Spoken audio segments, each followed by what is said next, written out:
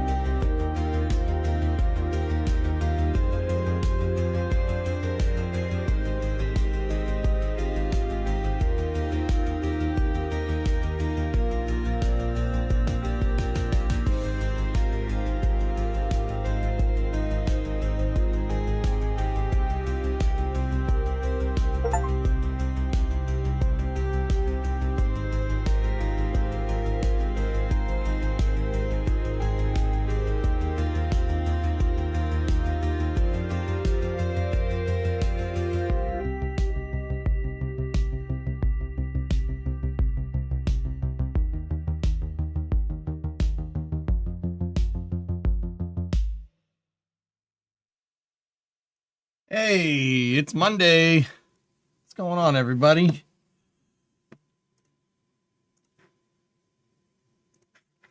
How you doing? Everybody have a good weekend? Hope you did.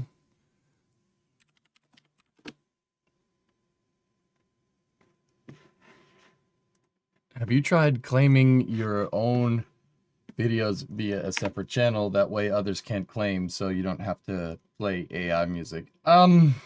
No. I don't, as far as I can tell, that's not really how that works, dude, but maybe, I don't know. Anyways, Splash Twist, thank you for the gifted sub. Sorry about the AI bamboozling. You gifted a sub on a premise of that we weren't using AI music. Sorry, man. It's the claim system is so bad. It's so bad, dude. That's the only thing that doesn't pick it up. Even if I pay a music creator, right? Which I wouldn't mind doing. Even if I paid somebody for their work, it still claims it. Like, this is what I'm talking about, dude. It's terrible. Anyway, welcome to part 19. We're gonna go shake down that lunar lander out by the moon. We got the lander out there in Kerbal, but we'll get to that real quick. All good. Best wishes from Brownsville. All right, right on, man. Heck yeah. Yeah, good stuff. Good stuff. I wish I could head down there more, but it's not in the cards right now. What is in the cards is a car update. Here, check this out real quick. Car update for you guys. I did a lot of work over the weekend. I probably put about 8 hours in over the weekend. And I stayed up way too late last night trying to get that. Oh, OBS isn't on the other computer. I'll be right back. Trying to get this car back on schedule.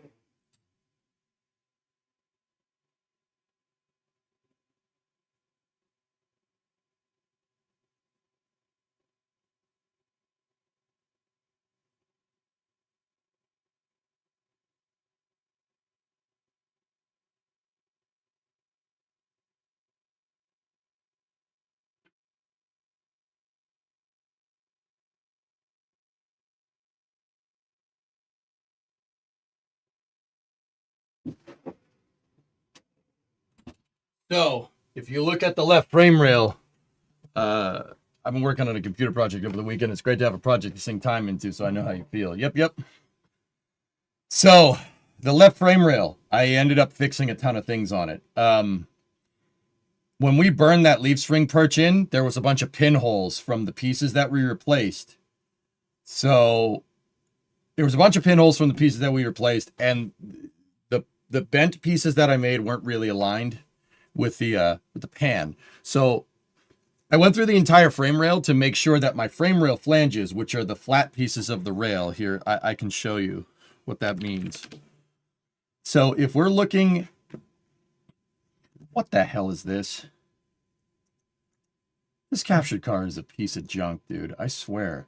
What is going wrong with this? Why would it capture halfway between the damn monitors? What are you...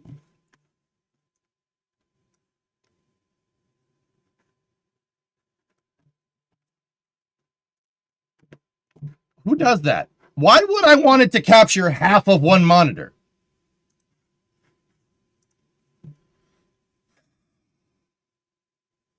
The frame rail has tabs on the top, okay? There's tabs, and then there's your frame rail channel. Your frame rail channel is a U shape, and there's little tabs on the top. I noticed that the ones that we burned in probably July were not parallel. They were crooked, and that was causing a lot of misalignment issues. So over the weekend, what I did was I basically cut out all the stuff that we did previously, like all of it, and then some, and redid the frame rail channel so it's perfectly parallel, because in some spots we bent it crooked. It's perfectly parallel throughout the whole frame rail, and the tabs are perfectly even throughout the entire channel of the frame rail through the parts that we replaced. I basically rebuilt that whole frame rail over the weekend. From probably the back 2 feet of it. Yeah. And then I ground it down, ground everything smooth, and then painted it. Did you ever realign monitors from BF6 Friday night? What do you mean, Fluffy?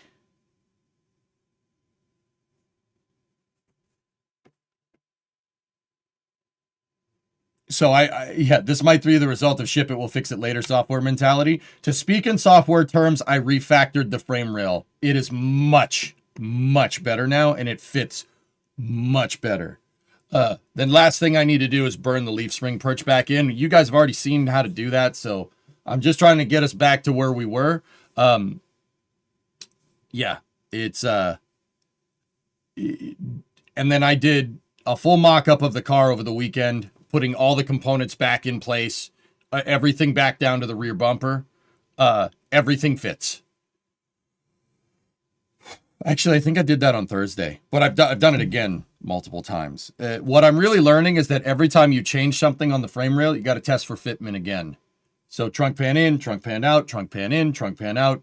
I probably did that maybe 20 times over the weekend. Don't you shift your monitor to display settings? No. I shut off Synergy. Synergy is a program that I use to... it's a program that I use to use one mouse and keyboard to control both computers. Synergy allows me to... What the hell is wrong with this thing? All right. I'm going to restart this computer again. posted something in your KSP1 Discord chat that shows the Weasley engine doesn't include the parts drag that it's attached to. Also posted a way to get the debug menu to open inside the SPH. My debug menu could always open inside of the SPH, but that's still cool. Still cool. Yeah, RJ, I'll look into it. Zizep, 89-month resub, 96 total. 8 years marriage. What is happening to our team? You starting to have faith for reaching the playoffs? I think we'll reach the playoffs, Zizep, yeah. Yeah, Riverdave Kenny, yeah, anything worth doing is worth doing right. Yeah, I refactored a bunch with those frame rails, dude. But yeah, Zizep, Pats look really good. They looked really good. Little stumbly in the first half, but man, they blew the heck out of Cleveland.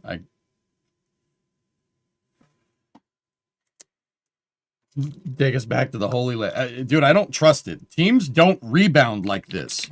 Like, this is not a thing. You don't rebound like this. If you look at the Cowboys or the Steelers or any other like dynasty franchise, even Kansas City, you don't bounce back. Like you don't win like a bunch of Super Bowls like in a short period of time and then bounce back. That's not. I mean, once again, Brady and Belichick being the exception to that. Like that's not. This is not something that happens. That's why I don't trust it. Like I'm talking about in football stat, it is incredibly difficult to come back from. Like when your organization kind of collapses. We had an organizational collapse over the last couple of years. How about the Dolphins and the Jets? Who won, dude? I didn't watch that. Now we say May and Vrabel. Dude, they're... Size up, they look pretty good. They're winning me over, dude. But I don't trust it, man. I don't trust it. Like I said, we should be... I mean, this was more in the right direction. This is more what I'm talking about. We should be blowing out these teams. If we're gonna be good in the playoffs, like I said, we have a pretty easy schedule. Patriots are gonna be good in the playoffs. They need to be blowing out these teams, like blowing them out. And sometimes the score isn't necessarily indicative of that. We stalled in the first half. If we were playing a good team in the first half, we would have gotten railed badly. We should be blowing out these teams 50 to like 7, 50 to 14. Like that's what it's going to take for this organization to be safeguarded in the playoffs. And you know, like the crazy thing is I think Mike Vrabel understands that. I think he understands that. I'm pretty sure he does. Time is going to tell. You blew out the Browns. The Browns are actually pretty good, man. Gabriel's a good quarterback. Just saying. Dolphins curb stomped Atlanta and the Jets edged Cincinnati 39-38. The Jets won a game. All right. Now we're talking about American Hand Dig, Alucard. Hey, Rob, what's going on? Vrabel's a big reason for the turnaround. He seems to get it, dude. But like I said, fellas, if we make it to the playoffs this season, I will be very happy. If we make it to the conference game, I'll be pretty damn happy. If we make it to the Super Bowl, I'll be amazed. There are some really good teams out there. We got to be careful. We can't get lured into a false sense of security here. All right, and this Vrabel will probably say this. Are you talking about a different Browns team? Gabriel's he's a good quarterback, man. What are you talking about? They went toe-to-toe with the Patriots in the first half. The second half, you guys collapsed. The Browns collapsed. I don't know what happened there, but you were playing fine for a second there. It's just, you know, this is going to sound like the dumbest thing, but in football, it's very easy to kind of not give up, but, you know, play really, really good, right, for the first half, and then just, you know, either you get lured into a false sense of security or you give up. It's a grueling game, and it screws with you mentally. Yeah, it's tough, dude. It's really easy to collapse in football. It's very easy. That's what I'm worried about with the Patriots. Like, I don't trust it. Because I know this game. Played a lot of football growing up. It's very easy to get lured into a false sense of security with football. Very easy. Look at Atlanta in the Super Bowl. 28-3. Like, Falcons fans, I'm sorry. I don't mean to bring that up, but that's exactly what I'm talking about. It's very easy to get lured into a false sense of security. Like, oh, we got this in the bag. We're good. No, you don't. You don't have it in the bag until the timer runs out. Got to be careful about that stuff. Look at what happened to the Giants 2 weeks ago. They were up by like 3 or 4 touchdowns, 3 or 4 possession game. They lost. Be careful.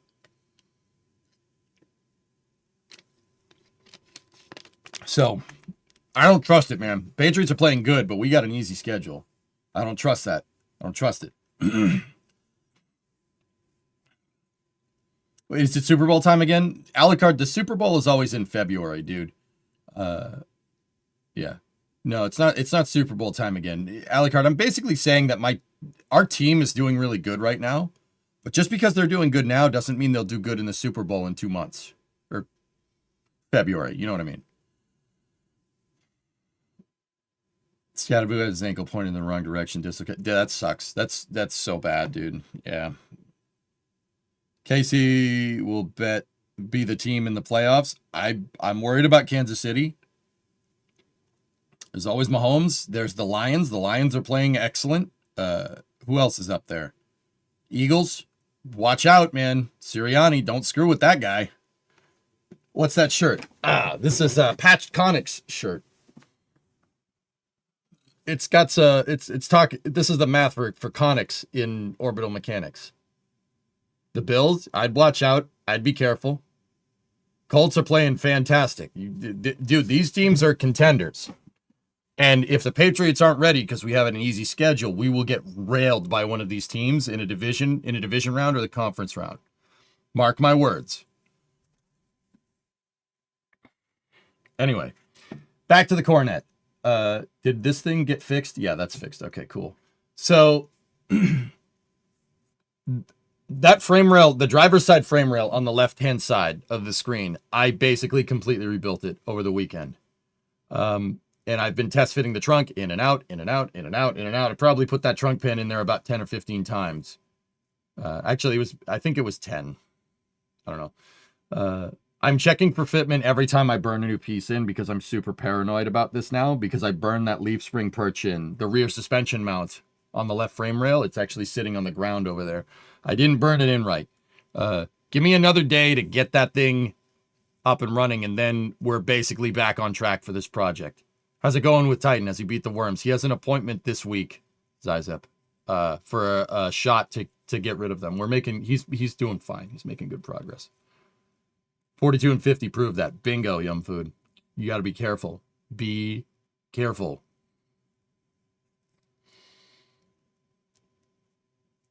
So I made so much work. Dude, we made so much headway. That left frame rail is perfect. Remember, we were having fitment problems with it. It's because I didn't do the frame rail channels right at all. It was bad. I think I can do the paint thing now because this thing has decided to work. So if we're looking at the frame rail from the long way, guys, they look like this, right? So you have your channel right here, and then you have your flanges right here. Right? So on that, one of my flanges was higher than the other because I didn't get the bend right. So I basically lopped that off, made an extension piece, and re-welded all this back into position. So now the frame rails are perfectly flat, so they can accept the trunk pan a little bit better. That channel not being, it wasn't, that's a gross exaggeration, but it wasn't like this far off, maybe about like a quarter of an inch, which would be like about 6 millimeter, 6.35 mil off. Yeah, that was enough to throw the leaf spring perch out of whack. So I took the leaf spring perch off, re-leveled the frame rail, cut out all the crappy pieces, fixed a bunch of pinholes in it from my previous welding, which was not very good, and basically leveled it. It is perfect. The last time one of the last things I did was fit the trunk last night, and it was perfect. I put the trunk in, and then I took it out to paint the rail. Yeah, so that was all screwed up, but that was basically inexperience on my part. Dumb question. Could you put a shim for that offset flange? Yeah, but it wouldn't have been done correctly. I could have plug welded it and shimmed it. Yeah, sure. And that would have, so an engineer, that would have taken about the same amount of time as just fixing it, to like measure the plumb, shim it correctly, fit the trunk. Dude, it's easier to just cut it out.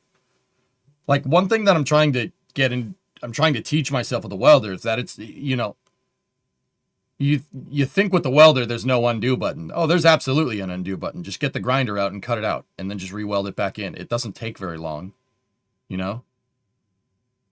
It really doesn't. Like, I had all those damn trunk leveling streams where I was trying to level the trunk, but that was basically me just trying to fix bad fitment that I did, right?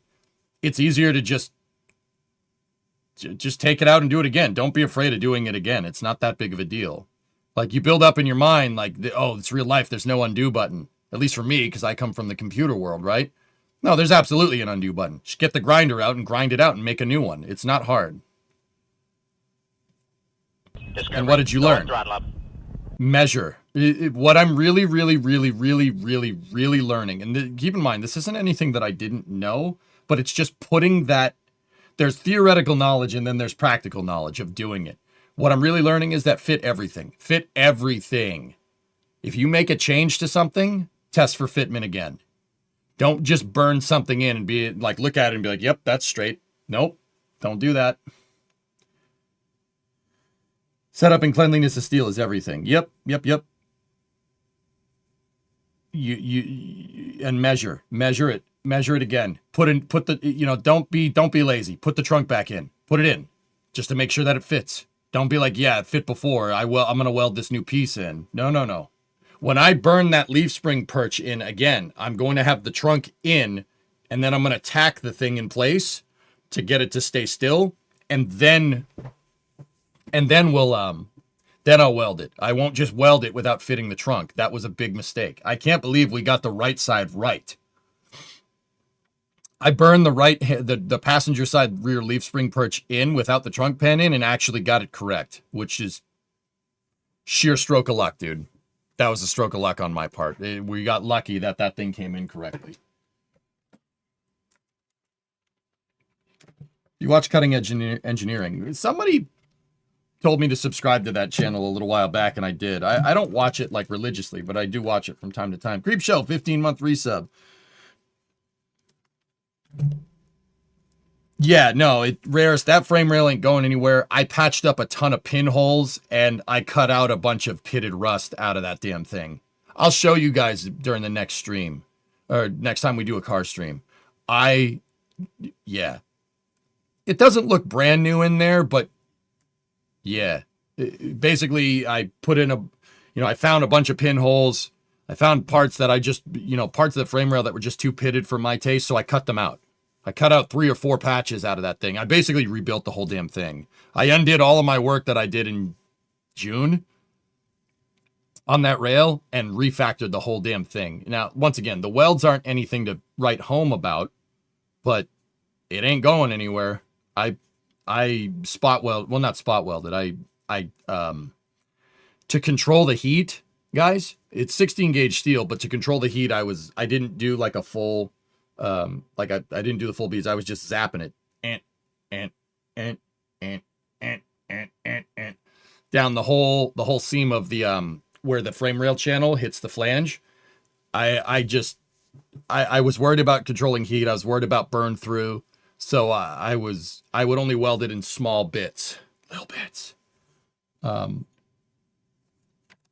He's repairing heavy duty machines. I watch a channel like that, dude. Yeah. Cutting Edge Engineering. Diesel Creek is the channel that I watch for heavy machinery repair, but I'm sure that Cutting Edge is good too. That's probably how this conversation came up. But yeah, so when I go to fit the leaf spring, I'll do it with the trunk pan in and the rear cross member in position. And then it'll be perfectly straight. And then once the rear leaf spring perch is in, I'll do a full mock-up again. When I'm satisfied that everything is in the right positions, then we weld the rear cross member in. Hey, you watch Diesel Creek too? Yes. Yeah, I love Diesel Creek. That guy's awesome. He makes me want to buy excavators. So, yeah. And when we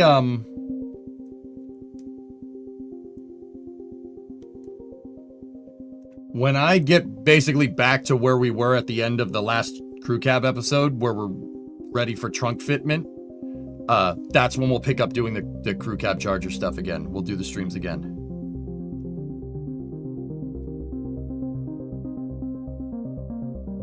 Guy that uses zip ties is your heavy machinery go-to? Yeah. No, him too.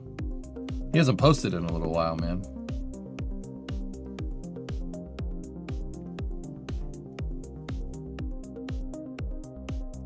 But yeah, made a ton of progress on that thing over the weekend, dude.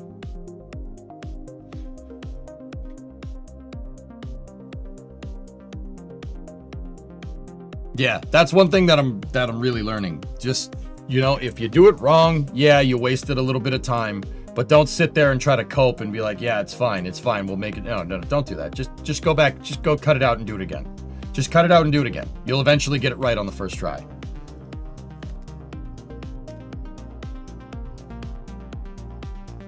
Hey, Bucket, how are you? All right, where were we?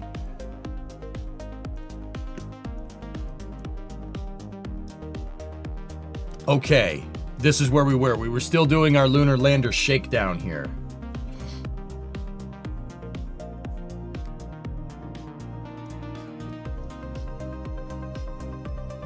What we were doing is setting up, we're basically funding this lunar lander mission by doing temperature surveys.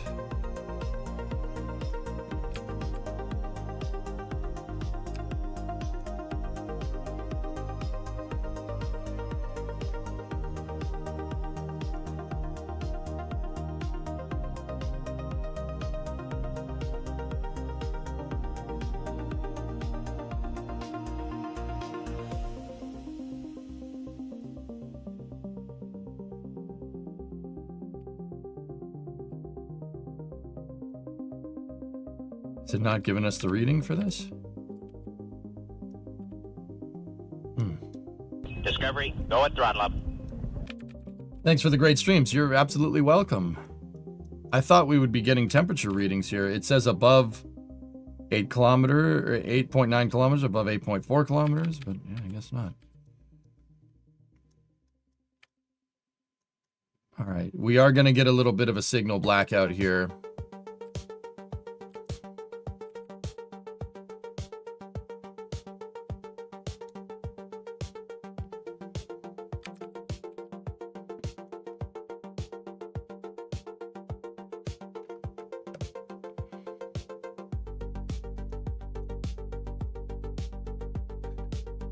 All right, I gotta just...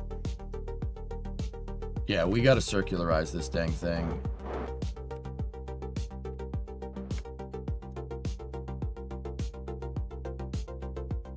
I've noticed that we're not... Our thrust vector for the Terrier engine is not lined up. It's not lined up with my center of mass, and it might be because we put the science experiments on the side. But we're gonna have to look into that, dudes. Oh, no, I gotta flip it over. I'm trying to lower my AP here, my Apolloon.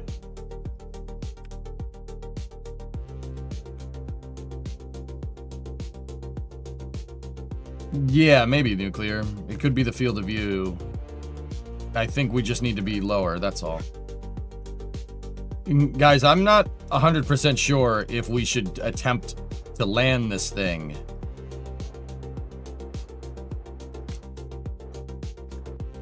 I'm not 100% sure we should attempt to land this thing if it's going to do that. Oh, well, it seemed to have calmed down a little bit.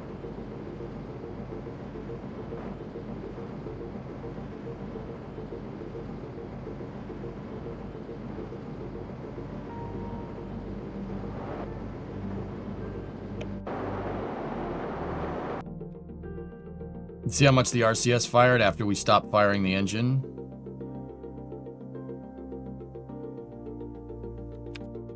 That's not gonna make for a good landing. I don't want to come down straight up and then burn and then have the thing tip. We'll be hemorrhaging monopropellant if that's the case.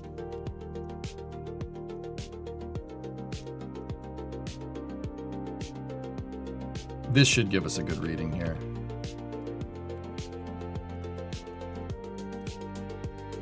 You are entering sector Quickmagig.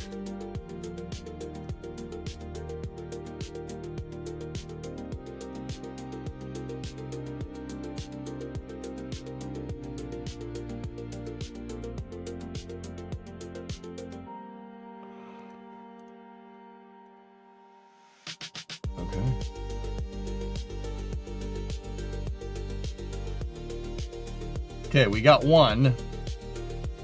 It's good for some cash. We might skirt this one here. Nope. Didn't get it. Gotta wait for it. Gotta go around a little bit.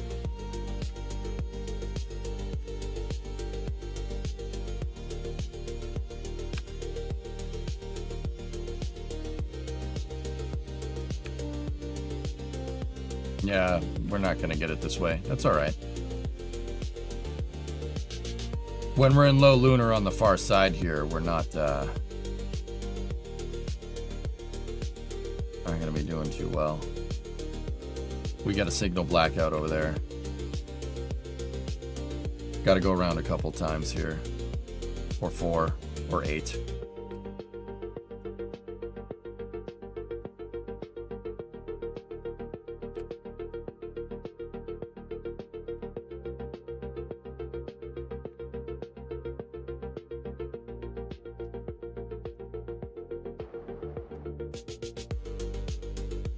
Those new KSA parts are looking slick. Oh, yeah? Close that up.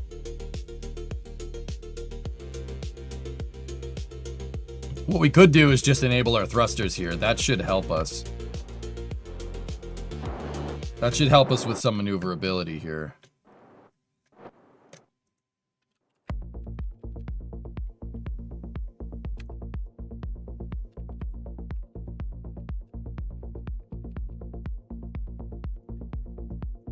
Shut the lights off.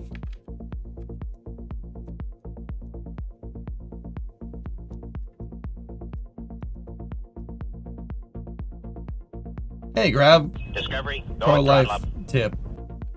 71-month resub. Do not accidentally hit the panic button on your alarm system at 1 a.m. when you're trying to just turn the alarm off and go to bed. Especially do not forget the safe word, which would cause them to send cops to your house at 1 a.m.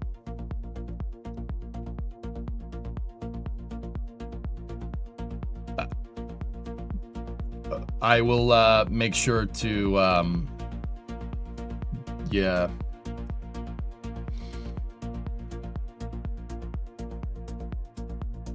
I'll make sure to do that.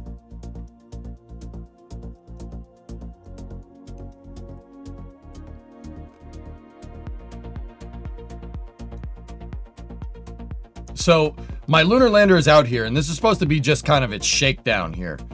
I want to make sure that, you know, the lunar lander is working. And I took a temperature survey on the moon, so we could do that with our lander here. We just gotta... I put myself into an inclined orbit just to make it so we could get at these temperature zones here. We should be able to get this one here. Nope.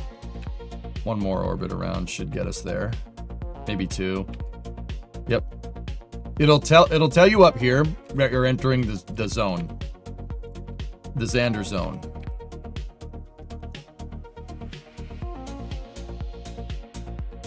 Change the inclination just a bit? No. I'm good. We'll get it. Yep. This should be it. Right here. Yeah, you might be right, Nuclear. Hold on.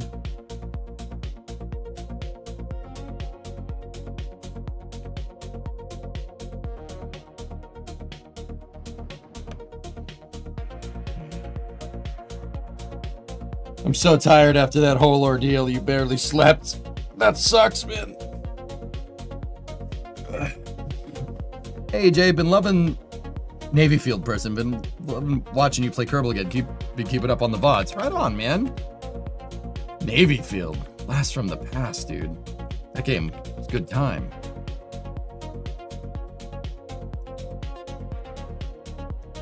Yeah, Nuclear, you're probably right. That'll get us what we want. Just a quick burn here.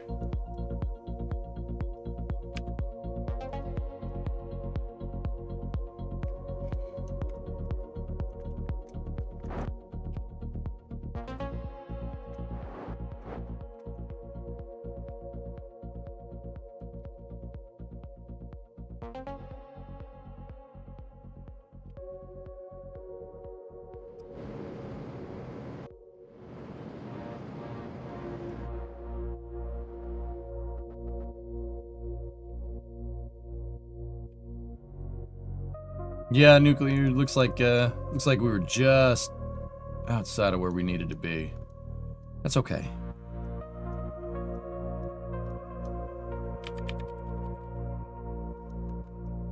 Come on, give me the cash. Holtzman's Groove.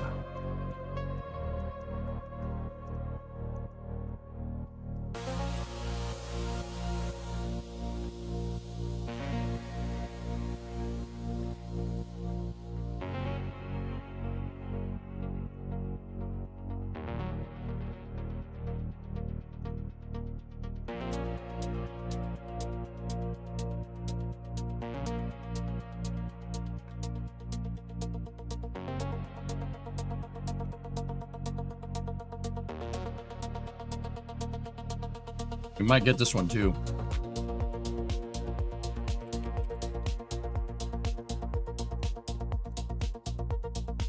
Yeah, baby. Contract payout. Science and 70 grand, which basically justifies this shakedown cruise. Close up the Lunar. Are you planning to shake down return to Kerbal? No. How did you launch this? I launched this on a medium-duty rocket, priceless, in the last episode, in episode 18. We launched this on my Octo 3 vehicle.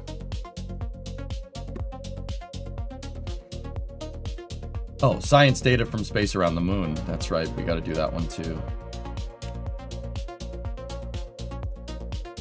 So if we transmit that data, we can get the science data from from space around the moon. Good.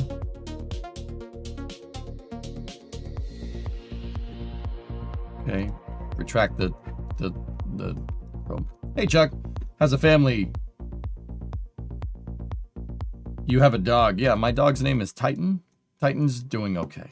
He's doing just fine, dude. How are you? Family's good, everybody's good. I got no complaints.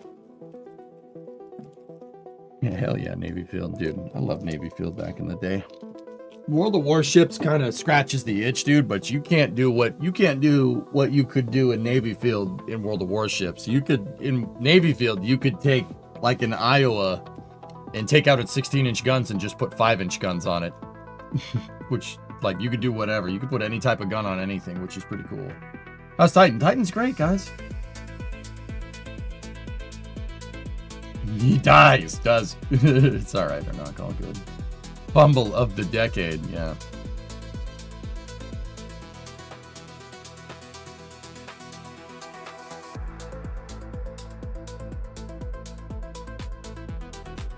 Is he ready for Halloween? I guess.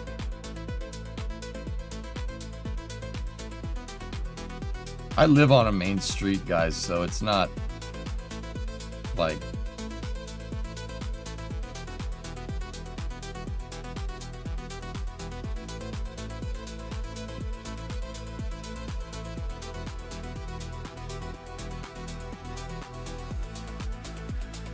It's not, we don't really get trick-or-treaters, man.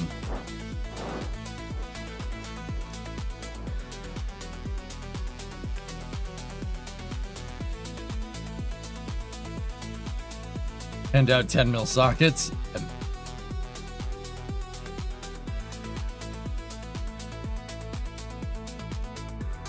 Don't play much Navy Field anymore, sadly. Yeah.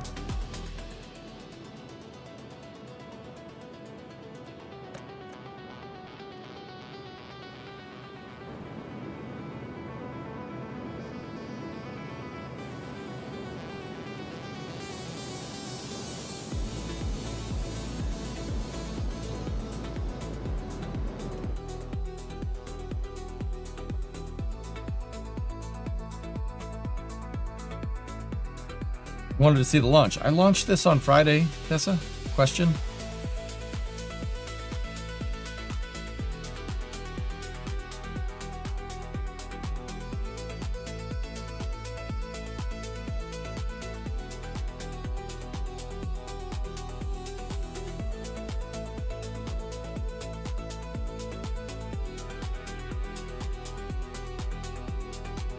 $179.4.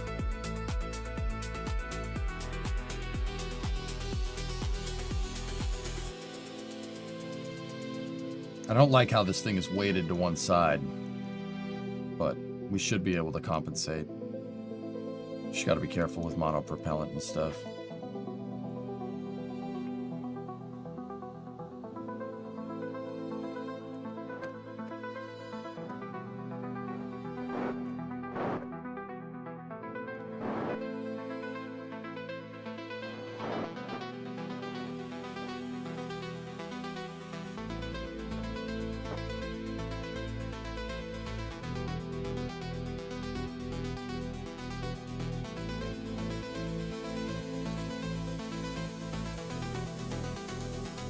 Yeah, you guys switch times. We don't do that for a little bit.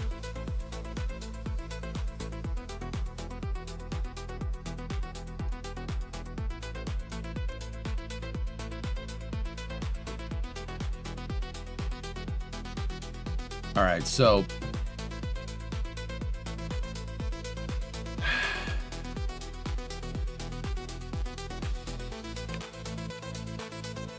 go around once with the lunar lander, and I'm gonna put this in the right orbit for the capsule to get to it, guys. But once again, I don't like that our thrust vector isn't lined up. That's dangerous. That's asking for trouble. I might just sack this lunar lander, and because we got science from it, and I don't know, maybe do an uncrewed landing with this thing, and then send another one with the fixes. Did you actually see the race? I don't watch the race, Tessa. I don't watch it. I watch the highlight reel.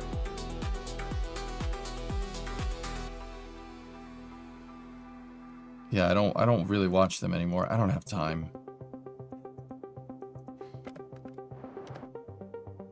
What's the goal for this mission? Well, I'm trying to get people down to the surface of the moon because that's what the contract is for. Did you see the highlights yet? I know the results of the race, yes.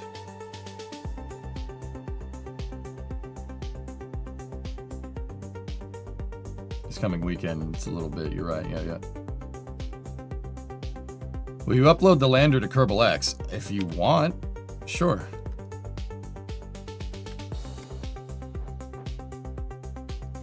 Hey, Erudite.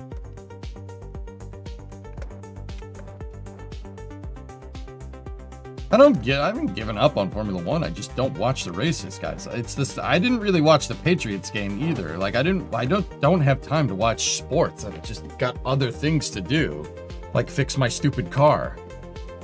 Hey, Rocket Guy, what's up? Does Kerbal X still work? As far as I can tell, I don't know. I haven't really uploaded anything to it in a little while.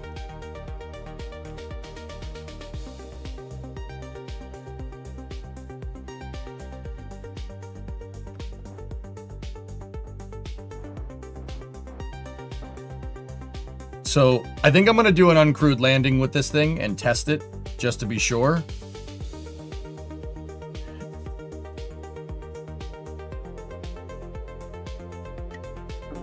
Game on the shop. I wasn't in the shop when it was on.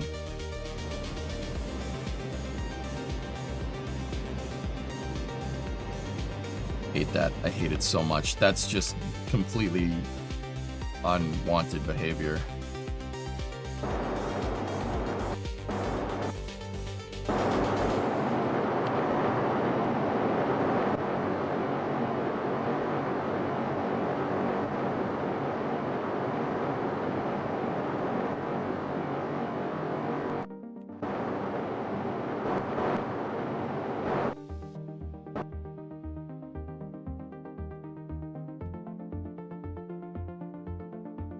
Yeah, we'll do an uncrewed landing with this thing.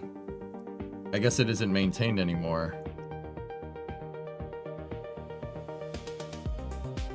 The lander here reminds me of the proposed one by Martin Zimbrud?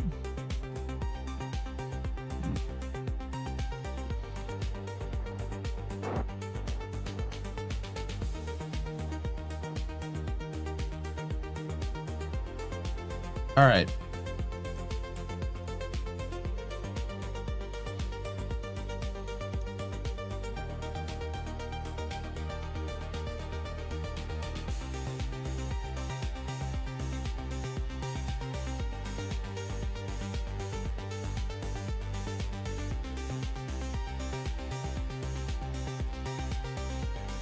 Robert Zubrin, yeah.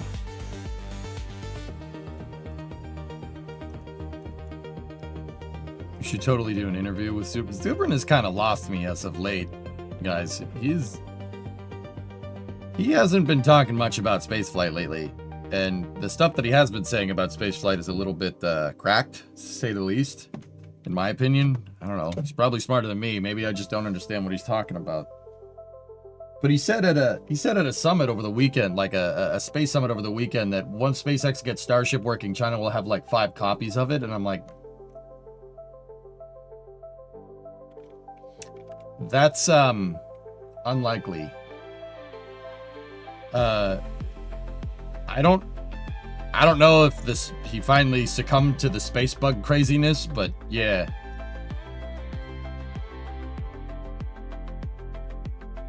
I don't think so. That's a level of tech that's just they're not at. They might eventually, yeah, sure. But I don't know, dude.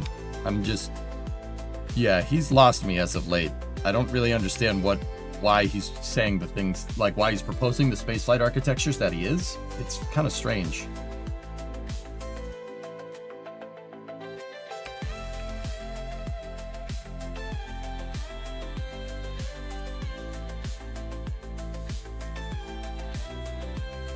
And I'm not trying to be a jerk or anything. I just don't really get what you're trying to tell me.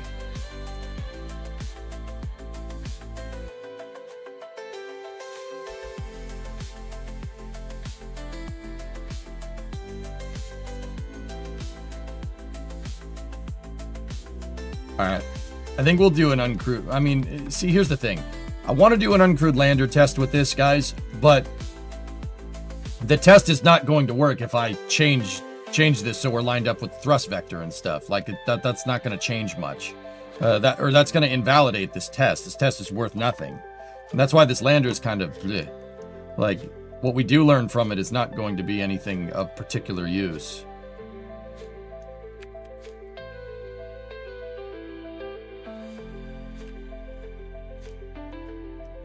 Then abandoned it. Well, I think it would still be good to go and land it anyway. It would still be good to go and land it anyway, just because. Yeah, we could. There are components that we can test, but yeah, our thrust vector isn't lined up. So when we fire it, the engine isn't lined up with the center of mass. So when we fire this thing, it turns, and it makes it so you have to use the monopropellant to get it to fly straight. I don't like that. I don't like, in my personal mission design, I don't like the idea of using monopropellant just to make the thing fly correctly. Now, granted, the LEM did do that. The Ascent module absolutely did that. The Ascent module couldn't take off without the RCS firing. But that, you know, if I can help it, I don't really like doing that.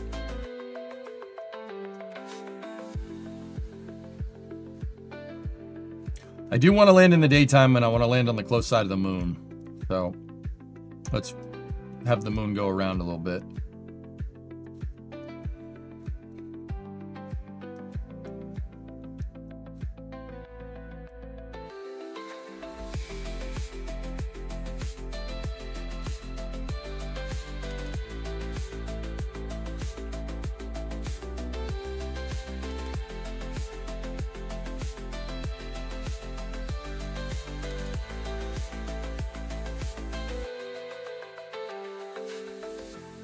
We'll aim for a tried and tested spot, basically at the arch.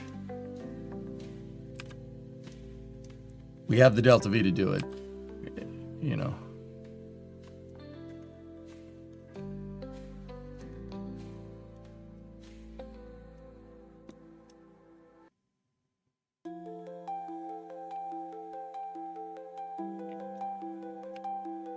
I kind of want a little more daylight here.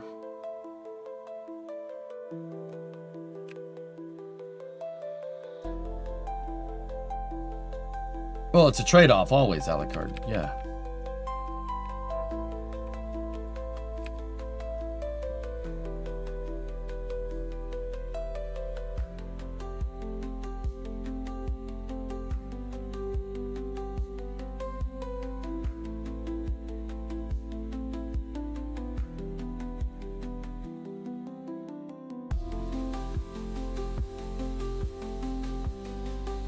Okay. Let's reorient for powered descent initiation, PDI for short. And we'll try to get as much science as we can out of this.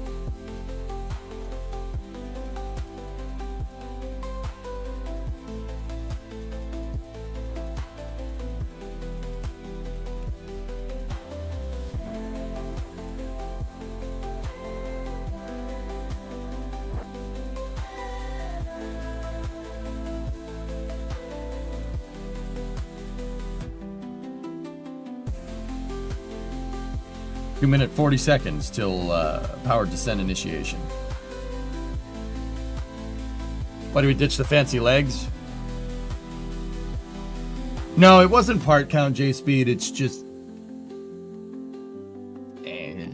these landing. I figured out that the bigger landing legs, that which we didn't have unlocked, or I had them unlocked scientifically. I just didn't buy them.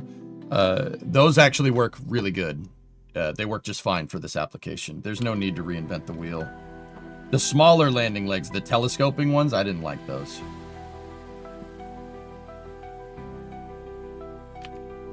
Okay, here we go. T-minus 5 seconds till powered descent initiation.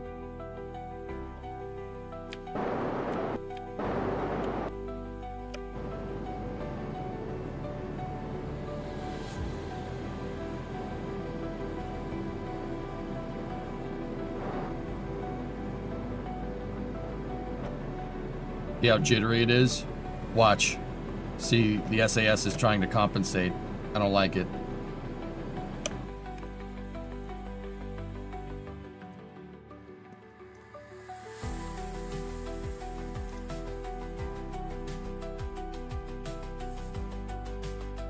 Okay, we are suborbital.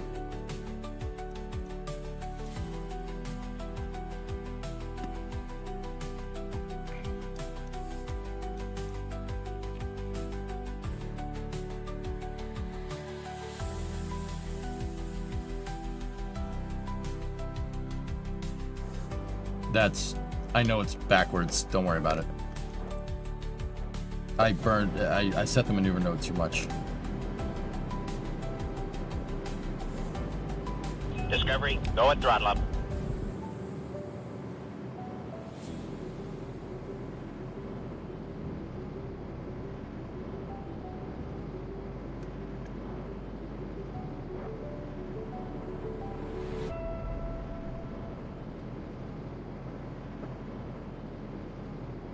Aiming right for that crater right there.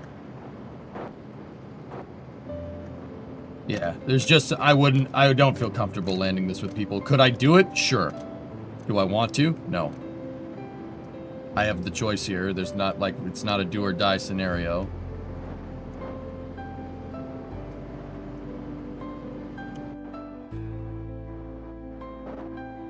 This is a sloppy descent on my part, dudes. I'm not gonna lie to you.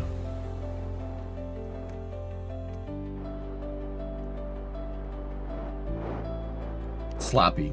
Gross.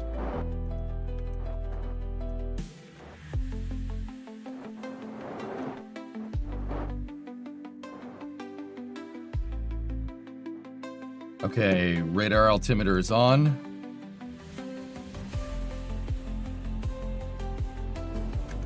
I was aiming for in that crater right there, but that's, yeah, that's no good.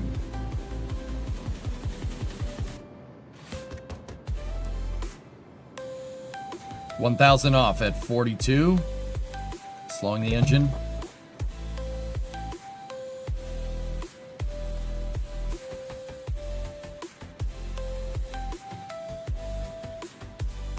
.500 at 26 meters a second.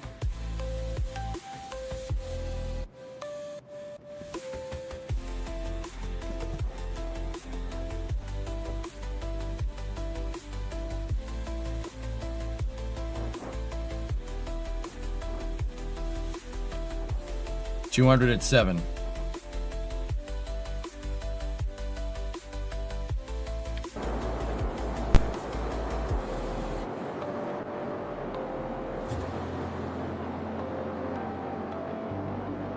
.30 at 6.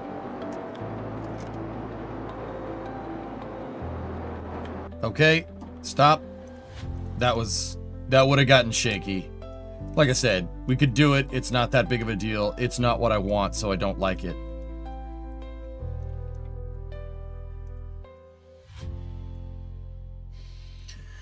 We have touchdown. Now, it's important to understand that we're... why did it do that? What the hell? What was that? I think I flicked the throttle. Okay, so first thing you do is shut that engine off so that doesn't happen.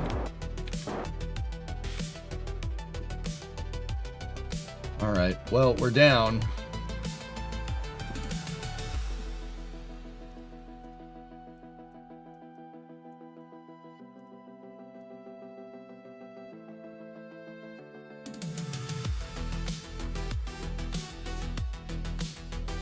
That was a better second landing. Yeah.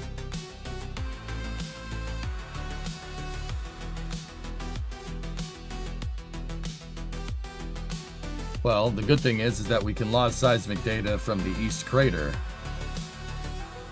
And we can start transmitting up some science here. This thing needs more batteries, dude. It needs more batteries. We gotta outload it with more electrical.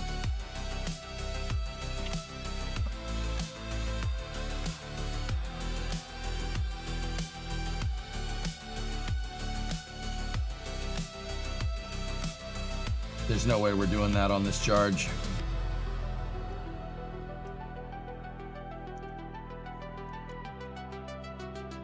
It's dead, Jim.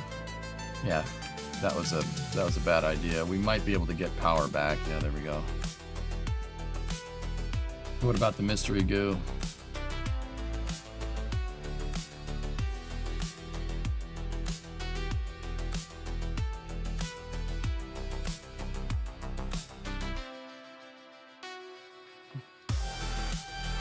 Discovery, go at throttle up.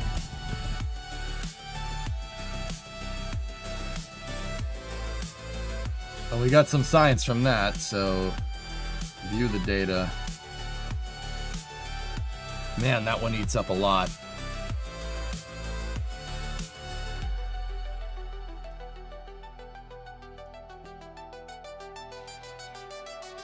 Maybe 0. Set the antenna to partial. What about the barrel?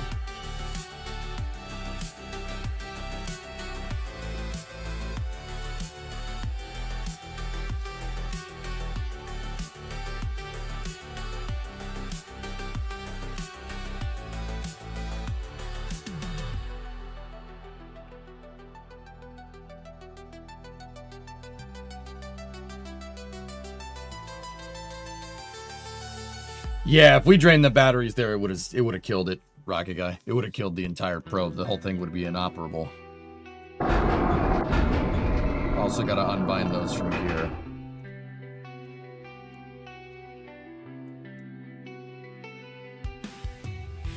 Did you hear that the playoffs are either mostly or entirely going away? Good. Who cares?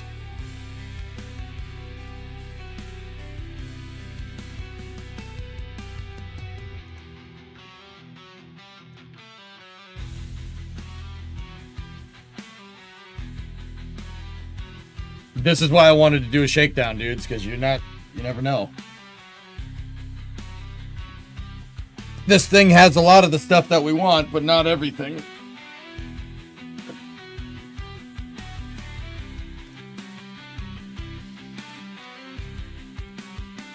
That, and see, so here's the reason why I wanted to do robotic legs, because watch, if we time warp, watch what happens when we come out of time warp. See that? That's no good. With regular landing legs, that doesn't happen. With robotic landing legs, that doesn't happen.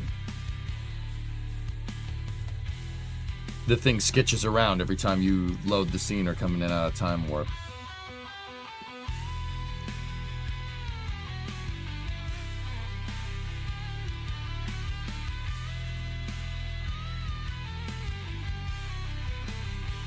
Well, we got temperature data. That's good.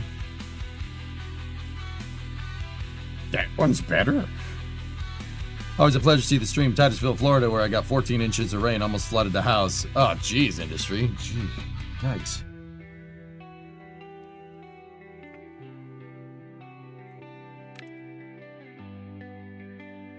We might be able to get away with this one.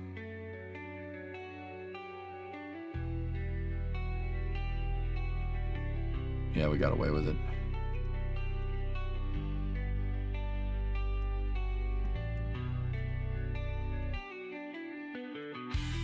Yeah, allowing partial is good.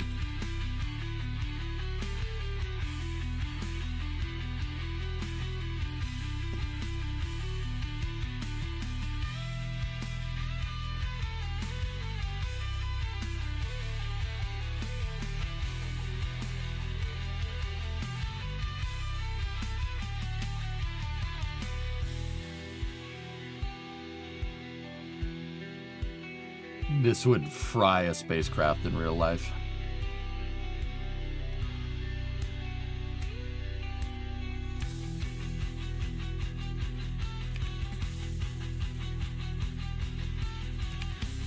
All right, we got it. No, there's nobody on board this one.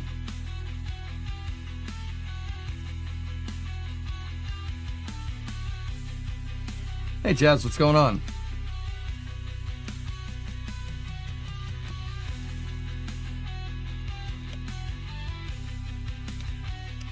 All right, let's test the Ascent component. Make sure that works correctly. So more batteries is really what we're looking for here. This still has the ALSEP experiment, so I think the crude one will probably land right next to this. But I have to verify that my Ascent module is working.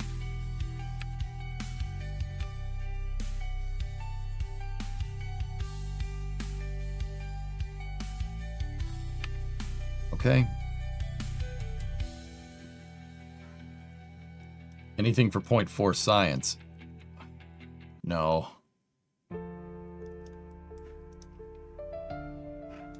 Oh, that sucks, dude. How much fuel is left in the descent module? Not much.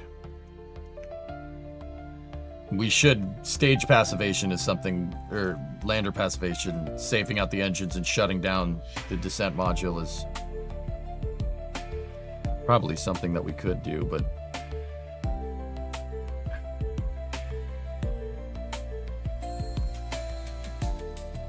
This didn't even land where I wanted it to, dude, so...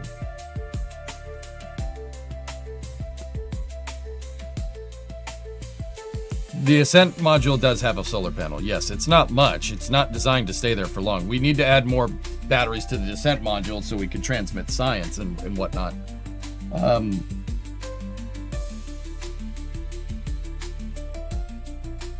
Do we have enough to change the biome? Oh... Probably not. I don't really like... Dude, this thing's... No. I mean, we could do a small hop, but that's about it. I don't think, like, we could get up there. I do want to test the Ascent module, just to make sure that it works, guys. So, yeah, unfortunately, we're going to have to leave this here. So, let me enable my triple engine Ascent module. And we have our monopropellant enabled.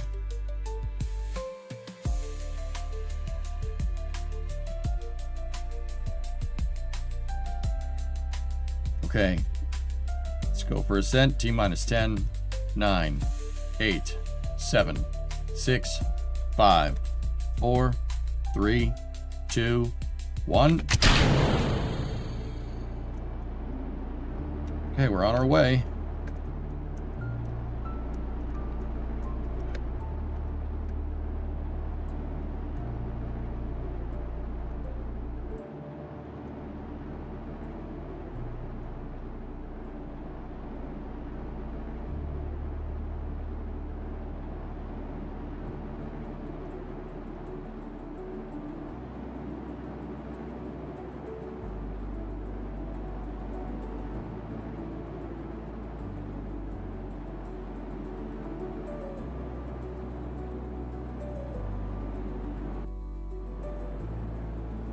What's the G on this? 1.6.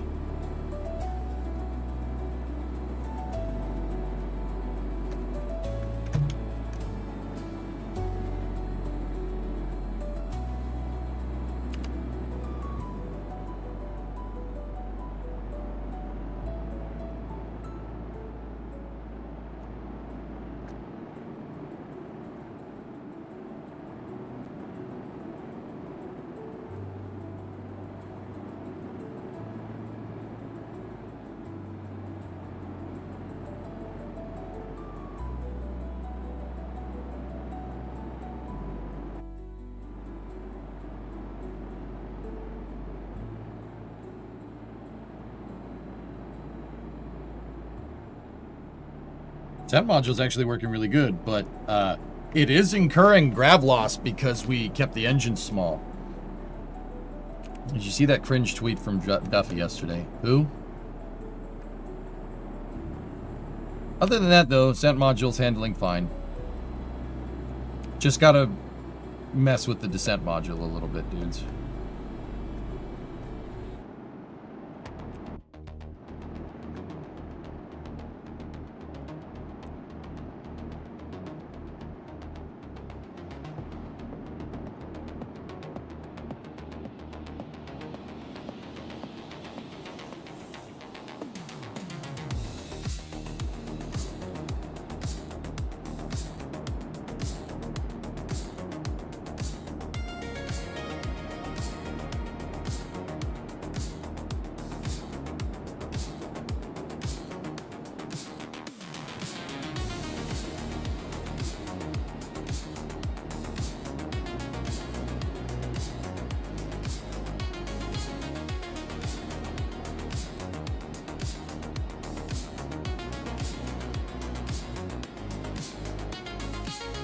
Let's test control here.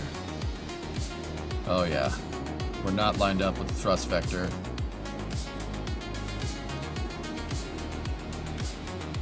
We have a compounding positive pitch moment on the rates there.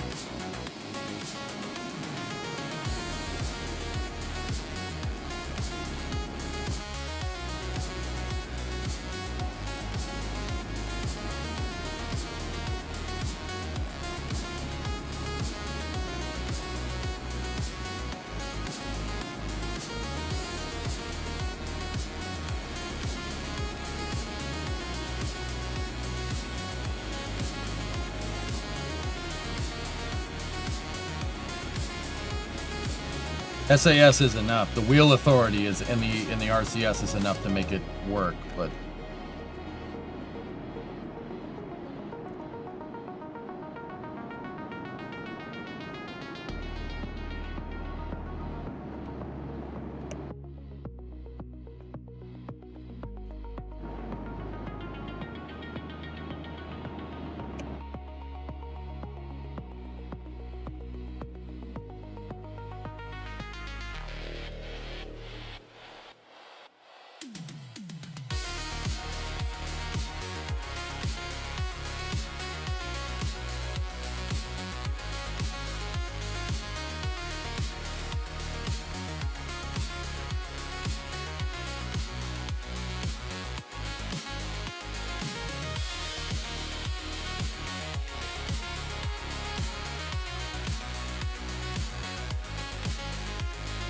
I don't think so, J-Speed. The center of mass does not appear to be moving, guys.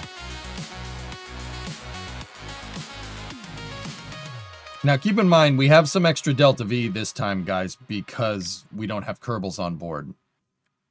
That's important to understand.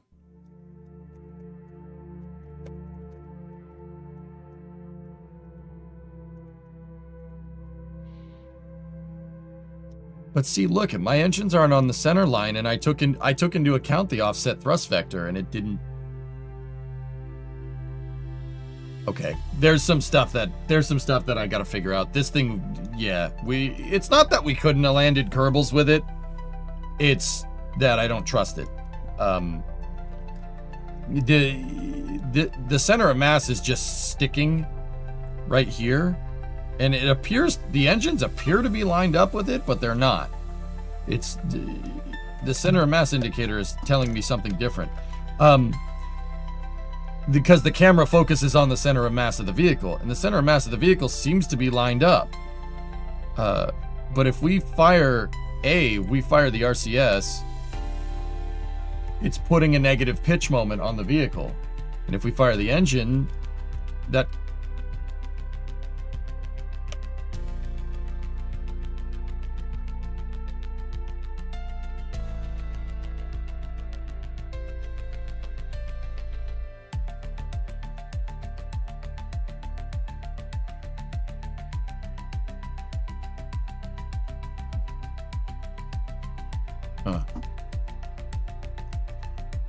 Could it be because of the probe core on the back?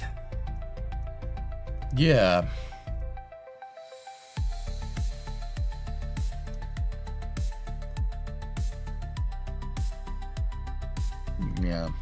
Yeah, that seems to be what's going on. That still doesn't really kind of solve why our center of mass is down here and why it's staying down there. I don't really understand why it would be doing that.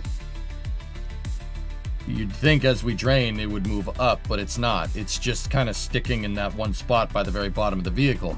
Now, fellas, that's gonna make this thing pretty much impossible to do a precise rendezvous with something. And during the phase of Ascent here, we rendezvous back with the Capsule. Now, the Capsule could get to the Ascent module. I could get it close and then reorient the vehicle for the Capsule to be able to do a rendezvous proximity operation.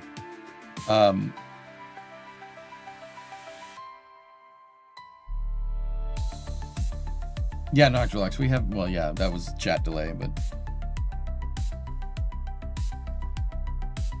something is funky with this thing. All right, so I learned a bunch there. Let's dispose of this thing. This mission basically paid for itself with the science, so let's get our Paraloon negative, and that's the end of that. Cool, good mission. That was weird though, dudes. I have to look at the whole lander again. That's no good. There was a lot of stuff there that I just, it's little things like that, dude. Like, oh, the lander doesn't, it pitches a little bit when you fire. You can't do rendezvous proximity operations. All that little stuff adds up, and that's how you fail. That's how a mission fails. It's just a bunch of compounding little things that eventually turn into a catastrophic failure. So, we need to look at that lunar lander again. Lunar lander concept. Yeah, it's integrated onto the vehicle. Oh yeah, we also got to screw with the fairings for this dang thing. For the Octo Block 4 vehicle. Alright, so I gotta take a piss real quick, and then we'll check this. When we're done with this, and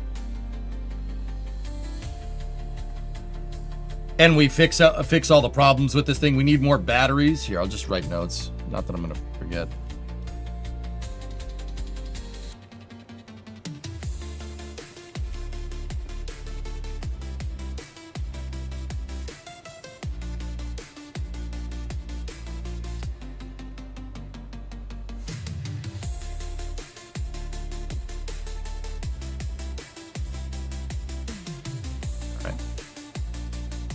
All right, I wrote myself some notes. I'll be right back. I'm just gonna take a leak real quick, and we'll start going in based off of the data that we learned here. about getting this thing right. I'll be right back. 1 second, dudes.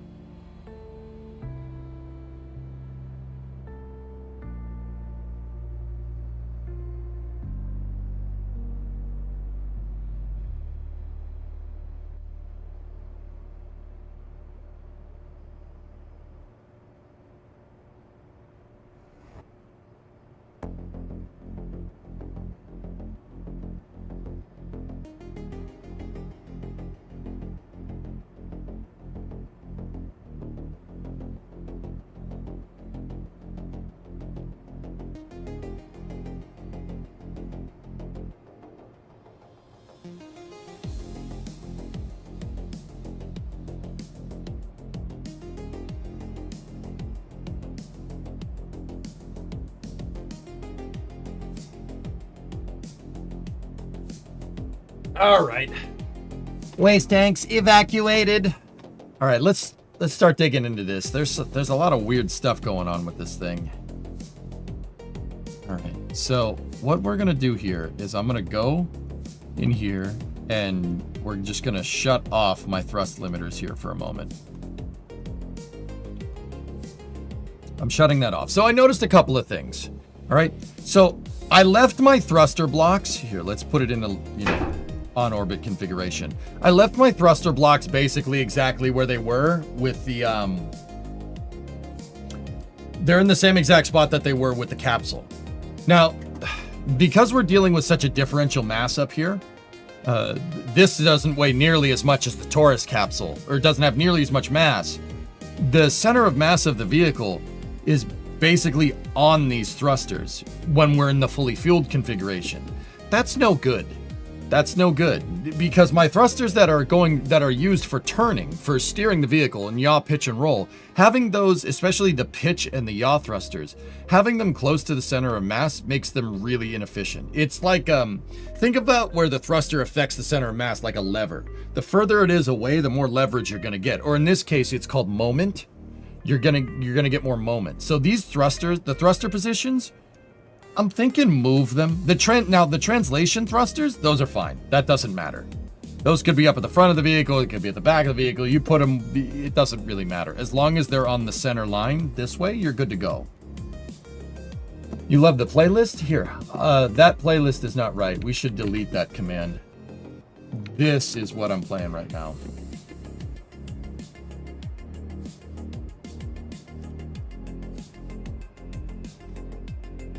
RCS build date won't help us here, JSpeed, because I think it's lying to us. I think this thing is not great, dude.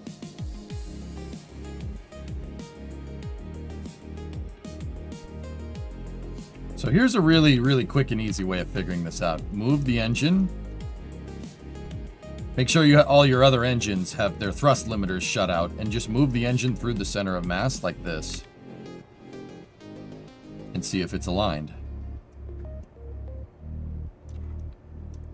Nope. Not aligned. That explains our pitching moment right there. Now that should eliminate that problem. Okay, so that's the descent module pitching moment figured out. Okay, now my TWR is awfully high on this first stage, believe it or not, guys. we went for powered descent initiation, and I basically hit 0 while I was like 10 kilometers up. Now we could just deep throttle the engine, so I'm not too worried about that. That's fine. I believe in my mind that Terriers can be deep throttled like an RL10, and that's what I'm going with.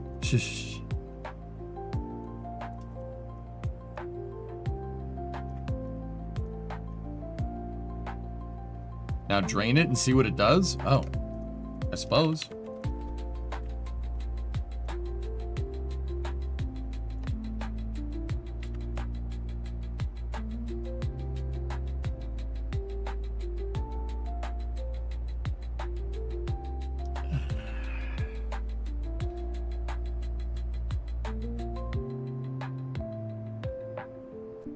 It's manageable, but it definitely moves.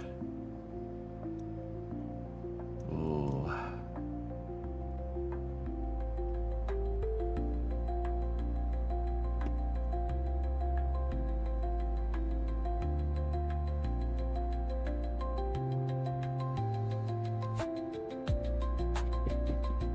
Why is the center of mass moving this way, though? That's what I'm failing to understand. Shouldn't it be moving the other way because of the octo? Like, that's very strange. Just gonna have to live with it? The hell I am.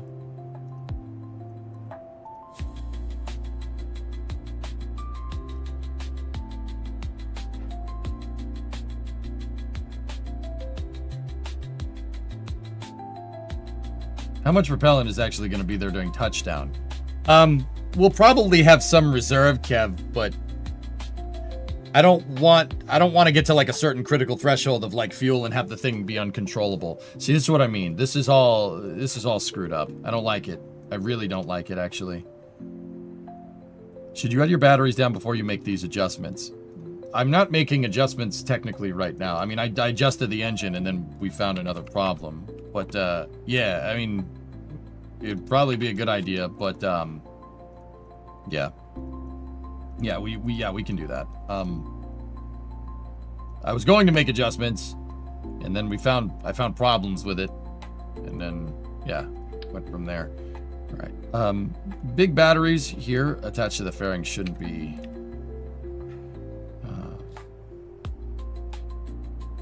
550. How much is this? I like using the lighter batteries, even though we have to increase the part count. Part count is not a problem here.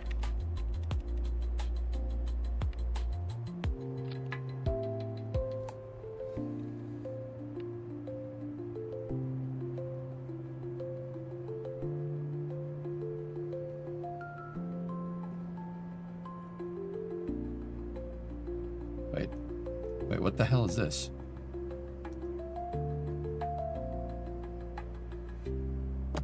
There's still a ruler in there. Yeah, no good. See, I rushed this the other day and we shouldn't have. It wasn't ready. It's a leftover ruler. Yeah, no good.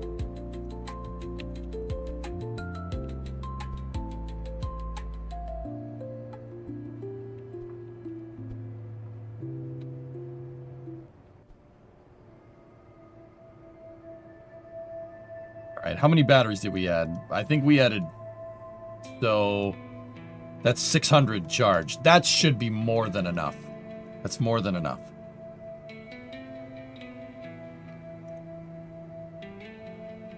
Yeah, well, we rushed this because we were getting to Flame Trench, and I didn't want to, and we did, and now I'm annoyed that we did.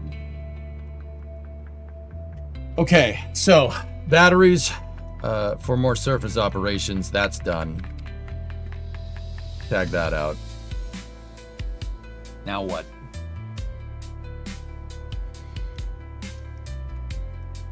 How did the shakedown go?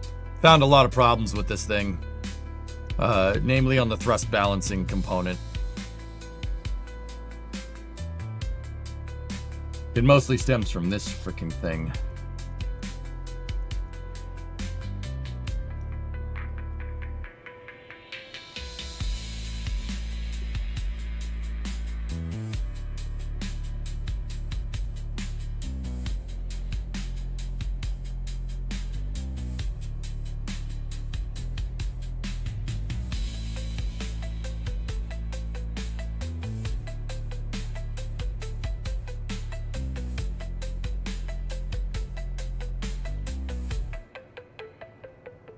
Yeah, Jasper's music is made by him.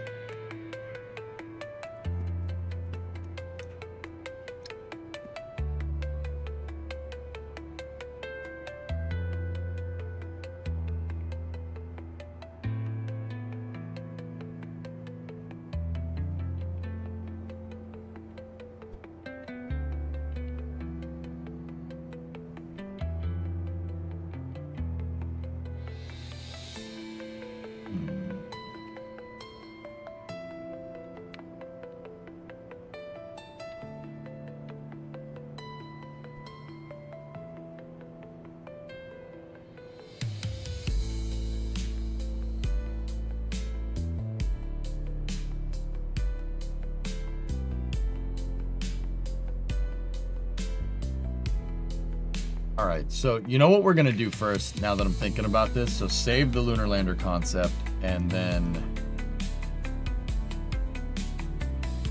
take the decoupler and detach the dang decoupler. Just for a second here. Let's figure this crock out first.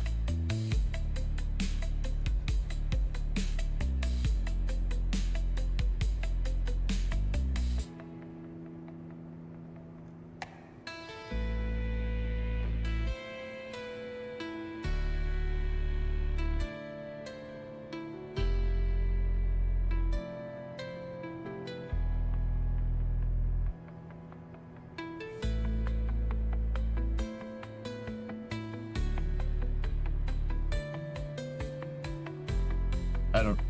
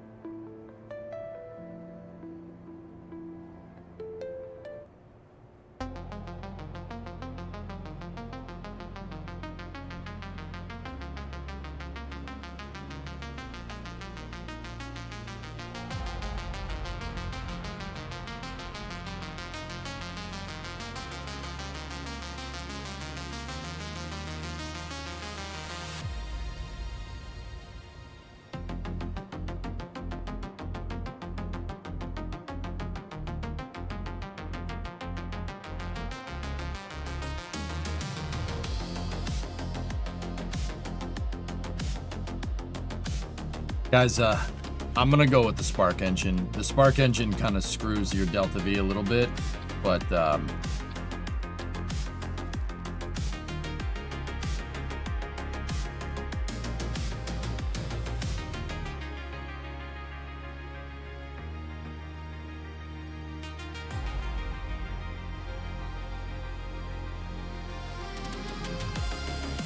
the delta V requirement, I mean, the delta V doesn't go down too much, but this will be much easier to align. You need to see it with the ruler still in it. Yeah, I know. It may have made sense with the ruler in it, but the ruler is a physics-less part. That's the thing. So it's applying mass to whatever its parent object is, which, I mean, that may explain what's going on.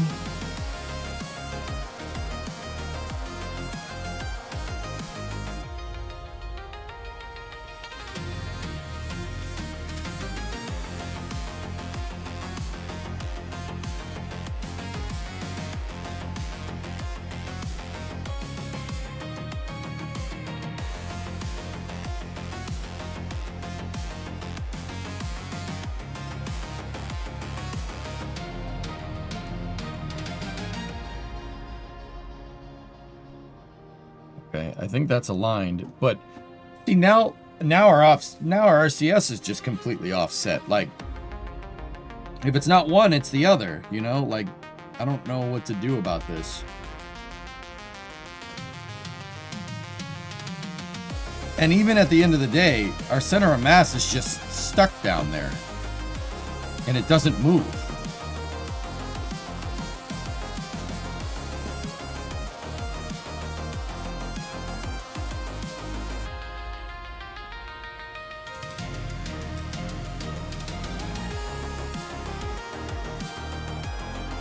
Something is weird with this part, dudes. That shouldn't be doing this. That's not right. I don't know why our center of mass is not moving when we drain fuel. I mean, the fuel tank is down there, I suppose, but there's also fuel tanks here and here. But you'd think that as you oppose no liquid fuel, if these tanks are empty, that it should move forward, but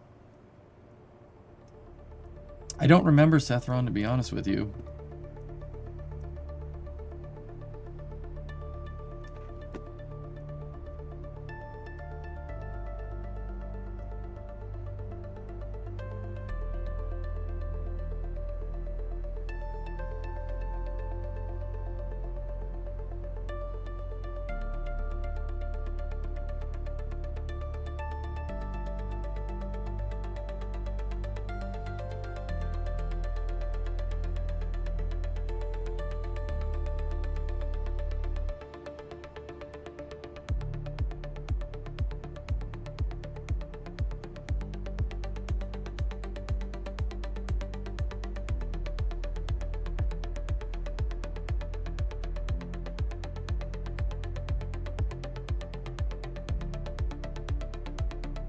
Oh, good, dudes. I'm not happy with this. With the amount of Band-Aid fixes that I have to make for this damn thing, we might as well just make our own. Like, yeah. I'm really not happy with it. This thing is... There's too much bull crap going on here that I don't like. I'd rather build our own. So, what other two-man landing options do we have?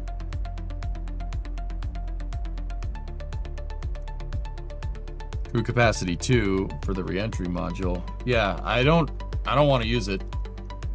I'm gonna take the docking port off because that's yeah.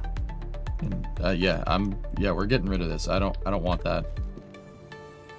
So other two-man options are the Gemini pod. I'll pay for it. We'll bring it in for development purposes here. EVAing out of that thing is gonna suck. Don't want that. There's the Mark 1 lander can. No. We have the Mark 2 lander can unlocked. Yeah. All right. What's this thing's mass?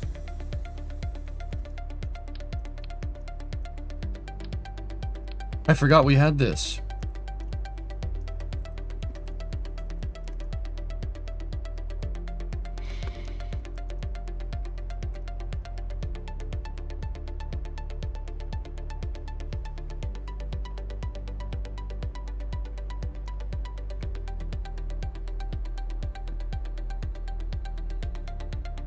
There's a fly buzzing around between me and the computer.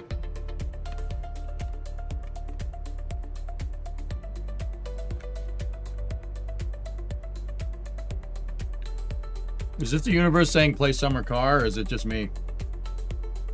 Make a landable rover. No. No, I'm not complicating the geometry any more than it needs to be, dude.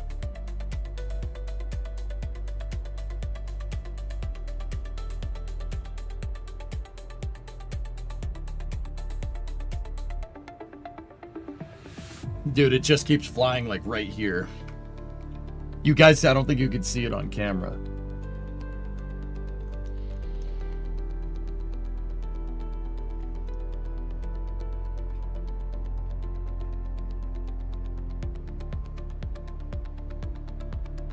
Satana! Here, helvete! Satana! Oh, Satana! Satana! Get out of here!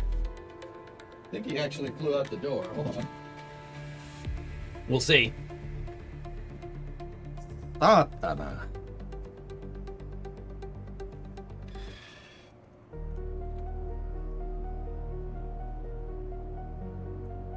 All right. I think he actually did fly out the door.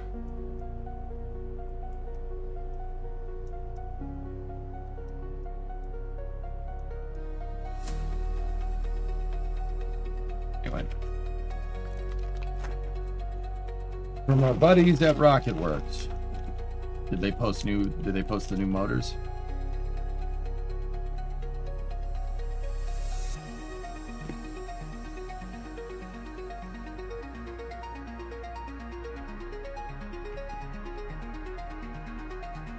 Nice.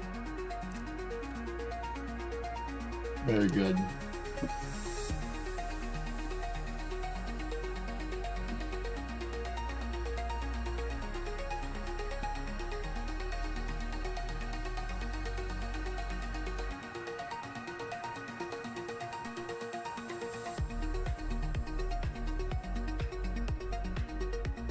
Yeah, looks very nice.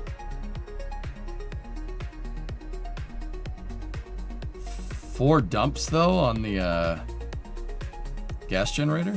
Well, actually, that motor kind of looks like an expander cycle.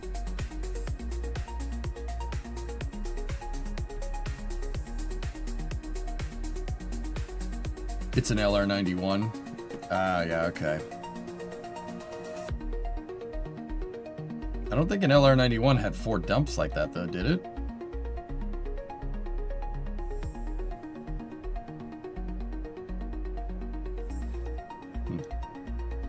All right. Now let's mess around with this. What does this thing have? It has 40 monopropellant on it. Does having the monopropellant on it screw with the center of mass? It does not. Cool. So if we attached that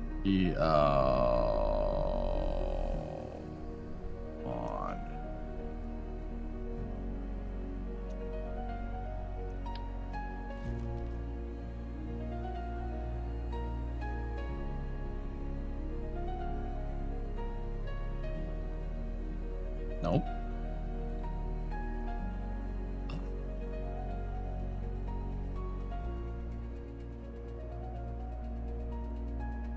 Have to hit undo. I don't believe in undo, so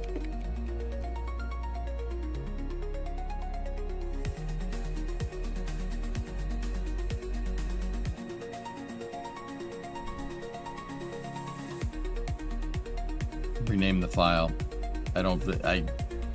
We would have lost the service module. But then again, maybe making this over is not the stupidest idea.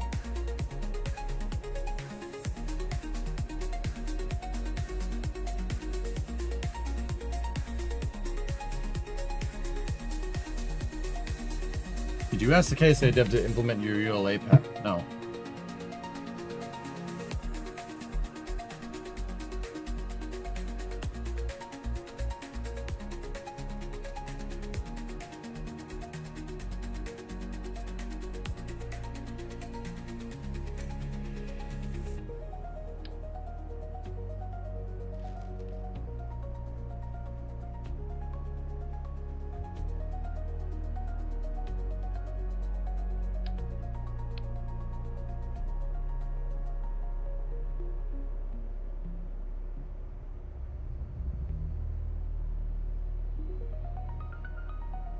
Just in case. Has anyone brought up making your own Ascent module out of fairings, or are they too heavy? You can, but I'd prefer to have a dedicated lander for science collection, Jax, but we could, yeah, I could do that. I could make one out of fairings. I think that would be too complicated, though, now that I'm thinking about it. Like, we could.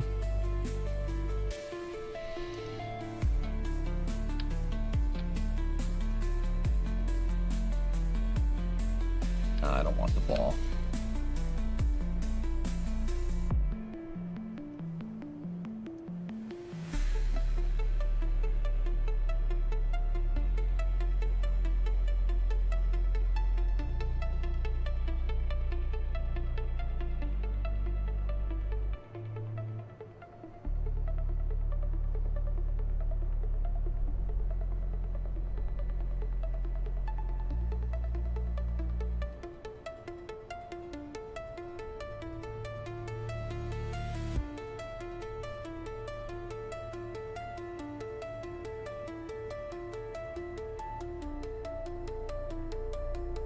Mark II lander can is 1.3 tons. This is the MEM is 1.8. But it's 1.8 because it carries the fuel tanks, and with it, this just has monopropellant. So I'm pretty sure it's a push. And guys, Element, I don't want to talk about the ULA pack. I don't want to talk about it. I don't want to do that.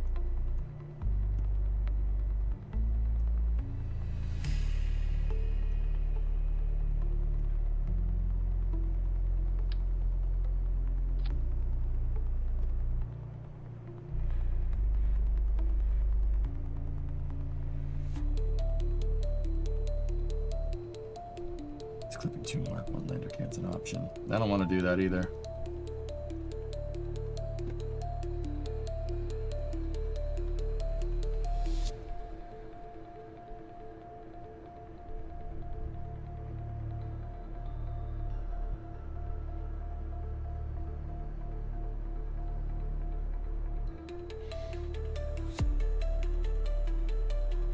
Thank you.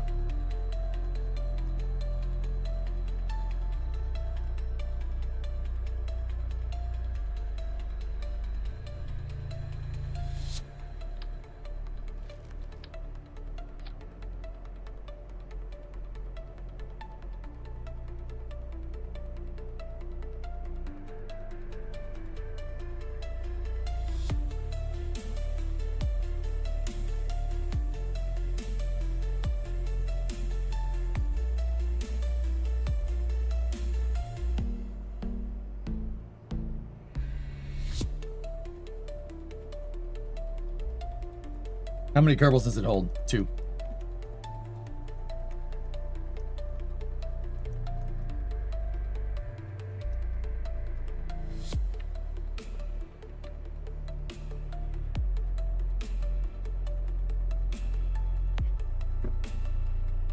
Yeah, it's very clean in its design.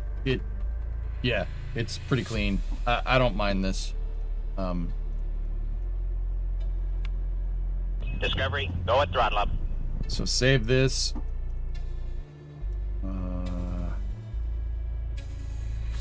All right, let's build out our Ascent stage as best as we can.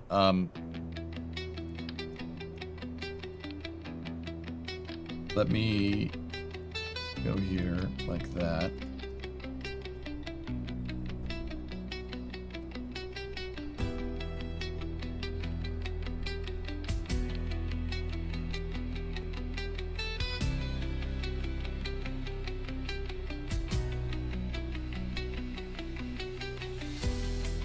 That should do it. Now, let's get our Delta V map out. I believe it's 580.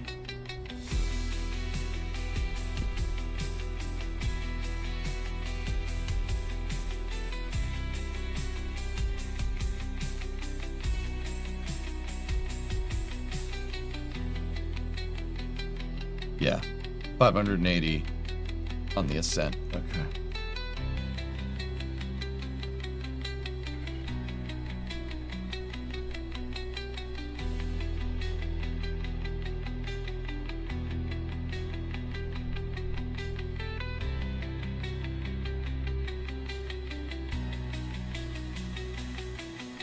Before we continue the landing, should we launch something like LoRa's for comms around the moon? No. Where'd ad time go? I disabled combos, I disabled channel point redeems for ad time, and then I think I disabled drops too. They were getting very distracting and annoying, so I stopped. They were bothering the piss out of me. I don't want them.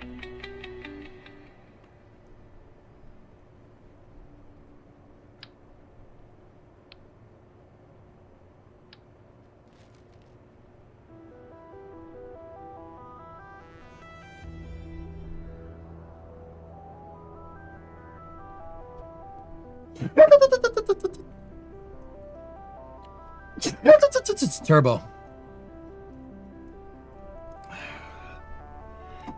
Okay. Take a look. 15 and 12 gives us 27 mass.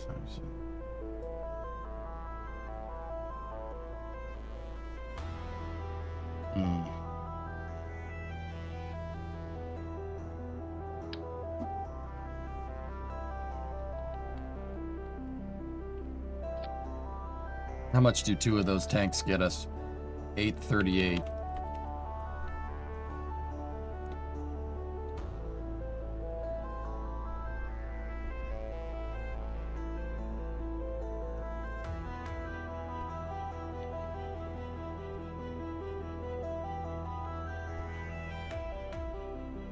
And if we drain those tanks, center of mass doesn't move. Killer. What about if we put these tanks this way? Will they fit?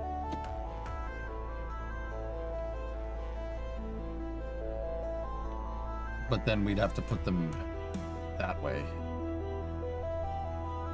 It looks like it's got butt cheeks. I don't want that at all.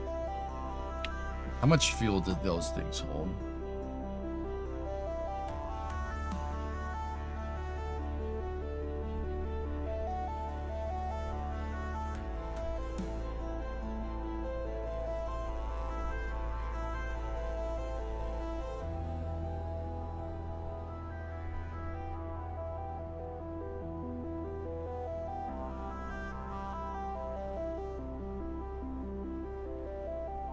You got tired of changing ads every 4 minutes? Yeah, I disabled ad time too.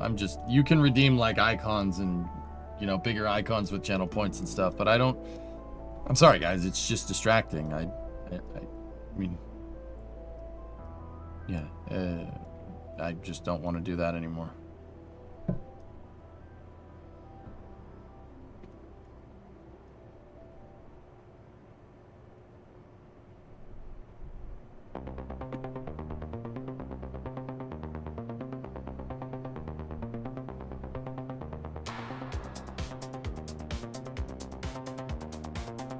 Discovery, go at throttle up. Hey Dodo, your 219 month resub.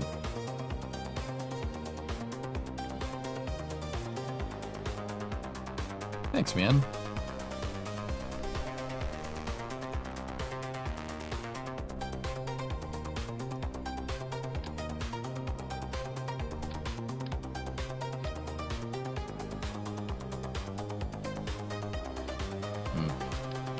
Don't want that.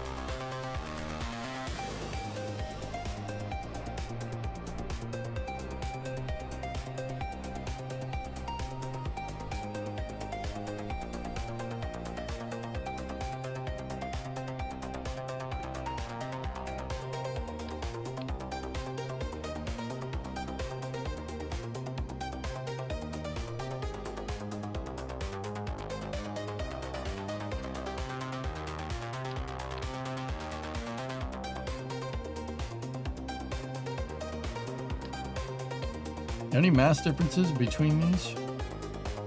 Nope. No mass difference. Okay.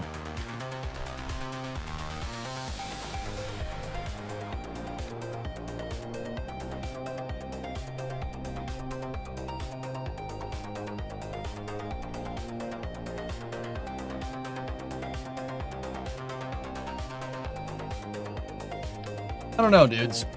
Part of me is like, I want that side window. That side window could be super useful for visibility. It won't look nearly as good, but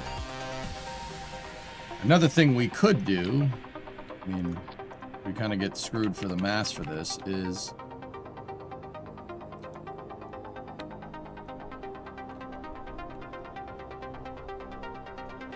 we could do that and make it look like the shroud adapter. And then we could saddle mount our tanks on the sides.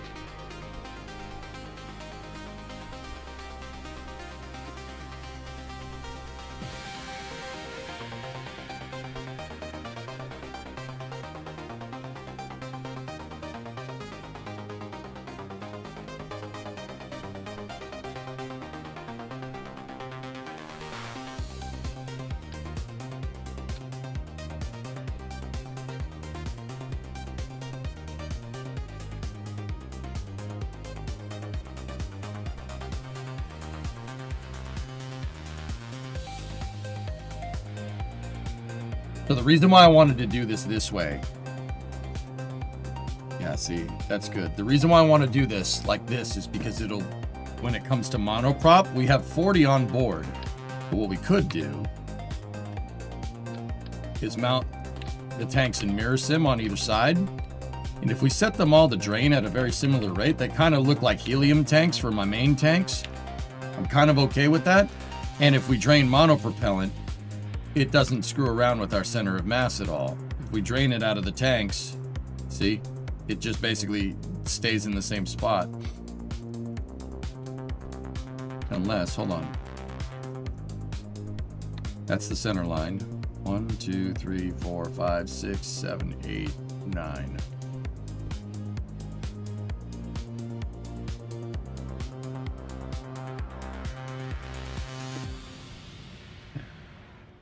See, this keeps everything nice and balanced. We can move that 10 centimeters in.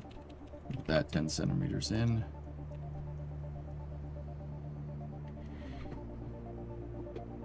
That gives us 766 delta V, which is well beyond what we need. And we have the TWR to use it too. Now this shouldn't be too hard to...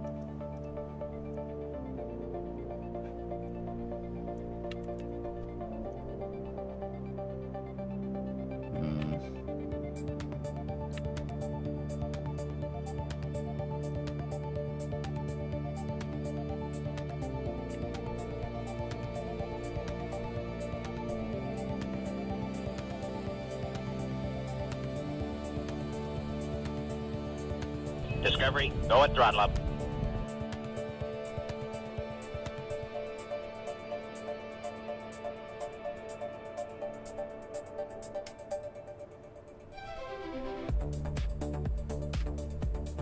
Nubs, happy Moon Day. Hey, how you doing?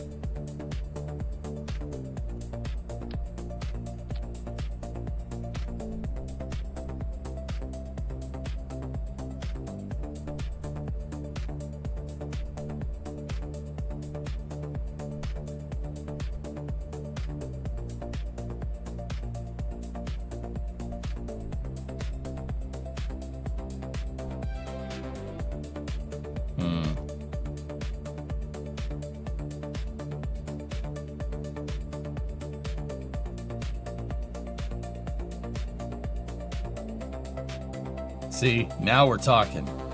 See how the center of mass, I mean, it's only going up and down when I drain the monoprop tanks. See how it's not moving when we drain the tanks? That's what we want. That's going to be superbly balanced. Working hard at avoiding work, as is tradition. Discovery, go Now, at does throttle this up. have electrical charge on it? Yes, it does. All right, cool. We can give it...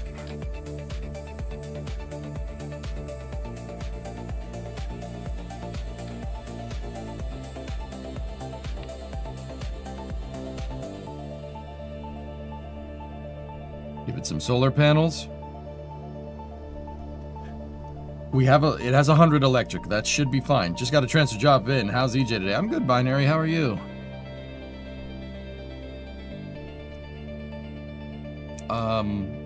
We need an antenna.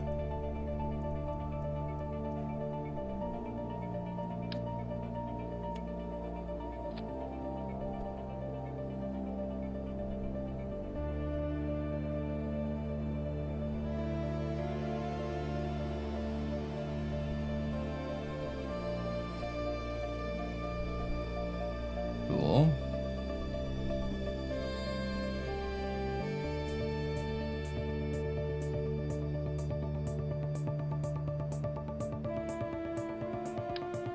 Now let me look at these RCS blocks. What type of RCS blocks do we have?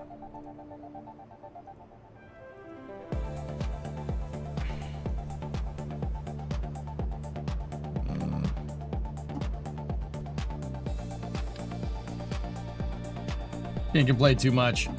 Just Monday doing Monday things. Yep. Being sick and working from home has been a benefit. Being able to catch an EJ stream. There you go. Does this thing have wheel authority? It does. I don't really want wheel authority. I don't want that. What I do want though is the probe core.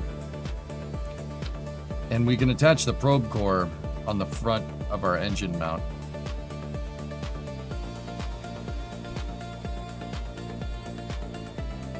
This way, it's not hanging off the side. I don't mind clipping it into this because there's plenty of space in there. So that's okay. It's just gonna take up space in the interior, which is not that big of a deal to me.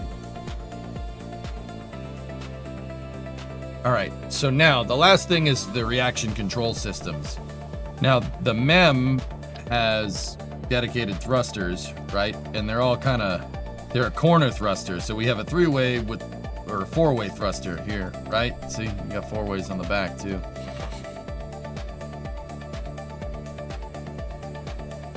I don't think we can have that thruster configuration.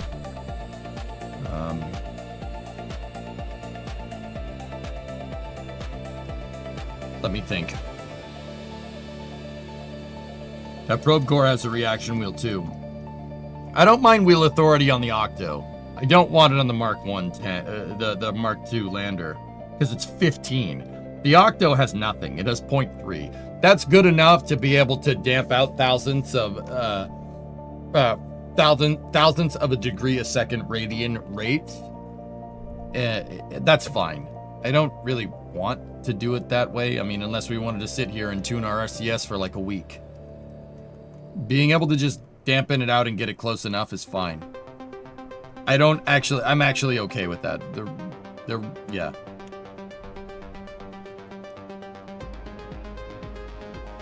Hey, Antares. I just don't want wheel authority.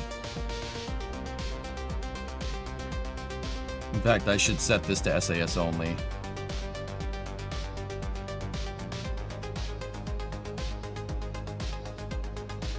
There. That's fine with me.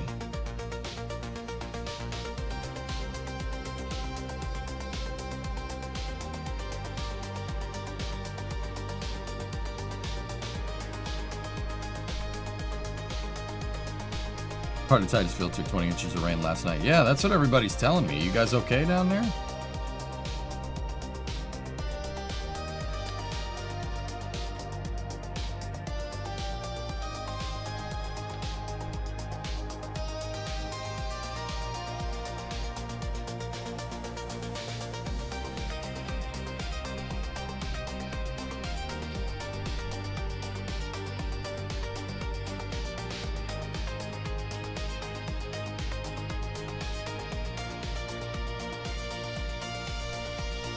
What's up, Postal?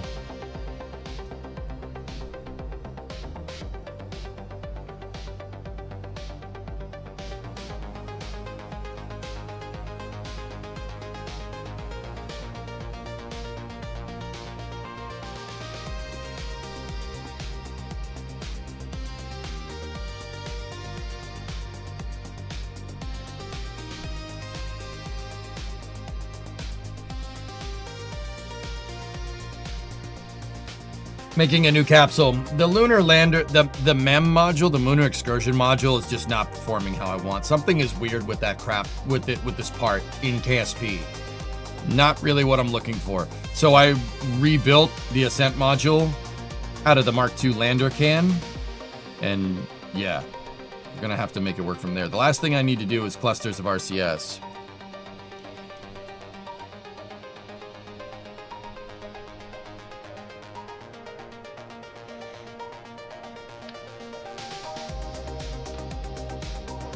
Light strips.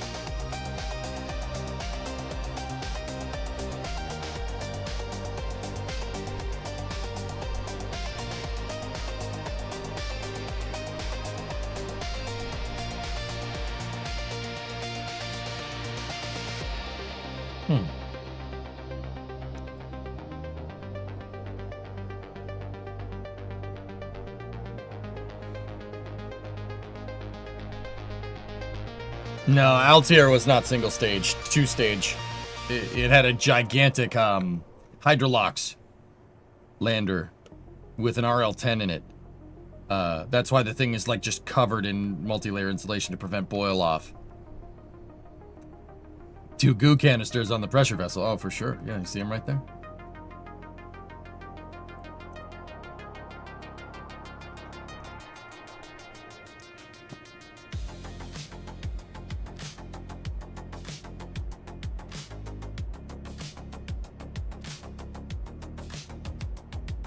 That LTX was pressure, Methalox was pressure fed. I think the earlier versions of it were. I think they switched it to Hydrolox, but maybe I'm wrong. I don't know. I'd have to go read again.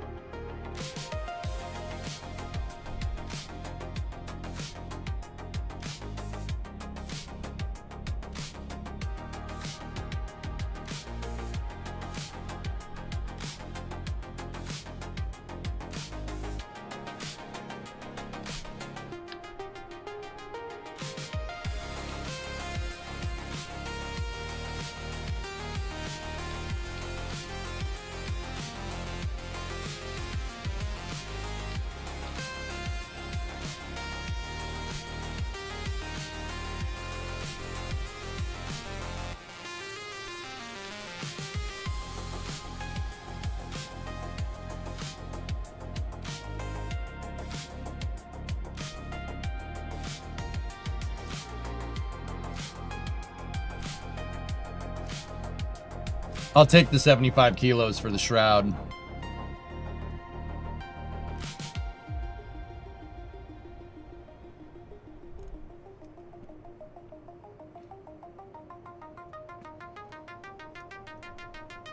$684.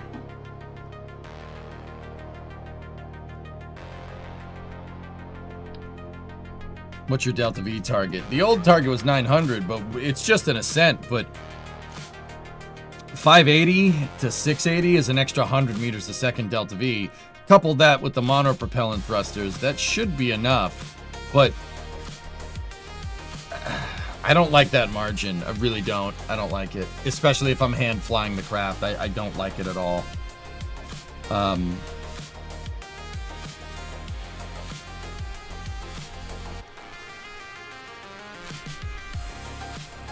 So we have the TWR to play with here, so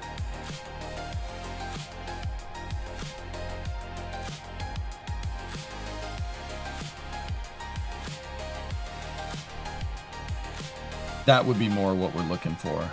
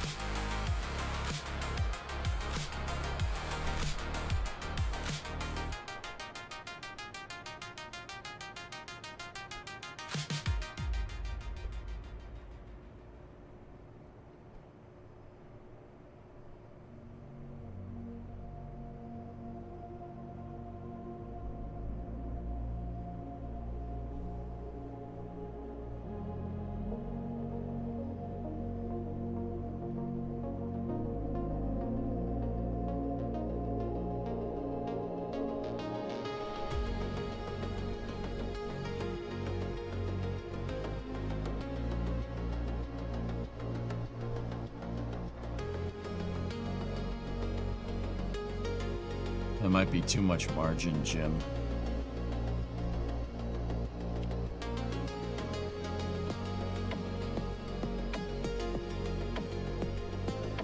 I want everything on the center line so the center of mass doesn't move.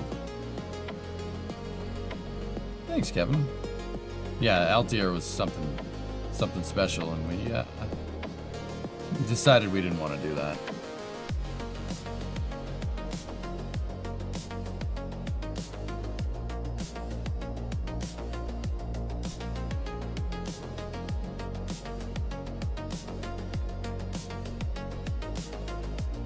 Holy blank.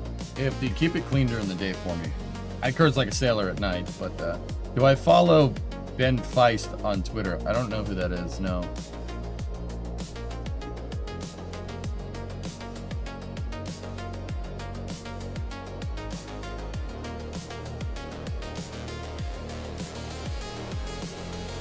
The Apollo in real time guy, anyway.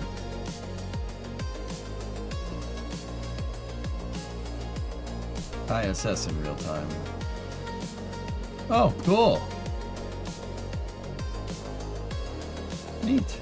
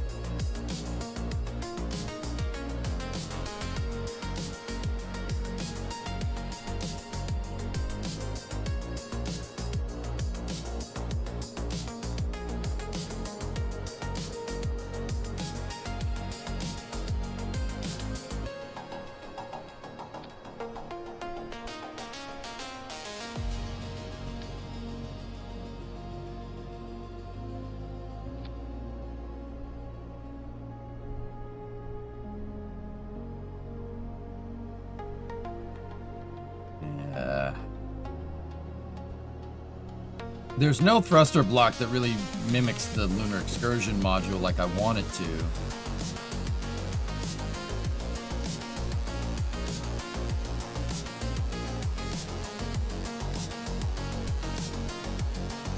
Oh, that's not bad.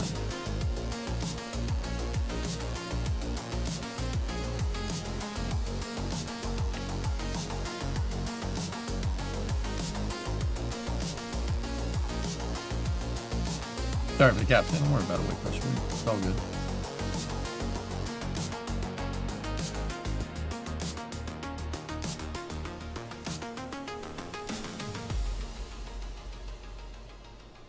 So what we could do, we could get it to mimic it by doing something like this. So that gives us our forward and backwards translation. Thrusters are sticking off the side of the adapter, so that's good. All right, we're all nice and aligned. And now, let me do some custom thruster work. And we'll get the rest of the thrusters that we need. Actually, better idea. Go over here, give me my maneuvering thrusters.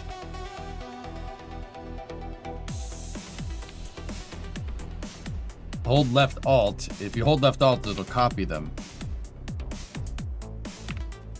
We go into 4x symmetry, right? And we do something like that. And we do something like this. We can clip this in here and make it look like it's a strut block. Like it's holding the thrusters up against the pressure vessel. Which I'm kind of okay with. Now, get rid of that.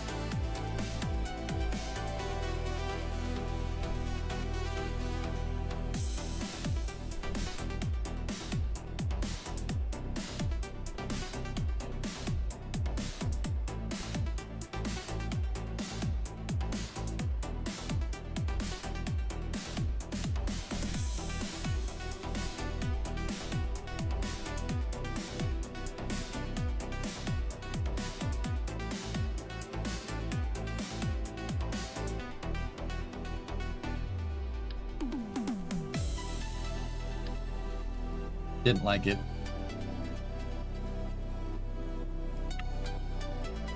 Let's try that again.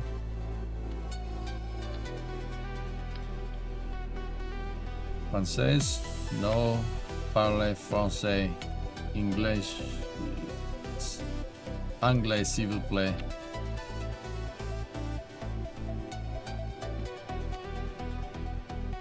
That was for YouTube chat, guys.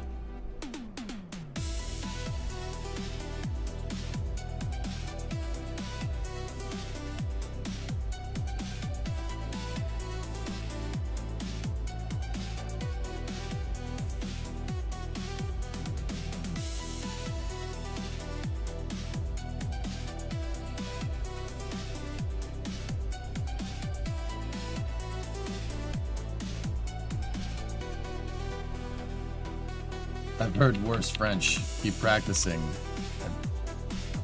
Merci.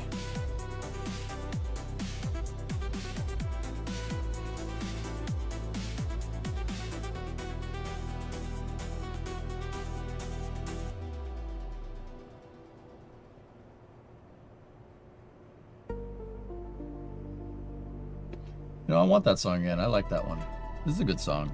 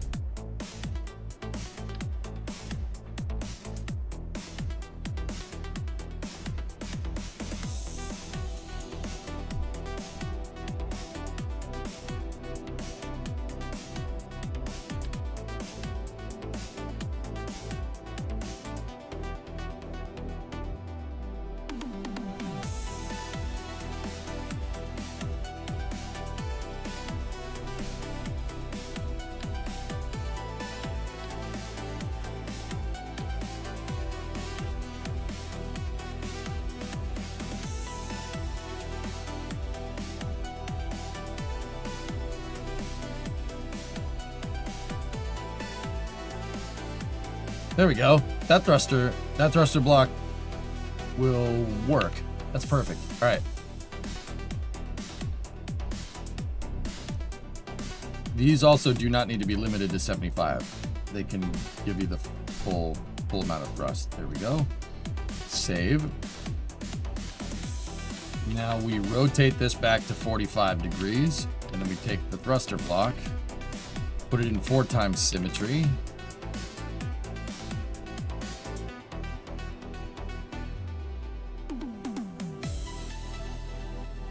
Ooh.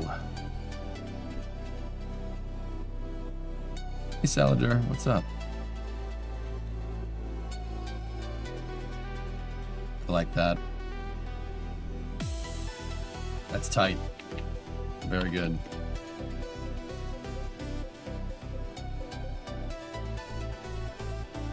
Yeah, it looks like the thrusters are mounted directly to the tank. And the cubic octag is making it look like the mounts for the thrusters, which I like that. I think that looks cool.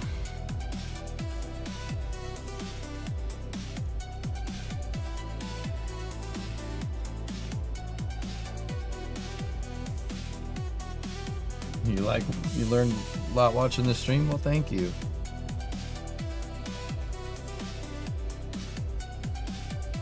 Check out Jeremy DeHart on X, Hurricane Hunter videos of Melissa. Oh boy.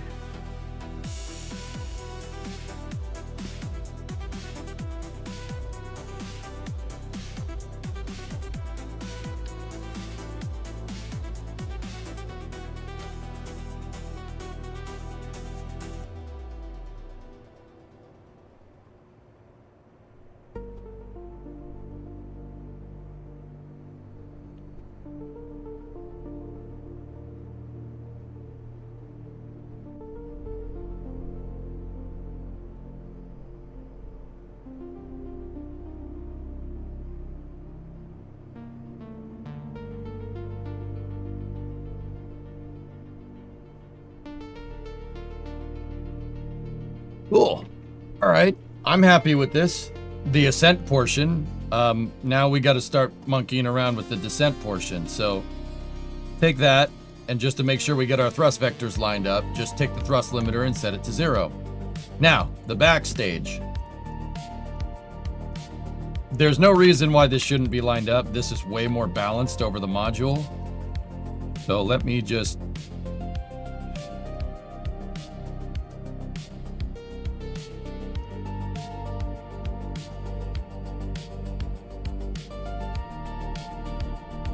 It's the asymmetry of the scientific experiments, guys. That's what's going on.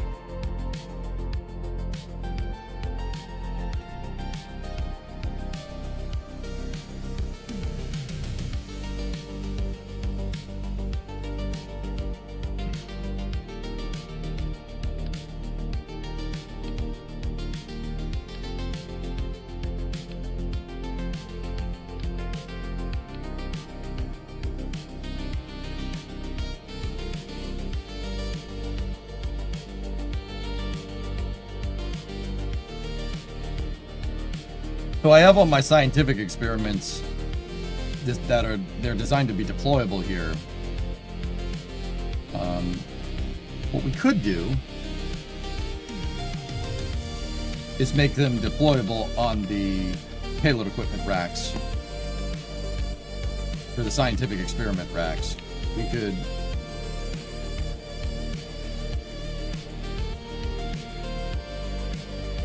put them down here on the sides instead.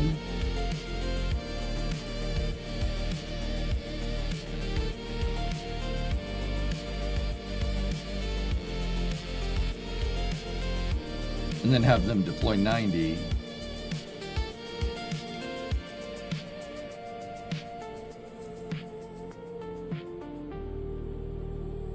And then you could get at the rack. I'm actually okay with that. That's fine. Now I'm worried that we're not going to be asymmetrical left to right, but whatever.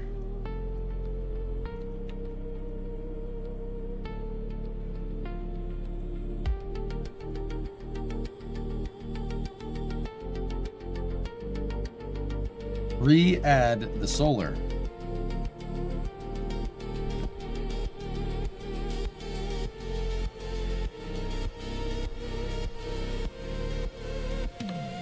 Yeah.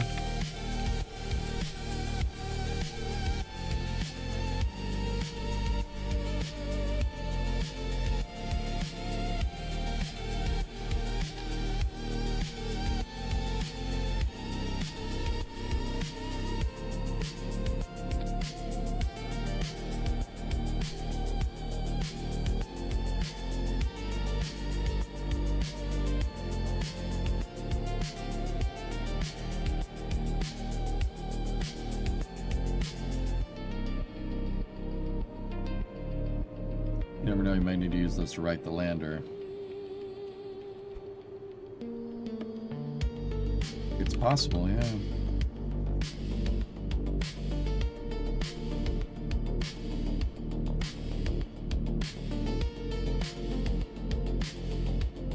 Cool. All right, so now we should be aligned left to right with this. Let me just check to make sure there's no other funky asymmetry going on here.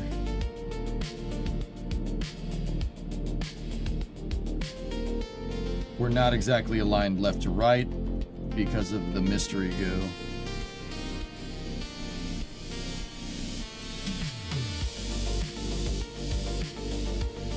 Are we all good on this front? Good enough.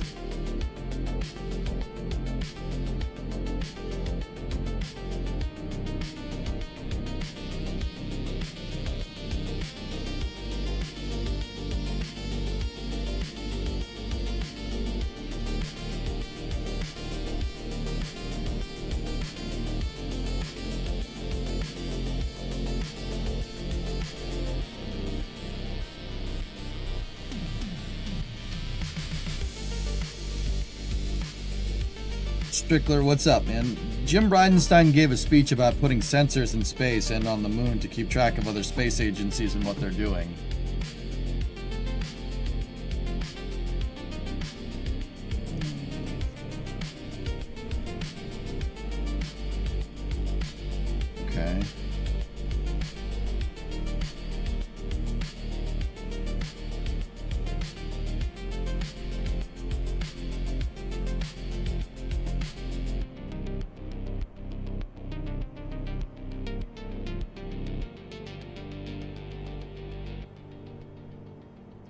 I'm thinking maybe put 2 mystery goo on there.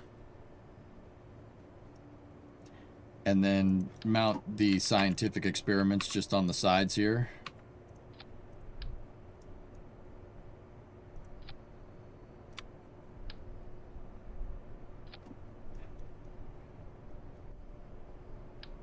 Two mystery goo, just to completely even it out. Never have to worry about it ever again. These scientific experiments, these guys are no big deal. They, putting them on the side of the science equipment racks is actually kind of a cool thing. I don't have a problem with that. So get rid of this. And then... Oh. My science cans aren't in 2x symmetry. Whatever, I'll do it manually. It's fine.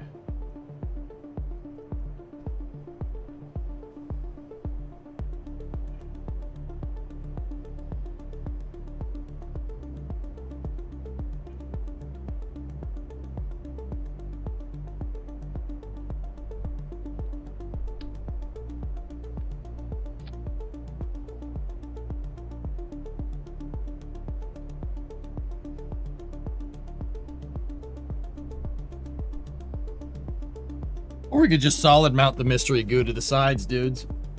What did you change? In Octo Block 4, I extended the first stage tanks. I changed the fairing attachment system around. Yeah, and I made it easier to be able to integrate payloads. Otherwise, now that Starship architecture is relatively stabilized compared to 5 years ago, are you going to make an analog akin to your Condor 9 project from back in the day? Maybe.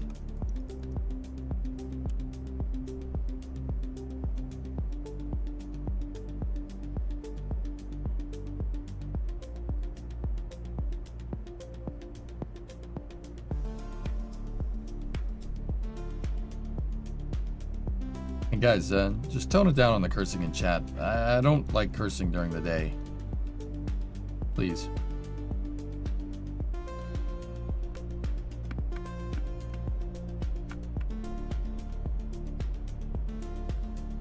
Are you going to change the legs so that it doesn't jump around? Good.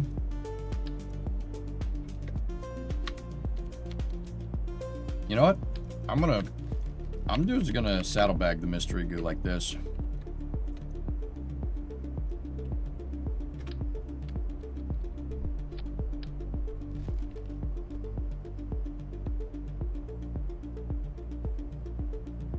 Simplify the design even further. Then we'll just have redundant mystery goo facing the ground.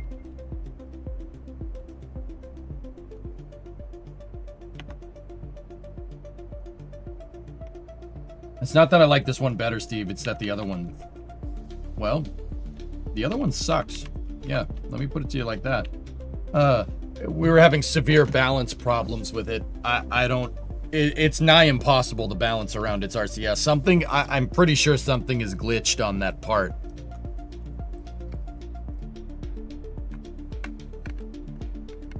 Happy to just be part of Voyage. Won't happen again. Now, yeah, Hayes, during the day, please, yeah. At night, if I'm like playing Battlefield, curse up a storm. I don't care. And in anything that I wouldn't be doing after, you know, the kids go to bed and stuff.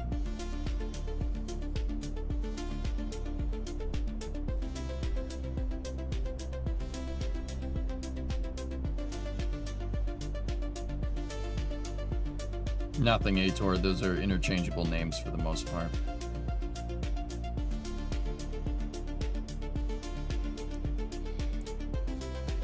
I don't know if it eats into your mass budget, but would it be a good idea to attach solar panels on the side of the descent stage onto a robotic hinge so you can point them more upwards from the lunar surface? Ship, I actually had an idea about that, and so my idea was make my regular landing legs, now that we've changed the design around, and it's the reason why I kept these is because I wanted to try and get this mission launched on Friday, and I rushed the lander design on Friday. I would be okay with re-exploring a robotic leg design. The reason why is, well, that. If I have a leg that deploys out, you know, up here, keeps us nice and stable, etc., etc., you just put the solar panel on that. Solar panel will bend out, point up into the sky. Right?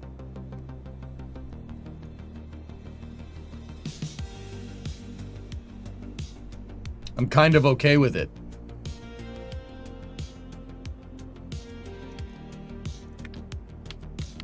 You know, I don't like those hanging off the back. I'd prefer to do something like that. That would be better.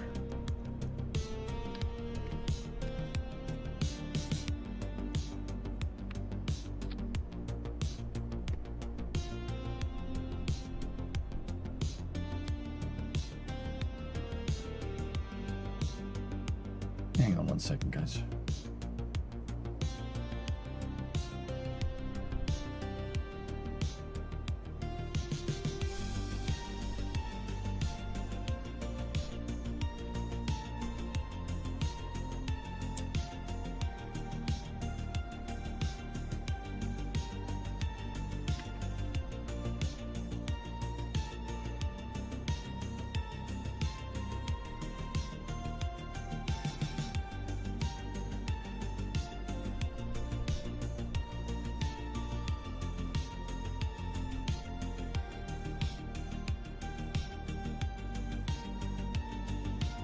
Yeah.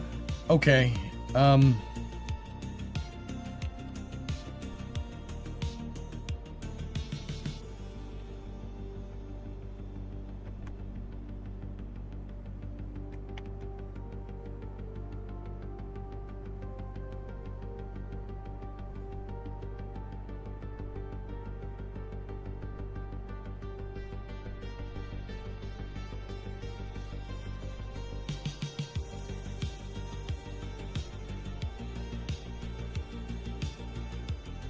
Okay, I'm thinking about how we're gonna do it. Let's look at landing leg design.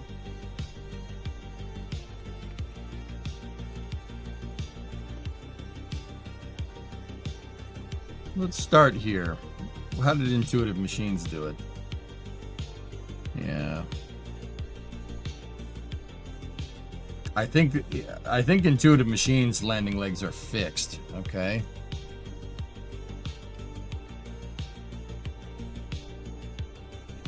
They're fixed more towards the bottom. What about Blue Ghost? Yeah, see, Blue Ghosts go all the way up to the top. That's a much more stable design, and it's a tri-strut. Blue Ghost did not tip over. Blue Ghost actually landed. Okay.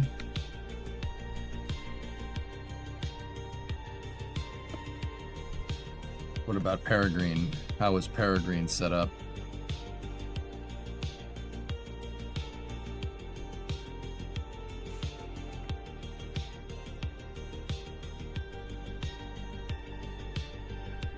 Basically a payload attachment fitting with some lattice trusses on it and some landing legs. Okay.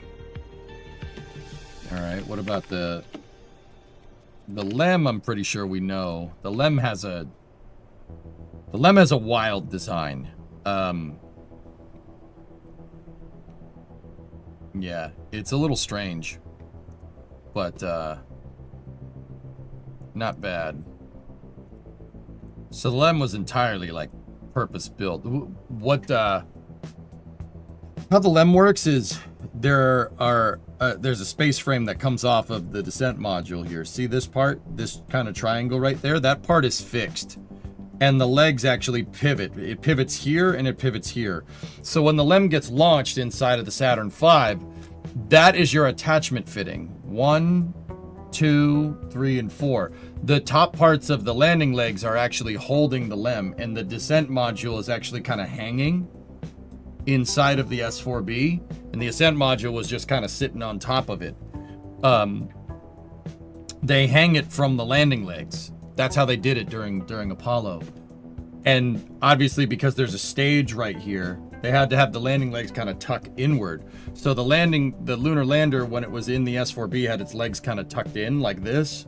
And then when they deployed it, when they used the CSM to pluck the thing off of the S4B, they deployed the legs, and the legs opened. It's, like I said, it's superbly smart. Like, not stupid. The descent module is just so ridiculously well thought out. I'm actually amazed that they cooked this thing up in the time that they did. If you look, the LEM is just... So the LEM has these segments right here. This is the thrust structure for the descent module. And you have 2 tanks of NTO, nitrogen tetroxide, or actually it's N2O4, right? And then Aerosine 50, right? So they put the tanks opposite of each other, so the thing would be nice and balanced, right? And then this kind of checkerboard thrust structure attaches directly to the where the legs are, and that's what that space frame picks up on. It picks up on the descent thrust structure, and then in the center they have the engine shoehorned up. The engine is mounted at the top of the descent module. It's mounted up here, and the engine kind of sits inside of it like a thrust structure. Well, not like, it is a thrust structure. Would you call it wicked smart? Yeah. And then in these triangular areas on the sides of the LEM, that's where they put stuff like the rover and all the scientific experiments. That's these triangular spaces ended up being cargo containers for the descent module. Now, how the landing leg works is that the landing leg actually folds inward. Its pivot point is up at the top where they attached it to the S4B. See this piece right here?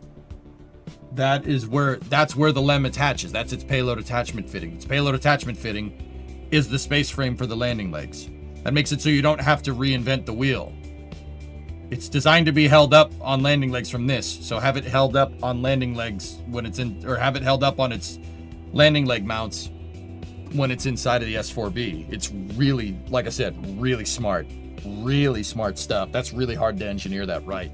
Now, the landing leg kind of pivots. It starts kind of down here, and then it pivots out, and then it has this crossbar strut right here. This X brace actually starts like pointed in with the leg, like the leg and the X bar are like this, and the leg moves out and the X bar moves out like that.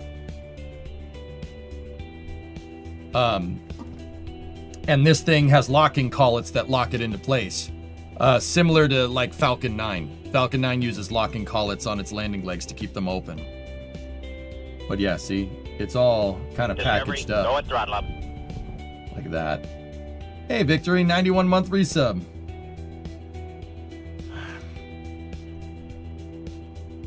Yeah, see, that's what it looked like when it's in the LEM. See the X bar? The X bar is, they're facing inwards almost. That X brace was like this, and then it folds out 180 degrees almost, and then the leg pivots 90 or not 90 degrees, it's probably like 45 degrees out. Nice, Victory. Okay. Folks who designed this excelled at Tetris. Indeed, this is some wild stuff, man. The descent module architecture itself is just really, really well thought out, man. It's really gosh dang smart.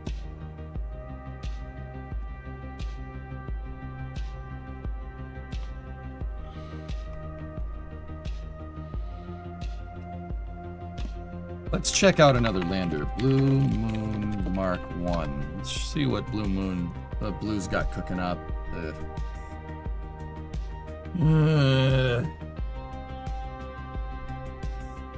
Yeah, see, they put their thruster blocks all at the top to take into account that this thing has the landing legs don't pivot out. But that looks like a pretty similar design. Yeah, I see what they're doing.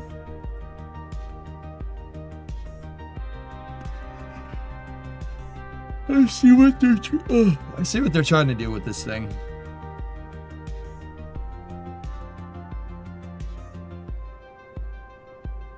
I like that. That's the thing with Blue that I'm really looking forward to. The orbital tug.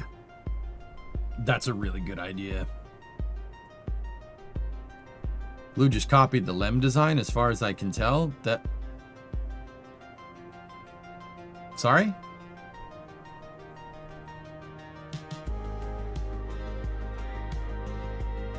There's an animal in here. Give me 1 second, guys. I'll be right back.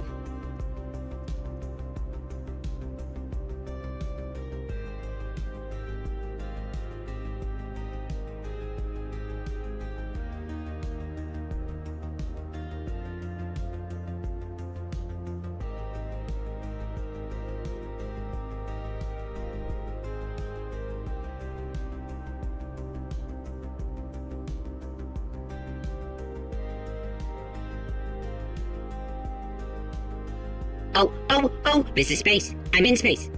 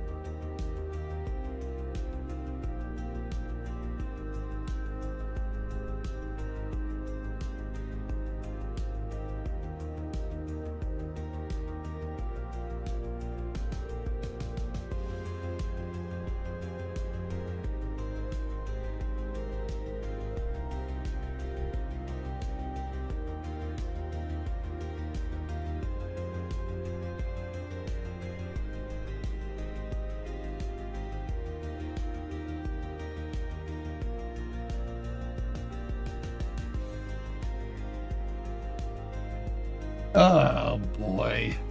There's a squirrel crawling around on the roof. He wasn't in here. It sounded like he was in here, but there's a squirrel just crawling around on the tin roof. The last thing I need is to be attacked by a squirrel or something on stream, you know.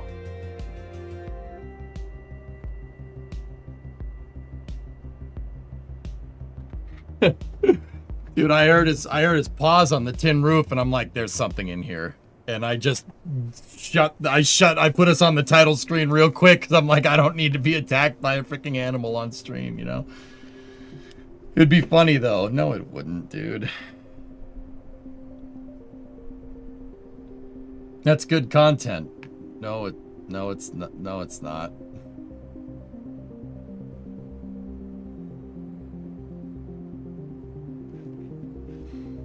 Alright, anyway. Yeah, Minox, chewing on the power cables. Revenge of the Killer Squirrels, run! Anyway, where were we? Back to Lunar Landers. Fucking Mondays, man, I swear. Yeah.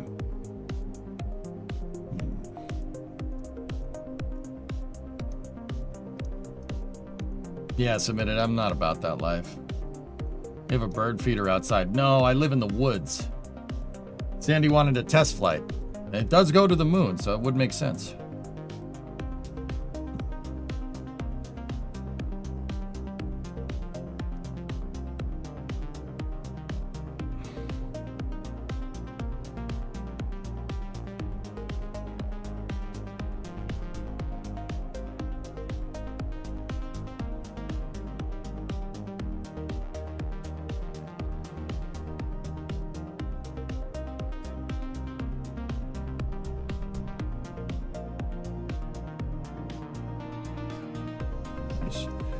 All right. So we're gonna make our own landing legs, huh? LM. Oh no. Not in here. Don't talk about that in here.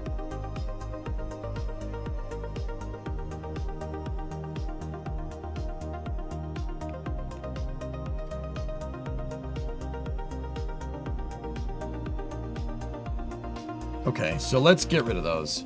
The thing that I wanted to do here, guys, is I wanted to move my thruster blocks backwards.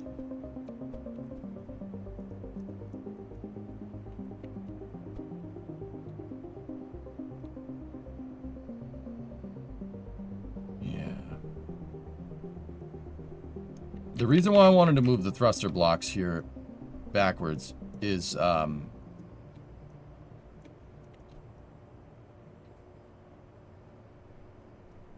because where our center of mass is, these thrusters are awfully close to it, and we don't really have good control. They don't give good leverage or moment over what I want. So if we move the thruster blocks backwards, like that,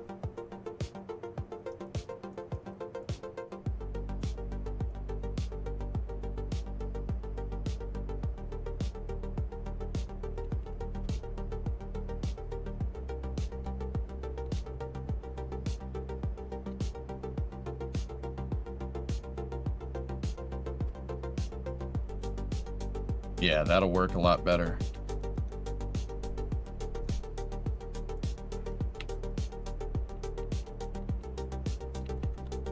They'll be able to steer us a little bit better. See how far they are away from my COM now? And the reason why I did this is because that's the first thing we're gonna do. I gotta move those out of the way so we can redesign the landing legs.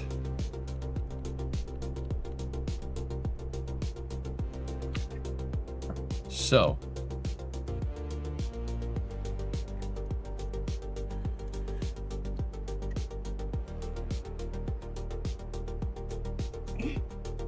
hey, Flav here. Oh boy. Sorry, I hope you yawned on stream. How are you? Yeah, don't have Minox. You don't want Minox chewing on the damn power cables. Yeah, just as I thought, Minox chewing on the power cables.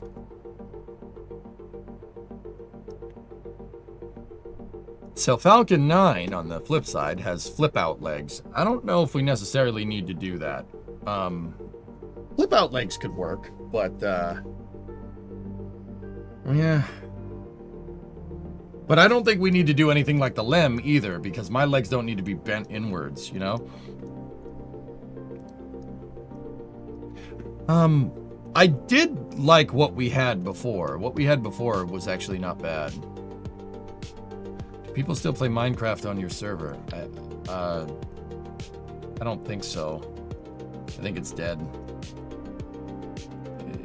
Guys, Minecraft was just... It was just a pandemic thing. Prior to the pandemic, I really had no intention of ever playing Minecraft on stream, like ever. We did it because it was something to do for people when they were home all day.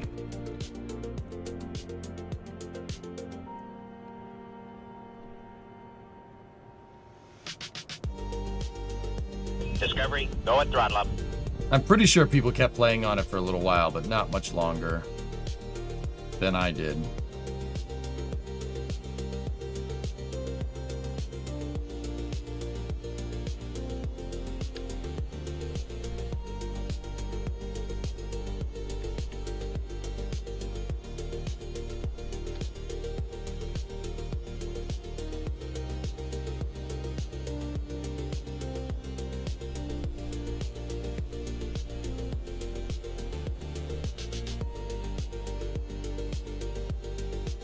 Didn't you appear as a guest on a Hoonigan stream once or twice during that?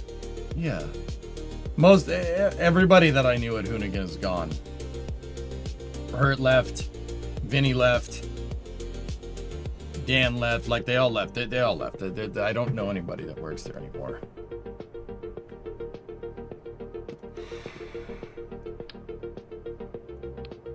It is what it is, man.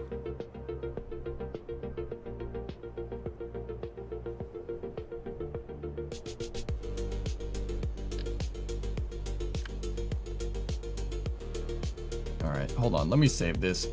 If I could get the smaller grip pads to use as my lander contact points, that'd be good. I just don't know where the smaller grip pads are in the tech tree. We do have close to 160 science. We might be able to unlock them now. I'm not sure though. I'd have to look. Hey James, 102-month resub. Thanks. No. No. No. No. No. Nope.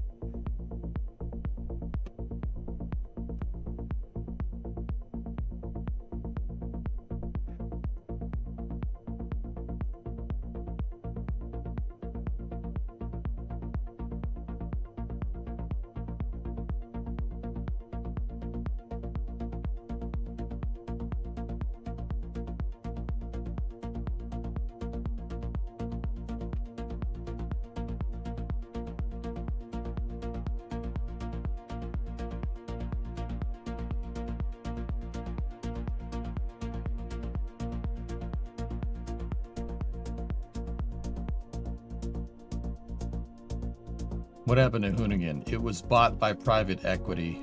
Or no, bought by Wheel Pros, which was bought by private equity. It's not Hoonigan anymore. What happened to Hoonigan is what happened to Boeing when McDonnell Douglas merged with it. It was called a merger, but it's really just McDonnell Douglas wearing a Boeing skin suit. Hoonigan is not Hoonigan, it's just... It's another company wearing a Hoonigan logo. That's a crazy article.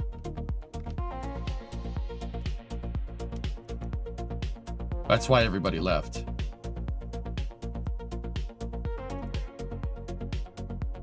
Wasn't Hoonigan and Ken Block thing. Correct.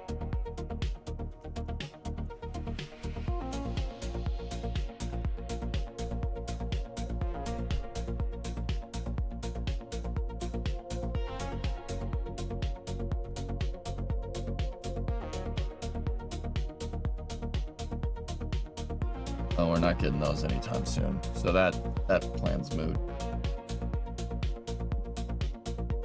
Hey, Ethereal, what's up? Alright, we need to find another part with high impact tolerance then.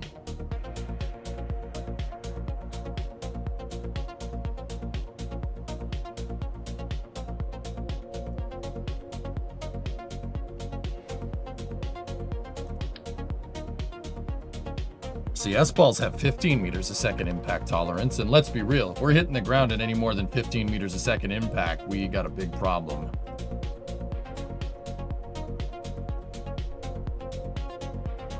Yeah, I don't mind doing that. RCS balls.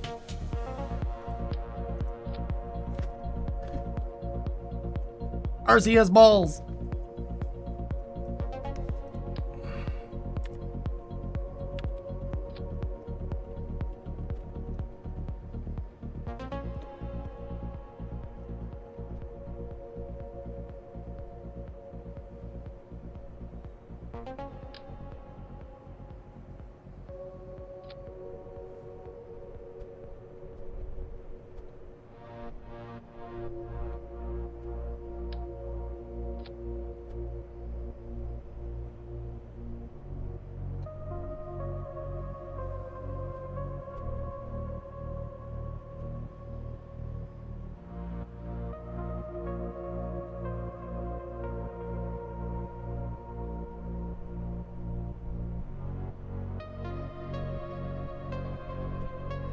Got to make sure they're disabled with no thrust.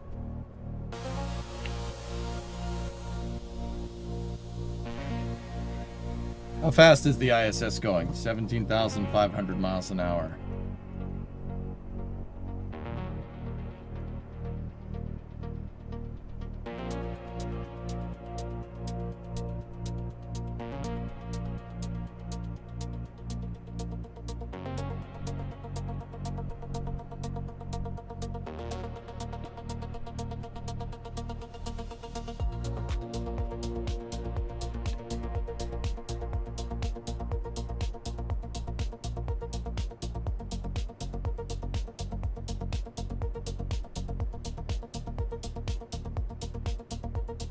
I've seen you design some crazy things, and this is certainly one of them. Thank you.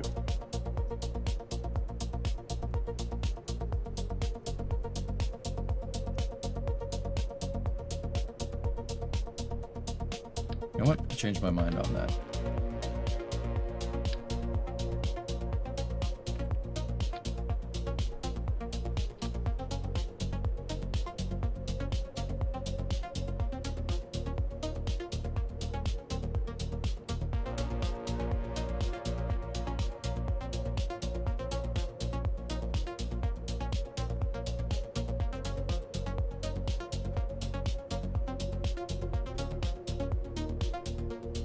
RCS balls have pretty high impact tolerance. That'll be perfect for what we're trying to do. Like I said, if we hit the ground, if we hit the lunar surface at more than 15 meters a second, you got other problems to worry about other than, you know, your landing legs absorbing the impact. That means you crashed. I don't crash. That will not happen.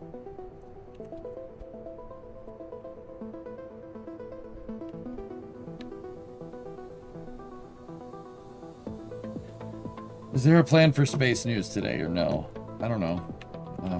There really isn't much over the weekend, but if you wanted to, you could.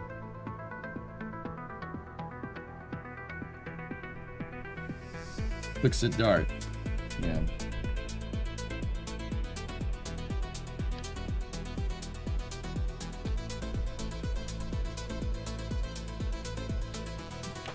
That was on a different celestial body with a completely different type of lander.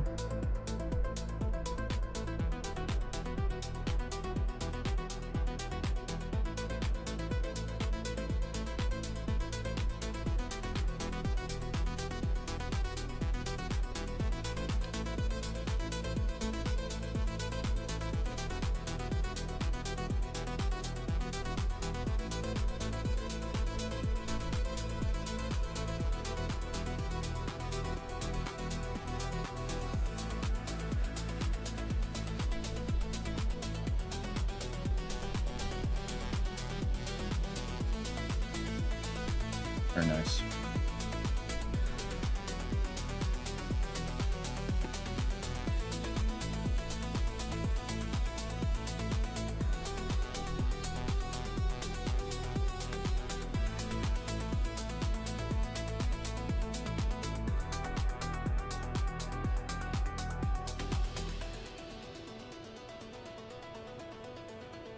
Hurricane Melissa is likely 160 knot or so. Hurricane now 180 to 190 miles an hour in freedom units.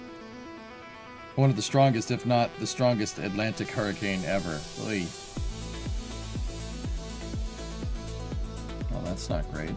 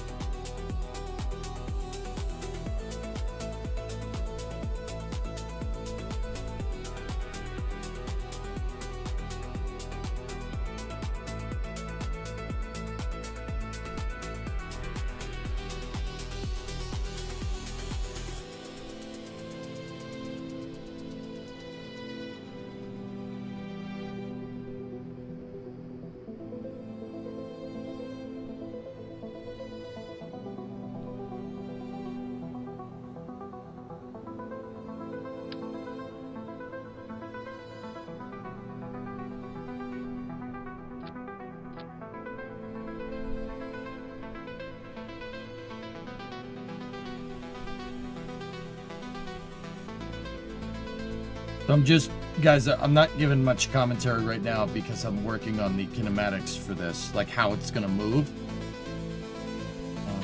Yeah, and that just takes a little bit of brain power.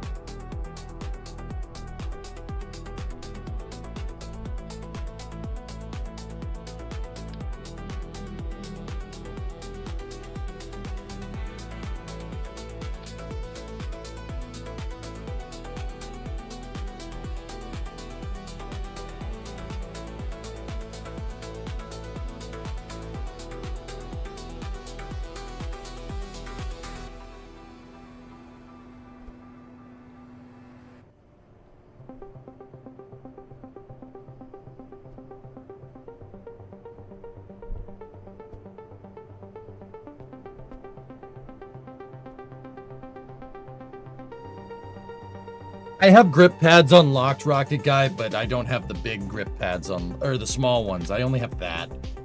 We're not. No.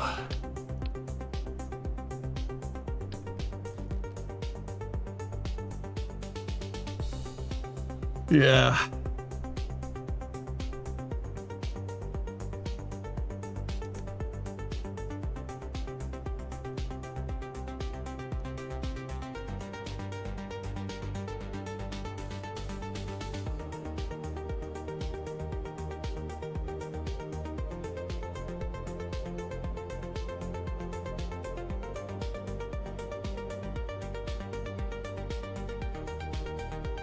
You know, where does this need to be to get the full throw of this dang thing?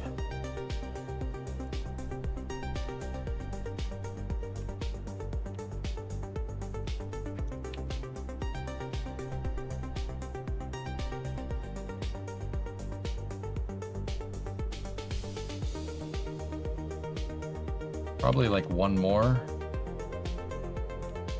tick. Another 10 centimeters out.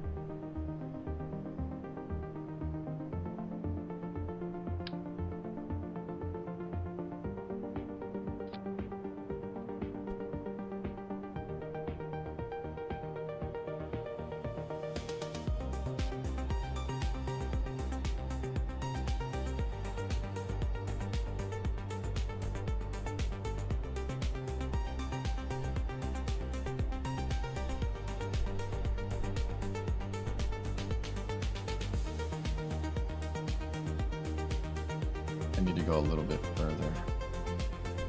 63.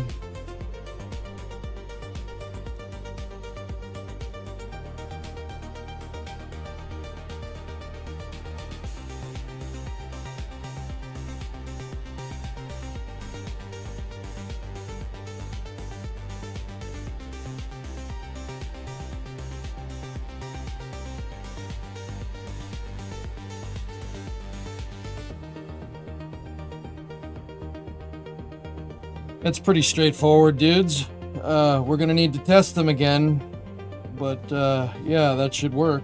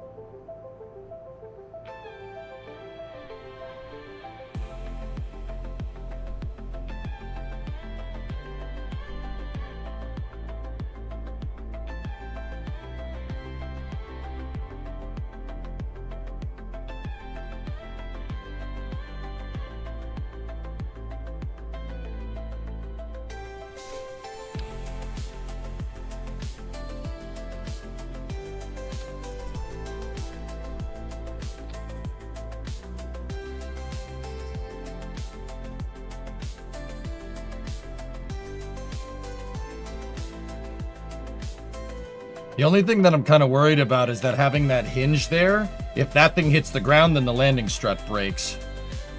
Which...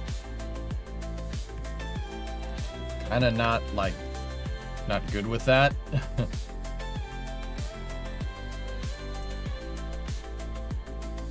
Well, what else are we going to put there? Oh, wait. The G11 hinge has 12 meters a second impact tolerance. Oh, I didn't even see that. Yeah, it's about in line with the RCS ball, which is 15. That should give us pretty good margin, actually, now that I'm thinking about it. That's actually not bad.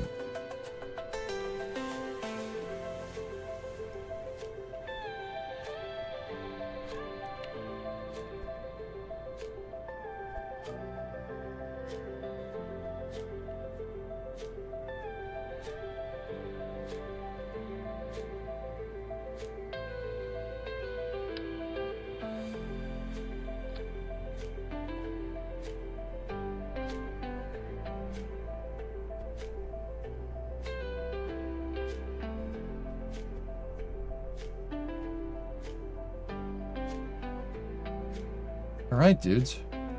Let's test these landing legs out, shall we?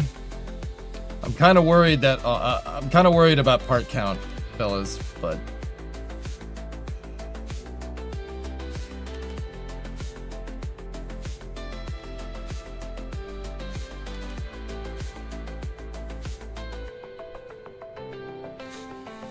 I'm not sure we can put this on top of the launch vehicle, but if that's the case, we just go back to regular landing legs and kind of roll with it.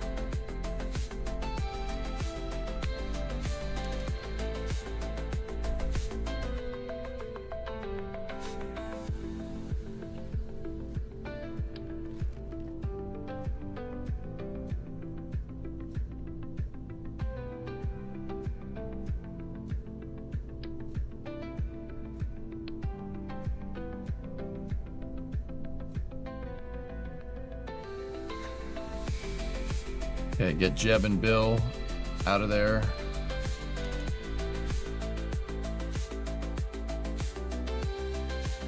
What do I think about 3i Atlas?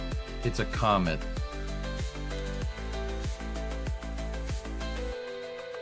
It's a comet, dude. I say that the fact that people are unsure what it is due evidence enough that we haven't gone far enough into the solar system to get a profound understanding of what's going on. We should go further in space.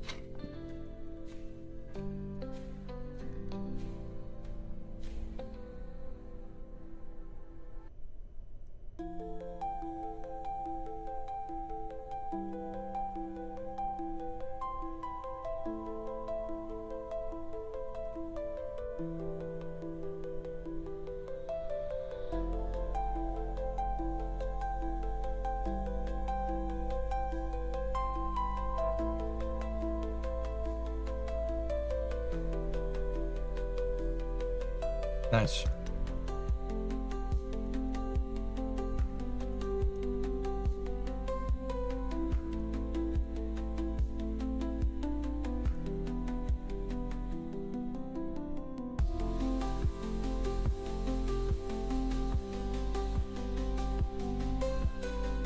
Not bad.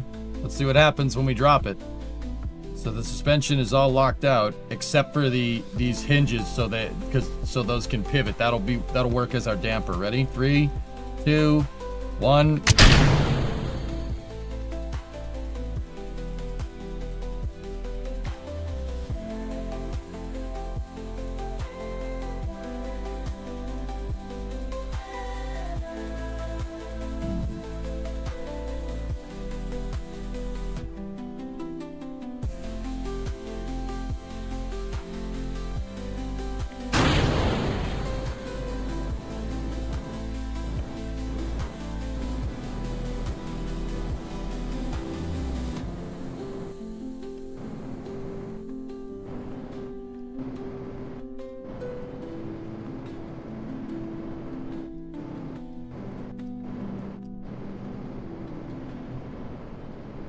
We definitely bonked the nozzle, guys. We bonked that nozzle pretty badly.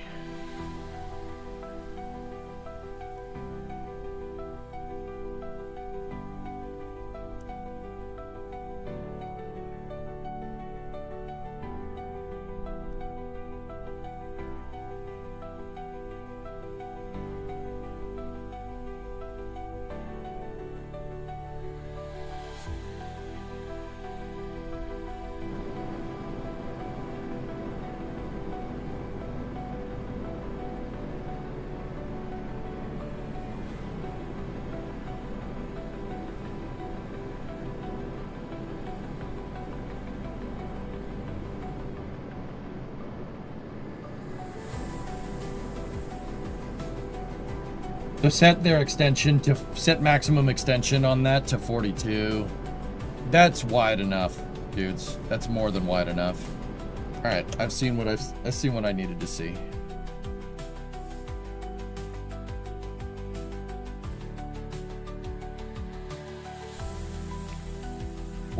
My buddy works in aerospace defense up here and has only ever said heinous things about Nord State. Have you ever heard anything positive from them?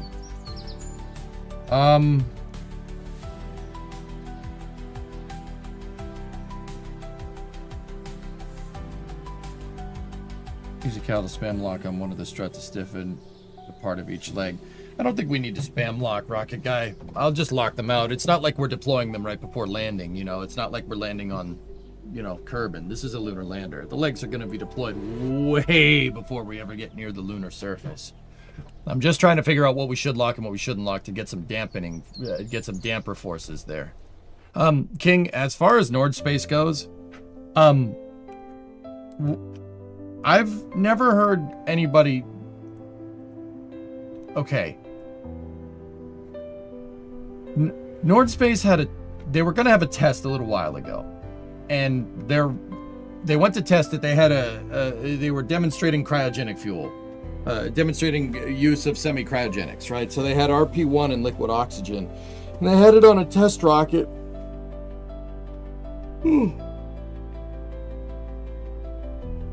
They had it on a test rocket on a stand up in Nova Scotia or wherever.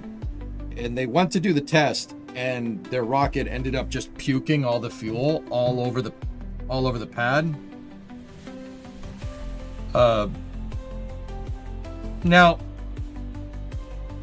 that's usually indicative with like a bad valve, like sticky valves or something. But they went off on X about like, no, this isn't a failure. Our rocket didn't catch on fire. No, it's just it was the quality of the fuel. Now, that's absolutely a thing, but what do you mean quality of fuel? He said, oh, it's the fuel quality. It's the fuel quality. Yeah, no, because we had bad gas. We had bad gas. All right, well, okay. So here's where rocket brain goes. Okay, that's fair. You had bad gas. You're bad fuel, bad testing. Okay, so, like, forgive me for being skeptical. Not that I could do any better, right? Okay, so one thing right off the bat. All right, if your fuel quantity is different, why wouldn't, like, if it was bad gas, why didn't you test it? Now, one could make the argument that they didn't test it because they're on low budget. It's a startup, so stuff happens. Stuff explodes. That happens, or doesn't. My big thing with what I saw from them is that they didn't... It very much... And please, if somebody works at Nord Space, correct me if I'm wrong. It very, very much seemed like they were... It's not our fault. It's not our fault. There was bad fuel. It's not our fault there's bad fuel. It was actually just bad fuel. That's not our design's fault. That's not our design's fault. Like, okay, so here's the thing. Who put the fuel in there? Who put the fuel in there? Did somebody else put the fuel in there? Do you not fuel your own rockets? Now, they're new to this. That's fair. Totally understandable. That right there tells me a lot. You're not willing to own your mistakes. It's always somebody else's fault. Guess what? Your next one's going to blow up on the pad with that mentality. Guaranteed. You can't think like that with rockets. You have to take ownership. Who put the damn fuel in there? Why wasn't it tested? If that's the case. I don't really understand how differential fuel quality with semi-cryogenic engines and that application is going to make your engine puke fuel all over the ground. What does that mean? How did you... There's... I don't... Normally when you procure propellant, you get a certificate of analysis first. Where did they get this liquid oxygen from? And yeah, exactly, Dragon. Like, that raises a lot of red flags in my mind. Oh, yeah, that's how I see it. I think it's a byproduct of having small potato investors 14 inches up there behind it. Nobody wants to take responsibility and look bad. Look, man, if you're in the aerospace startup industry, if nobody wants to take responsibility and look bad, you're going to fail. Because at some point, it's going to happen. If you're running off a low budget and if you're doing an aerospace startup, stuff's going to blow up. Stuff's going to blow up. Either through destructive testing or you just messed up. It tells me that Nord Space isn't ready. They're not ready. Dude, you have to be anal retentive about this type of stuff, especially if you're operating off of a low budget. not taking accountability for your mistakes, even if it is somebody's fault. Like if they were right and the fuel was bad, dude, totally understandable. Who put the damn fuel in the rocket? You did. You did. That's your problem for not testing your fuel correctly. That is your problem, not anybody else's. It's yours. It's not bad gas. Your rocket puked all over the pad and lit the pad on fire. And then they said it was fine. Oh, it's fine. It's no big deal. It's not a big deal. The pad wasn't damaged. We'll go again tomorrow. No, you won't. No, you will not. Going again tomorrow, saying, oh, it's not a big deal. It's not a big deal. That tells me that they're not willing to understand the behavior. You are so 100% sure that you knew what went wrong. You're not willing to prove it out with numbers. Go test that fuel. There's got to be some left in the rocket. Is it truly bad? No, no, no. Within 30 minutes of this, they knew exactly what was wrong. And it doesn't even make sense. You don't, no. Prove it. Prove it out. Be absolutely sure.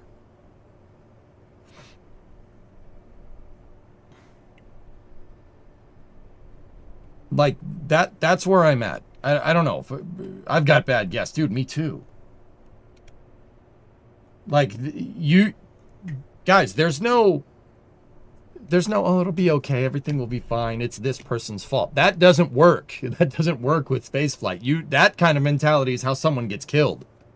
Like, to go right for the jugular. Like, that's how that happens. You can't, you cannot, you have to be unrelenting. You have to stay hungry. You can't be like, oh, it's bad fuel. You think SpaceX would make that type of thing, dude? You think they'd sound like that? I mean, you know, in the past, we've had SpaceX failures with COPVs and stuff. And, you know, they've said, well, these weren't proof tested correctly. And guess what? Like, okay, look at CRS-7. They didn't qualify their struts correctly. And a strut failed after being guaranteed from the customer. You do not black box stuff with space. I don't care. You know, if your supplier says it's right, I would do my own internal test for the tolerance on a part just to be absolutely sure. Right? Just to be absolutely sure.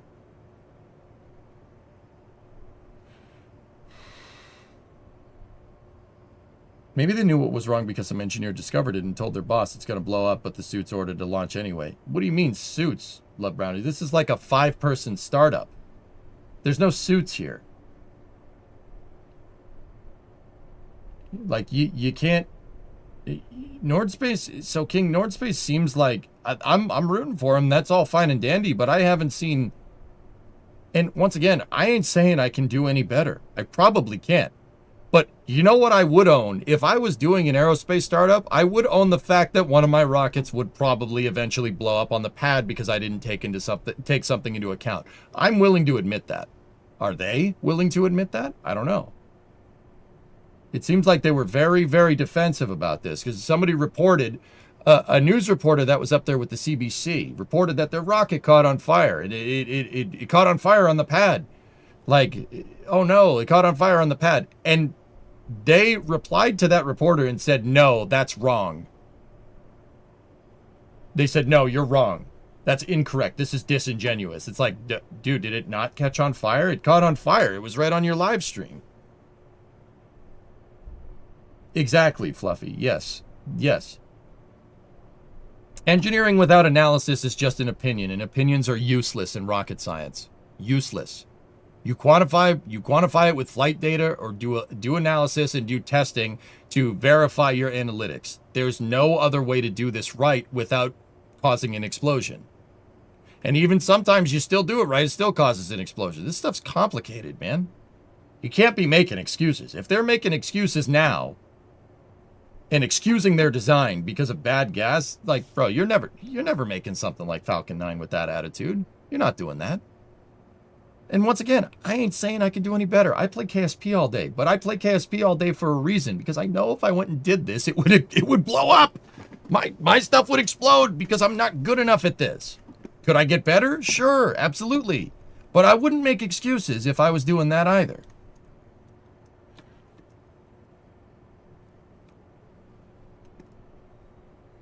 You guys know me. If something blew up on the pad, I would say it. I'd be like, look, I got to figure out what this is. Go from there. Would investors not want to invest with my company? Probably. Like, that's the way she goes, man. Like, failing to do due diligence with a small subscale demonstrator for your eventual rocket design like this is not helping any. Like, if you're not doing your due diligence with this and this thing doesn't work exactly what you want, what makes you think you're getting anywhere near orbit? Like, I don't mean to be a prick. I know this sounds like, you know, like, you know, I'm some kind of hater or something. I don't hate Nord Space, but those forward optics do not suggest high confidence in their design. Maybe I'm wrong. I don't know. I don't work there. Speaking of Falcon 9, how do you think ZK3 will go? They might fail the first landing Noctiluxe, but they, you know, if they land it, good for them. Personally, I think their landing legs are too small. I think the landing legs are too small. I think they're going to break. Trusty, this conversation, what I was looking for. I mean, King, you got to be anal retentive with this stuff. You have to be that way. It's not like, look at the care that I take. I've been sitting here working on this lander now for 3 or 4 days. We worked on the capsule for a week, but the capsule does exactly what I wanted. I will sit here until it's right. Time doesn't matter. Time doesn't matter if it doesn't work. You know what I mean? I'll sit here and get this right. I'll sit here and stay here until it's correct. And I will not put Kerbals on it until I'm confident that this vehicle does exactly what I want it to do and what I said it was going to do. You have to be like that with rockets. Ask anyone that works in the industry. If you're not 100% sure, it's going to blow up. Dude, rockets go from 0 to 100 real fast. Trust me, we know. That's why we're here. When I do this stuff, guys, I'm trying to show you what it takes to do this exactly right. This is just a taste of what the real stuff is like. It's just a taste. But it is this, I try to demonstrate the mentality. That's my whole plausible realism thing, you know? If you look at the Coronet, I love that Giro CD on the trunk pan and frame rails. Fluffy, that car is going to be, you know what? I've decided. If we're gonna refactor it like this, dude, it has got to be better and stronger than and more straight than the factory. That's my rule. Like, screw it. If we're gonna take time to do the damn trunk pan, do it. You know? Yeah. I don't.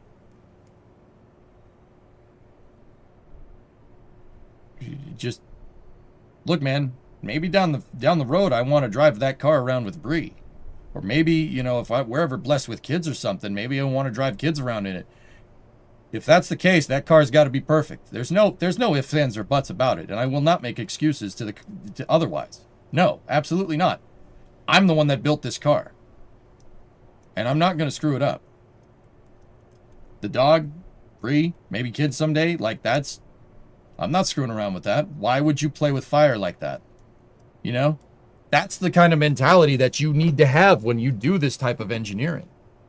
I mean, not that the car is on the same remote tolerance as building a freaking single-stage semi-cryogenic suborbital demonstrator, right?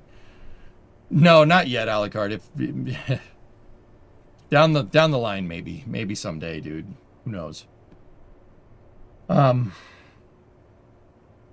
You can't heal someone who's spread over a few square miles. Yeah, you guys, like, I don't mean to be, like, super serious. Like, and in Kerbal, I don't know. It doesn't really... If you kill Jeb, who cares? Whatever. There's always another Kerbal. Like, but I try to show you guys with my engineering here to think about... You got to think about everything. You got to think about every single thing. Hey, AJ, you have a shop. You should build a liquid fuel rocket engine. Ethereal, to be honest with you... I need a mentor. I need somebody that knows propulsion that can come up here and do it with me. If we were going to do something like that, I'm not attempting it by myself. It's not that I couldn't figure it out. You really need a mentor with aerospace, especially with propulsion. I would need somebody that knows propulsion better than I do. Like, way better than I do. Sorry, quite busy at work. Are you rebuilding the lander? A little bit. Shaw. Yeah, just a little bit. I would love to, fellas. That would be fantastic. Maybe one day when the coronet's done, we'll turn this into a HIF, so to speak. This is what people don't understand. When we're on the ground, we can do this and make it right. Once we light them engines, it's game over. We can't fix it and take it back. Yeah. Yeah, so King, that's kind of where I'm at with Nord Space. They seem to be very much excusing themselves and saying, no, it's not us. It's not us. It's the gas. It's the propellants. The propellants weren't good. Who put the propellants in there, guys? That's the first thing I would say. Who put the propellants in? You guys did. So you put bad propellants in your rocket. Did you test? Did you test it? Did you test to make sure? No, you didn't. Now, once again, the flip side of that is that this is a learning thing. All right? It's a learning thing. This stuff happens. Like if it was me in that scenario and the rocket caught on fire on the pad, you know what I would say? I'd say I screwed up. I screwed up. We didn't get our analysis right. This is the first attempt. This is why we're doing this way. So we can learn and we can understand what it takes to build one of these. That's the mentality you need to have. Not, no, it's the fuel's problem. Am I out of touch? No, it's the fuel. Like, that's what I would say. If there were investors involved, I'd be like, look, I didn't get it right. This is my first time trying this. I will get it right in the future. But now we know. That's it. That's really where it ends. You have to be accountable with rocket science. Physics, you can't lie about physics. You can't. Sorry, guys. The truth's going to come out one way or the other. It's like with Starliner. Like, the truth, even if Starliner didn't have any press conferences and Butch and Sonny just came down on Dragon, we never had any press conference. We never knew that they botched the thermal analysis on the thrusters with their pulse width modulation. Even if we didn't know any of that, we still would have known something went wrong because physics doesn't lie. It doesn't. Physics doesn't lie. It doesn't lie. So why try? You have to own it. Why try to skirt physics? You're skirting physics and accountability in that regard. That's going to get somebody hurt. Can't change the laws of physics, Captain. You can't. They're inalienable. That's right. I mean, Scotty's one of my favorite characters, man. And apparently, the NSF community thinks that I'm Scotty. So if I was a Star Trek character, I'd be Scotty. And you know what? I'm cool with that. I'll take that. That's fine. It's like SpaceX says the COPV was bad and saying we made a bad COPV and are taking measures to prevent it from happening again. Exactly, dude. Mm-hmm.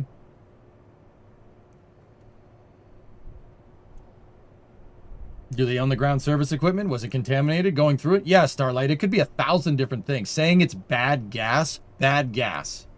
You're ordering rocket propellant. You're telling me that somebody out there is supplying somebody with bad gas. What'd you fill it up with frigging diesel?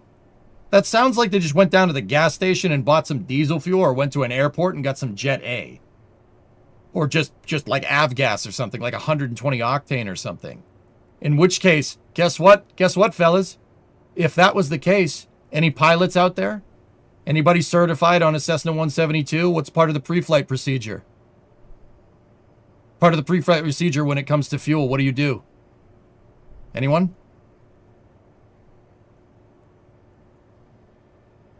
You sump the damn tanks.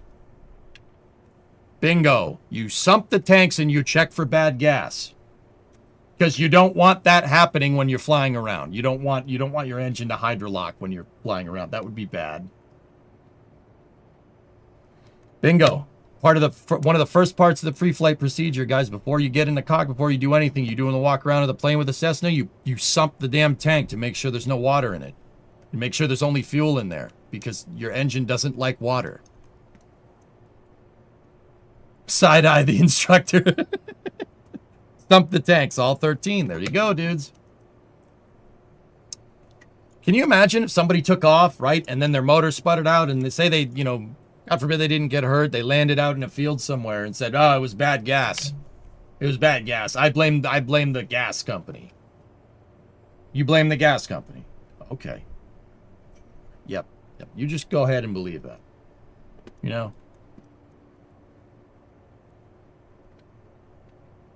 So King, yeah, that's where I'm at with Nord Space. I hope they learn and I hope they get better, dude. They're, you know, it's the first attempt. We'll see where it goes.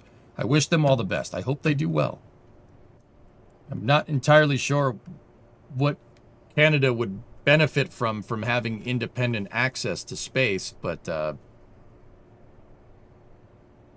right, cool. Hey, whatever. Maybe that's just their business case, and that's fine.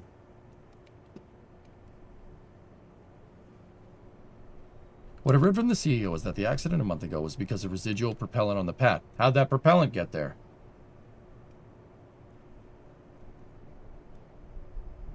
Yeah, there you go, drummer. In which case, old gas usually gets it to fire.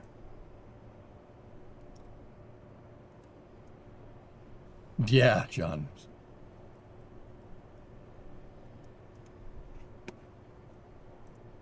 Anyway. That or the spray stuff. That's ether, dude.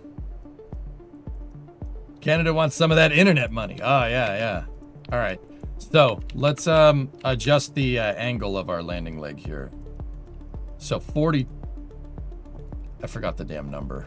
42, I think, is what it was. So, for this to be at a... We want this at a 25-degree angle.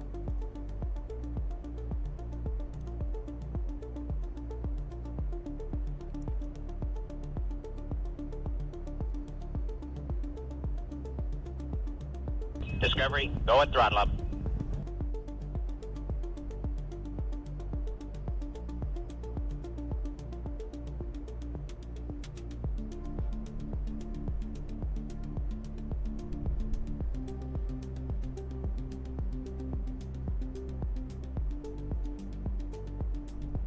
$55 looks to be the number that we want here. Let's dial in. Let's put it at 56 just to take into account maybe some slop or something.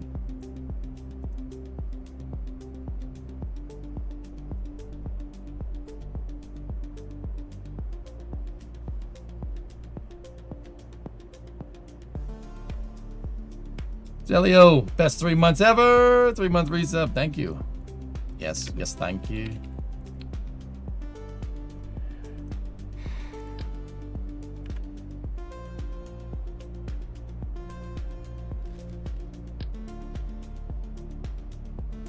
But yeah, guys, that's where I'm at with Nord. I'm not trying to be a hater. I'm really not. I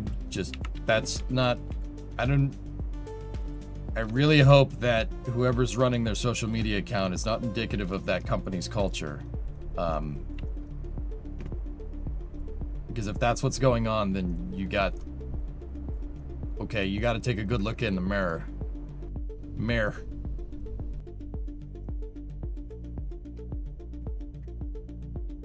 You've been following Kitten Space Agency, I presume. Will you be playing upon release? Monkey, I have that game right now. I have KSA. I'm a consultant on it, dude.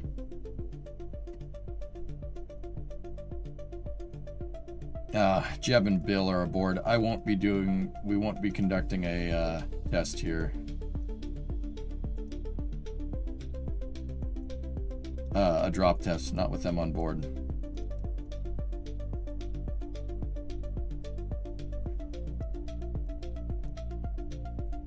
$25,500.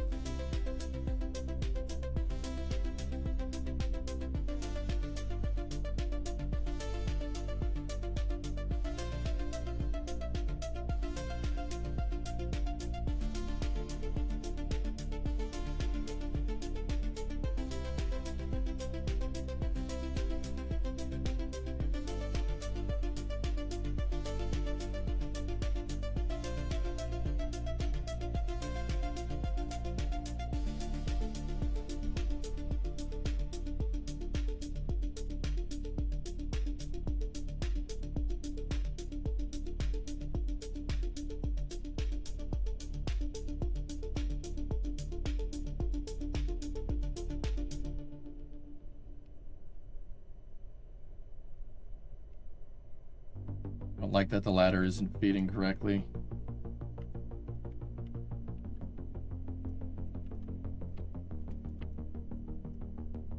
Yeah, we're gonna have to move the ladder up. It's not picking up on the tick correctly. It's just a 5-man crew. You know the owner businessman is a social media dude. Yeah.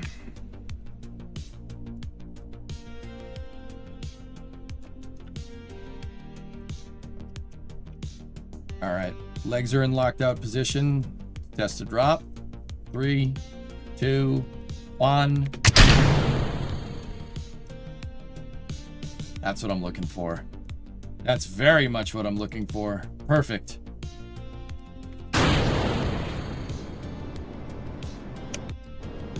Yep. Nice and strong. All right. Jeb, get back over here.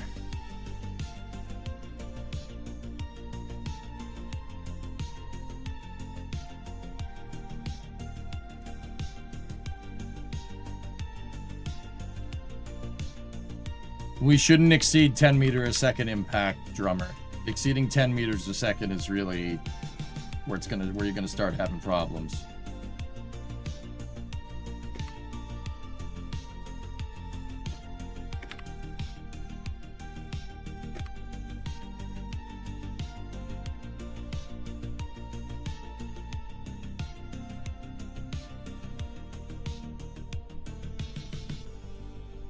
Yep. All right, we got to mess with the ergonomics on the ladder. Can they make it under this? Yep, you can move under it. Is it going to cause you problems if you walk into it? Nope. Can they get at the mystery goo? Absolutely. Can they get at the Alcep experiments? Yep. Do we have sufficient work lighting? Yes. Should we move the solar panels to the outsides of the legs? Yep. Cool. I'm good. Last when you have a sec. You? No. Just posting. Would you consider a Fallout New Vegas playthrough in the week or so before the new Fallout season in December?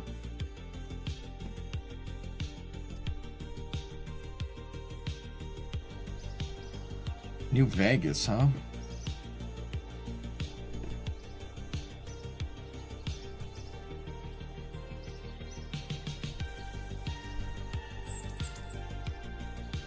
What's the goo? Not sure. It's a mystery. It says it right on the package. It's a mystery.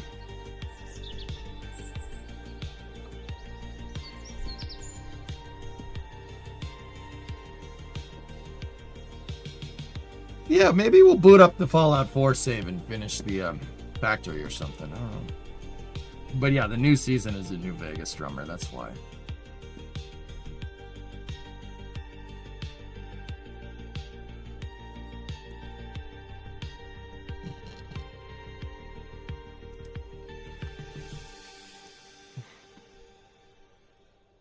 Is there a good place to get started on Stationeers? I recently bought it after watching the town hall in KSA.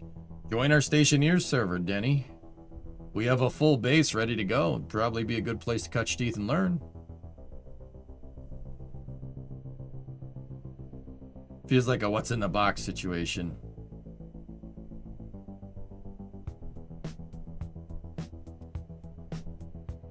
You will need something to play when your MSC player is in jail. Don't remind me of that, Space. No, why would you? Why bring that up? Why bring that up, man? Why bring that up, dude?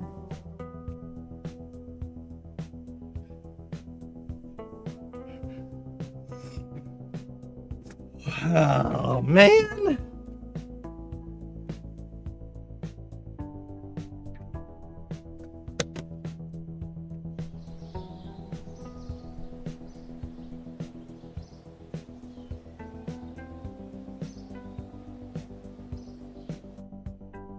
Hey, Yarg, what's up, dude?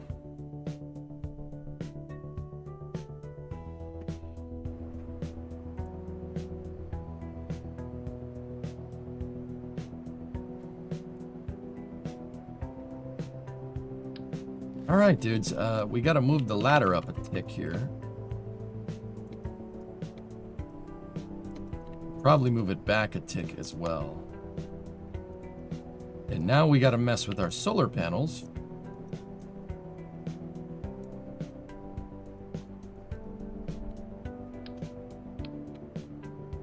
I don't normally watch MSC. What did you miss? Nothing. If you don't watch MSC, don't worry about it.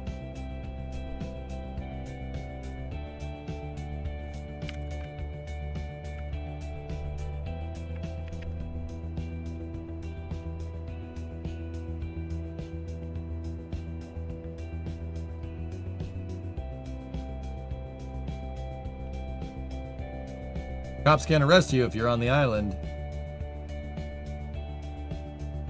Yep. Sorry, nah, it's all good, man. I'm just messing around.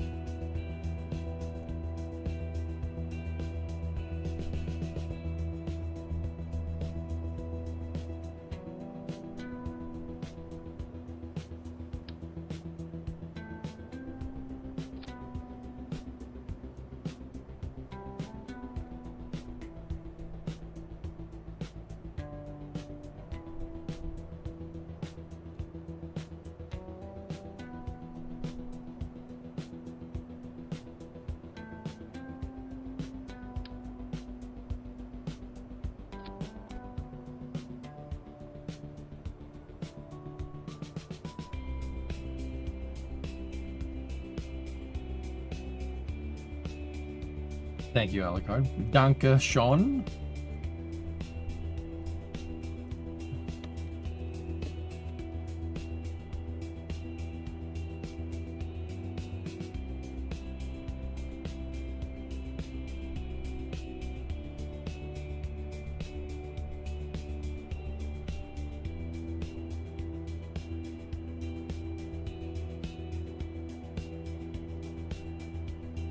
Bitte sehr. Yaha, jawohl. All right.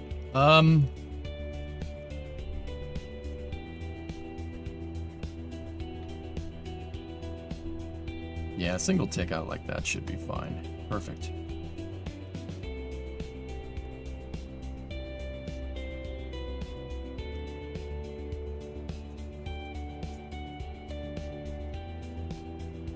Not too bad, thanks.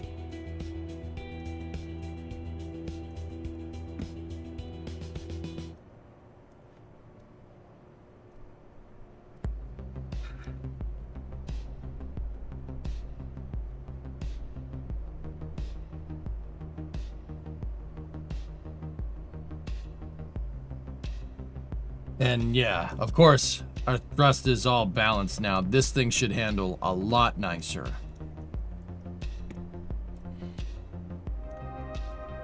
All right, now these motors don't need high mass at all. Their motor output can be nothing. It's just that thing that needs to be powerful. So the reason why I'm doing this is just watch. Change your motor size and output percentage, it changes the mass. Look, see the mass going down? I want all the delta V I can get. Now I don't want these things to be just free floating just in case, right? But we can take power, we can move their size output and we can shave off kilos all over the place. We're gonna need to do another shakedown, dudes, with this. Yeah, no getting around it. I gotta test it again to make sure that it works. That's the way she goes, bud.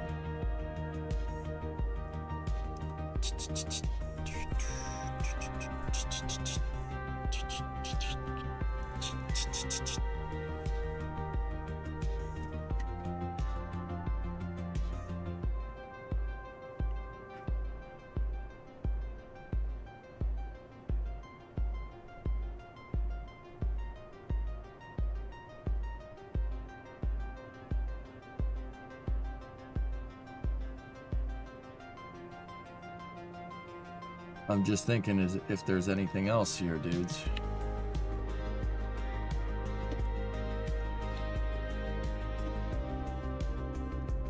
I think we've covered the spread here. I think we're all right.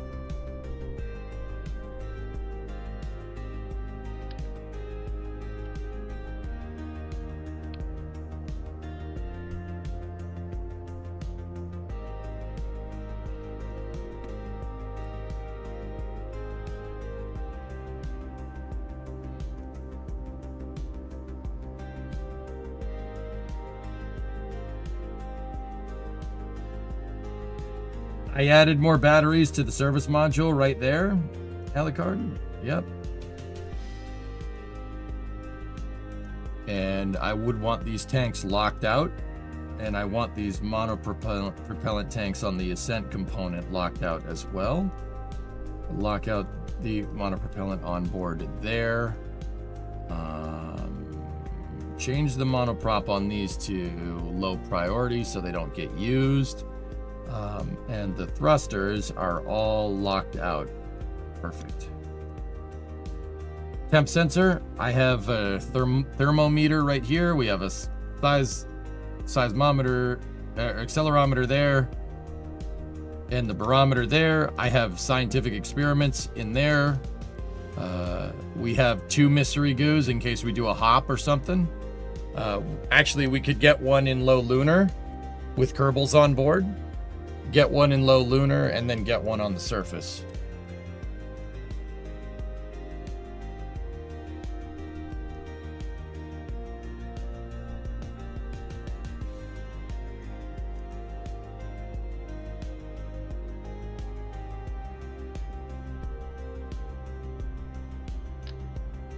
Nope. I did want to put an EVA experiments kit in there. And all right, where did our final Delta V readings come out to? Vacuum. 1469. You're taking Bob, right? He can reset them. Bob and Bill are going to go down to the lunar surface. Jeb is our capsule pilot. 1469. 54 TWR.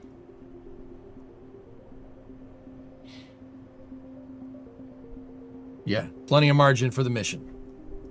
Great. So the descent module is my capsule service module, just with an Ascent component on the top. Yeah, that's all it is. Don't need 2 goos then, boss. It'll throw the thrust vector out of whack. I'd prefer it to be a balanced thing, Tessa. Yeah, I'd prefer it to be balanced. Solar panels good, communications are good. Yeah, everything is a-okay here, dudes. I think the only thing I didn't add was flags. I didn't re-add the flags to the design.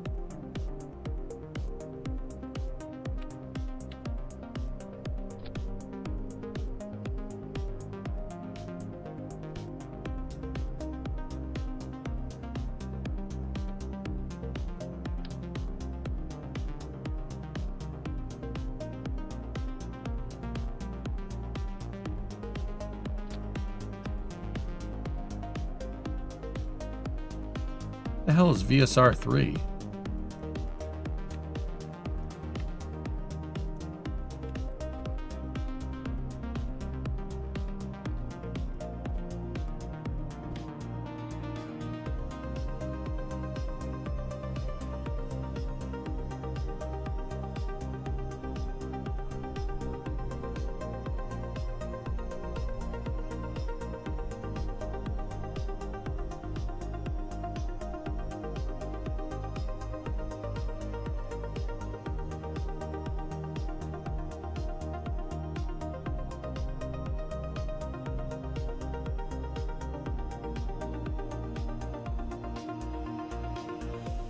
$163. Let's just go look at the block for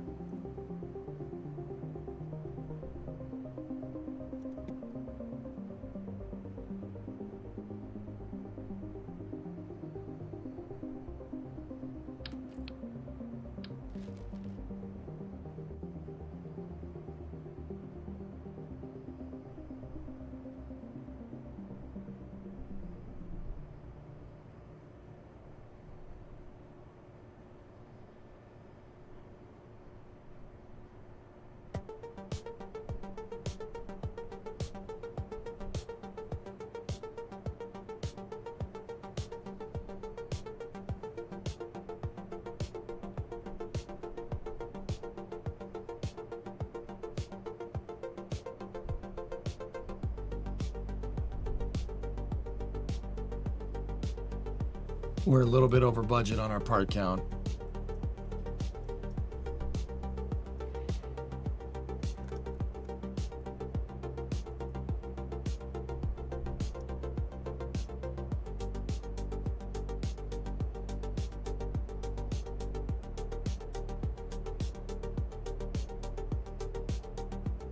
Did I really add that much to this dang thing? I took away parts, but it's the landing legs that are most likely doing it.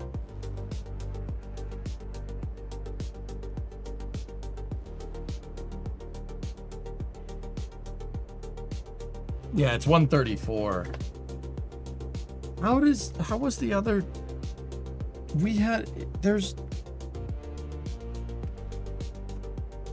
It's just the career mode, dude. It's not a performance cap. I could launch 50 of these and it wouldn't stress this computer out at all.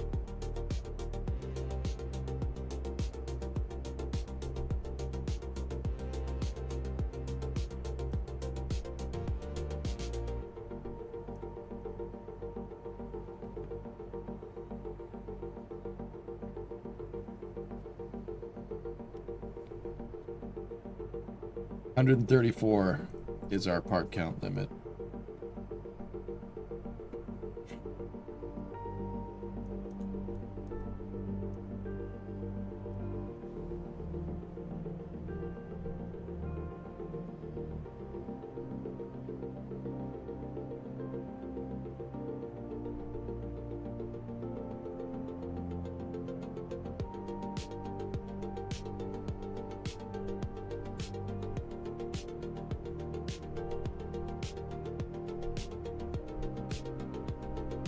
Would a tripod leg configuration work?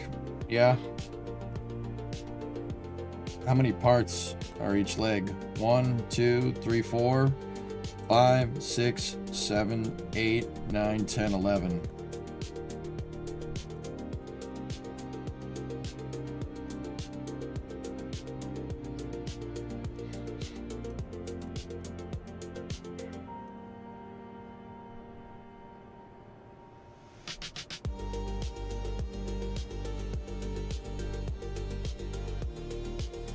Yeah, we really don't need 2 sets of thrusters there. We can get rid of that. That thruster block doesn't need that. I want the translation thrusters there, but yeah, that's all we really need from our thruster packages. That's fine. So that's 155.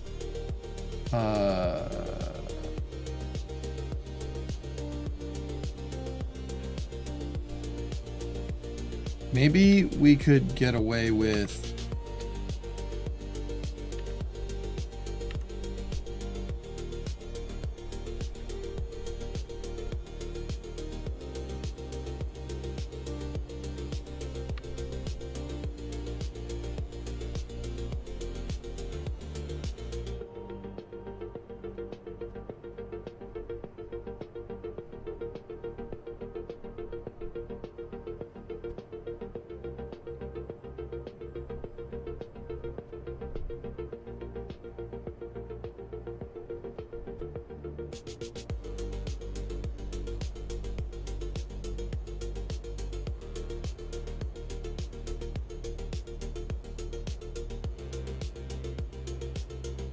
we could get away with that.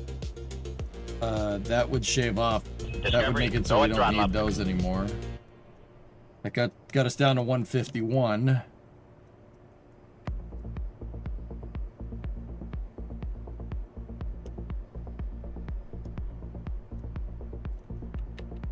Hang on.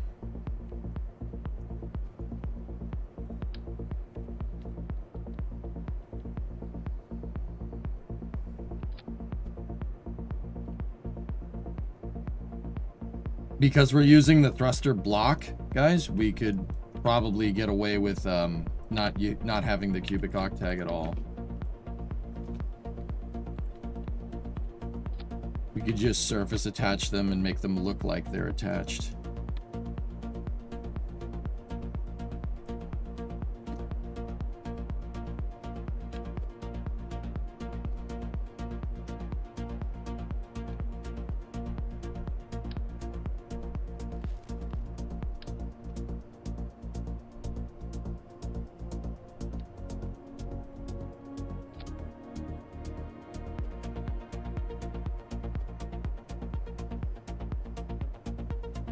And I actually kind of like this. It kind of came out, it looks a little bit cleaner too. It's not the worst. So So what did I do? I moved that up like this, and then I rotated it 45 degrees, and then I clicked it down like that. There we go. And get rid of that. And get rid of that. We're down to 147. This is kind of how the LEM had to go through the trimming. Yeah, exactly. You got to trim the fat, man. The downward facing thrusters, dude. I have 4 of them at 50. Our verniers, if we just do 2 in radial, same amount of thrust. 2 less parts.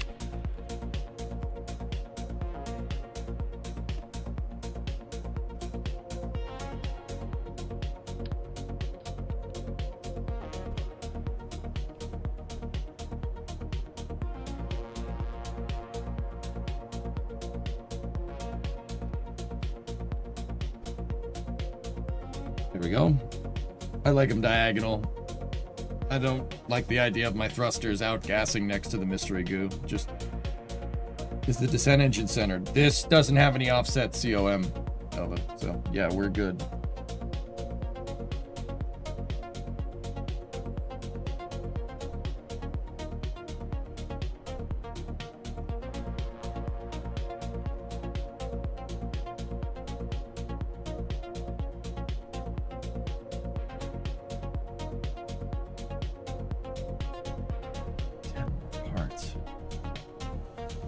Nice looking lander, you dig it? Thank you.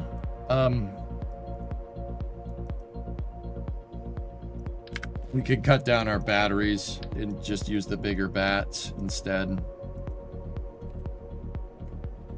So we had 6 batteries with 100 capacity each, right? 6 bats at 100 capacity gives us 600. 2 of these things gives us 400. And if we, you know what, if we did it in 3 times symmetry, same amount for 3 less parts.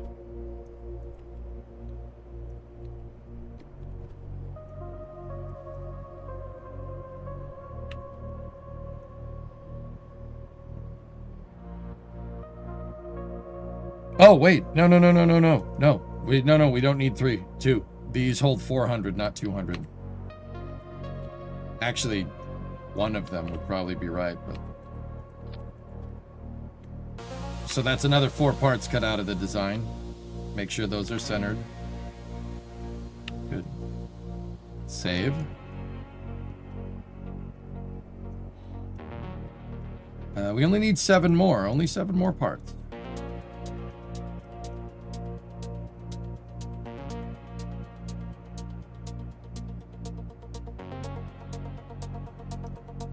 The RCS balls. I hate these tanks. We're making the freaking lander more expensive this way. I'd prefer the small ones. No, they didn't. The radio batteries have extended amounts. I thought they didn't. Well, if it's not, if the battery's down here, then yes, it will. But no. Why not the donut instead of balls? Because I hate the donut tank, and the donut tank isn't monopropellant. But mostly it's because I hate it. Because I hate it.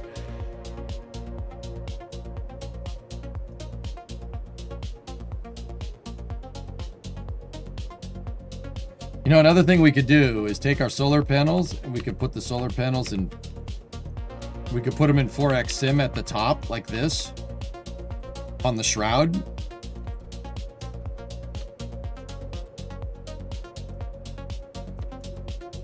Like that, and that would eliminate the need for that panel right there. So we could ship 1 part out, and then it's just 10 parts from there. I don't want to do that just yet. Do you hate the Yankees or the donut tank more? Bro, leave me alone. Be quiet. You know what? I like the flags, but we could get away with it right there.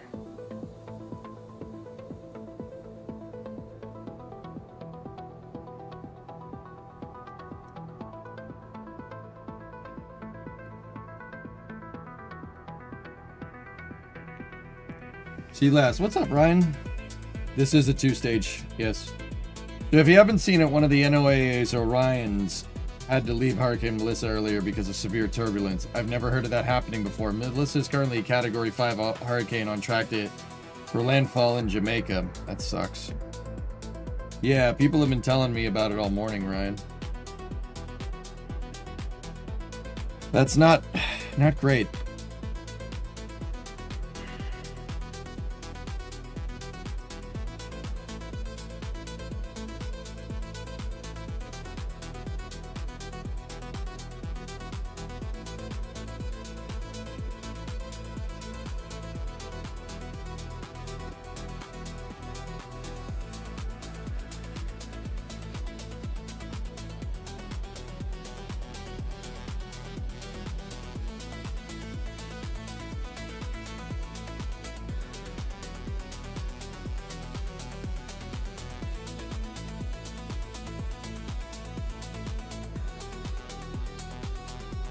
Thinking.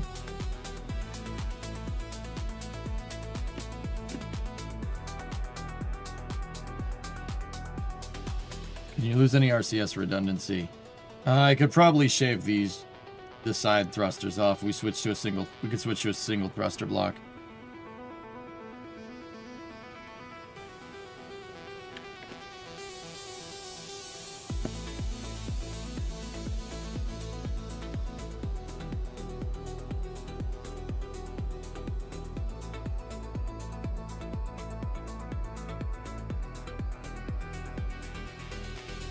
Yes, I only want 2 first.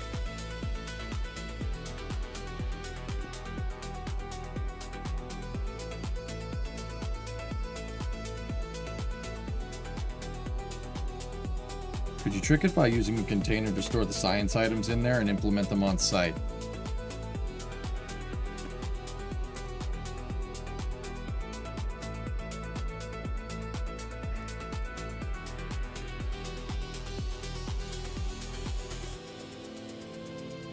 I mean, yeah, we probably could, but that would screw our surface experiments packages. My coworker is a Falcons fan. He's been missing in action since yesterday. Yeah, Baron, this is a 2-stage. It's a 2-stage. I got saddle tanks on the sides here for my Ascent module. We were using the MEM, but the MEM doesn't really work how I want. The center of mass on that thing never lines up with the RCS. I think it's bugged. I think that part is broken. So I don't want to use it. So I had to redesign my Ascent component, but yeah.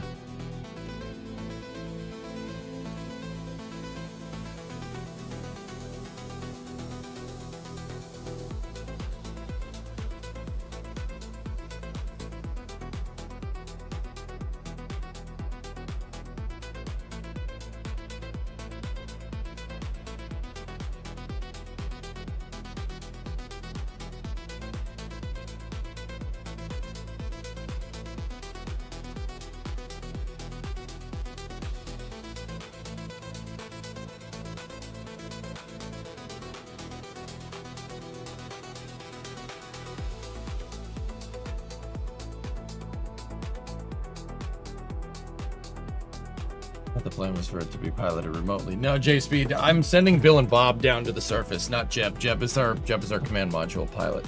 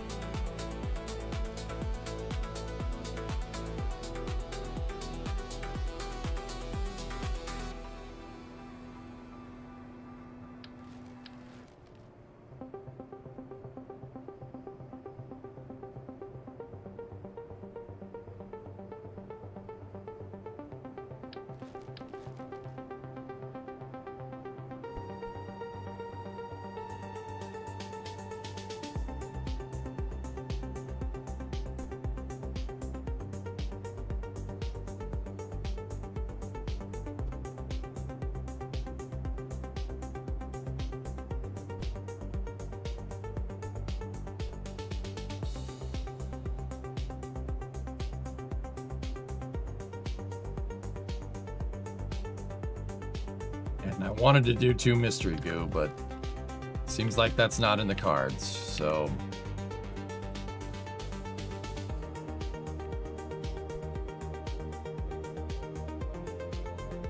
That doesn't throw it off too far.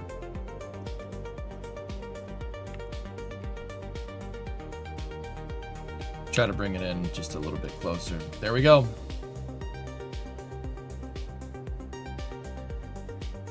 All right. What's your lander's name?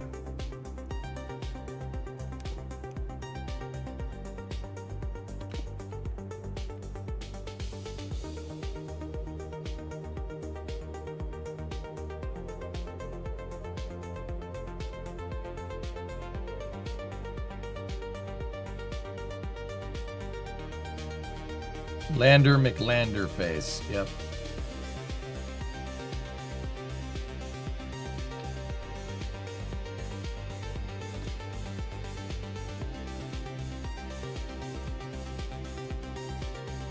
Hey Simon, how are you?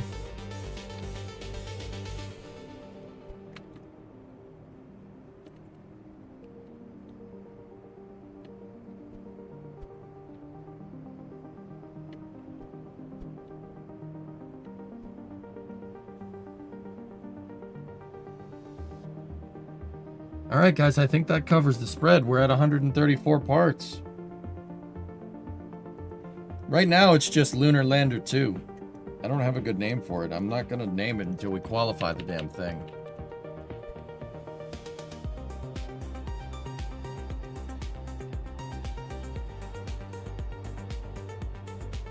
$163.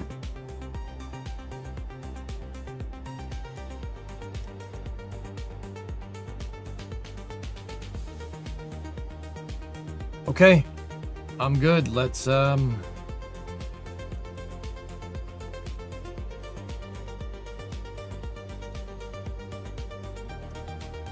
do this. Save it. Let me put it on the Octo Block 4.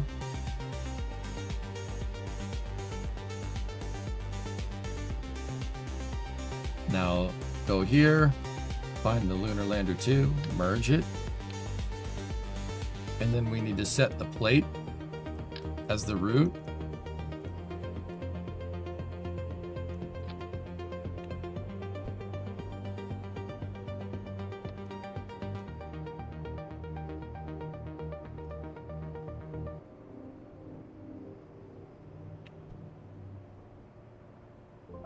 Don't do this way. The struts on the landing legs are all screwed up. They're attached to the wrong components. Do not, no, we can't integrate this way. Let me copy the name Octo 3 Block 4. Don't save. We'll do it backwards. Save the Lunar Lander concept and then merge the vehicle with the lander.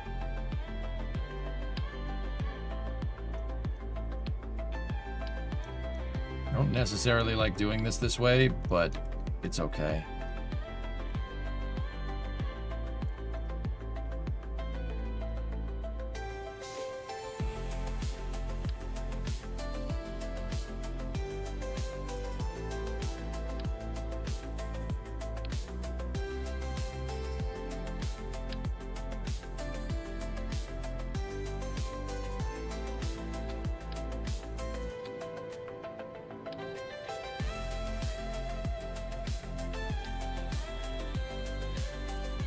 It glitched.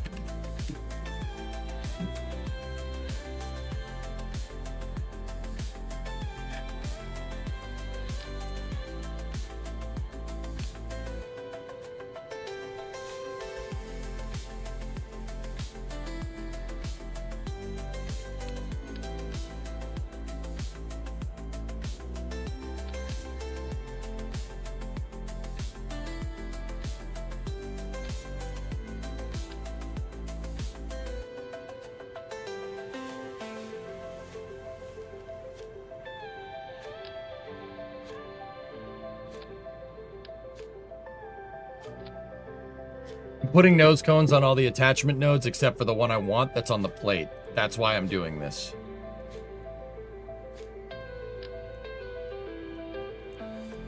Sometimes the game can get a little finicky if you attach it to the wrong thing first.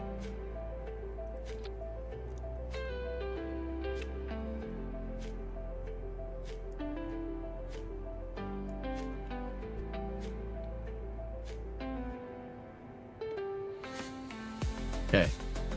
Consider them FOD covers.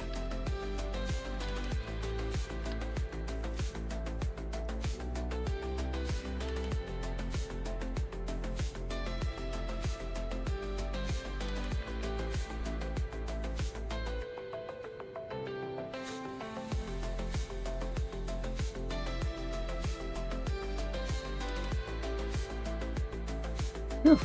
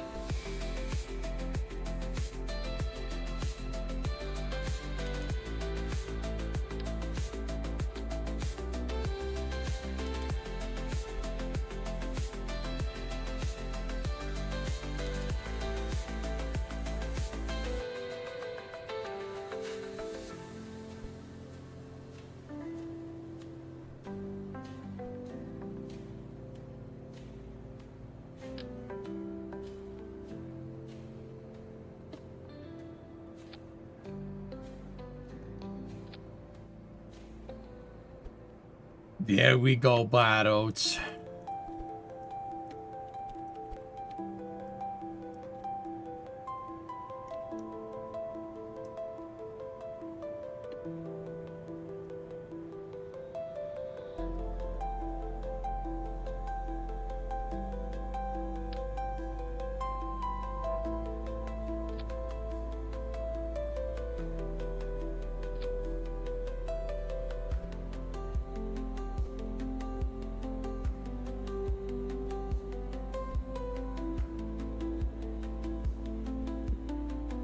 Okay, now let's make sure that all these are locked out.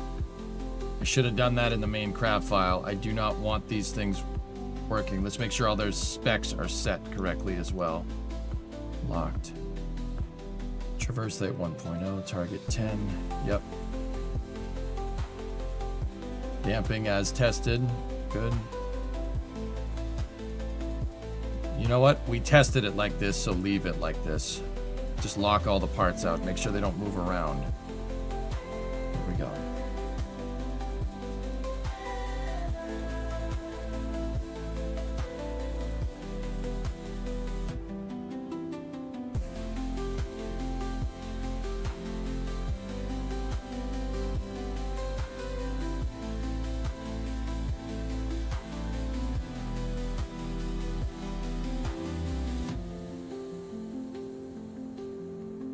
Okay.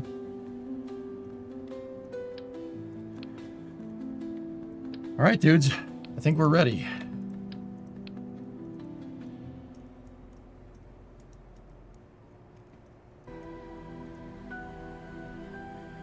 Did you have the dimensions of the lunar lander in mind? No. I'm not designing this for a Saturn V. This is designed for my rocket. So different dimensions were needed.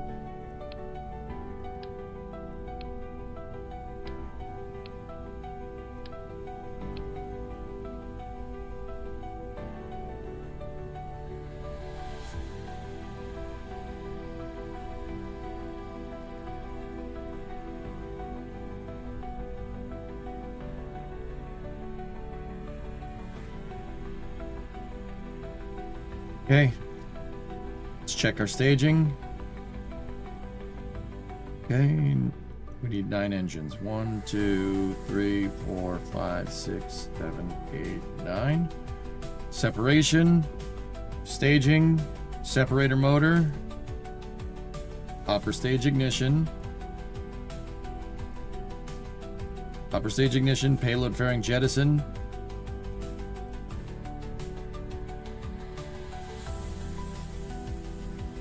That's spacecraft separation right there. Descent module ignition. Separation, ascent module. Cool.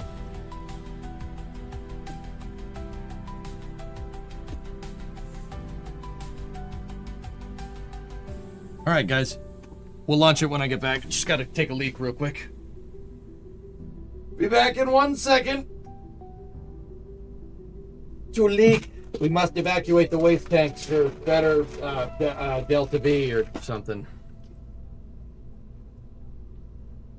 Lower wet mass.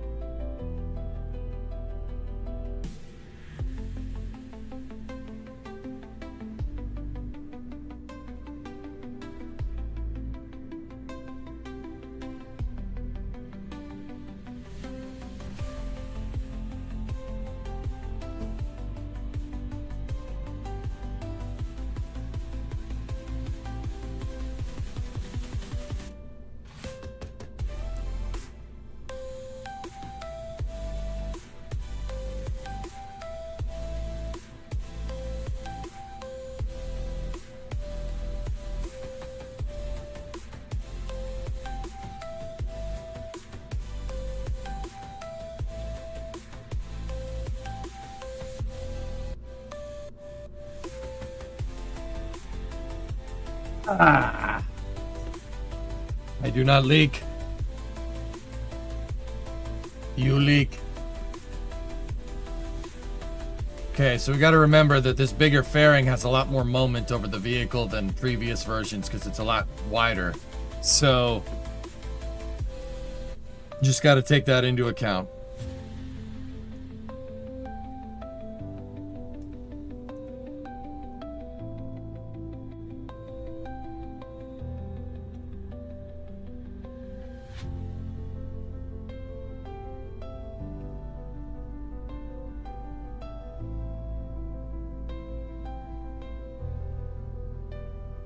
Turn the page, wash your hands.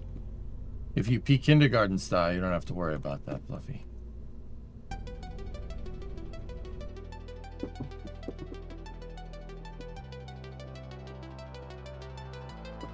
I don't have prograde hold. We're using an Octo.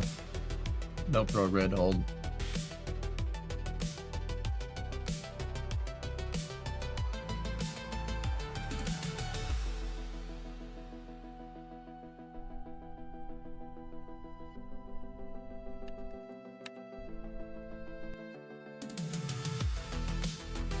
Jeb and Bill were trying to sneak on board there.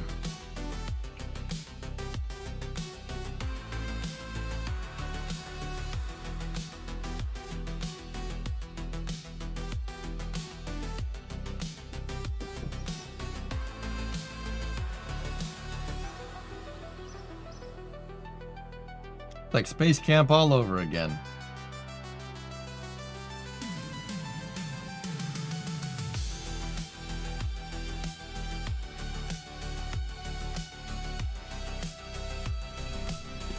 Throttling down for max Q seemed to do the trick last time. So that's what we're gonna do.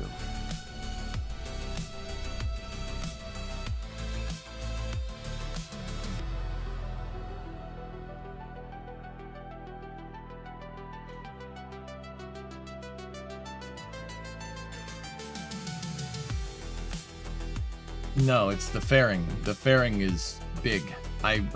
The Block 4 version of this has a much bigger fairing. It's a 375 fairing as opposed to a 2.5 fairing. Fairing has a lot more moment over the vehicle during max Q scenarios. So we just have to keep the dynamic pressure a little bit lower, that's all. Okay.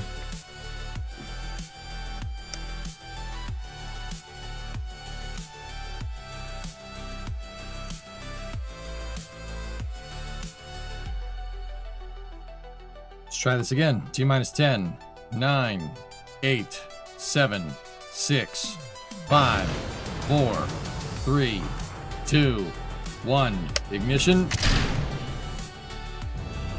And we got a liftoff. Octo 3 Block 4, carrying the Mark II lunar lander.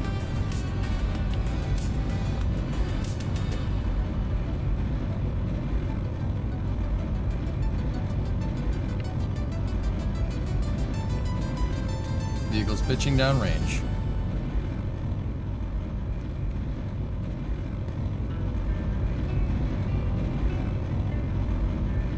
Throttling back the engines for max Q.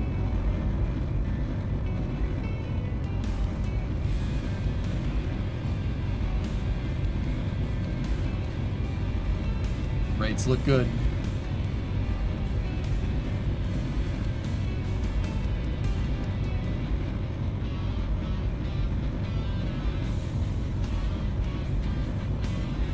Uprated Reliant motors working really well.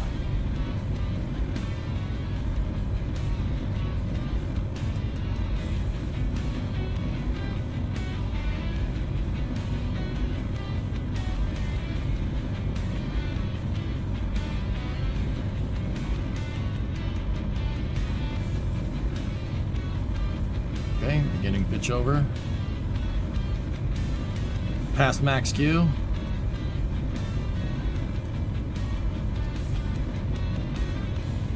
Throttling back up.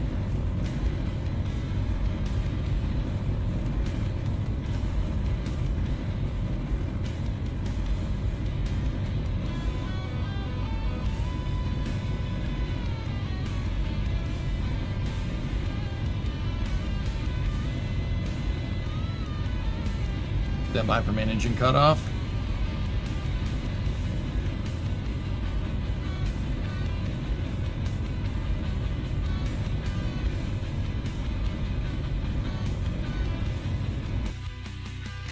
Went a little too far. Vehicle confirmed, upper stage ignition, good.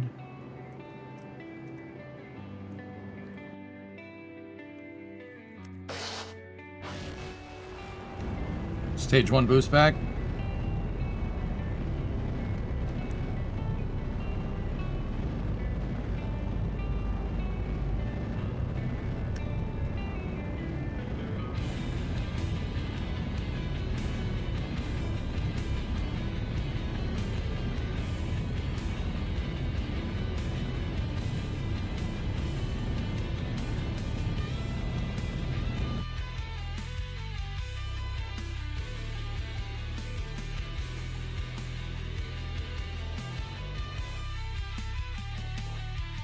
Hopefully the spongy water is going to help us here.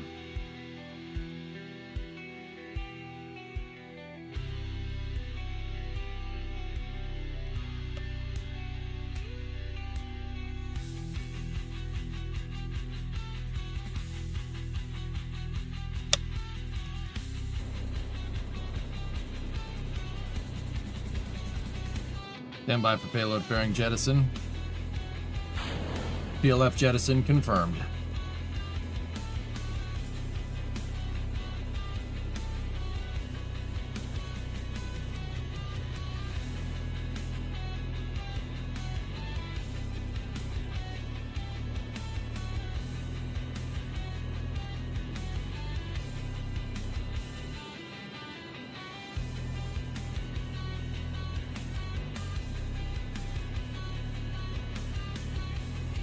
First stage is coasting.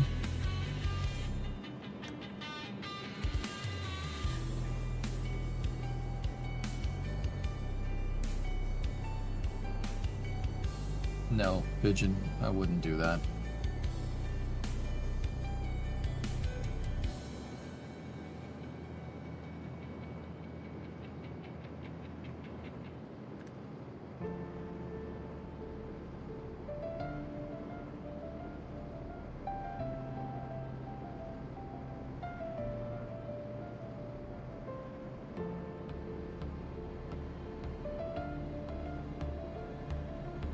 Okay, second stage performance looks great.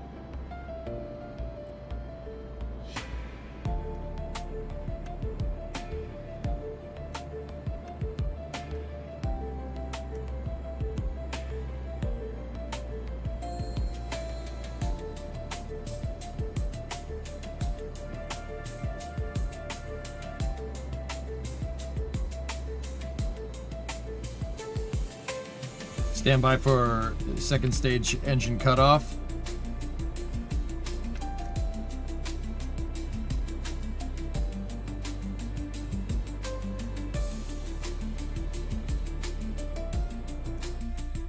(105 by 108) nominal orbit insertion. Good stuff. Slightly inclined to the moon, but that's okay.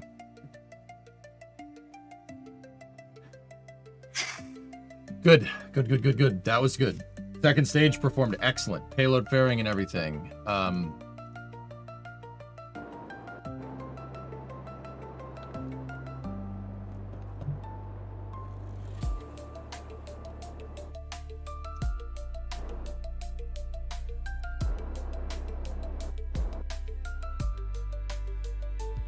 That was not a good time to run out of monopropellant. Oh no.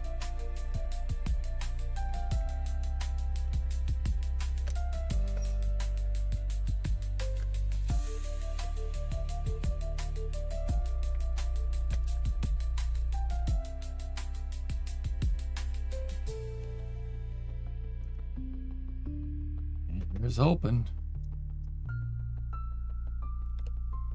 There's no way we're doing this.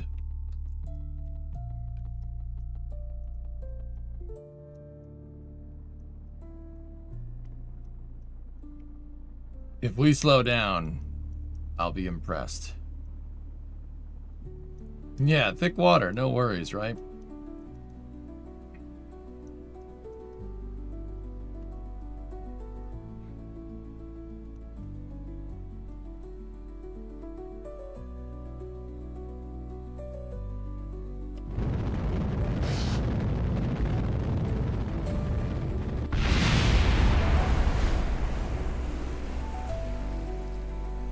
There was no saving that one, guys. I set the AP was way too high. We burned our engines for an extra couple of seconds before main engine cutoff because I wasn't paying attention.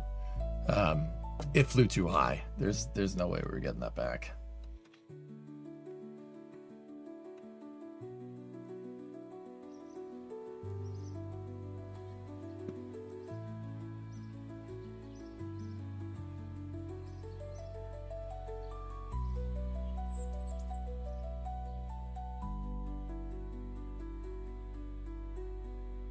So the water acted a lot more like it should that time around, which is pretty good.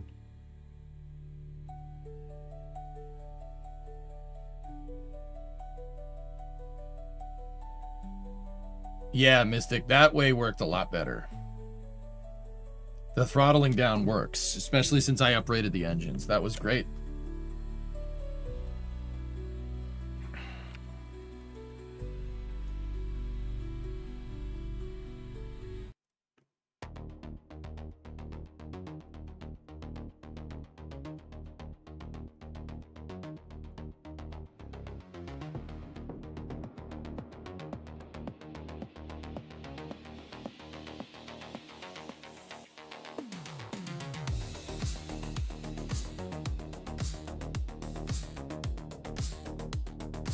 $659.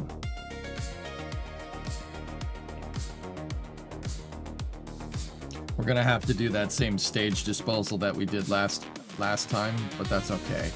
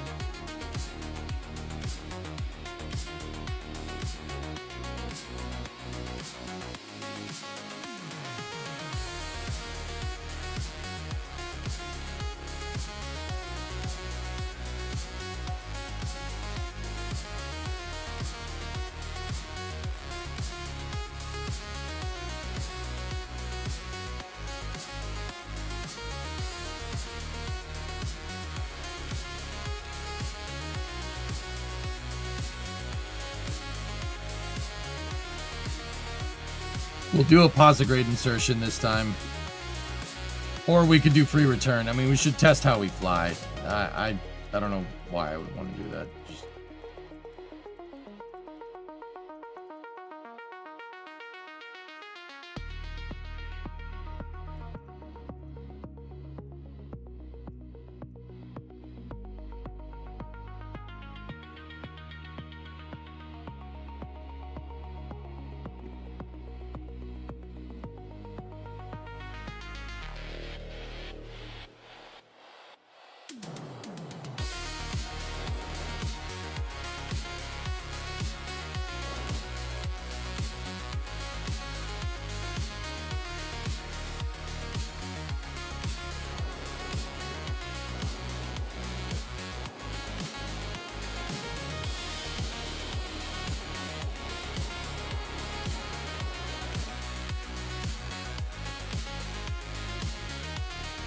Congratulations on landing on the moon. Huge win for the president and NASA. Is that a good press release?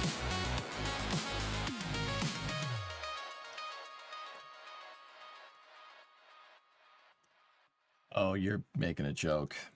Yeah.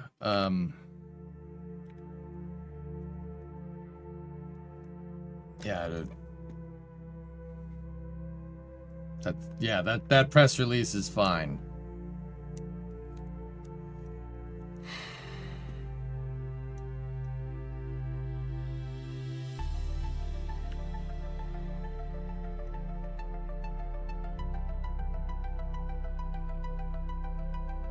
We can use the RCS to do it, Tessa.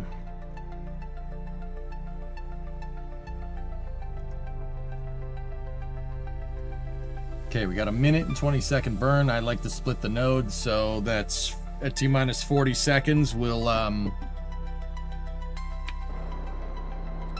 get going here.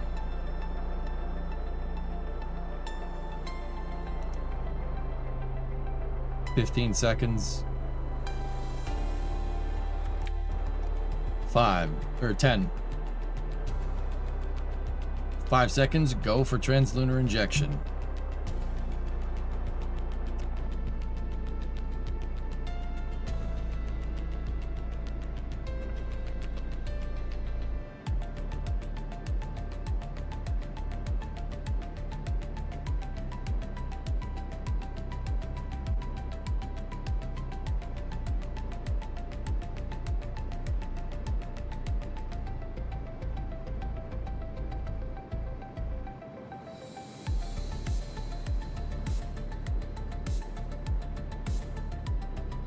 As many as we want, Alucard. I try not to fire the second stage engine more than like 5 times in any particular mission, dude, to be honest with you. Okay. Stand by for Seco 2. Seco 2. Confirmed. Stand by for payload separation.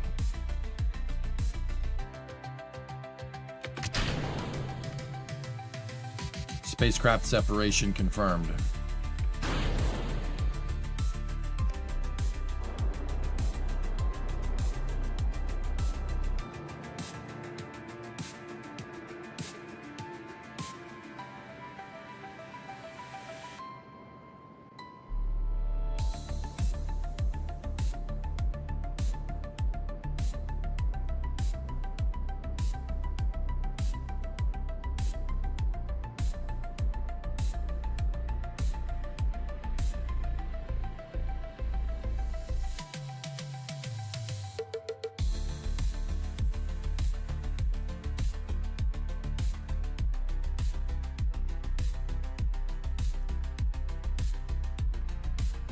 Good.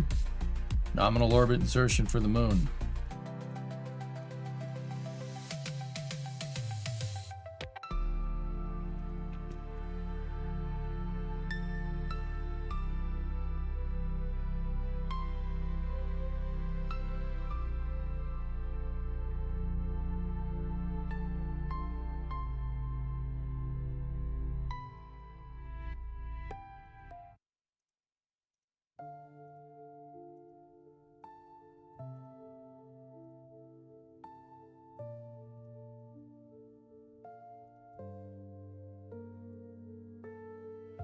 Okay, enabling landing legs.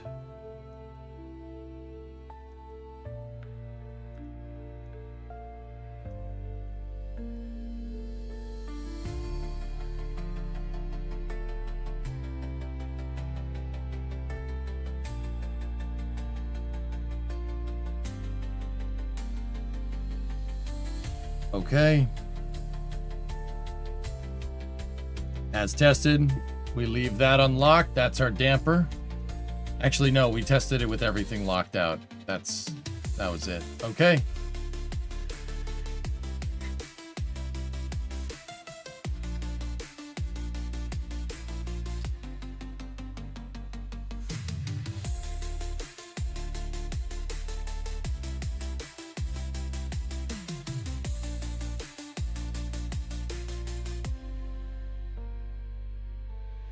Okay, let's test out our maneuvering thrusters.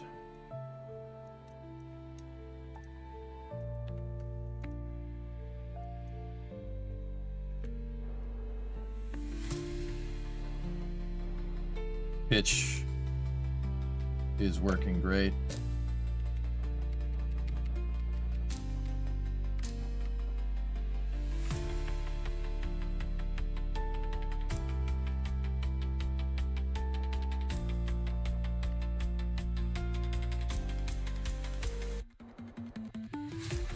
Yeah.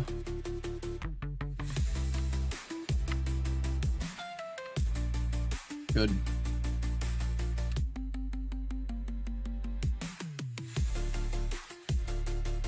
Yaw rate is working good. Yeah. All right. Try translate.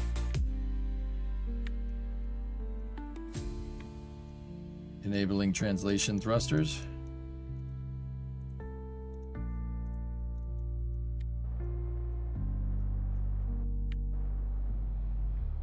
Our translation thrusters are not affecting pitch and yaw rates. We are good. Working excellent. All right, roll.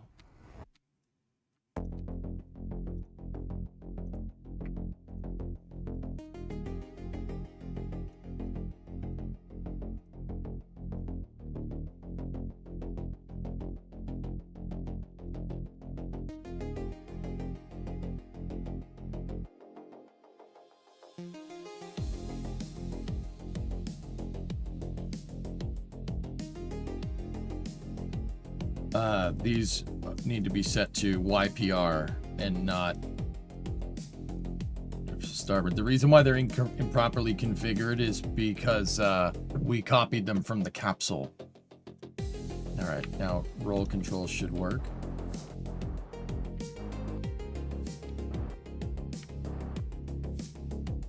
Something is wrong.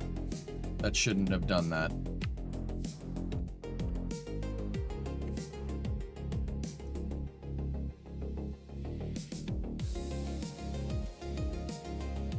There it is.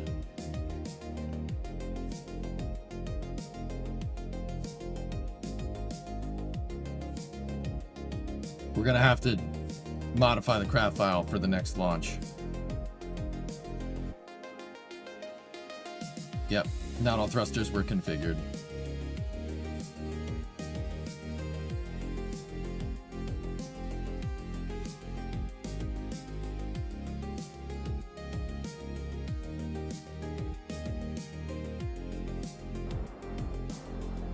There we go.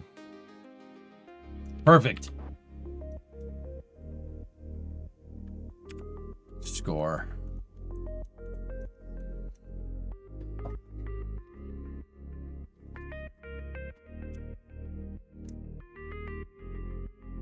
I don't understand why Artemis just doesn't do this. The gateway seems unnecessary for the first few missions. Orion can't get to low lunar. It can't get to low lunar. I agree. I very much think we should go with what we know. And emphasize scalable architecture. I'll show you what I mean when we get further into this save.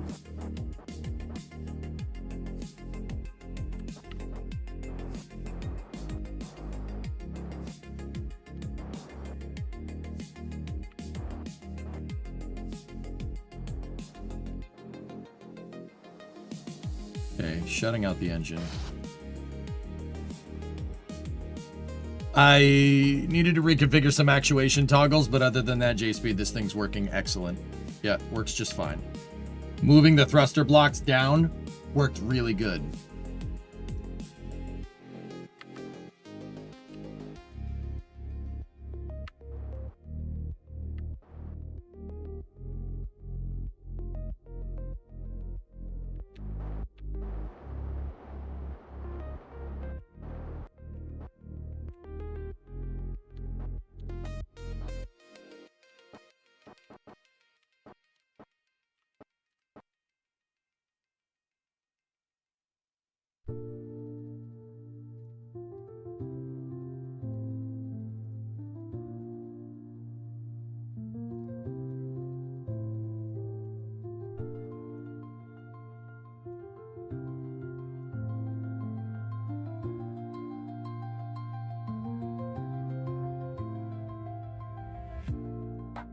Okay.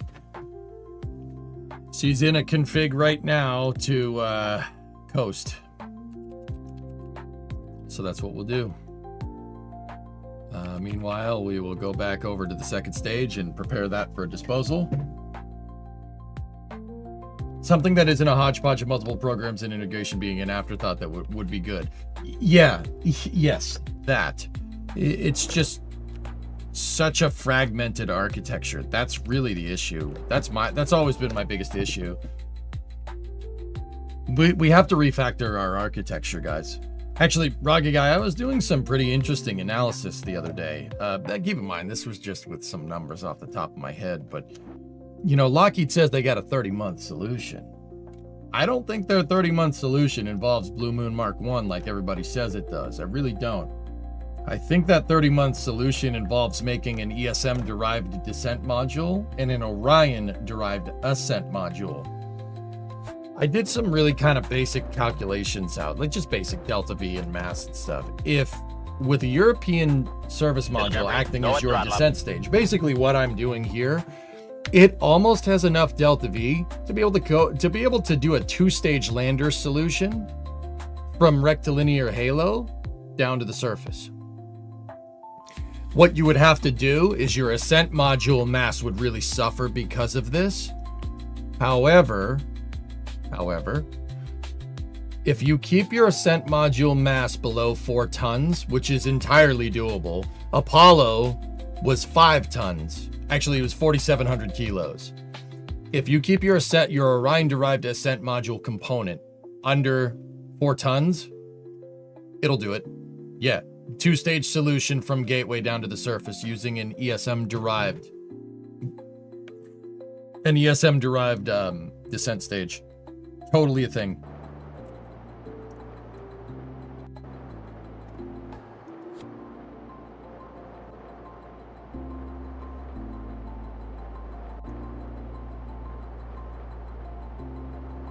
Are we 30 months from Gateway? You would not need Gateway in this design. Lunar Orbit Rendezvous. SLS Block 1 for Artemis 3 shoots Orion into rectilinear halo orbit with people on board. A Vulcan VC-6 would be able to move the lander to translunar injection. You don't need an LMDE. The AJ-10-190 is good enough.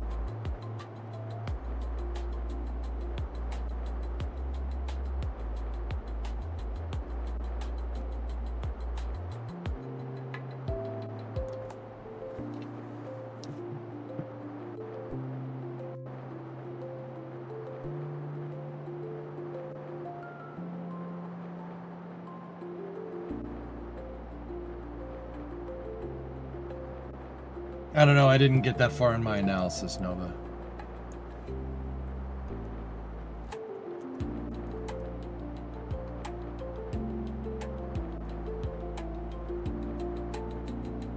I should have checked the contracts before we launched this, but...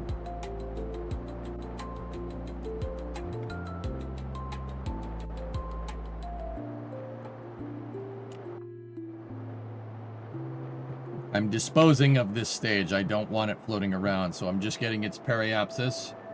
I'm getting the stage periapsis below 25 so the Kraken will eat it. You have to offer some sacrifices up to the Kraken every once in a while. That's a thing. It seems silly to get back again before the Chinese. Do you think that mass can be less than 4 tons? Mass always ever seems to grow in my experience now, like now with Swift salvo missions.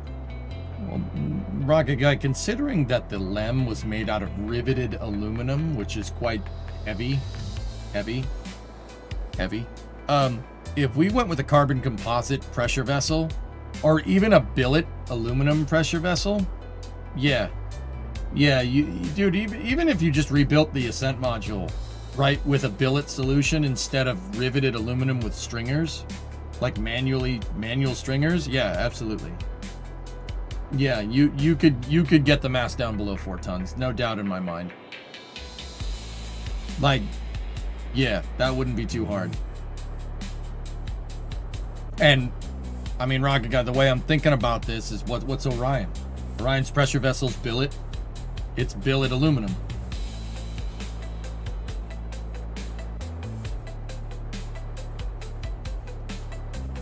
Maybe if they don't count the wires. That was Thales Alenia, guys. That's not Lockheed.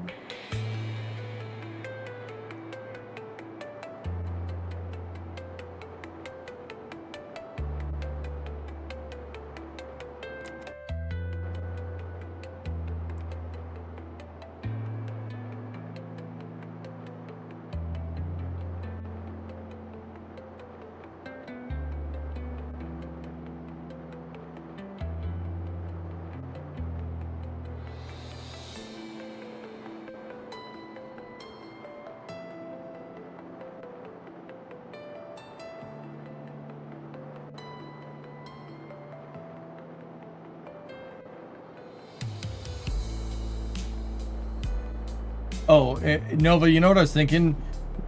The AJ-10 being throttleable, I mean, I don't think it's throttleable, but if you're using an ESM-derived service module, you have clusters of thrusters that you could help with modulating your throttle. You basically just use you could land with a combination of the RCS and the engine. That'll do it. It'll get the job done. Not pretty, but it'll do it.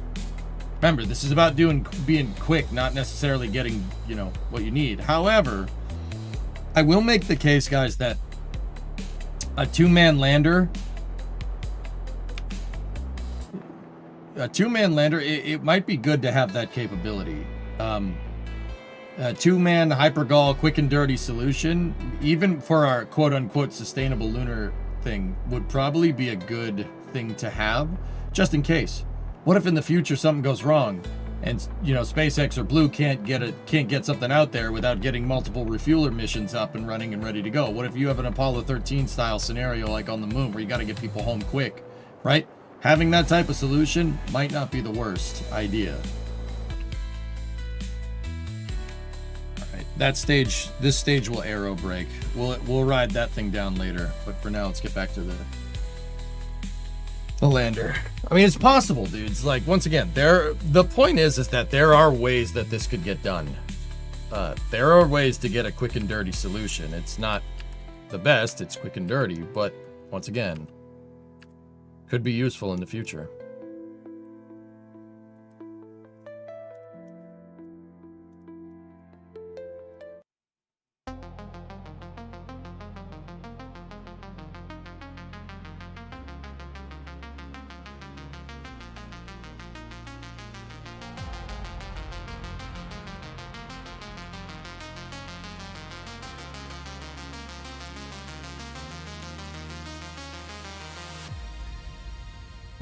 The lander is approaching the moon. We're gonna get a signal blackout here. Should get it back right now. All right, cool.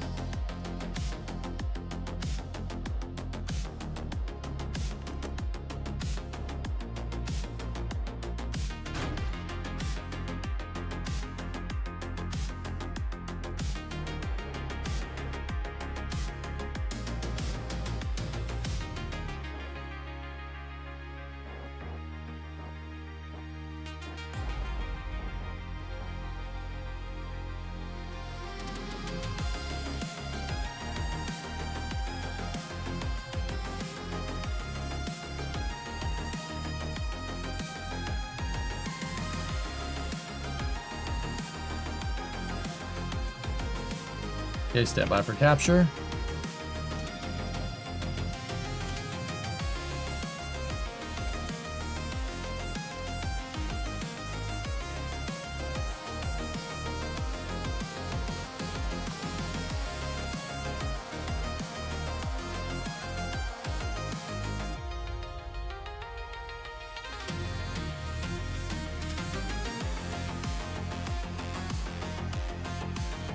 Okay, we have captured.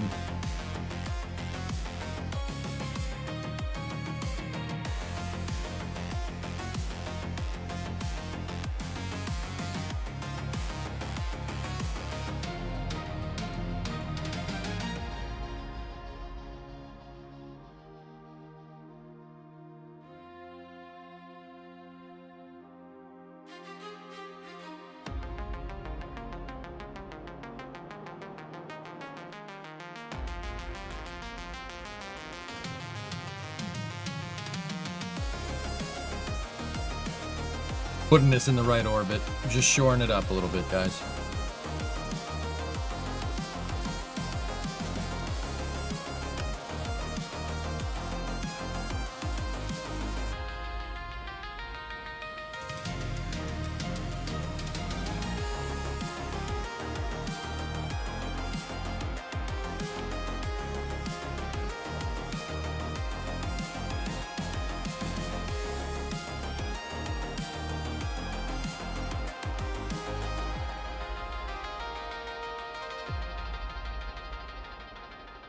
Cool.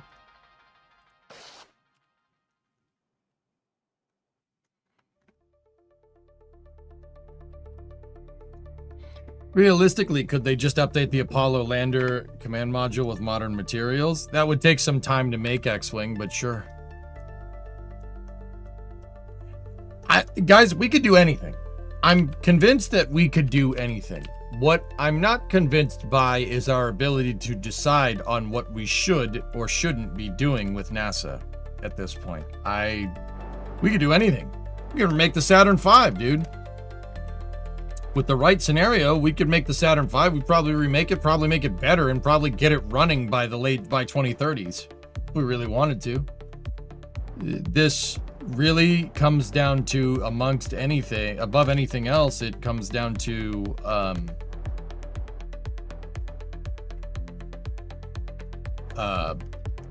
deciding what we want to do. We've been figuring out what we want to do after Apollo since Apollo ended.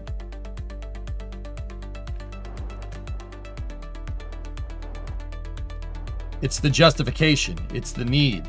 And that's always been my argument, the justification or the need for the architecture, for what we should be doing. It always comes from the president. So we haven't really been doing anything over the last 50 years because no president has committed to a really, really good space goal like President Kennedy did.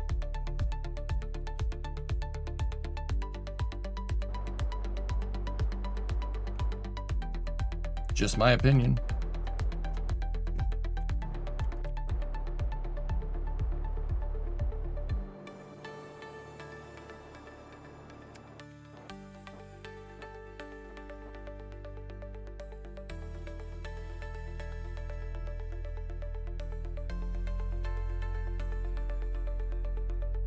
I guess we won't time warp to that, jeez.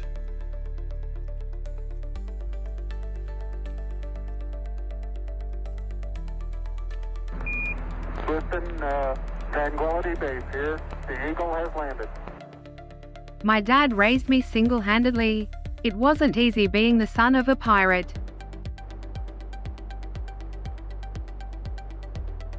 What?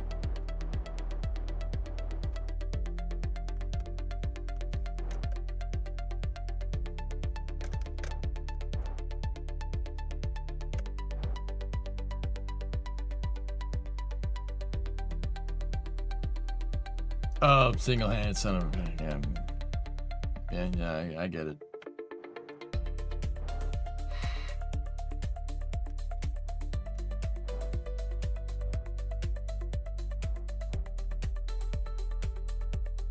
That was funny.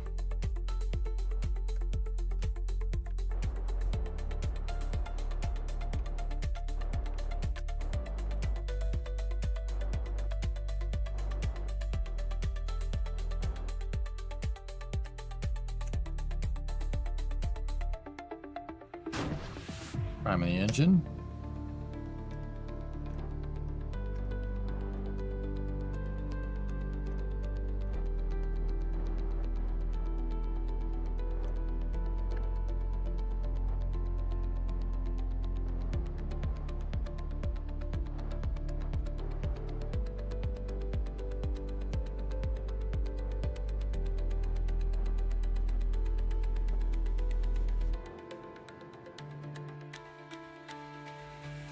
by 93.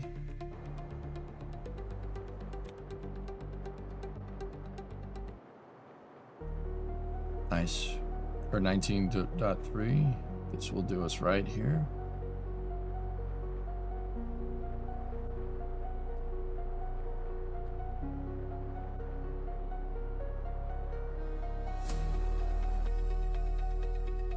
Cool.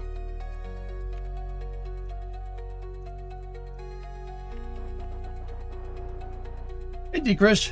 Thank you for the raid. Appreciate it.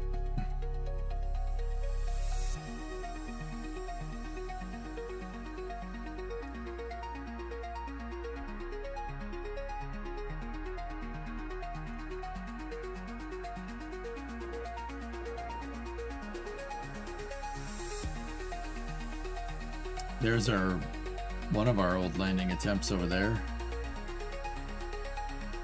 Or that's the Mark 1 descent module.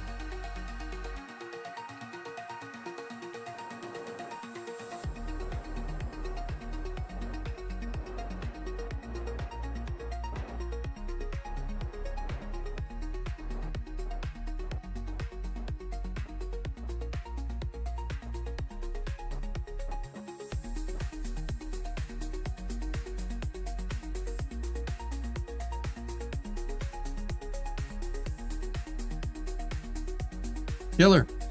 983 meters a second Delta V. We got plenty of margin. And now a capsule is ready to get out to this thing. Oh. Should we should land it. We should test. We should do an end-to-end test.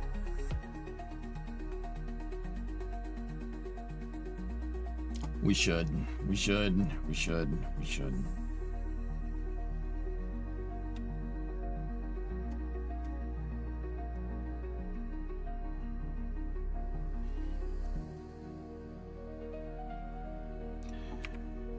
Yep.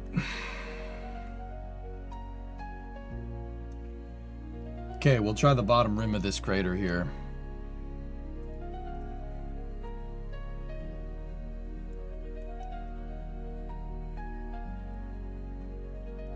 Discovery, go at throttle up. Okay, let's reorient the vehicle and test landing capability.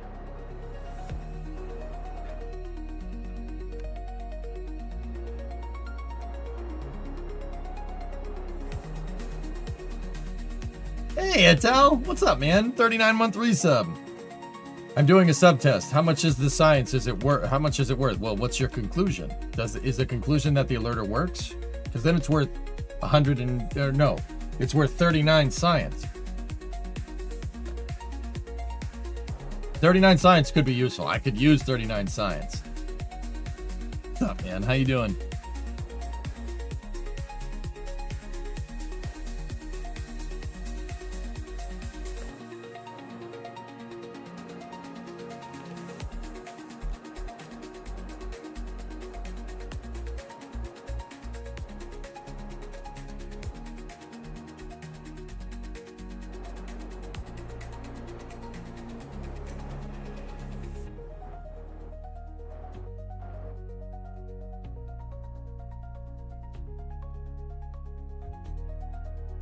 Stand by for powered descent initiation here.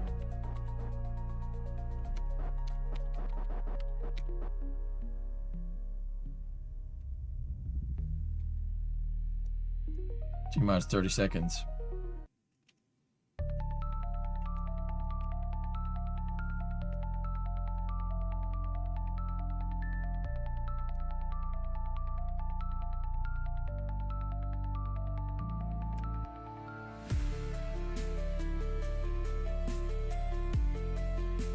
You're eating some cup ramen and watching your landing. All right.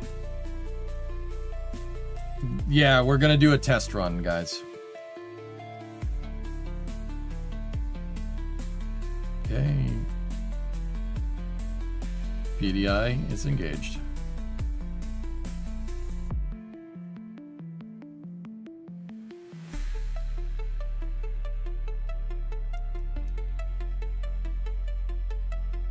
Rates are looking good.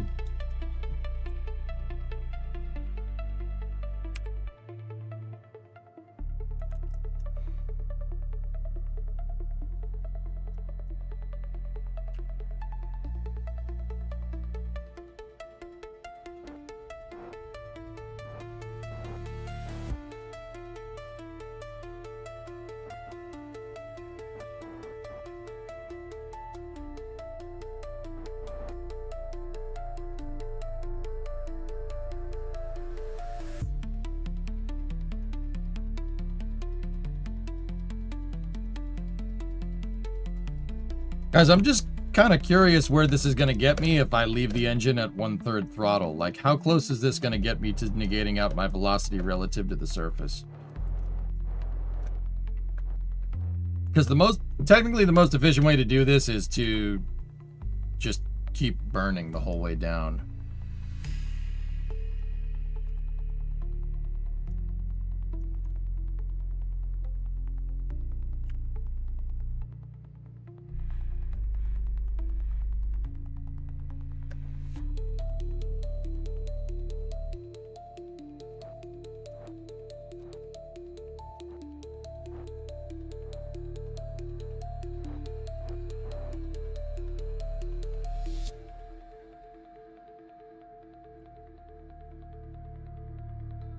Actually pretty good.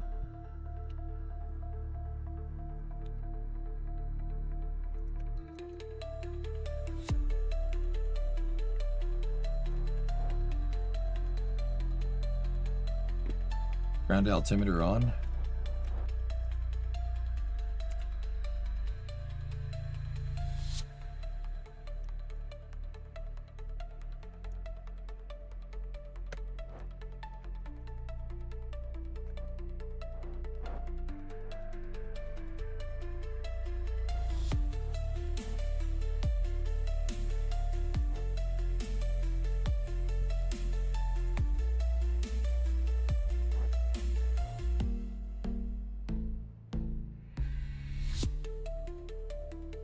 Actually pretty good.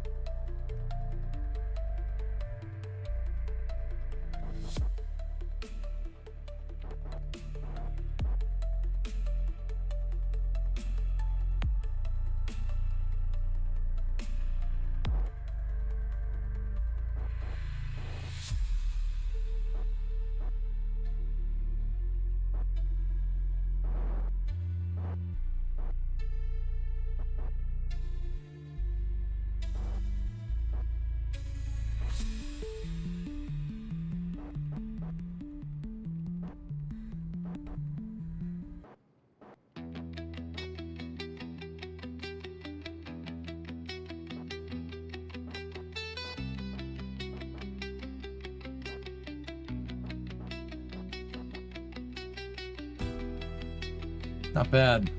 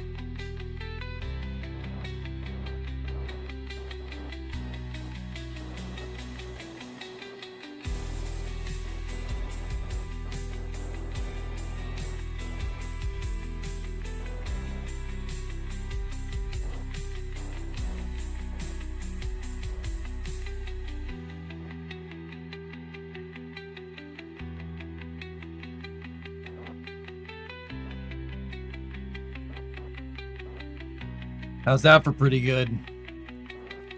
Coming down right. Almost exactly where I targeted. I was targeting a little bit over there, but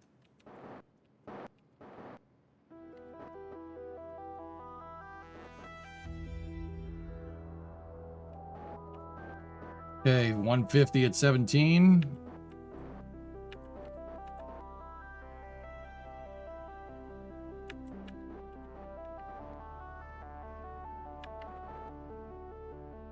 Okay, we're floating.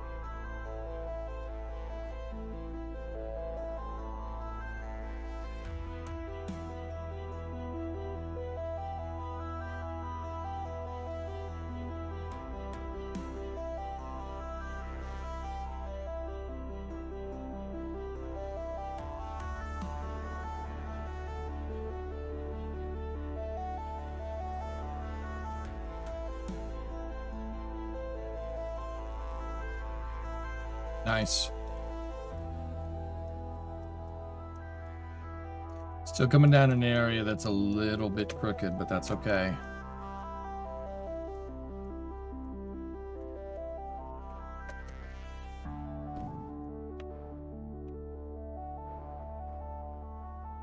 Close. Lander legs absorb the impact.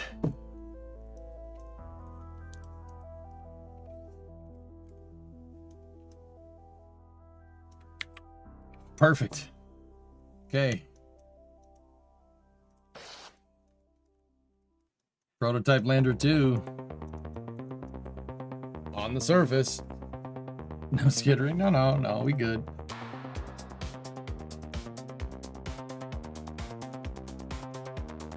You guys know that that's how Apollo 11 landed, albeit a little bit less exaggerated than that. The computer was bringing them down over an area that wasn't going to be good for landing, so Neil took manual control and did that. What I just did, but not nearly as exaggerated, but basically that.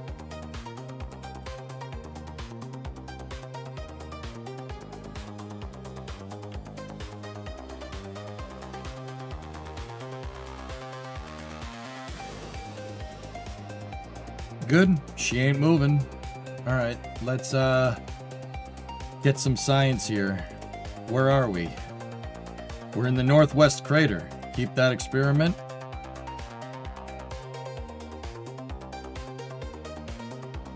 Keep that experiment. Keep that experiment. And then mystery goo it up.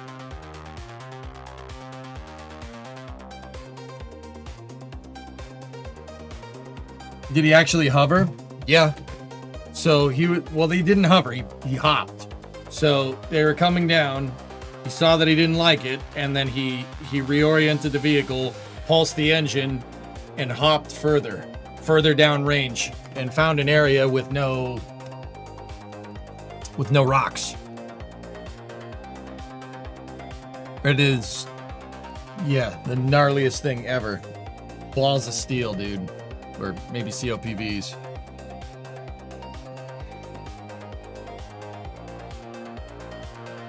He overshot on purpose because where the computer was bringing them down was too rocky. They would have crashed.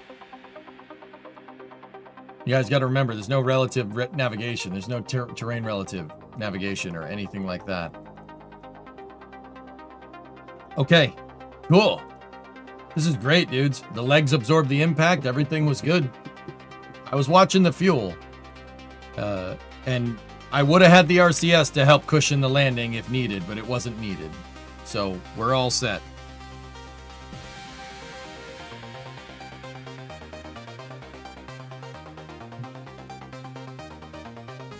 Now for the time warp test. Let's transmit science before we do that.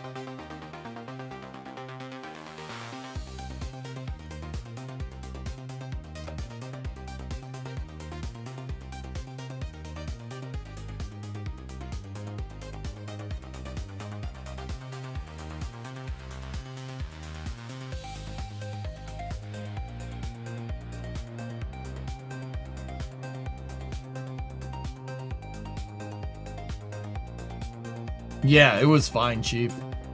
The legs worked perfectly. They bounced the impact.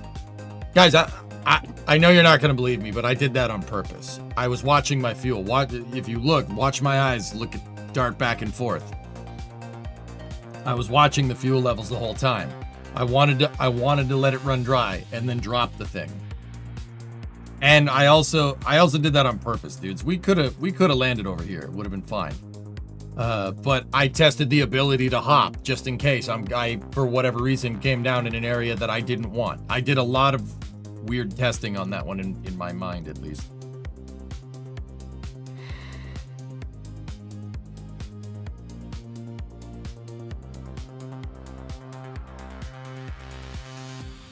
So you basically have 3 attempts worth of fuel.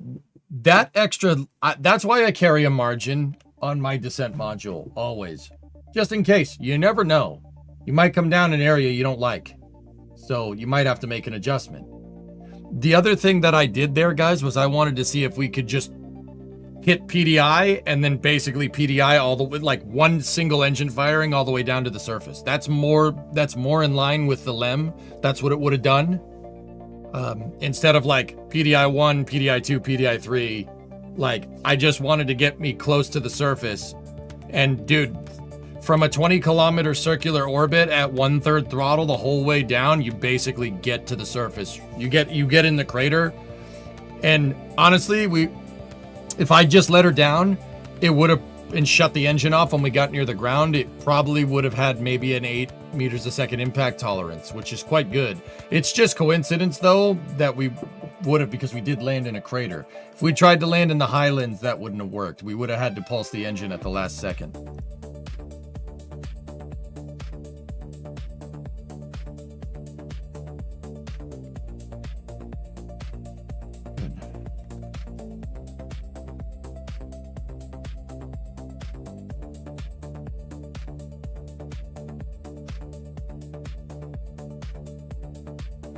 What was the descent module's delta V before the descent burn? 1400, I think. By the time we got down to the surface, I checked it. We had 435 delta V left. I know it's not EGA style, but you could save a lot of fuel by not burning all the way down.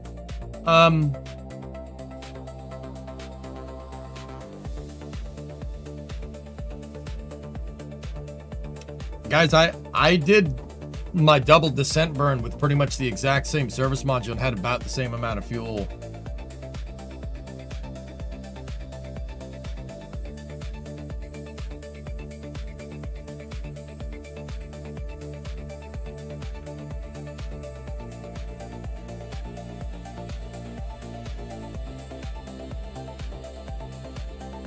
All right, time warp test.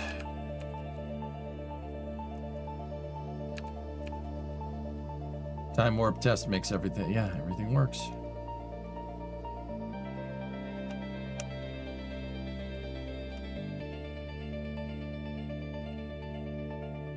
Killer. All right, Ascent module test here. Let's enable the reaction control systems on the Ascent module.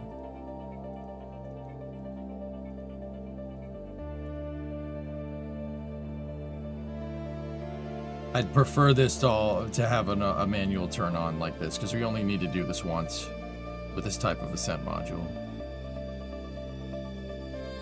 For now, at least.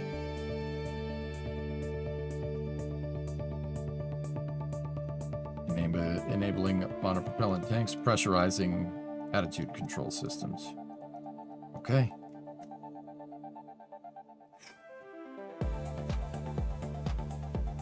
So long, descent module. Priming the engine. Pressurizing the tanks. Tanks are pressurized. Stability assist enabled. Reaction control system thruster test. Okay, RCS test is good.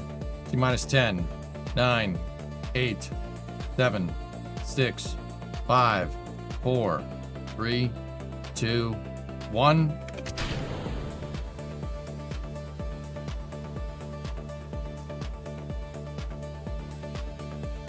This is why we test. That would have sucked with people on board. There we go.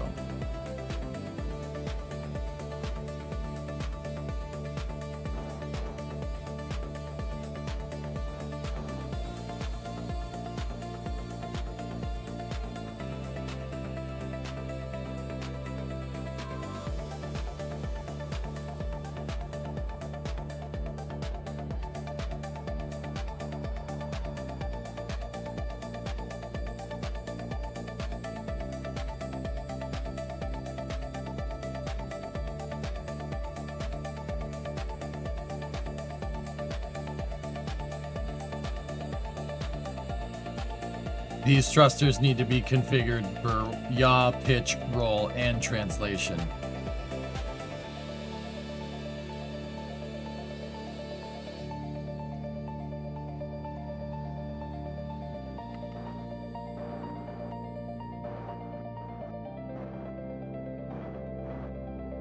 Just like that.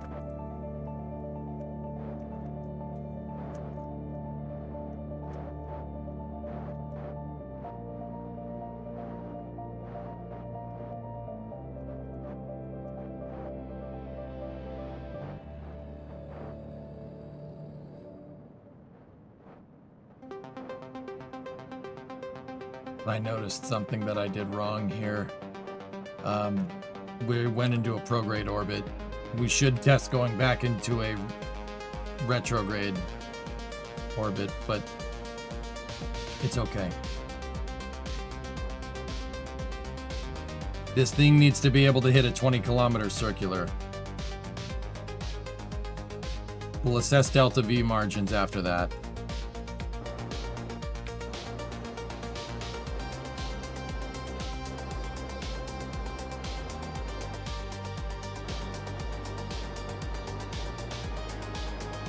Translation control is creating no.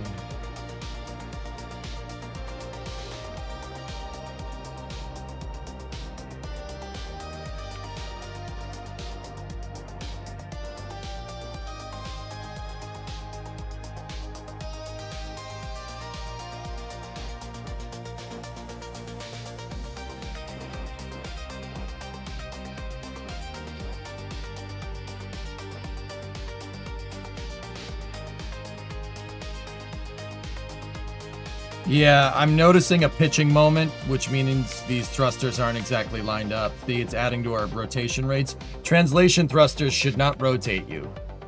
What about yaw? Yaw should be the same case. Yep. All right. They're not exactly lined up with our center of mass. They're close, but they're not exact. Just something to note. It's not that big of a deal. Do you think Starship HLS is dead? No.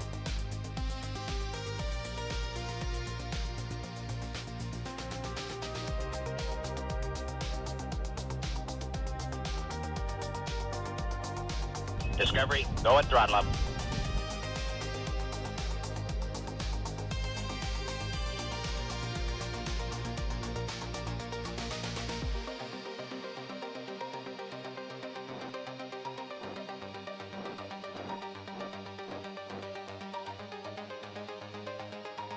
Hey, Hotbox 54-month resub.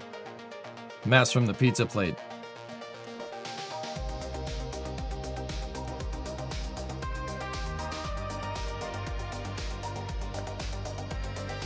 We did the analysis on this thing, Louise. Oh, it should have enough. by should, I mean I know it will have enough, dude. We good. Don't worry about that. That was more of a, you know, you should test as you fly moment for me, but...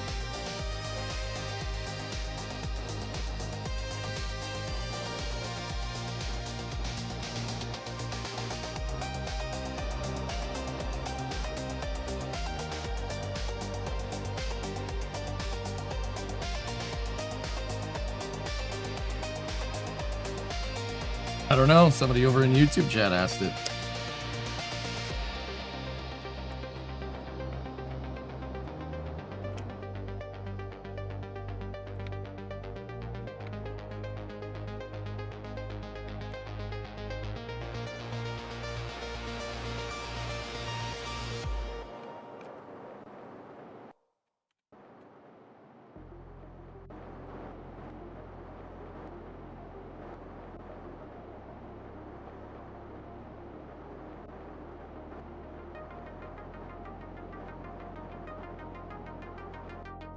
Easily have the mass margins to get back into a 20 circular.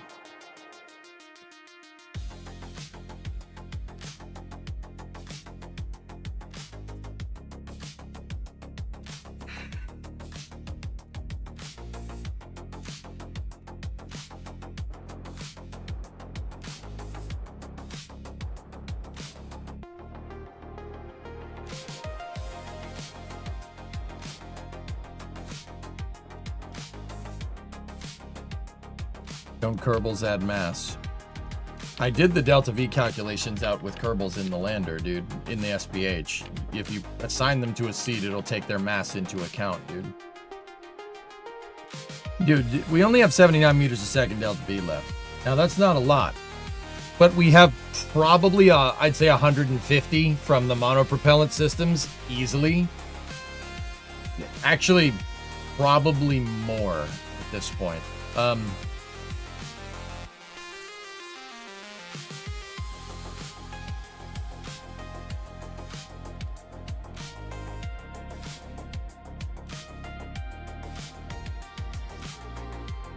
No, I know about action groups, Lemon. I don't like using action groups. Action groups will allow you to fat finger the keyboard. I'm never gonna fat finger enabling an RCS. It's a D10.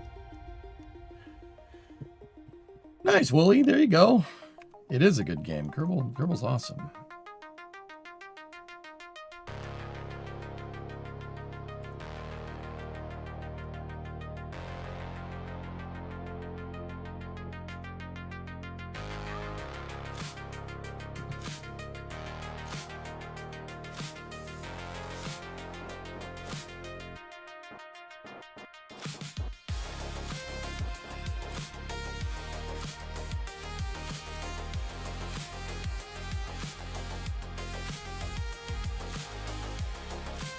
In fact, you know what? Let's try something.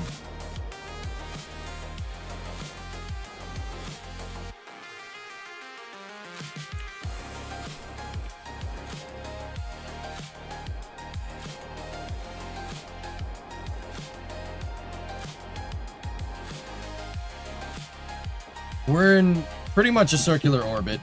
Orbital velocity is 543 meters a second.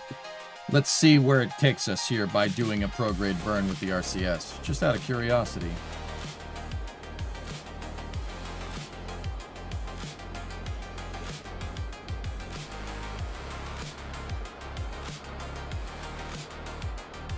I think you'll do this with Kerbals today. Depends on how this test goes, bud.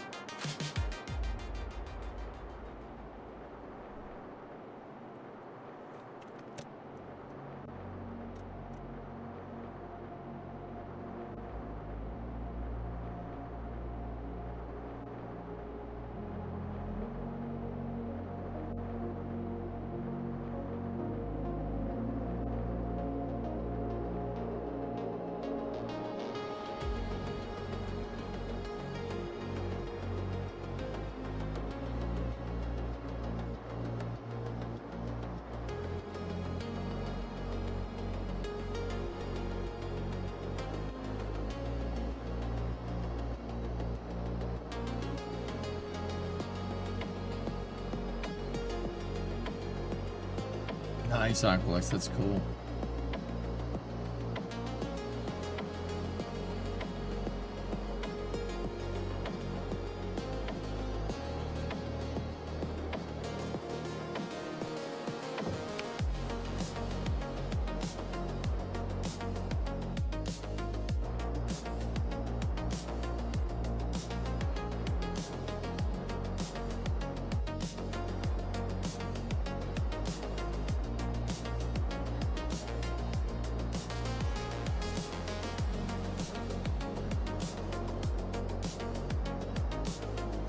I'm just seeing how much Delta V this thing has, just out of curiosity.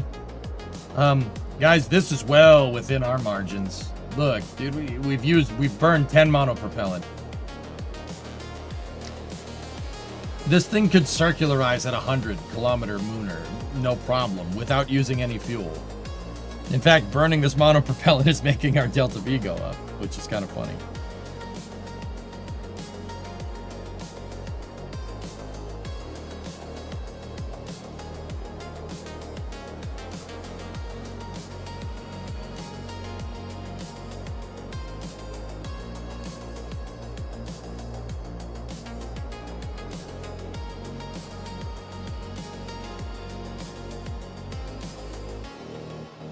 So that's 37 meters a second Delta V, give or take. Probably a little bit more because we're going uphill now.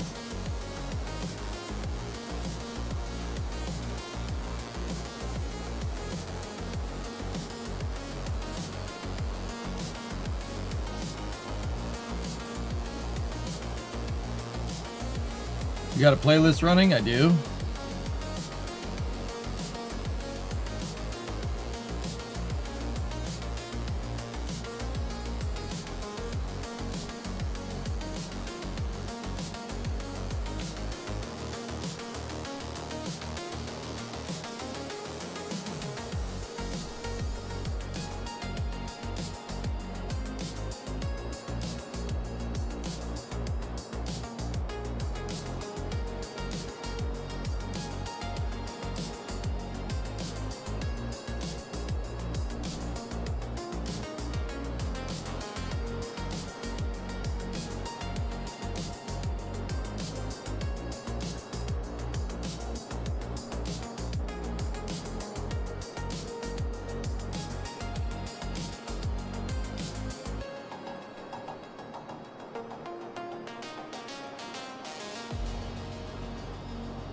Just rebinding some thrusters, guys, is all I'm really seeing. Everything else here is pretty good, except for the balance right here. Other than that, we're A-okay. This thing works fantastic. It's quite good.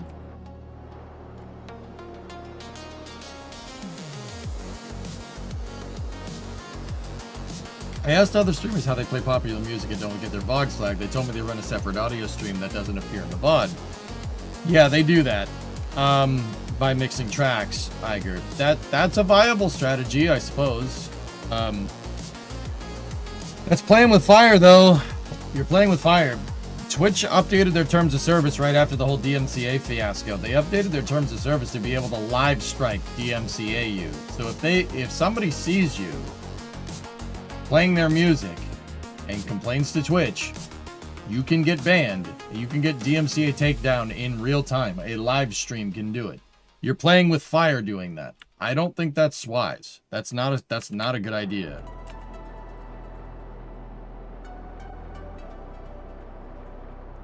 How much velocity did you have at the start of the burn? 543 was our orbital velocity at 20 kilometers circular lava. After using 20 monopropellant, we've pushed the AP up to 540 and we're at 588. But it's probably a little bit more because we're taking into account the uphill ride.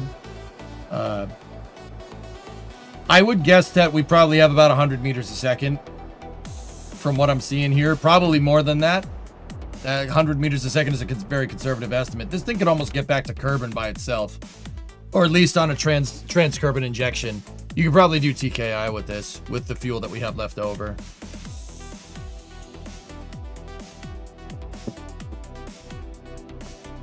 Why is Artemis 2 only doing a distant flyby and not a dress rehearsal for Artemis 3?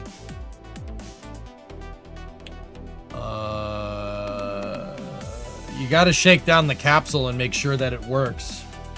Flying by the moon, you got to do that. That's the next logical step in the methane. Would you say halving the monopropellant on the Ascent stage could give you better performance overall? Yeah, but then I would have nothing to mount my thruster blocks to.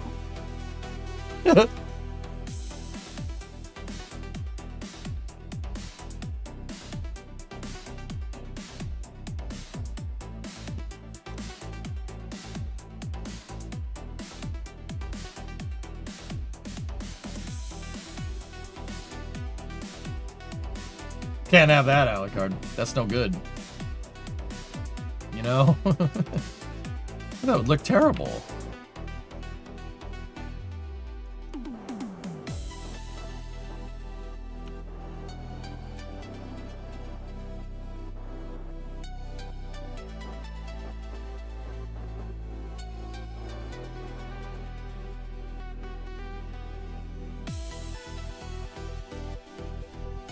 Nothing, King. I'm not 100% happy with our Ascent that time, but then again, it wasn't the best Ascent because I spent half of it reconfiguring the thrusters, guys. So we did incur a little bit of a grab loss on that thing, but either way, all right. Pretty dang successful. I'm gonna flip this vehicle over, and we're gonna dispose of the Ascent stage.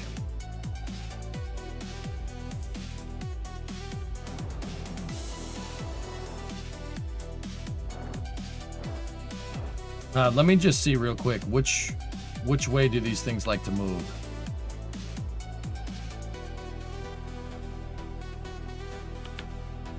Okay.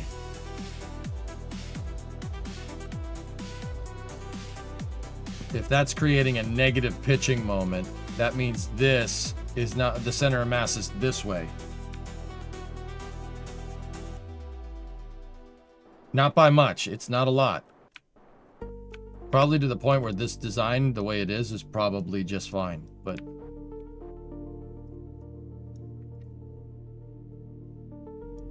yaw is the same way.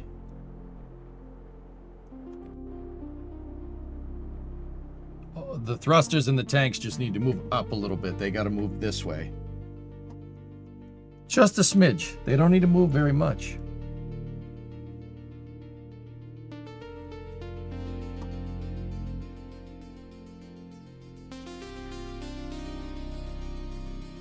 Okay, I saw what I wanted to see. So thruster configurations, and that's pretty much it. We just need to work on the thruster configurations, and that's all. All right, disposal burn.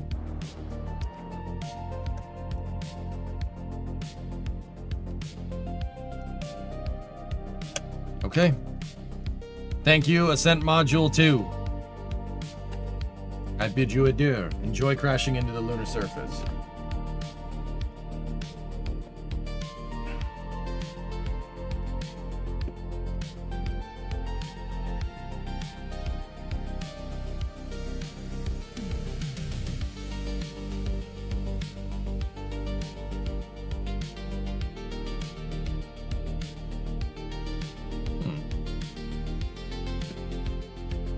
Well, that's not great.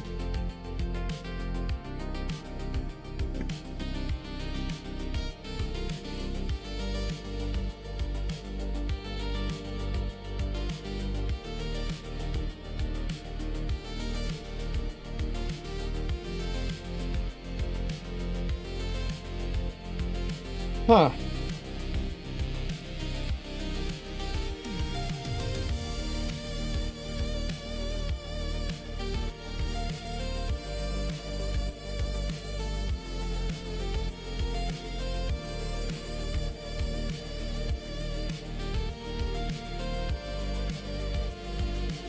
Not in space news yet.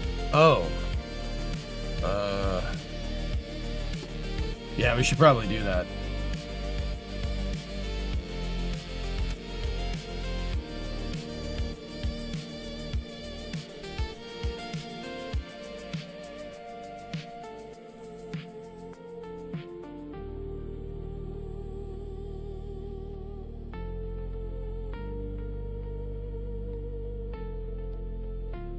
There's really not much, guys. H3 had or HTVX had its inaugural launch over the weekend. Pretty cool.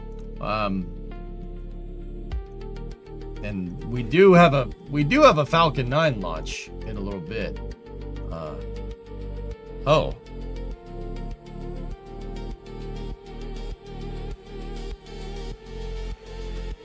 Wait a minute.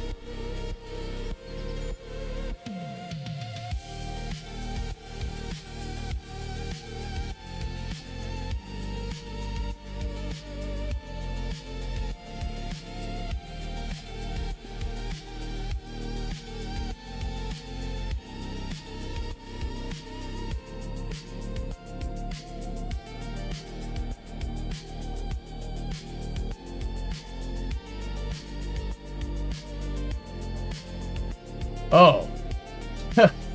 Next space flight was giving me the launch time in Pacific. I was like, what the heck? It said it launched at 5:21. But no, that was just a window opening. It looks like it updated. We're 3 hours out from Starlink 1121. Cool. That was weird. I was like, did a rocket launch happen and no one told us about it in chat? That's not normal. Something else happened there, you know? Like, I was like, wait a minute.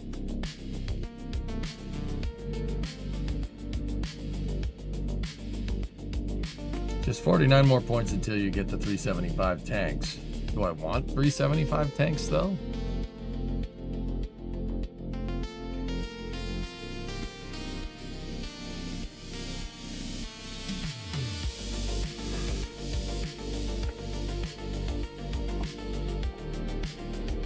I strongly recommend the Cheetah engine. Yeah.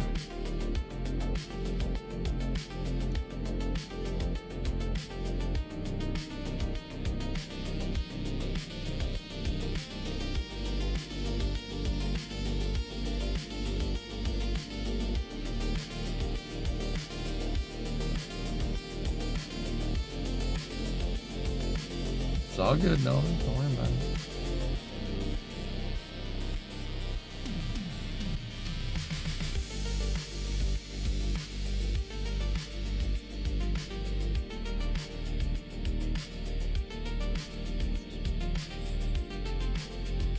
Yeah, I don't know, Alucard. It's very strange.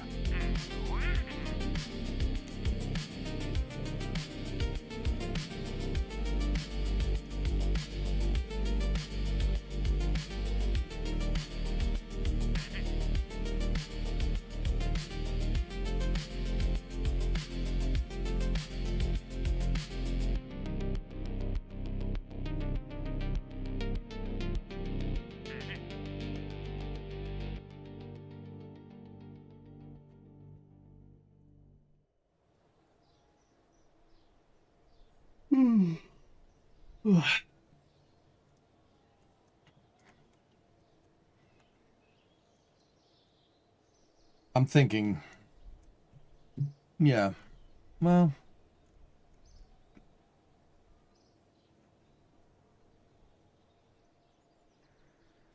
guys, the Creeper, are you around, buddy?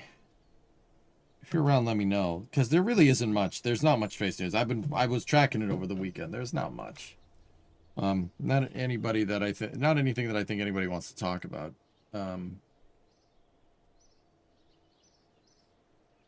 You know the drill. Now that you've developed a fully medium lift, heavy lift rocket, time to throw it to the track. HTVX. Yeah, that's it. That's the only thing, Deadbringer. I didn't say there wasn't anything. I just said there wasn't much. I think we should go forward with KSP. I think we should just keep playing. Which I said on Friday. I said that we might have to just keep going. We might not have might be a light space news on Monday. I said that on Friday.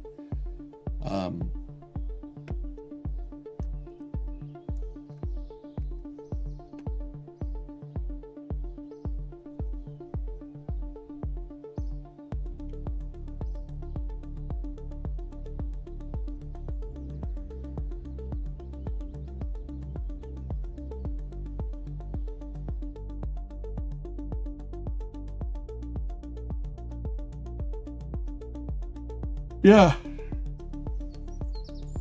Who wants to go to the moon? We got to get him to the moon. We have to shake down the capsule. We have to shake down the capsule and get those 2 rescues on the shakedown mission for the capsule. Because I did change some things. And then we got to update the thrusters on the lander as well. So let's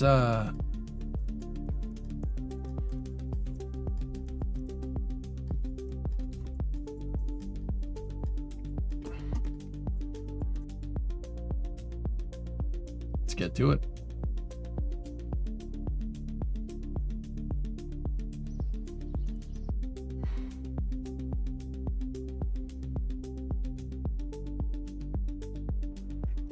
All right.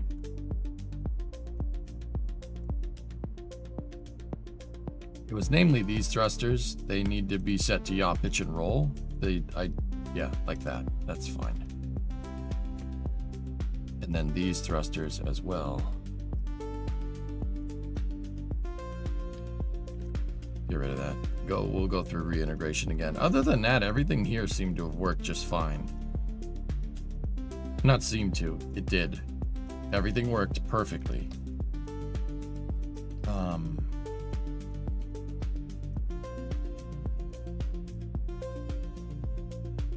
You just separate that for a moment. Check something.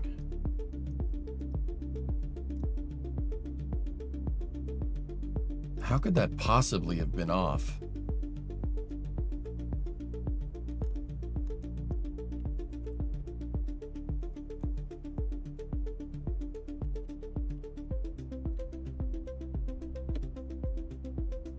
There. Just ticking the probe core down once should put that into alignment.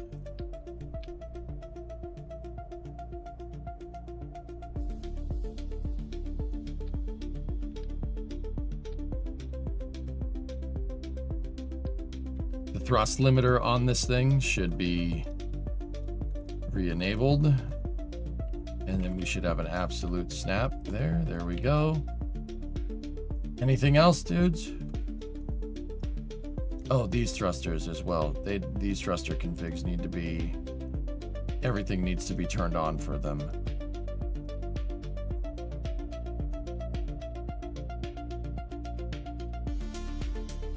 There we go. Cool. All right.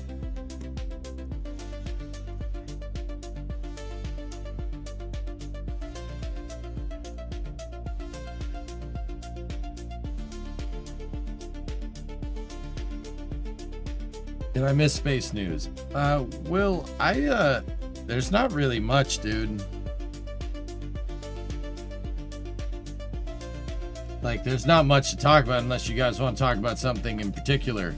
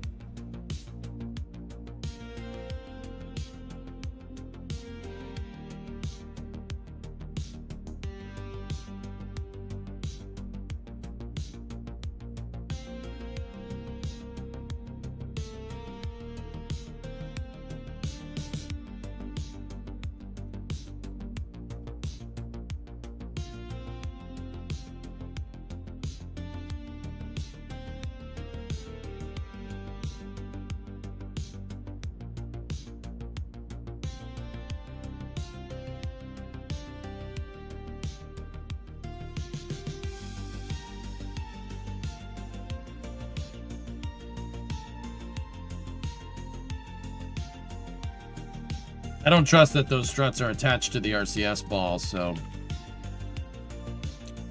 I'm gonna remake them.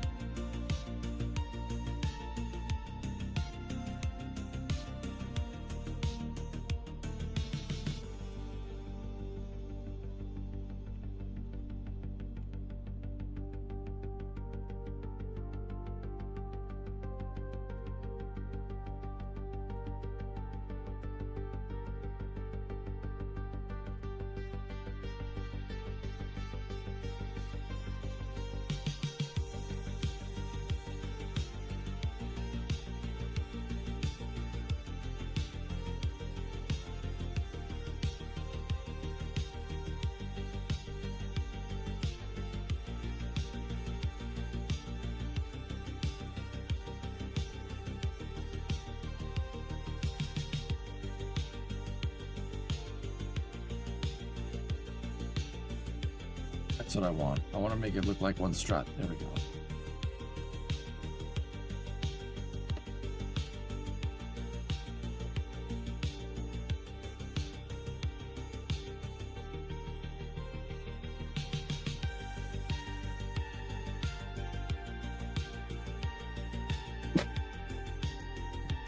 Ah! Non-symmetry. Ah! Ah!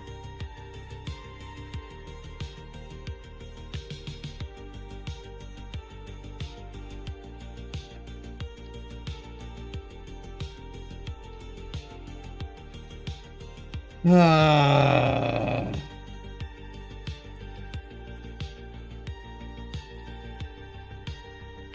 Hi, I'm EJ. You know what I really like to do in my spare time? I like to do more work. You know, I like doing more than what I need to do. It's, you know, yeah. Thank you. What are the advantages of these custom legs over landing legs? You can time warp and it won't bounce you around if you time warp on the surface hip. That's why I decided to go with them. That was the deal breaker. I mean, the trade-off is obviously part counts, so, you know, we make trade-offs in other areas, right? Trade-offs part count in this particular capacity, but these don't. You can time warp. They don't bounce you around. You don't slide on the surface at all. That's why I opted to do them, dude. Right? I'll take that trade every day of the week.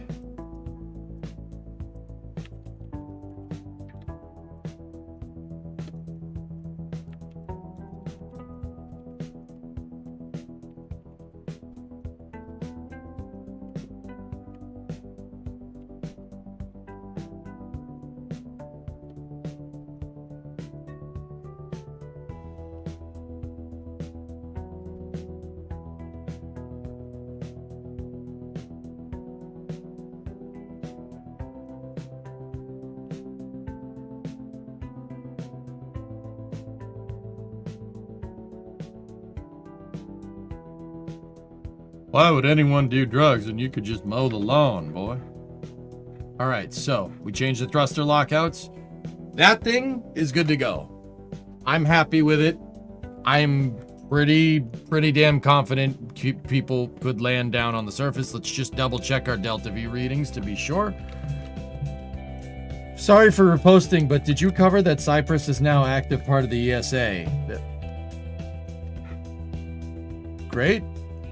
Cyprus? What are they? So?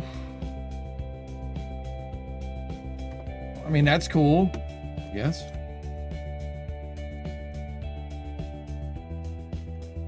Japan's sending PlayStations. How about you? Did you take that deal? I'd take that deal. Oh, yeah. 1485, guys. That's... I don't like that.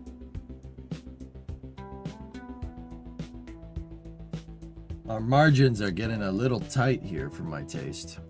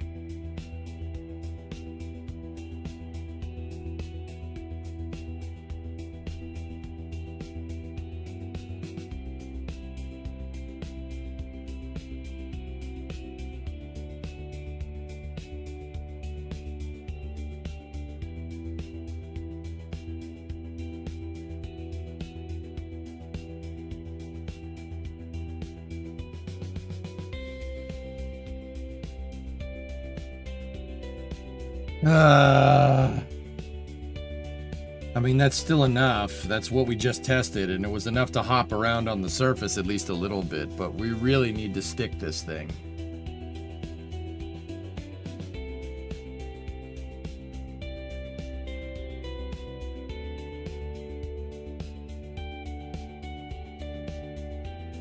Nice legs. Thank you. 1600 is really what I was thinking, yeah.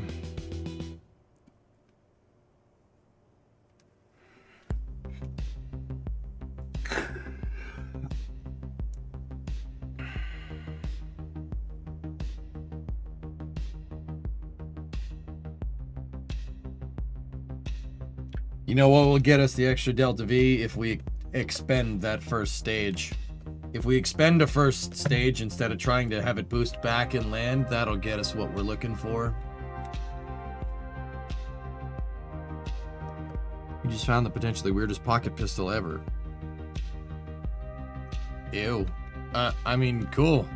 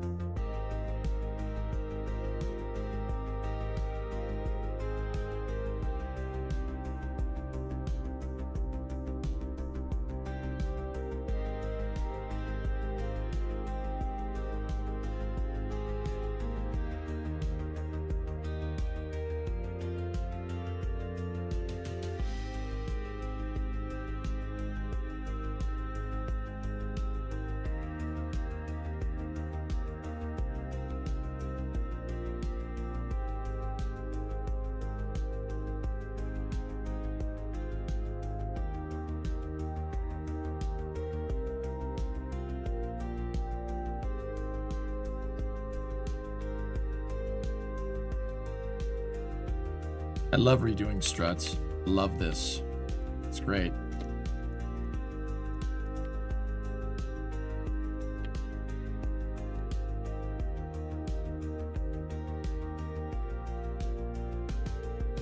I love it. It's my favorite thing in the world.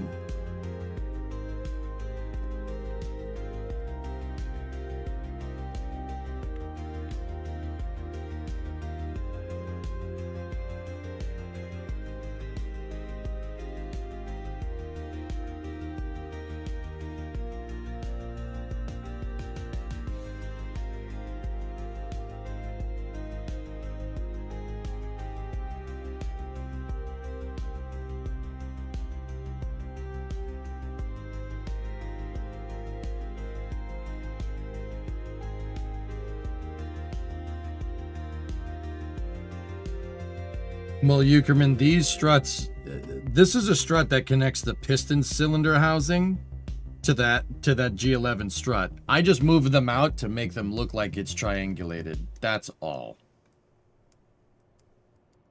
Something is wrong with these. I don't like them.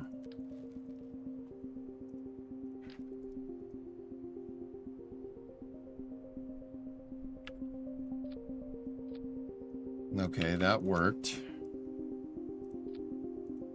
Okay, that worked.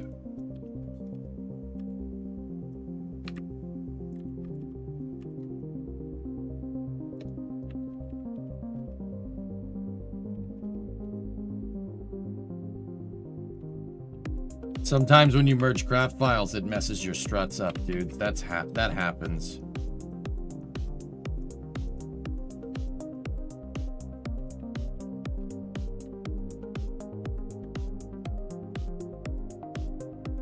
There. So the solution to that, I find, is removing stuff from sim after the lander design is good to go.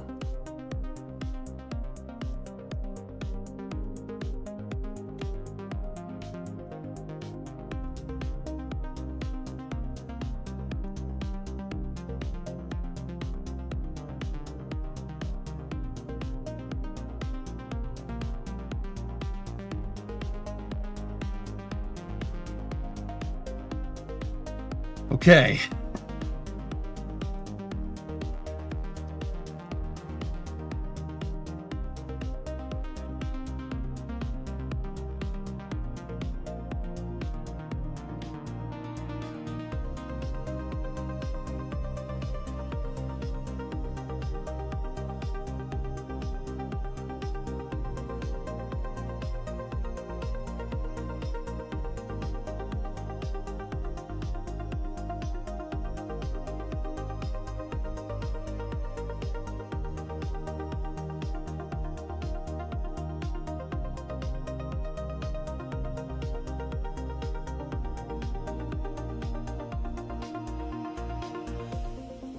There we go. That should fix that. Now that's all good to go.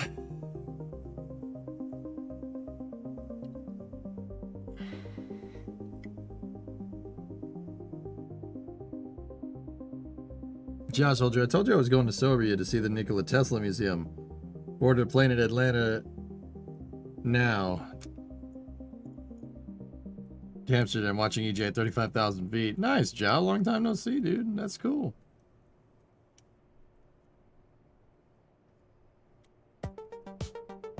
It's a folding 22 caliber pocket pistol that's semi-automatic with a 10-round fixed magazine. That's a long stroke recoil operated instead of blowback. Oh, what?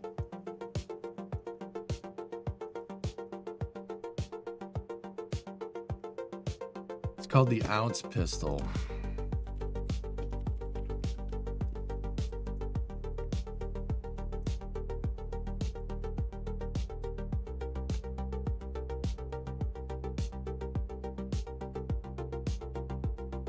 That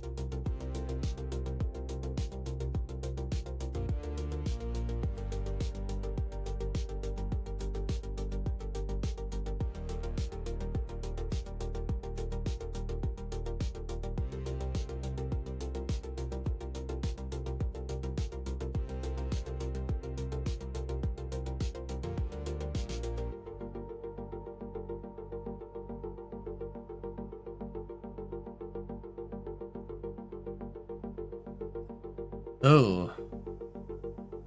That's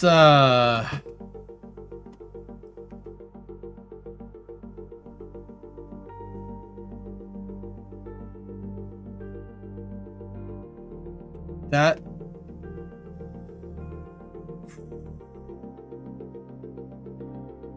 genuinely curious how that doesn't jam.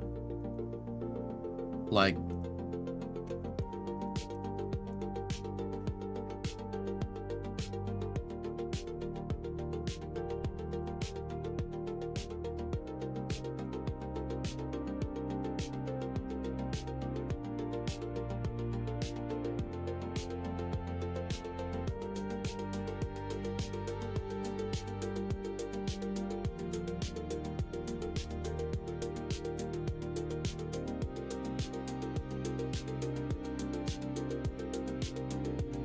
I can't watch the video. It's age restricted. This video may be inappropriate. Why? Because it demonstrates the action on a firearm? Give me a friggin' break. What is my... What the hell? How old do you think I am, YouTube? Jesus.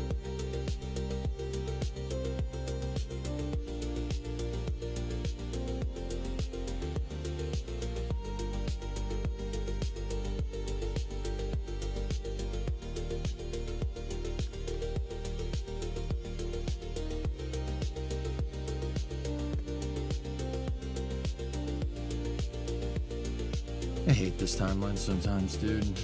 Anyway, that seems very interesting. Thought that I would know.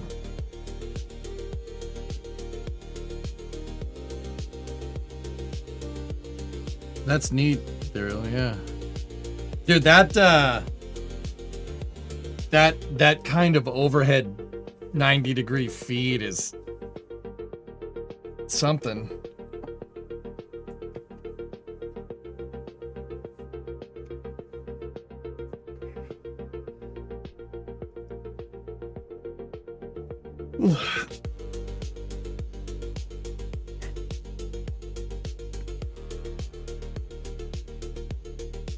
A P90 doesn't feed like that, Mario.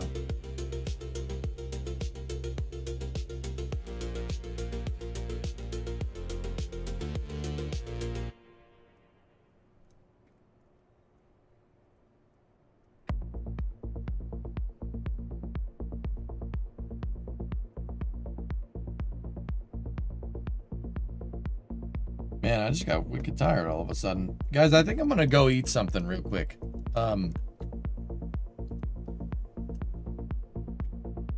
Yeah. I'm just gonna take a quick break, dude. I'll be back. Then we'll do the lunar mission.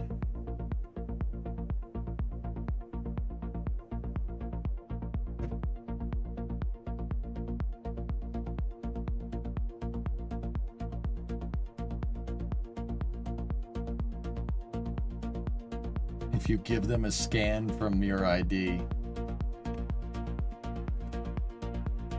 Dude, I will have a tag around my goddamn toe before a freaking tech company gets a scan of my identification.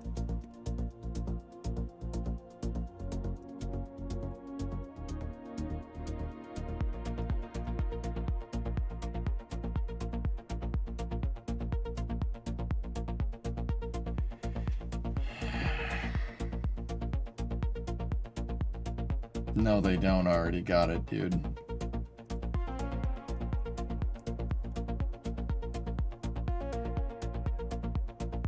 It's just so lame, you know, like, we know what they're gonna do with that information. You're gonna sell it to some, like, dude, we get it. Like, dude, oh my god. Data brokerage should be freaking illegal, man. It's ridiculous. This is getting out of hand.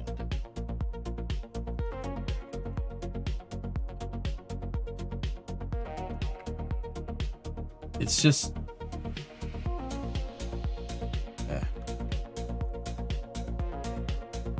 gross. How about you know, actually do some work and make something, you know, for a change.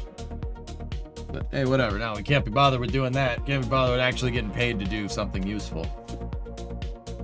Anyway, all right. Anyway, that got too serious real fast.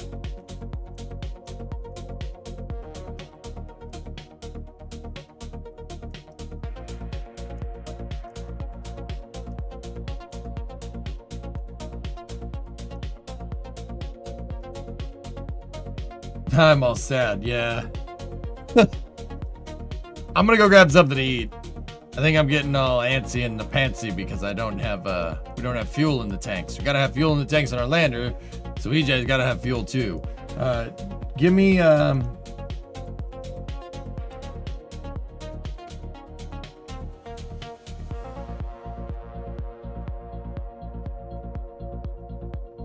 give me 2 seconds. I'll well, I don't know, give me like 10 minutes. I'll be back in a moment. Enjoy the tunage.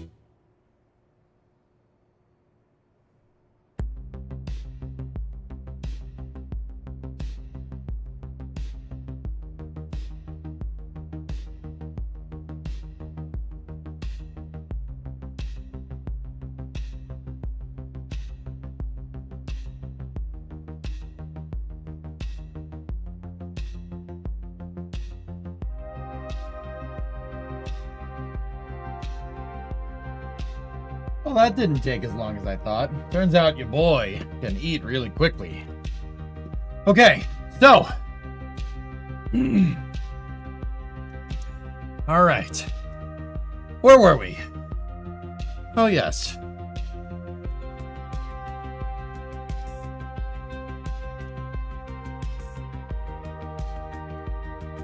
Just catching up with chats.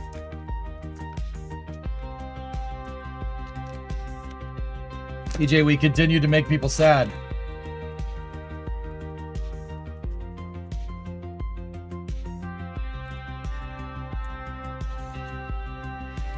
That's awful. Stop it. Bets on low pressure on Melissa below 850. Yeah, it doesn't seem great. When you take this to any other planets, Noctilux, this one is specifically designed for Lunar. But that doesn't necessarily mean we wouldn't be able to use it on Minmus. Actually, the Ascent module could probably just be used on Minmus by itself. You know? Discovery. Paulo, what up?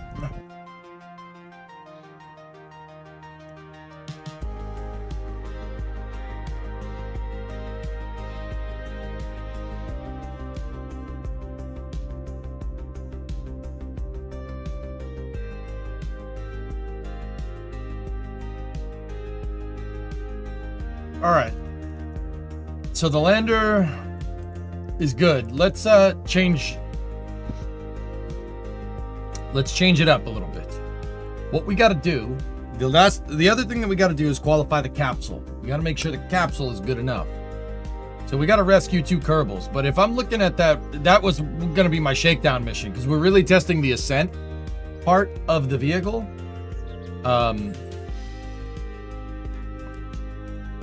Actually, did we get any? Position a satellite in a specific orbit of Kerbal. Let me check.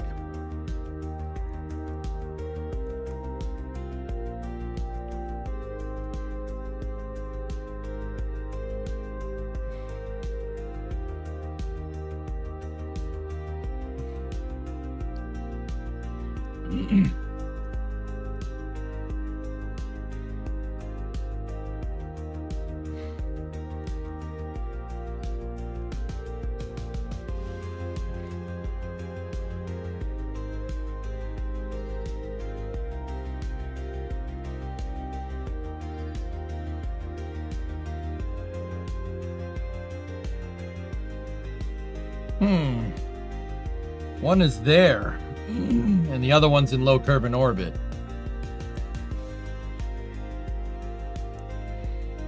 But one of them is heavily inclined.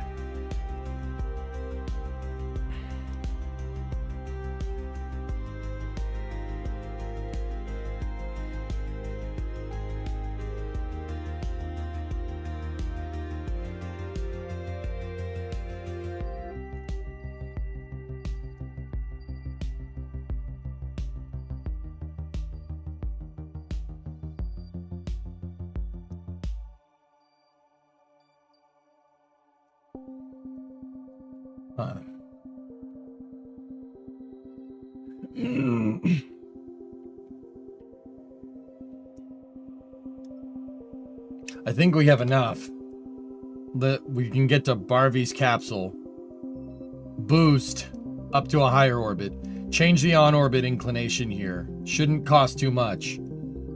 Get Isawig, change back to 0 degrees inclination, and then get back down to 100 by 100, and then come back down. That should be good. That should be a good shakedown for the newest version of the capsule of the Taurus. So I think that's what we're gonna do.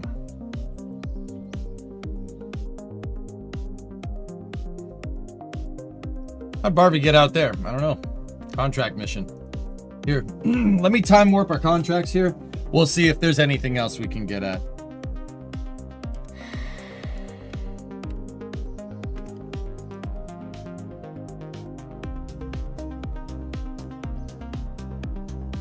What mods are those pods? What? I don't have any part mods, except for one that I put in the game, Ringo.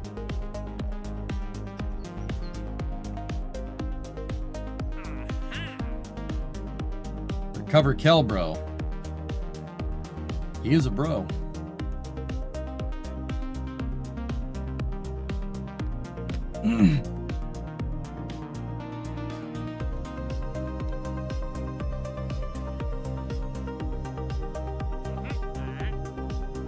Yep. Type of orbit is Kerbal in.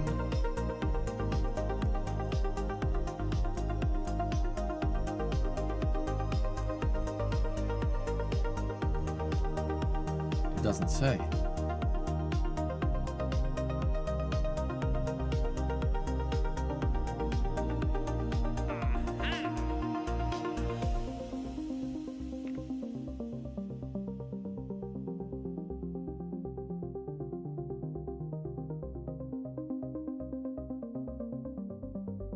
Whatever, let's just accept it. We'll go get him.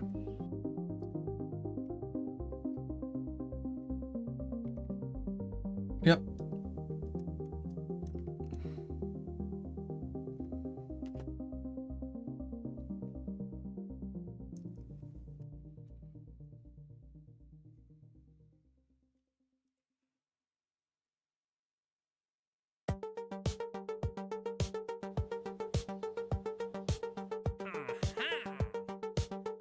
Guys, I need to do a shakedown of the capsule before I want to get it ready for Kerbals on the uphill ride. That's because we redesigned its fairing and everything on the block with the Block 4 launch vehicle. So we got to do a shakedown cruise with it. So I'm just getting Kerbals to rescue. The other thing that we could do is this satellite in a specific orbit of Kerbin.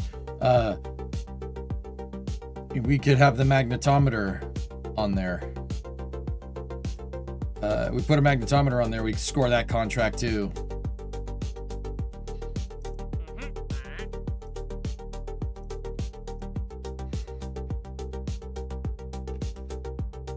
That satellite around the specific orbit of the moon, magnetometer, accelerometer, thermometer. Pays 13 science, 10 rep. You know what? I'll grab that too. We'll save that one. We'll use the lunar lander to do that when we send the lunar lander out there. Any plans for a station to farm science? Yes. Have you heard about anything about Falcon Heavy flying soon?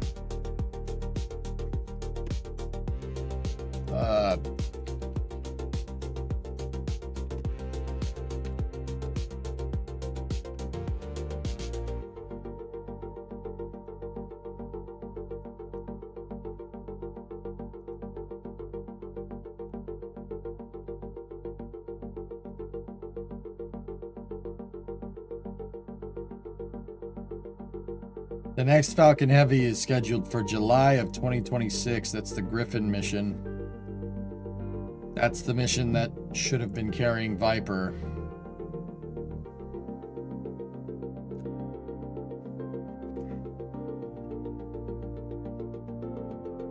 Aren't they scrapping Falcon Heavy?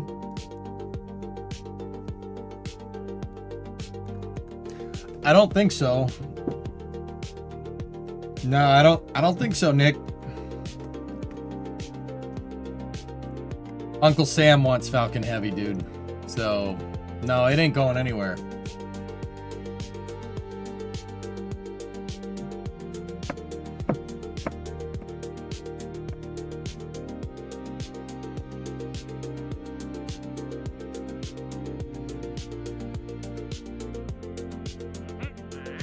The DoD gets what it wants. Yep, that's true, man. Oh, dude.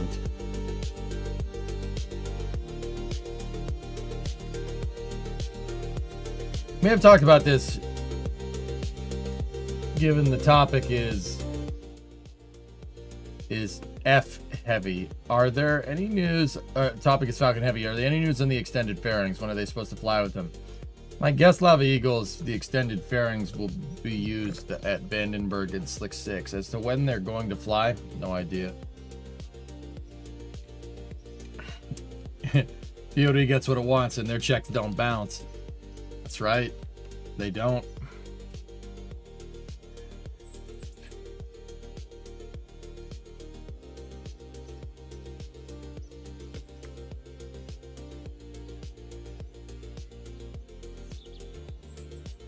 Speaking of that, when is that launch happening?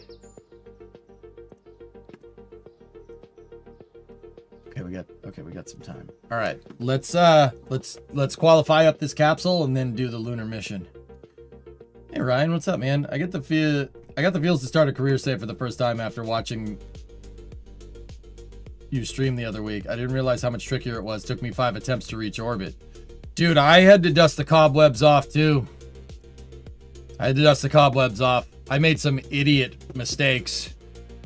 On the, like, at the beginning of this save.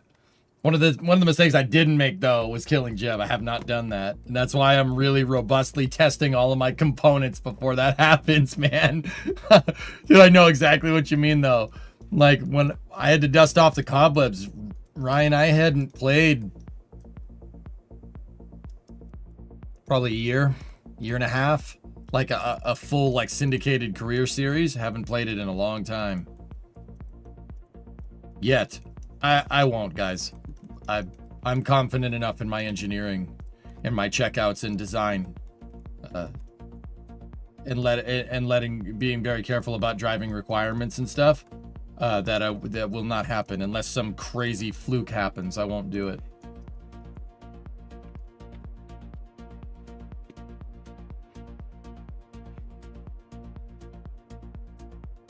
All right, let's check our staging.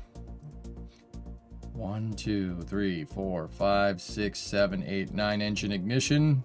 Separation. Are these the overclocked engines? Yes, they are. The next thing we are going to need is staging.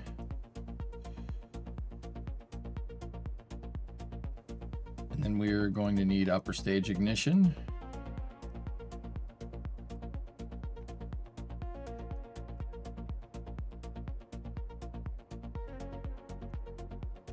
And then we need launch escape system jettison.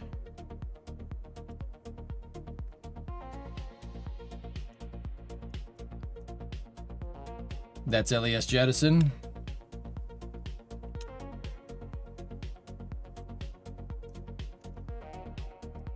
Shroud.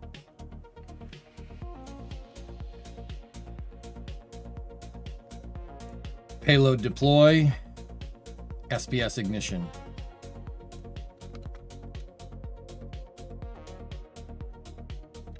It's been 3 years since you had a Kerbal on another planet or body. Yeah. Yes, I know. We're gonna change that here very soon.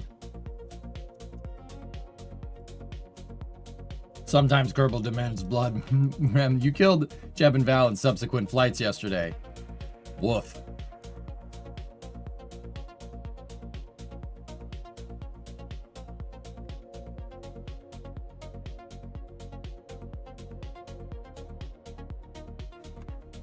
All right, let's roll. Let's go get these Kerbals. I'm gonna get the 2 in low Kerbal orbit first, and then we'll do some funny orbital plane change stuff here.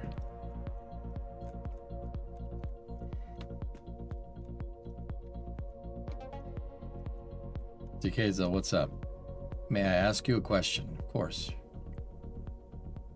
Can we make it to Mars safely? Can we make it to Mars safely to Mars with no moon base? Yeah. Yeah, sure. Yeah, of course you could. There are many people that make arguments in the spaceflight community that we don't need to go to the moon. We've already been there. There's no point in going. You're not going to learn much. I would contend to say that, I mean, from an architectural standpoint, going to Mars is completely different.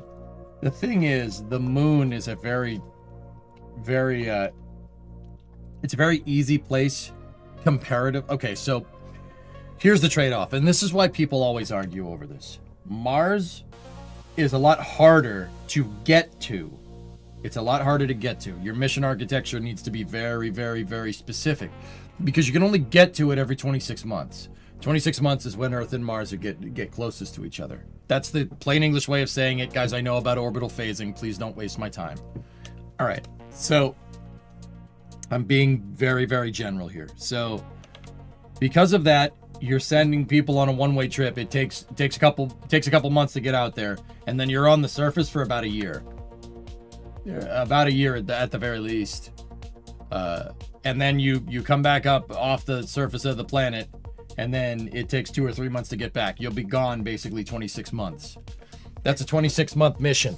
That's a long duration. It's a long mission, a very long mission. The longest missions that we've done to the ISS are not even close to that. Maybe 12, 13 months. Not even close to that amount of time in space. Now, Mars, however, theoretically is easier to live on. It's easier to live off the land on Mars. There is some traces amounts of atmosphere. That atmosphere has CO2 in it. CO2 would be much easier to utilize. You could live off the land a lot better, albeit not much better, but a lot better on Mars than you can on the moon. Now trade that off. The trade-off with the moon is that the moon's right there. It's right there. It's not that far away. Using this math, it's not far. It's not that far. Hey, did I tell you it's not far? Now, it's a little bit easier to get to. Interestingly enough, it costs about the same amount of delta V to get to the surface of the moon than it does to Mars. It's just there's that whole orbital mechanics thing. We can get to the moon basically anytime we want. I mean, within reason, depending on your architecture, right? Now, okay, so here's the thing. Living off the moon is a little bit harder to live off the land. There's not much up there. The reason why we're going after the South Pole, and we want to get to the South Pole before China, is because there's ice on the South Pole. The Lunar Reconnaissance Orbiter, part of the Constellation program, proved that. There's ice down there. We can get at it. And you can use it. If there's ice, there's hydrogen and oxygen. If there's hydrogen and oxygen, you can use that to make water. You can use that to make fuel. You could use it to make liquid oxygen if you really want to. So you can live off the land on the moon. But the thing is, either way, with either architecture, you're going to have to come up with some form of in situ resource utilization. So you have to live off the land on either architecture. I don't really think we're gonna spend enough, send out a big enough thing with a big enough vehicle with enough supplies to last you a whole year. Maybe enough for the life support, but that's, once again, you need a big rocket to do something like that. Mars has enough fuel to get the crew back. You could use CO2. You could use the CO2 on Mars. Sure. If we had a Martian base near the Martian ice cap, which also does have water, with CO2, you could make methane. You can make methane. You can make anything with enough energy. You have carbon, hydrogen, and oxygen. You can make whatever. The moon doesn't have much carbon on it.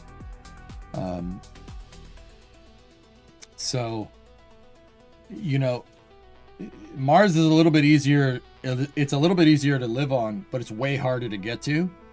The moon is comparatively easier to get to.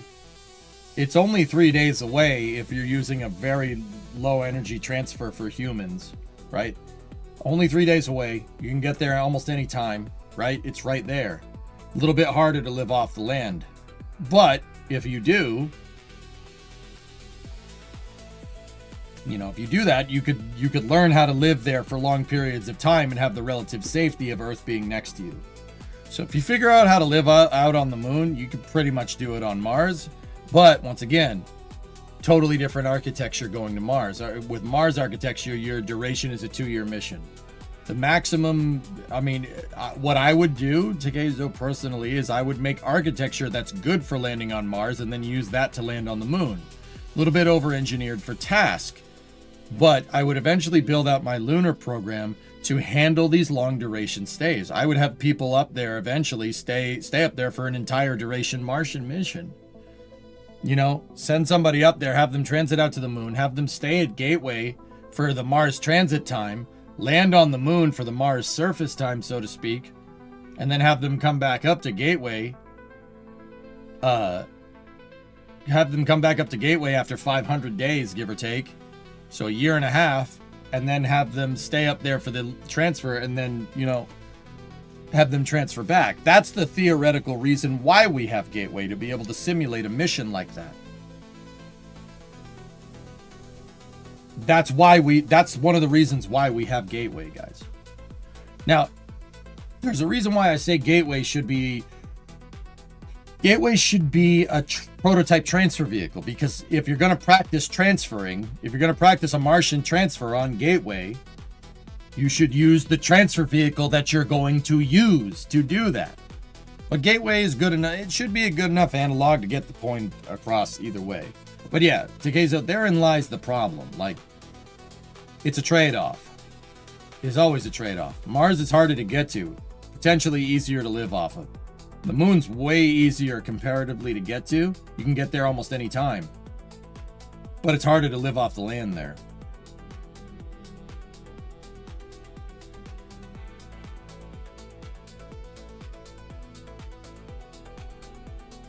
That was the idea behind the Artemis architecture.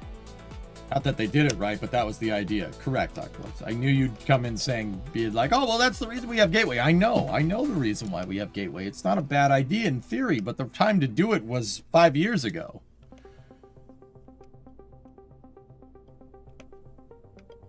It's not a Mars transfer vehicle. Lex, you're not getting anywhere near Mars with this thing. We've had this conversation before. Don't gaslight me into thinking that we haven't. We absolutely have. You're not getting anywhere near Mars with SCP. That's not happening. Stop lying to these people. Stop lying to these people. You're deceiving all these people.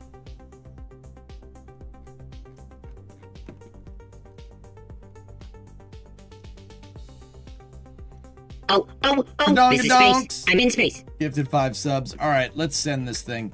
Our staging is good to go. We could put the magnetometer on if we really wanted to.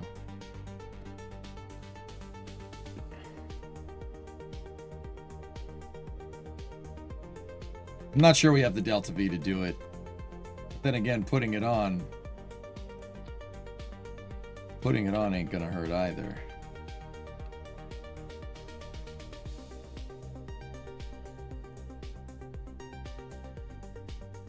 Yeah.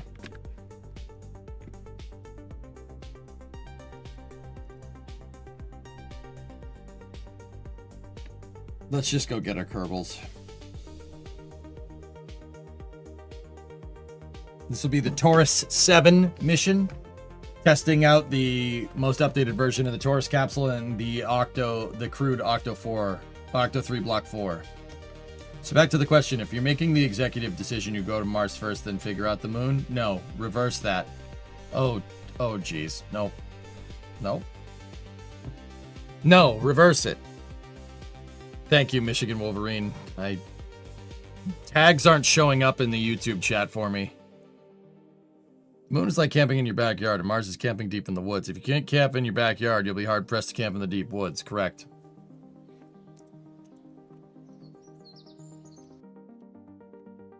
Swap the power and propulsion module with something with more kick. A Vasimir. I just say put an EUS. Swap the PPE with an EUS. Turn the EUS into the power and propulsion element, dude. That's what I've always said. And you're good to go. I'm not trolling, so the moon is first. I know you're not trolling. NTR EUS? Yeah, that's a good idea. Just eliminate the LOX tank and the 4 RL-10s on the EUS and just hang Nerva from an EUS hydrogen.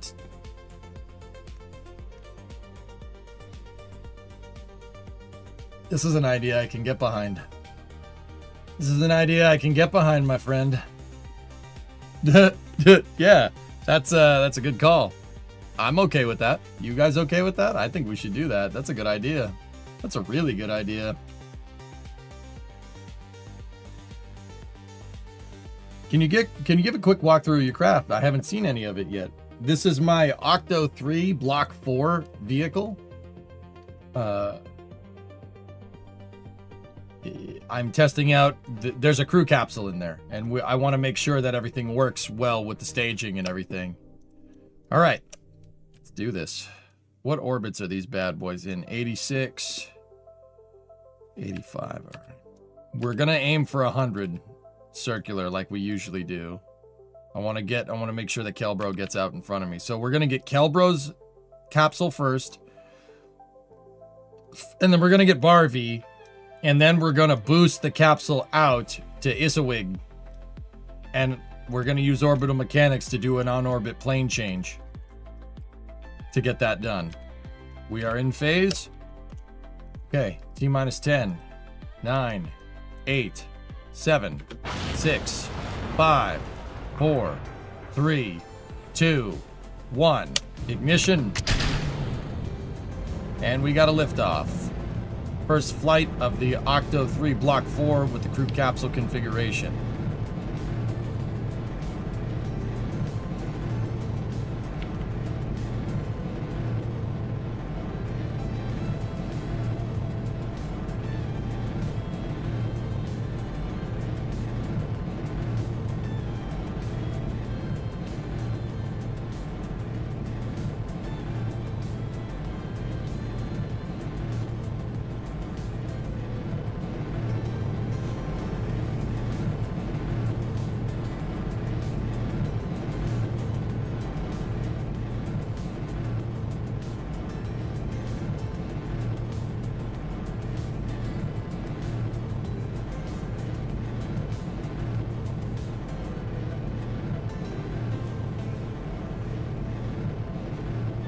Everything's looking good.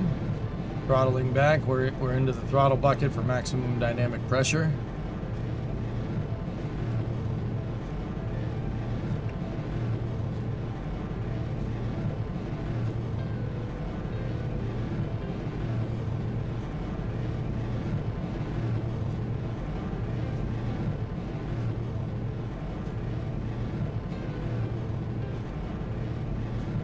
Okay.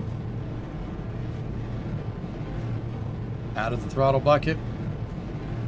We're past max Q.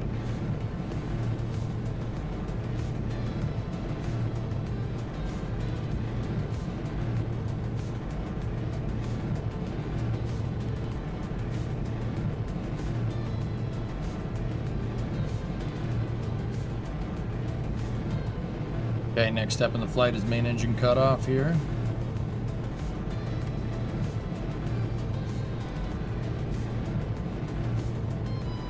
Stand by for main engine cutoff.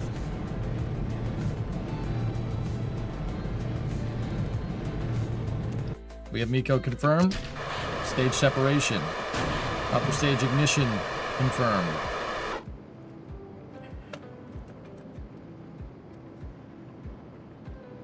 Launch escape system jettison. LES jettison confirmed. All right, switching back to the first stage.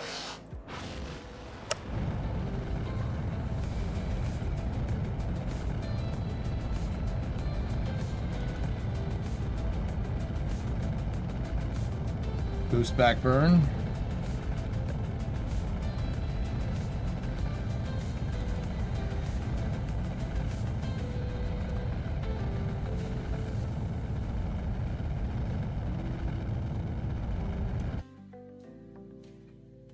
Okay.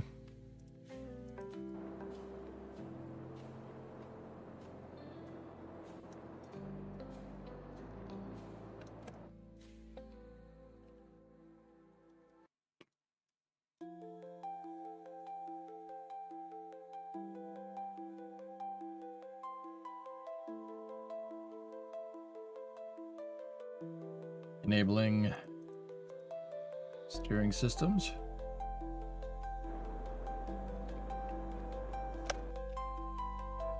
Okay, switching back to the upper stage. I'm gonna let that stage coast for a little while.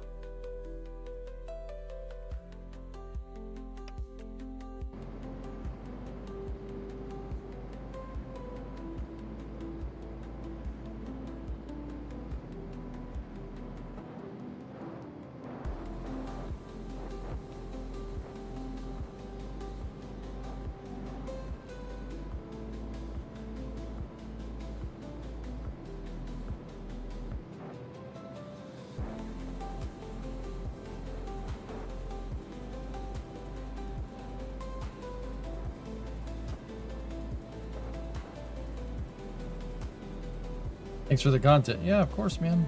Don't worry about it. All good. Current TWR 1.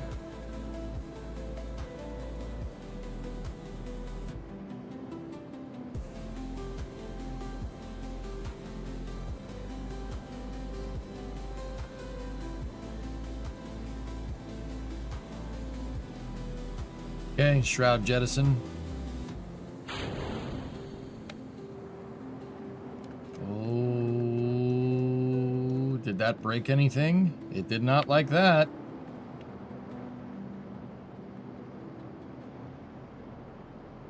Ooh, Nelly. Didn't like that. Hey, Lone Wolf. Thank you for the raid.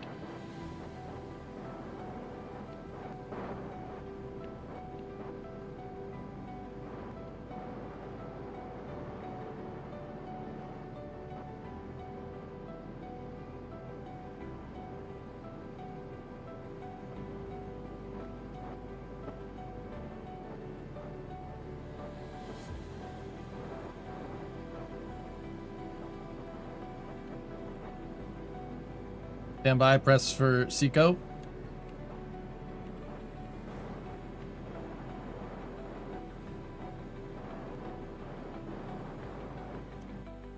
(96 by 99) nominal orbit insertion. Pretty good. Yeah, we had a little bit of an observation during the stage. Jettison. Oh boy.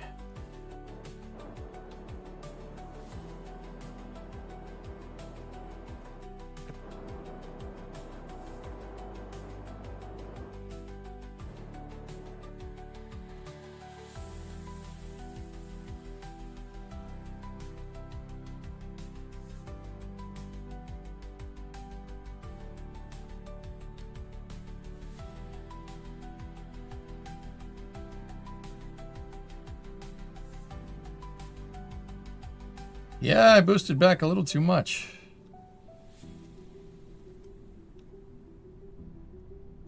Yeah, we should start firing those motors.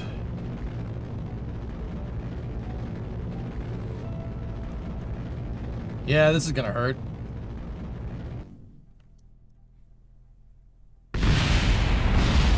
Oh. Oh, well, you know. It's fine, guys. I just lost the most expensive parts. You know, we got the grid fins and stuff back, though. You know, that's good. We just blew up the most expensive pieces. No big deal. We got some money back.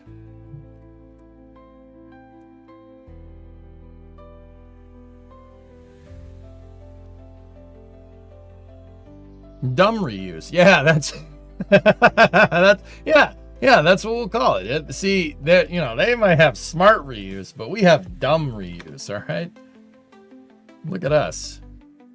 Why no parachutes? Because I'm trying to land it without those. Trin. I'm trying to land them without that because, parachutes are for normies. Normies. Except when it comes to capsules.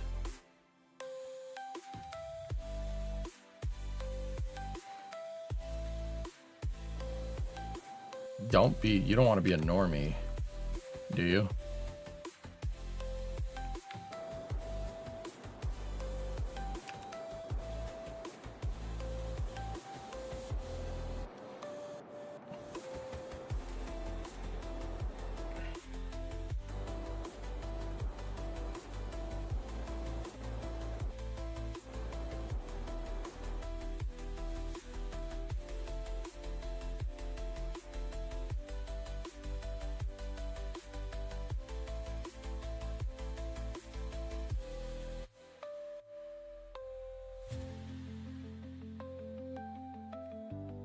Stand by for spacecraft separation.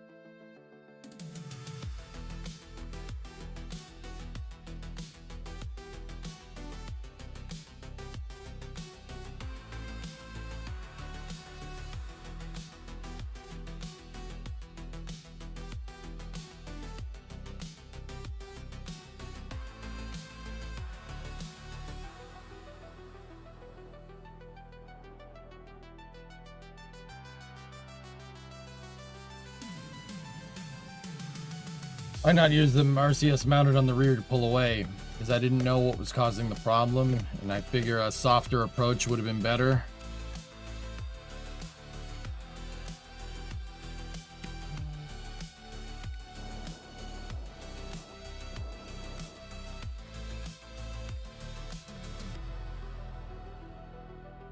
Your mother, my mother's just fine.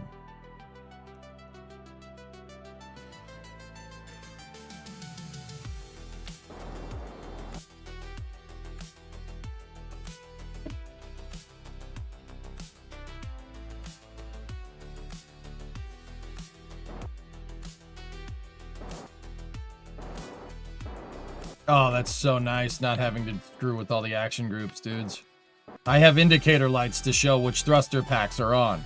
That one is for translation or for rotation. That one is for translation, and that one's for course control translation.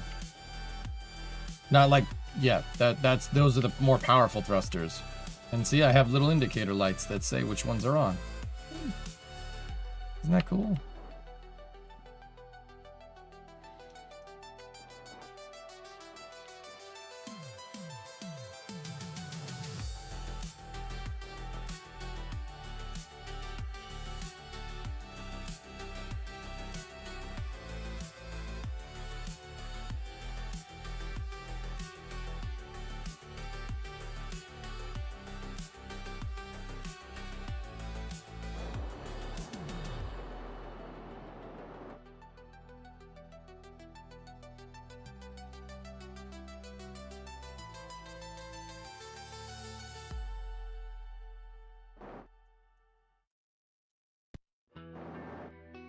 Stand by for the deorbit burn.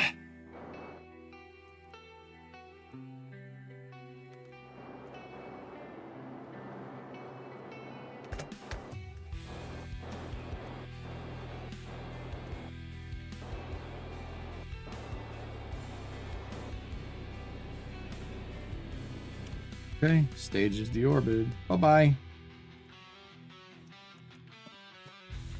How bad would you say the docking tutorial is in this game compared to how you do it? No idea. I've never done it. Ever.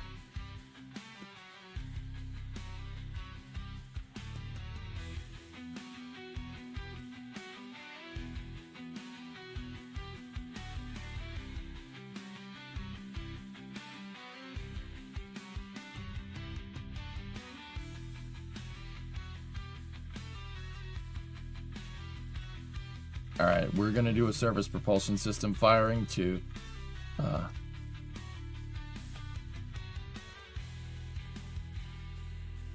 get us a better inclined orbit here.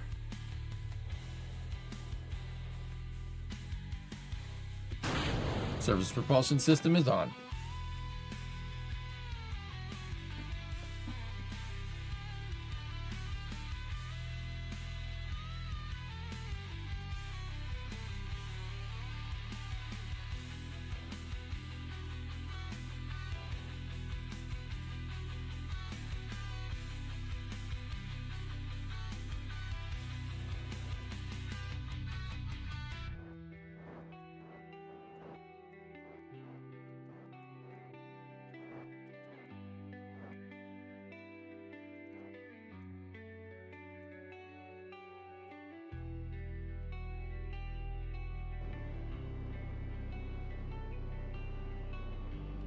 SPS 1. Cool.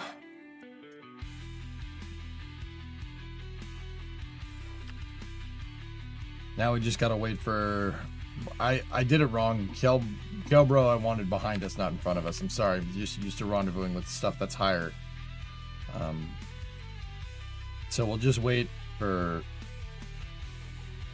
Bartree's stuff to get close.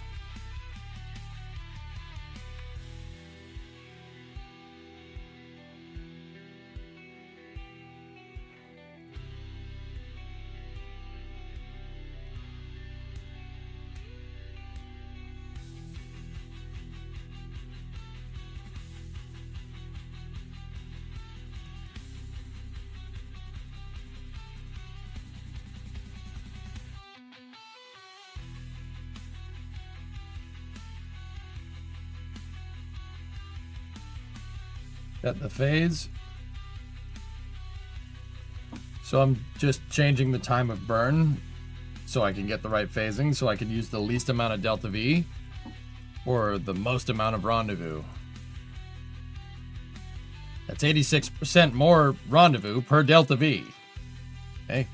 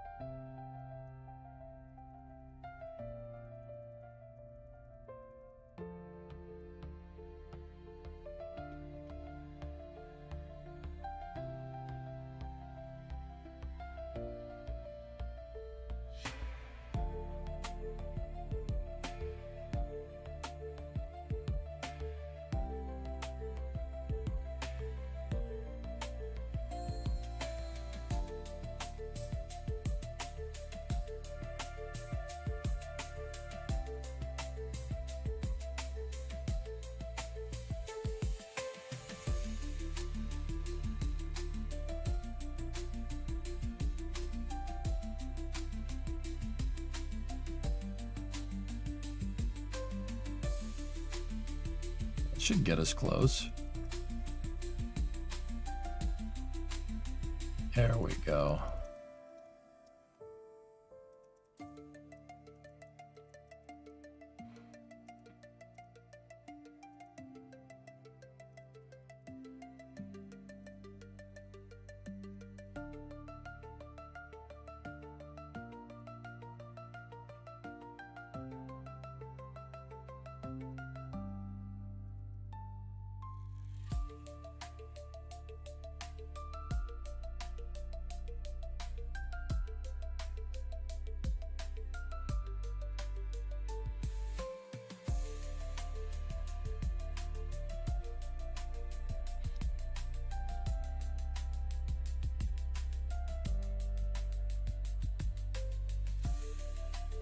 Come on, baby.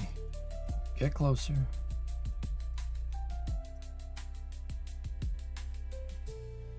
There we go. Just got to adjust the phasing just a little bit more.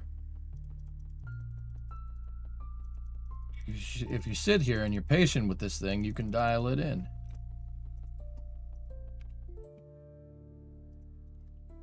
Okay, let's reorient the capsule.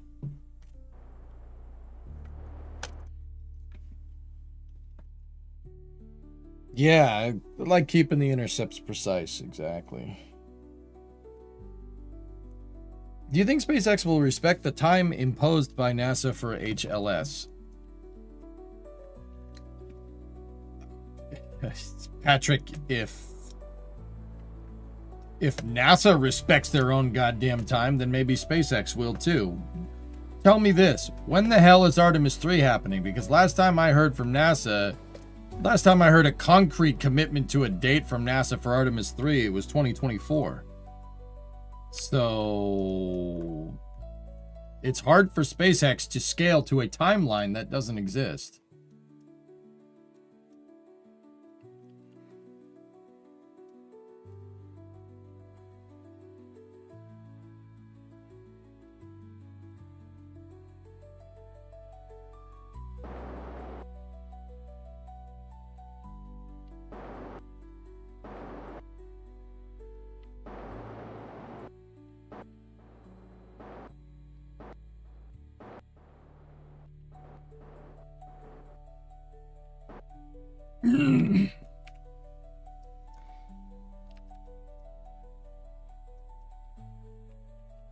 All right, SPS2.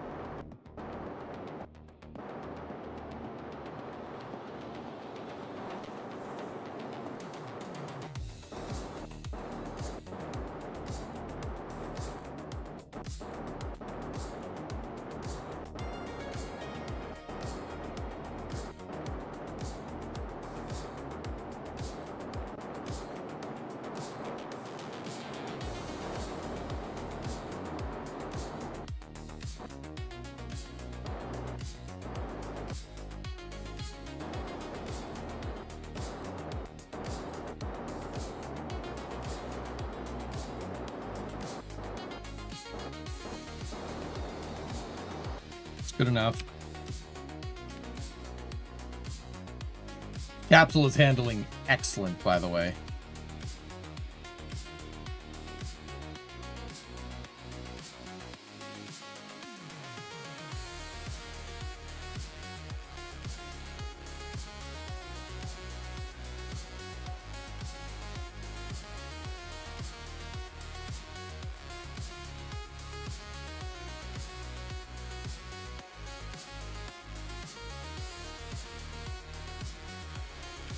I'm going to use my big translation thrusters here to do the circularization.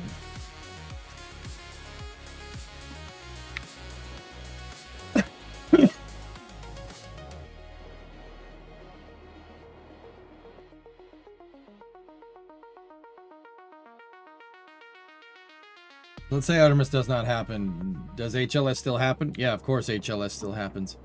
Guys, NASA's paid SpaceX out already. 2.7 billion out of 2.9 billion. It's happening. And if the Artemis program doesn't happen, SpaceX still landed on the moon, guys. I'm sorry, I hate to burst your bubble.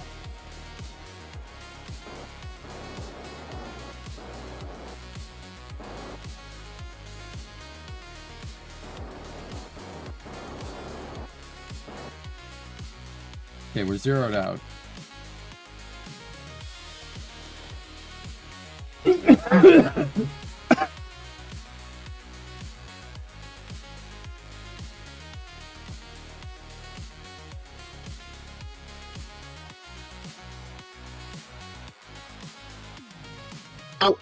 Oh, this is space. I'm in space.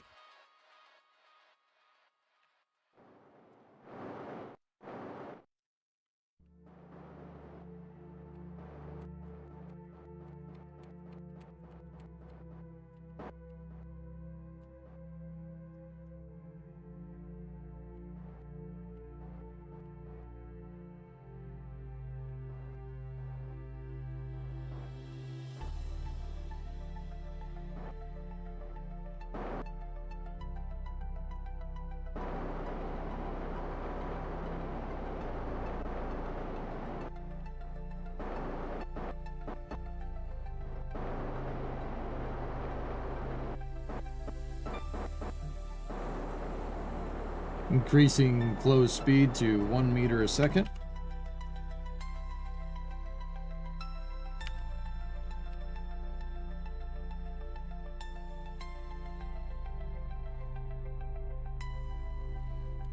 Hey, Lunchbot guy, give this up to Jonas. There you go. Okay, we're just coasting here for a second.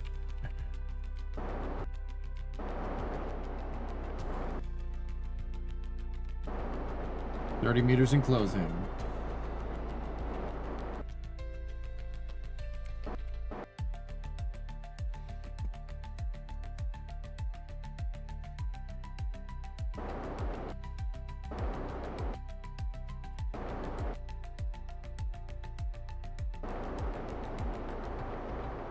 Listen to Deadbringer. Grab.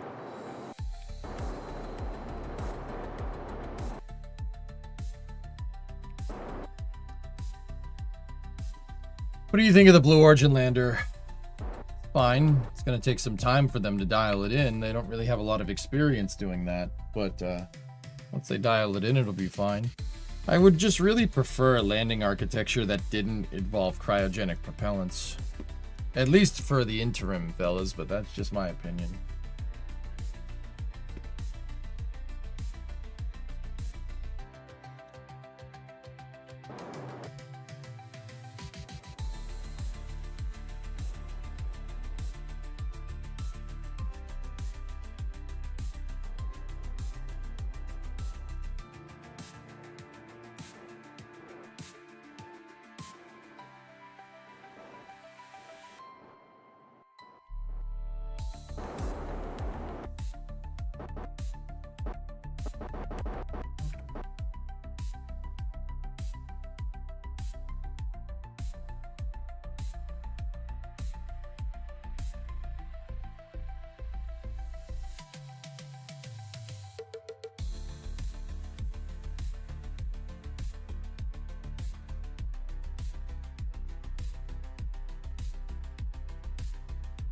You said the dirty I word. Nice.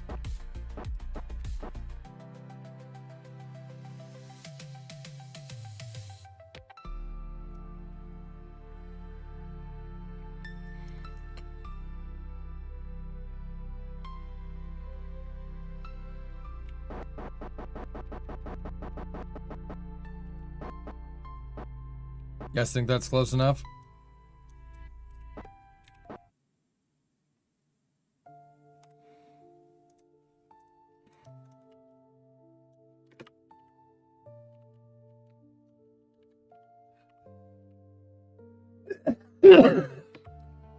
Oh, God.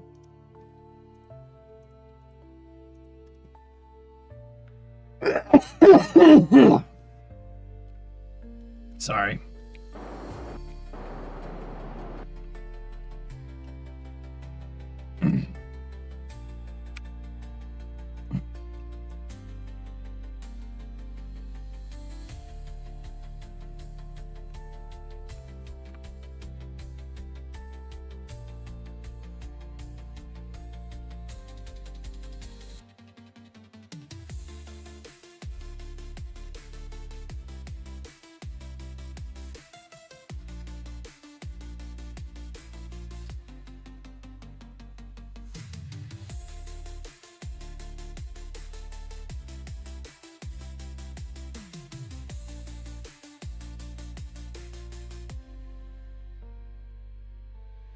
I don't like how much delta V that uses, so what I'm gonna do, I'm gonna put myself. What the hell? My voice just stopped working. That's lovely. Really appreciate that. Voice.exe stopped working.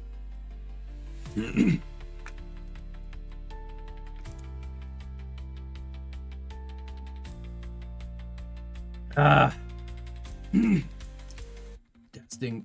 Nope. Stopped. Oh, what the hell?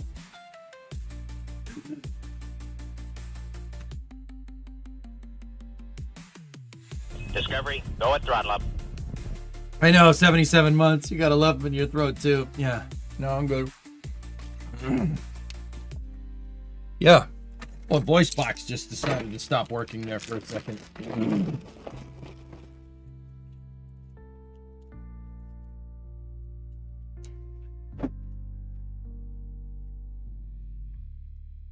All right, so what I'm going to do is I'm going to do a burn, and my target intercept is going to be on the exact opposite side of Kerbal.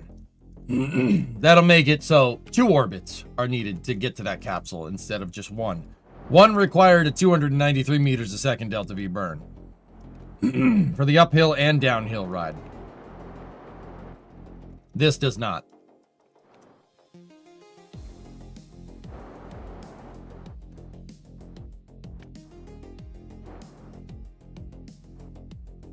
Stand by for SPS 3.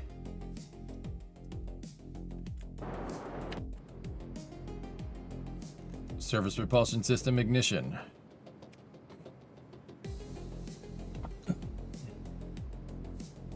Did you try cycling voice power states? Yeah. All right. See how the target rendezvous is at the exact opposite side of the planet? If I do 2 orbits around, ready? 1. And we do it again. 2.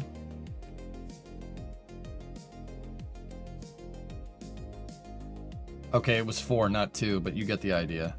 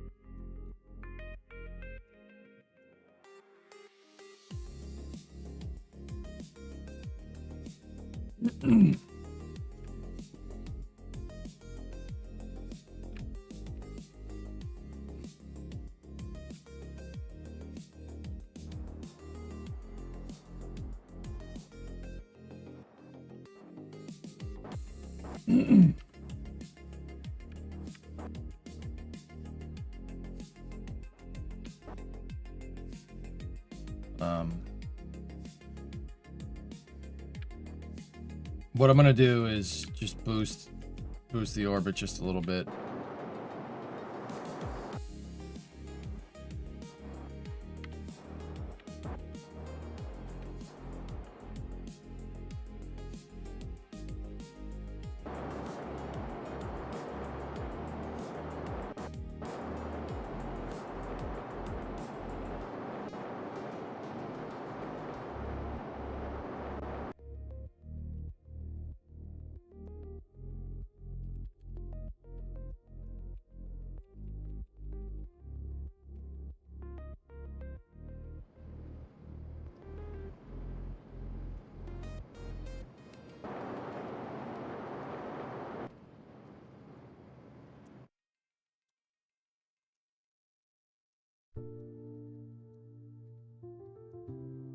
There we go.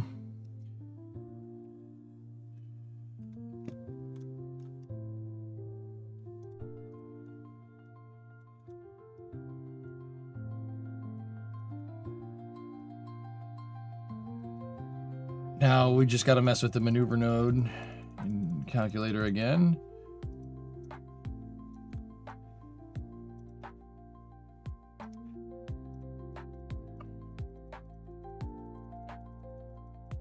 Come on.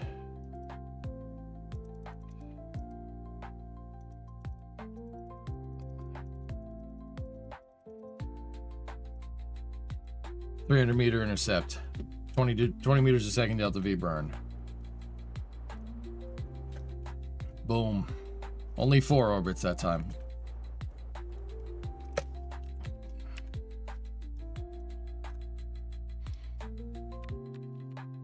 Okay, SPS 4. Good.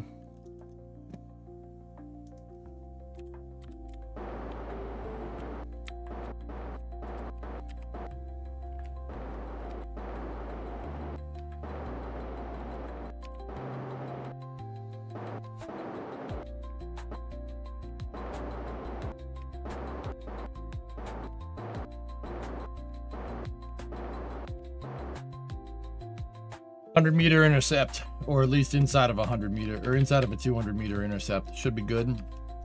Let's go around here.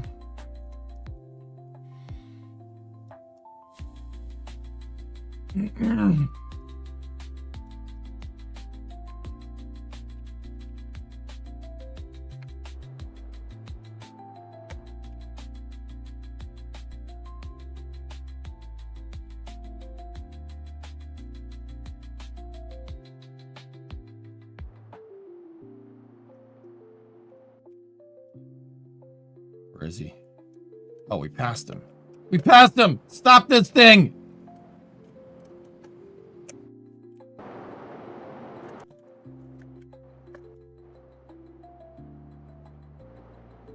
Oh, I screwed that up. Well, not by much, though. Thankfully, the capsule is very forgiving.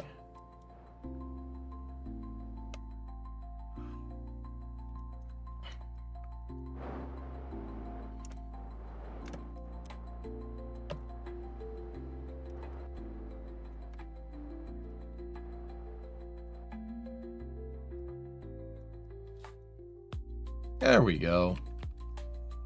Hi, buddy. What the hell is that thing?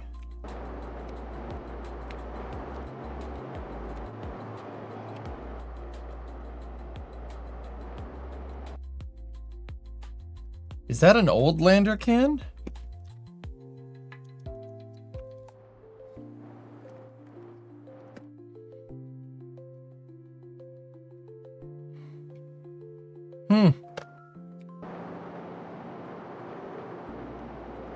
I haven't seen one of those in a long time, dudes.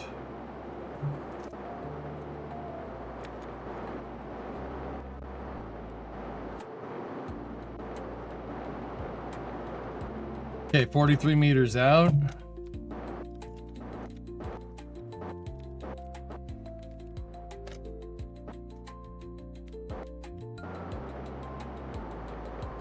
Closing at 1 meter a second.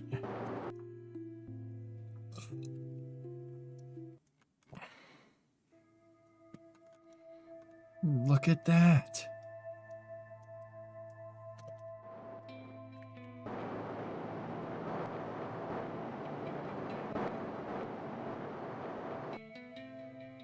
Inside of 20 meters, slowing to 40 centimeters a second.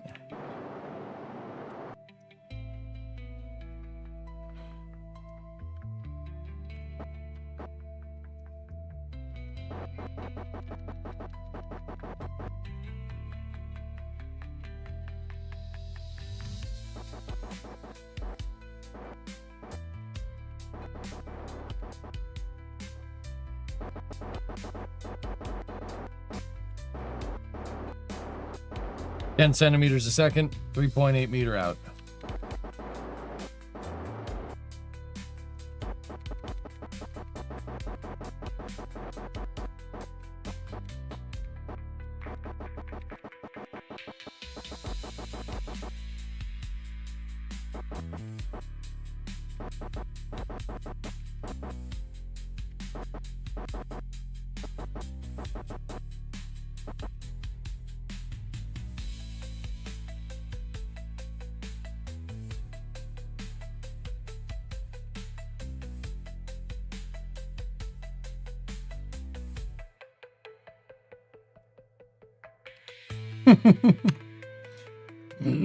Okay.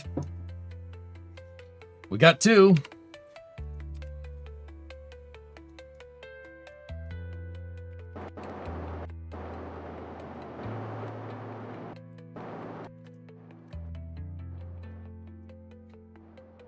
There goes the missions. Good, good. This is the shakedown, final shakedown for the newest version of the capsule with the toggle lights on them. On it.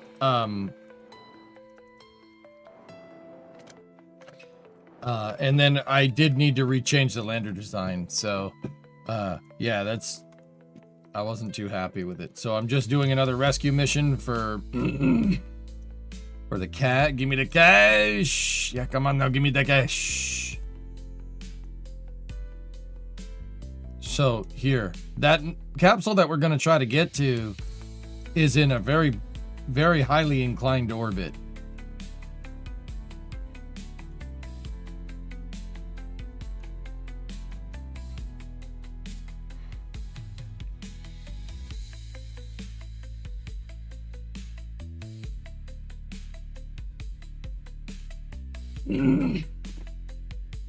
Meaning we got to go up there, do a plane change, and come back down. Oh, 600 meters a second.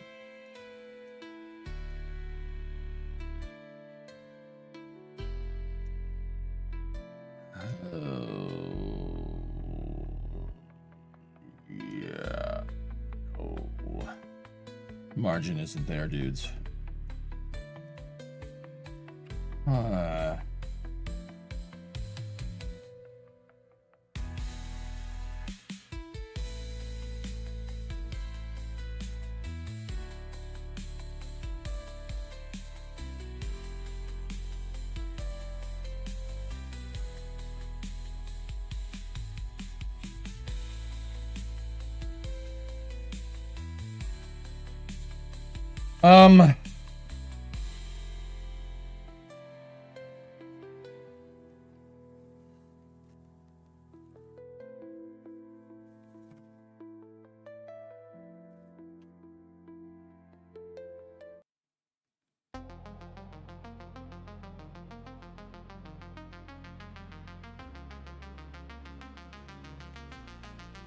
Yeah, we don't have the margins for it. That's gonna have to be a whole separate mission. We're gonna have to use the second stage to insert up there. That's the only way we're gonna have enough margins to do a dialed-in re-entry.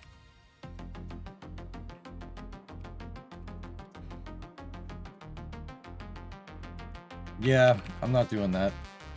Not now, at least. Okay, let's get us...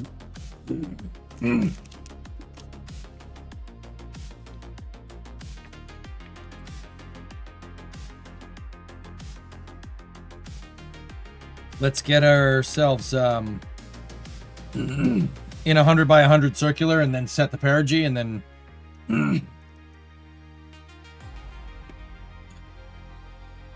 no, JDG, I think I inhaled a mustache hair.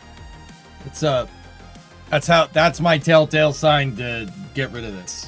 Just get rid of it. It's annoying. Or at least trim it.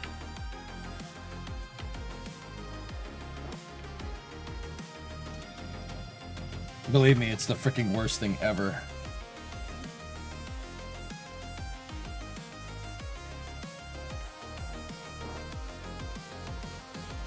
And shave it so we see what young EJ looks like. Yeah.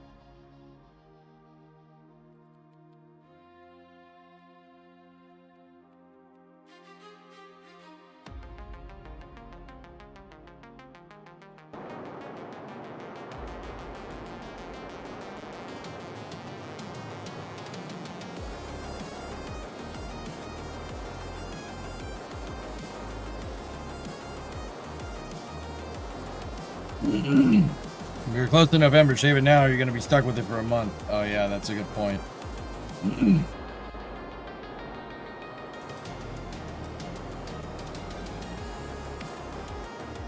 Eva Galactic Conquest goatee when? I don't know, man.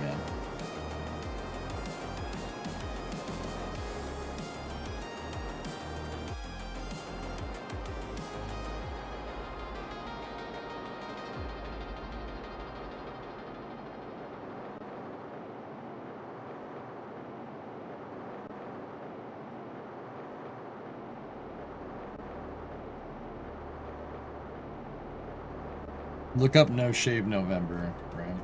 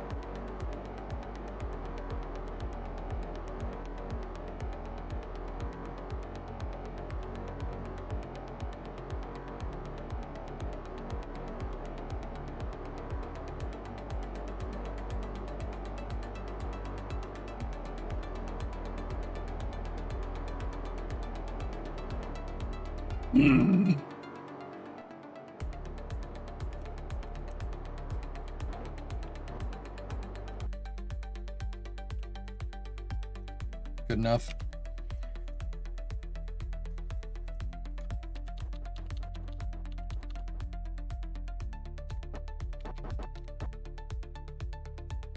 Okay, let's get ourselves prepared for re-entry.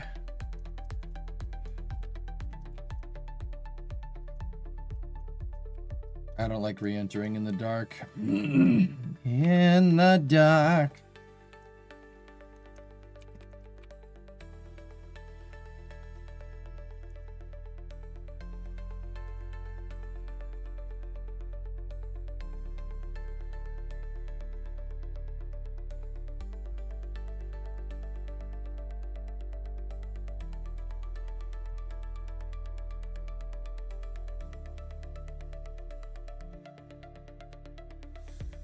Okay, re-entry trajectory is dialed in. Stand by for the final service propulsion firing.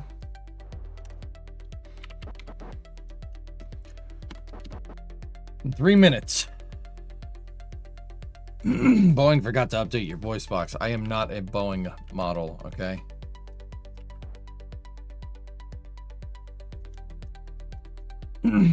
Draper Laboratory, if you really want to know.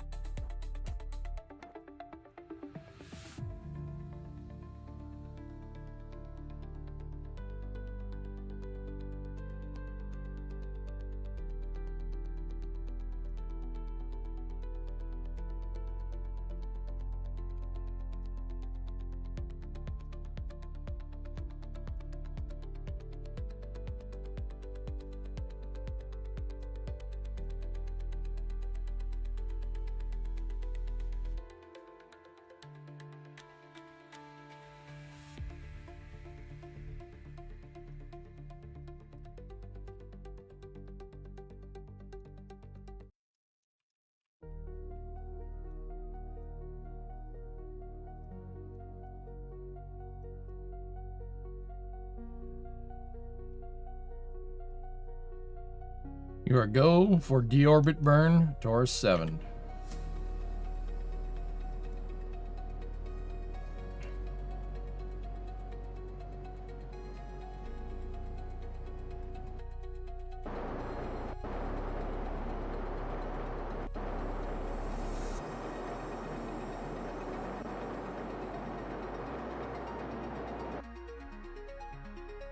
Deorbit burn was done on time. Trajectory is nominal. Okay.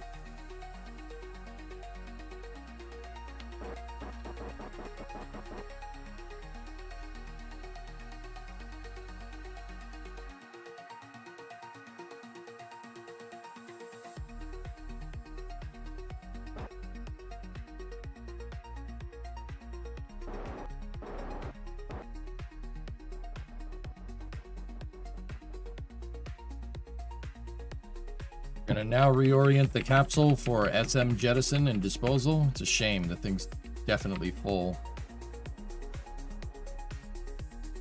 It's alright.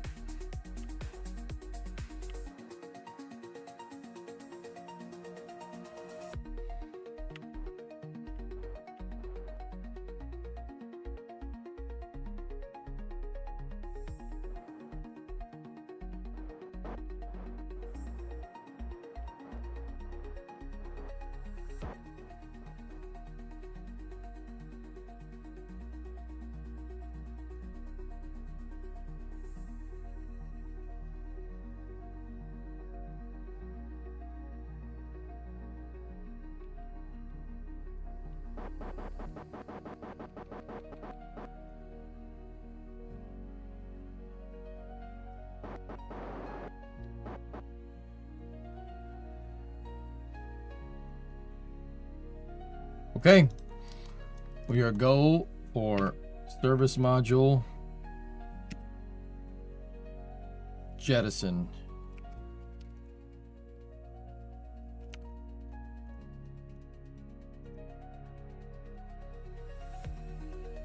Service module jettison confirmed.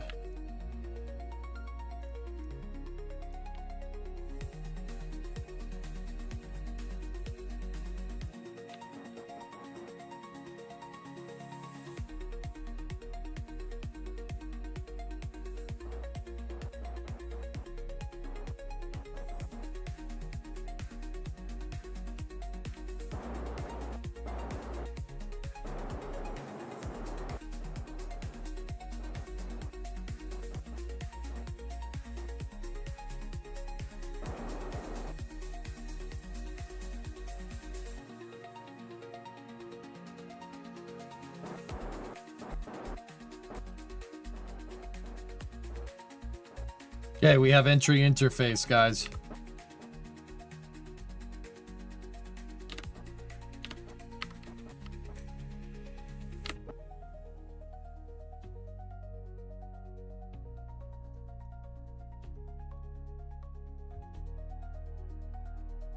This was a rescue mission just to make sure that the newest version of the capsule with the keyed action groups for RCS is working.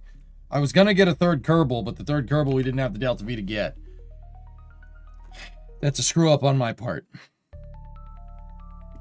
I thought that the SM would have the Delta V to do it, but no. Getting out there is going to cost us. We're going to need to boost it with stage. So that rescue mission is going to be its own thing, which is fine. So we got Kelbro and Barvey, and we're going to bring them back.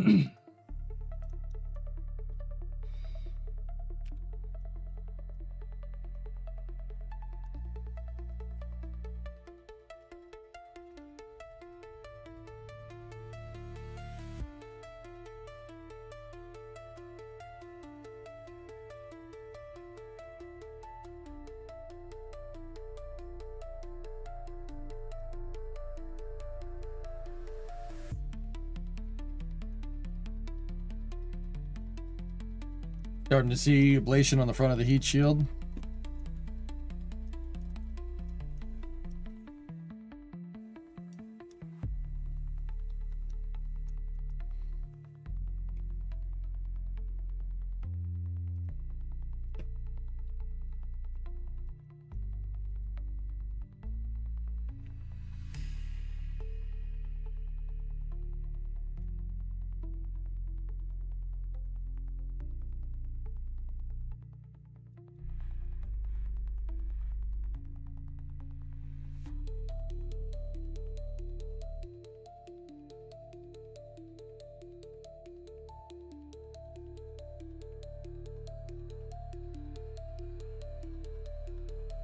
Look at that. How stable is that?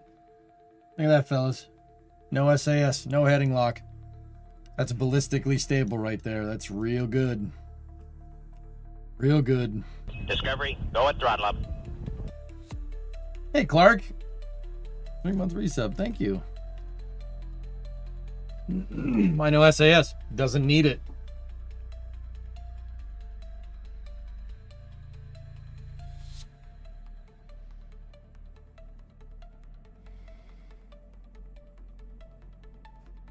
Well, that's what a good, healthy, and robust testing regime does, dudes. It works. I know it's going to work.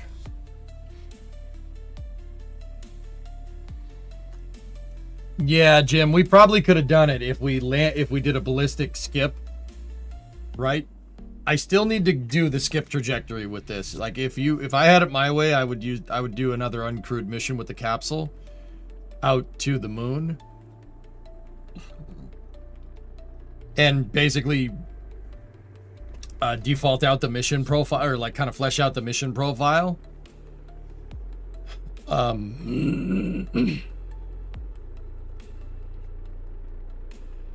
Meh, it is pretty fleshed out, but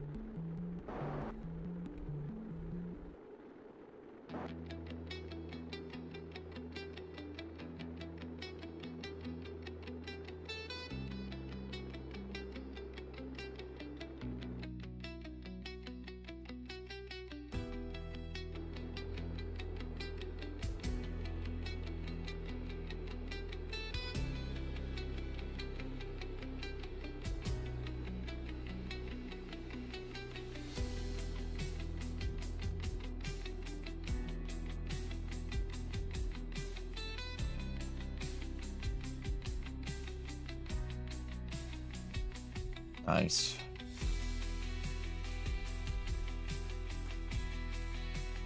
Hey, Trey. Just making sure the capsule is all ready to go.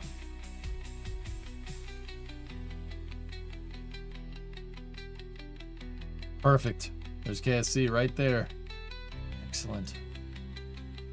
And we're coming down in the exact same spot as we did for every other mission. I'd say we have re-entry with this thing dialed in. Look at that.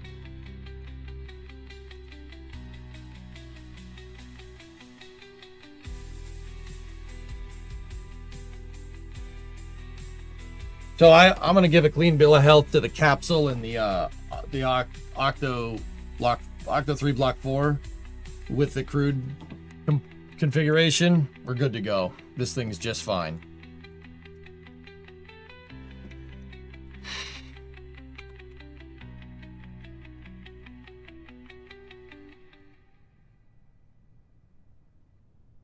During mission mode, how did you put new heat shields on capsules? I put a docking port on the bottom of the capsule. Docking port on the bottom. And then had the heat shield attached with the docking port as well. It can be done. You just need a little bit of a skirt on the back of the capsule. Drogues.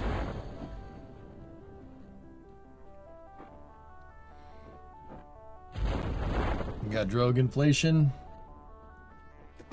Main chute deploy.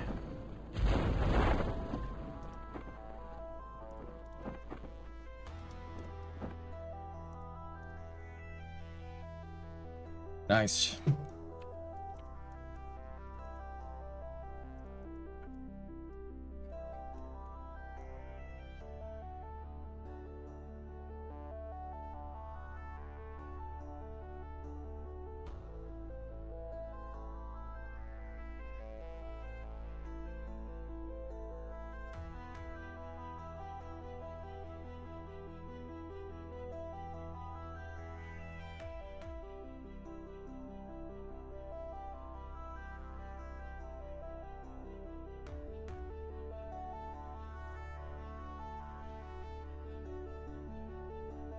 Never tested it. I won't accidentally cut a main, King. That's not gonna happen. It's almost impossible to select one and not the other. Like, I'm not gonna make that type of misclick, dude.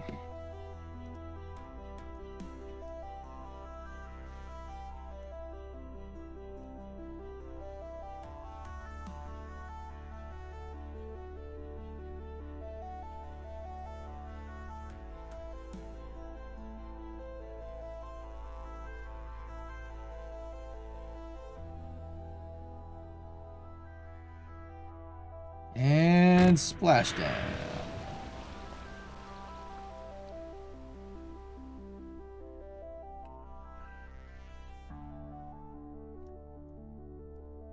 Stable 1. I do believe the good manners dictate that we should send out the welcome wagon.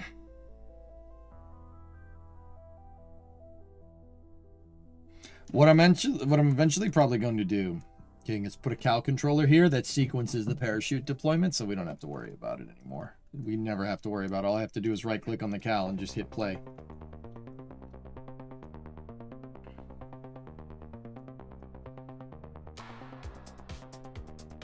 As long as we, hit play at the right altitude, it'll play the sequence out. No problem. Tour 7. Pretty successful. What's the biggest improvement you want to see in KSA? Part count?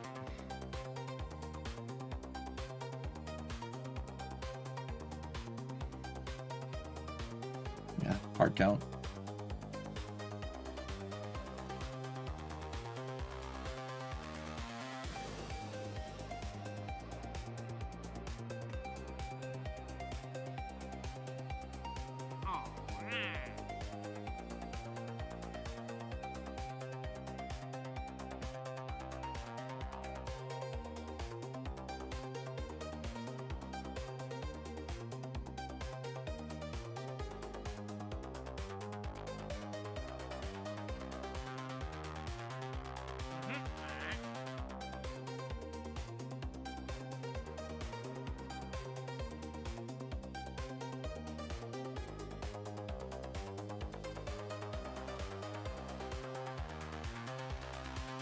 Discovery, go at throttle up. Hey, Jojo, 35-month resub. Thank you.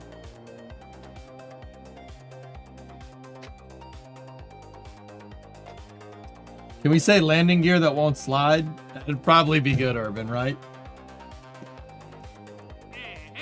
That's a really good paying mission. I'm going to take that mission and we'll save that for the crewed mission to Minmus.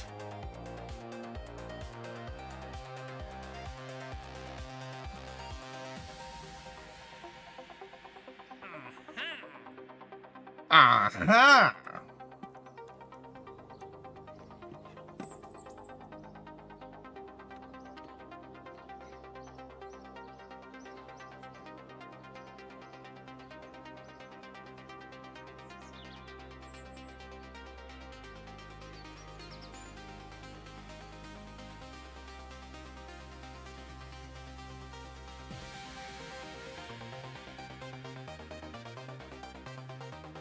Discovery, go at throttle up.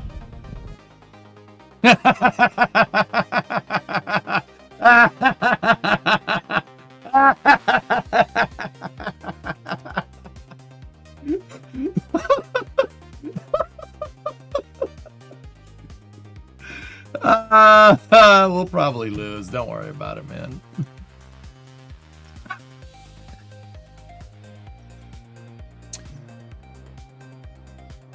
EJ, I'm guessing you used the crane that built the vehicles to pick the capsule up and then rolled a new heat shield under and docked them together.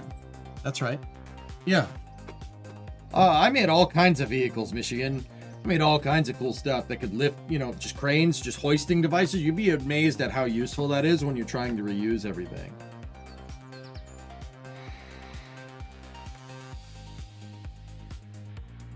Trey, your 4 kilonewton for the club is almost done. We are thinking of doing a 40 kilonewton motor next since we have gained access to an Inconel 3D printer. 40?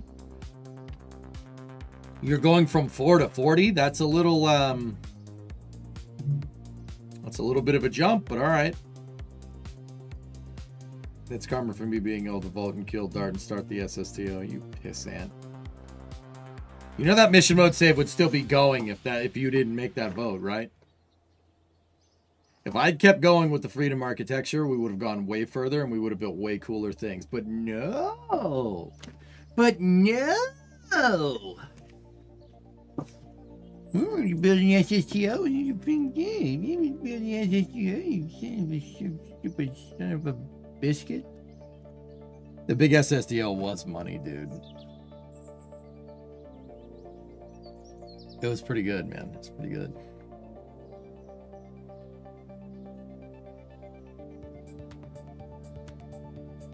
It's a rocketry club jam. Don't worry about that. The big SSDO pad itself was one of the best KSP builds all time worldwide.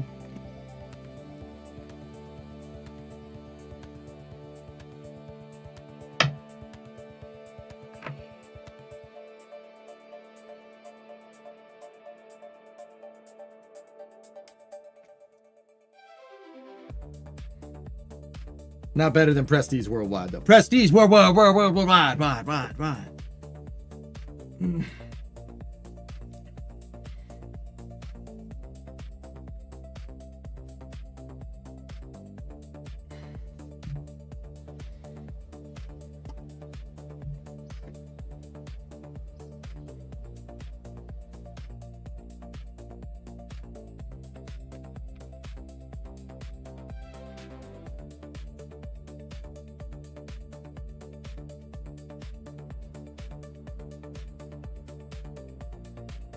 Oh, Yo, this is space. the I'm in Buffalo, space. what's up, man?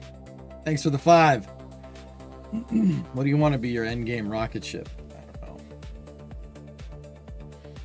I don't know.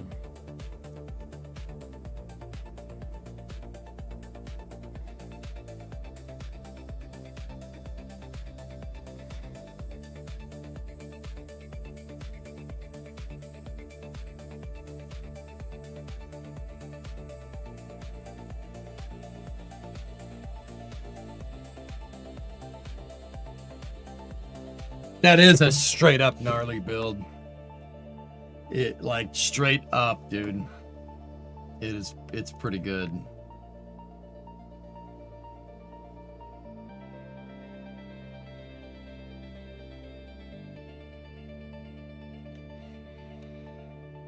Hey, Kicks. Yeah.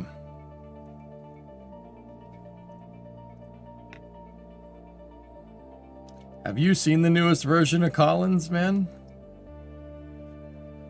I haven't used it since 2023 or 2024. I don't remember.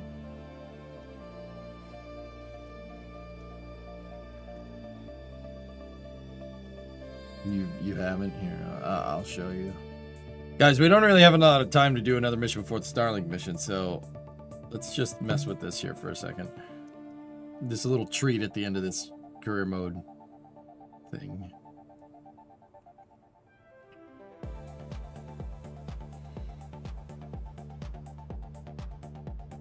Take a look at this.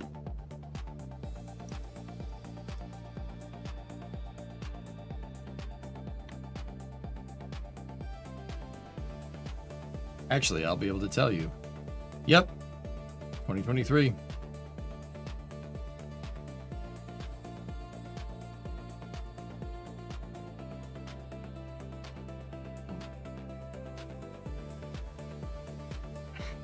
What is that pad? It's an SSTO launch pad.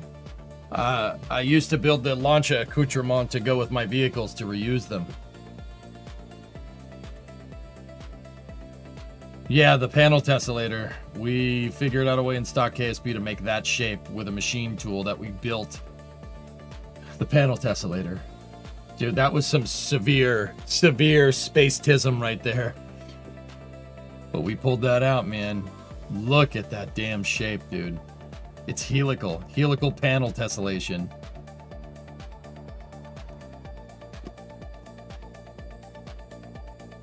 Dude, this thing flies like a freaking champ, man.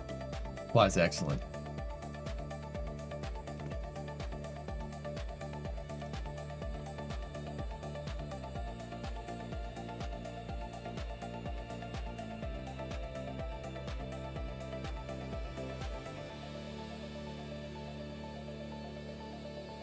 Improve it, launch it? Nah. Nah. Why don't you ask me later, Crabsy?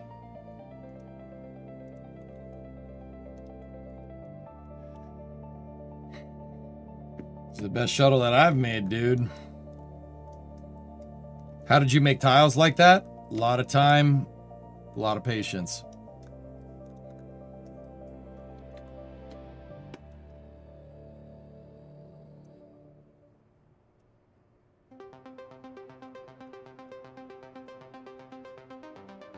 You lost your founder badge, Kicks? Just resub. You should be able to get it back if you want to.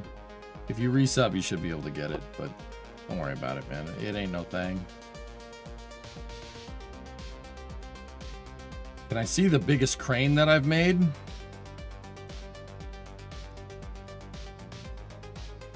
Is there a tile mod? No.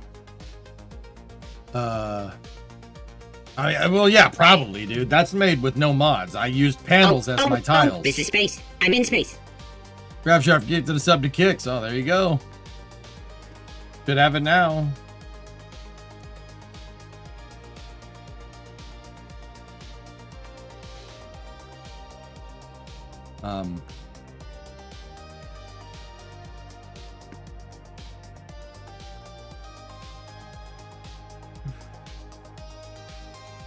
So my tiles are made out of panels, guys. I made out of panels, and I made the panels basically work like a heat sink. They work like the actual tiles. So when you watch this thing fly, panels light up as you get through. All the panels light up. The front ones get hot, and then they disperse the heat through the back like a gigantic heat sink. It's a panel thermal protection system. It works like the real one. It's just a heat sink. You sink heat into them. And that's it. Dude, we've built all kinds of crazy stuff. Yeah, I mean, there's the Jebliner stuff, Jebliner was relatively recent. So Michigan, if you're around, see that right there? That's how you do reusable heat shields. Oh, shoot, man, I should have just used this.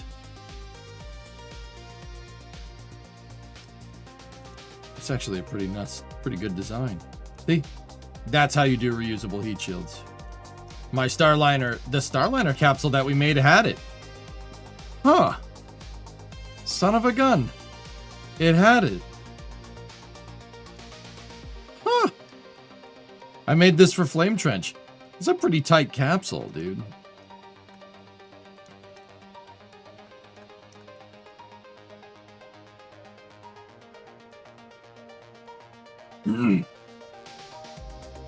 No, its RCS configuration is completely different, Nova.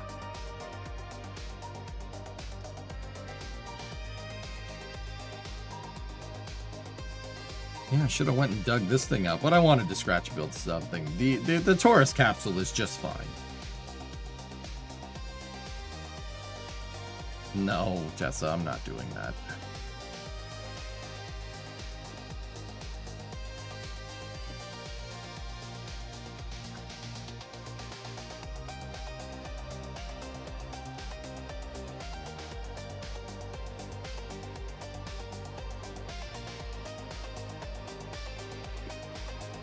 I wish there were dragon type deployables. Just make one. How much time did it take to make the EJ tiles? Probably took me a week. I'd say a solid week of streaming only KSP in like January 2023.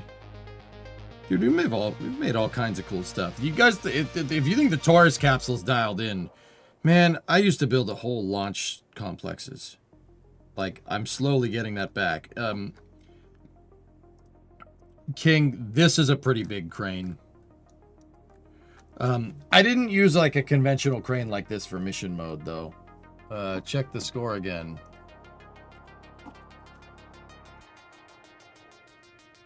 Yeah, I told you we'd lose. It's okay. What's your most proud build? The shuttle is up there, man. Satanic, that thing flies like the shuttle. It flies like the space shuttle. That's it. It's a Kerbalized version of a real one. It flies exactly like it. Like if you play Orbiter, if you've played Orbiter and you know about how the shuttle works and how you try to fly it, it'll fly just like the real one. Baited. What? Are you stupid? Like a piece of crap. Correct.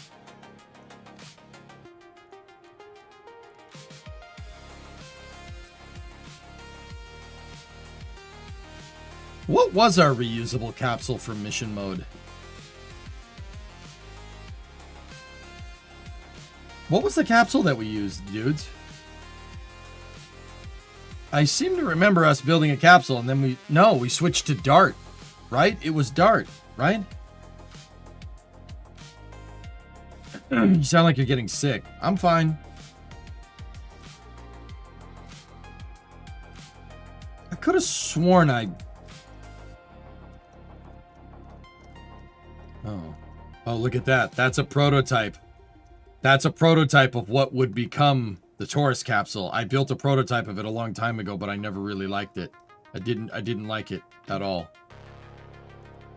But yeah. Your OG shuttle with the custom payload weight panels and docking port is still top tier. It was a good time.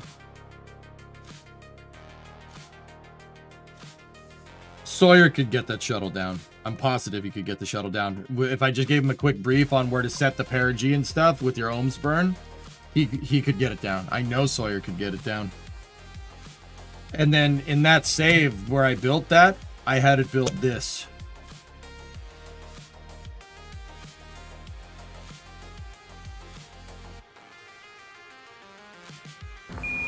Listen, Tranquility Base here. The Eagle has landed.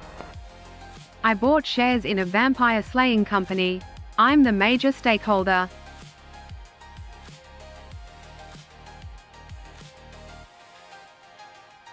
That was funny. Gold star. I'll put it up on the fridge.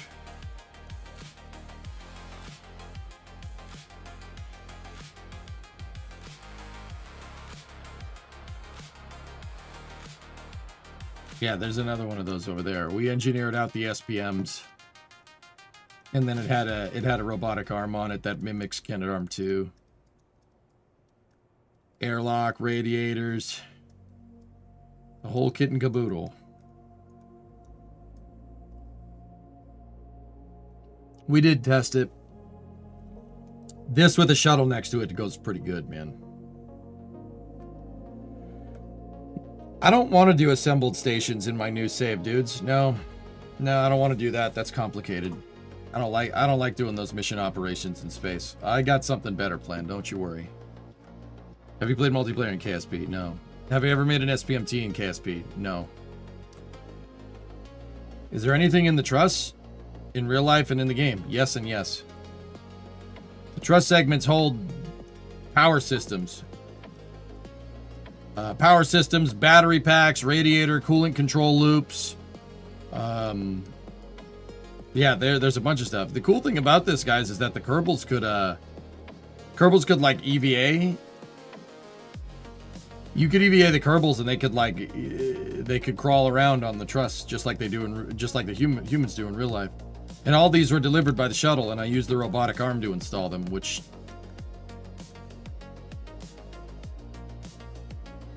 yeah, that was difficult.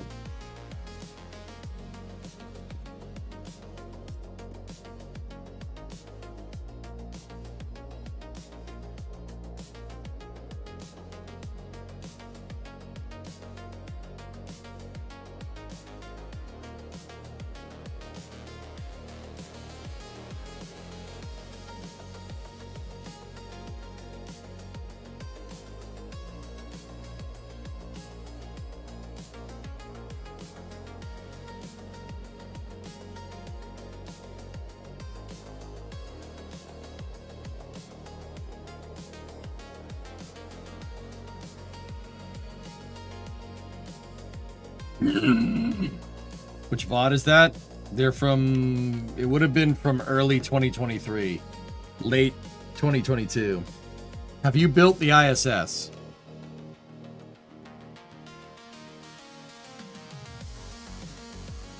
No.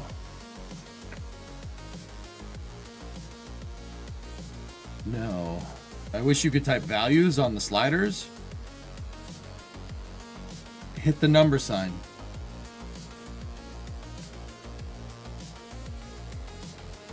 Hit the number sign.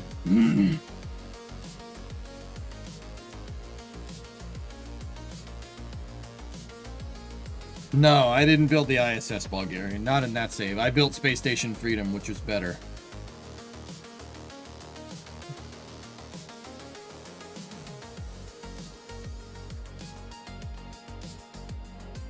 Cornelius, that's been in the game for like 5 years, homie. There's also this. You know, if you want a tracked vehicle in KSP.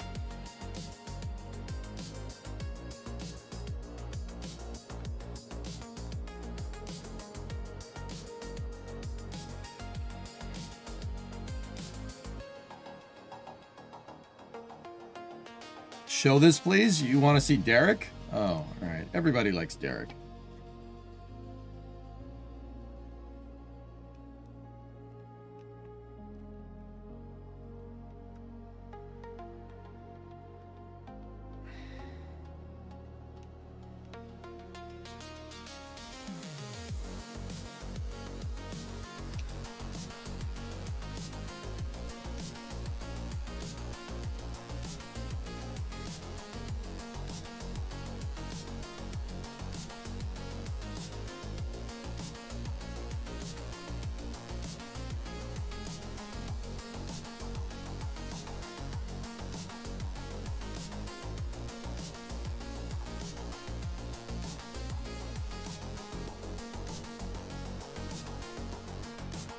Needs more attention.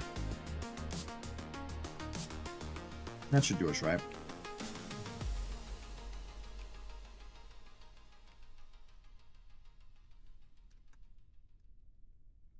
I guess not.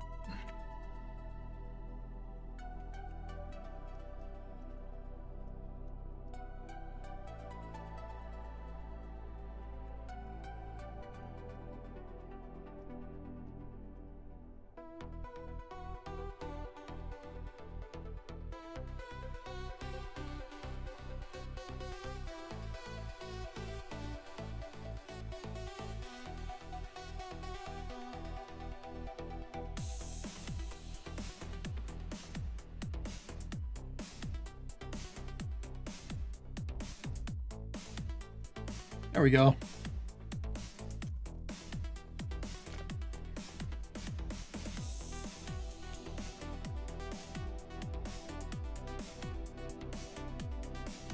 It's that left track that just doesn't want. Oh, we threw a track. Well, this did work at one time. I'm probably just using it wrong. Cornelius gifted a Prime to a tier 1 sub. Hey, thank you. That really helps. Thanks a lot.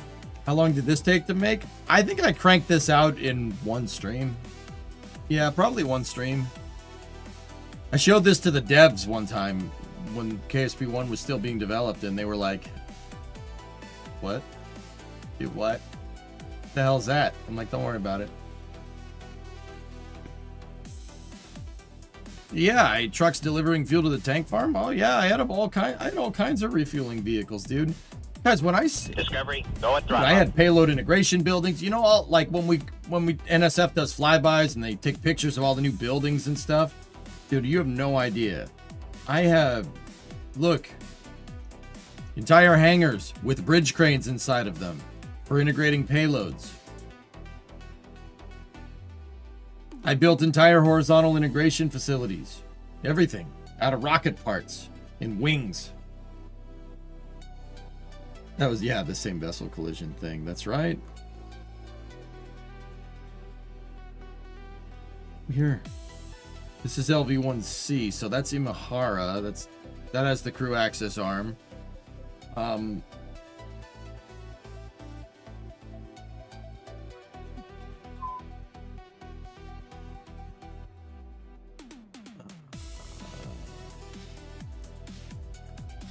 Where's the Freedom Rocket? Yeah,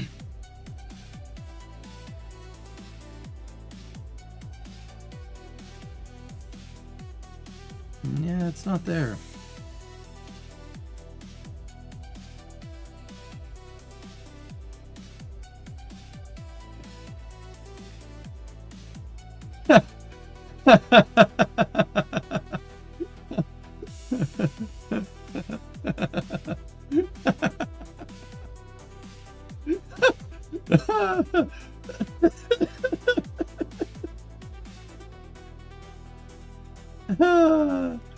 That's pretty funny, man.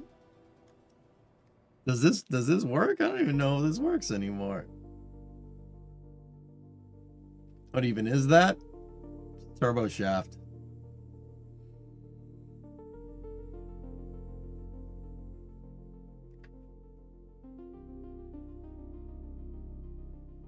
Something like that, Bulgarian, yeah.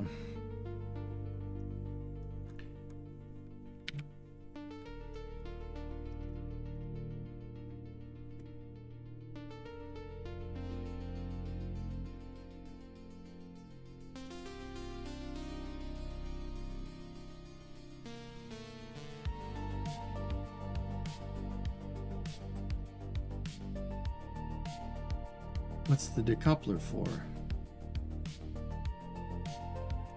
All right.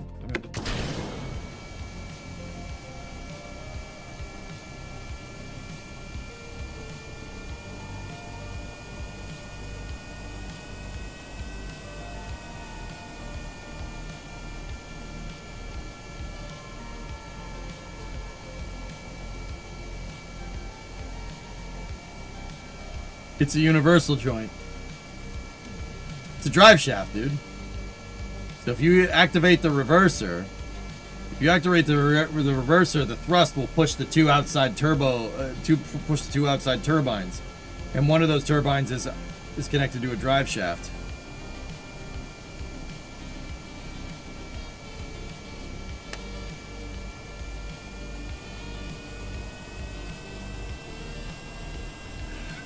Oh, no, that broke. Yep. The idea is that if I make an airplane, right, we could make an airplane with helicopter rotors, right? And the airplane, when we could make it fly with the Goliath just like a regular plane, but if we switch the Goliath to reverse thrust, we could connect it to rotors, and you could turn the rotors with the thrust reverser. Yeah, that's why I did a drive. That pinion angle for a drive shaft is terrible. That's why it rides so bad. Oh, dude, we made all kinds of crazy stuff like that. I wonder if I have the flying cuckoo clock. You don't need to worry about balancing your drive shaft.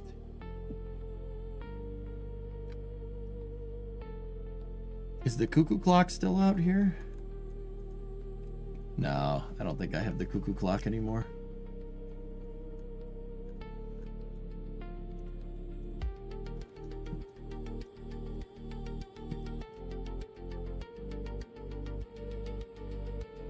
That arm is too strong for blasters. Rogue group, use your harpoons and tow cables. Go for the legs. It might be the only way of stopping them. Do we still have the OG tuk-tuk? Yes. Did I just see yeet stick? Yeah.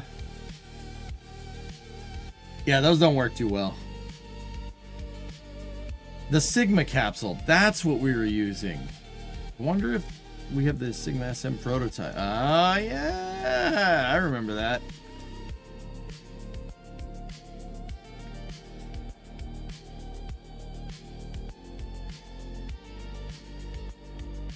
Jack once wanted to ask you if you can static fire in the rain. Probably.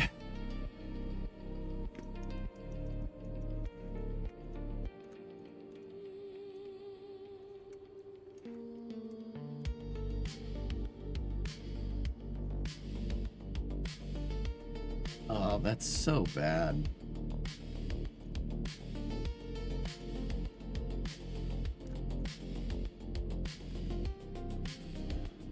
Ooh, that's a really old model, dude.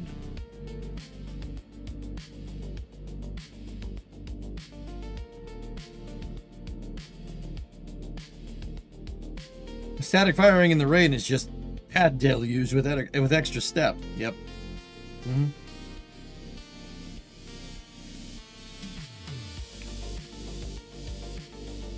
The Rigel capsule. I remember that. That is... yeah. That's the same idea as the Taurus capsule, but the Taurus capsule is 1,000 times better execution than this croc.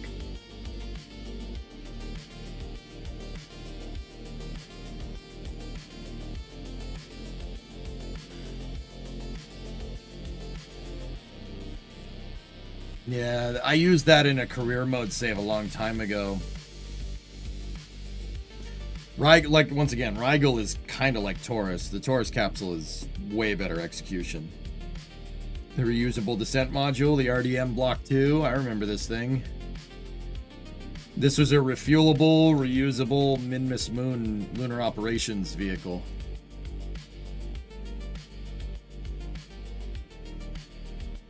With a freaking poodle. How much Delta V does that thing have? 2,700, yeah.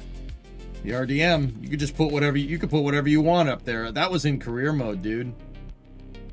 Make a new Saturn V someday?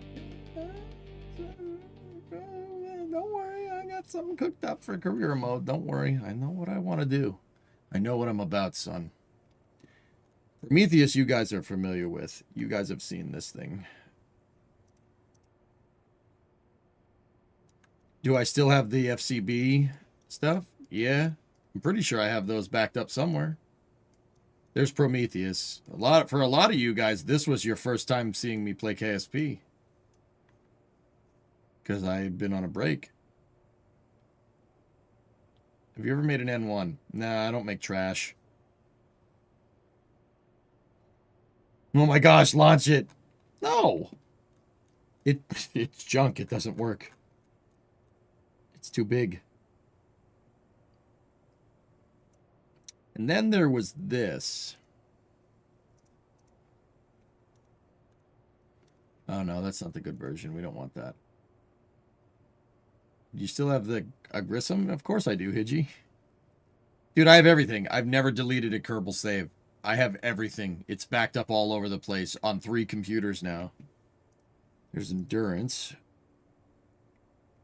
Trash?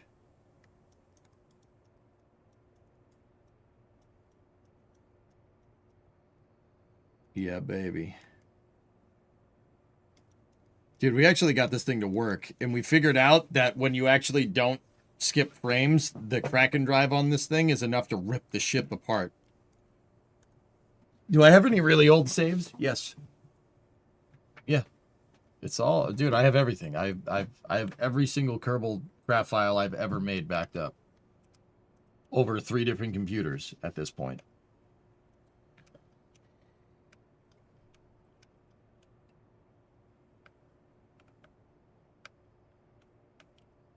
What's your next KSP chapter streams after you finish this one? Mission mode. I want another mission mode save. We should really put this vehicle to use when we're done with Octo 3. This thing. You think Octo 3 is good? This is a beast mode of a vehicle. MLV is fantastic. We should dial in its trajectory and use it. This was a 375 partially reusable launch vehicle that I was working on. That is specifically like designed for reuse. Like if you get this thing back to the pad, it doesn't take much to put it back on the pad and fly it again. You like the Endurance? Endurance is pretty cool. It's a mix between New Glenn and Falcon 9, I guess. It's kind of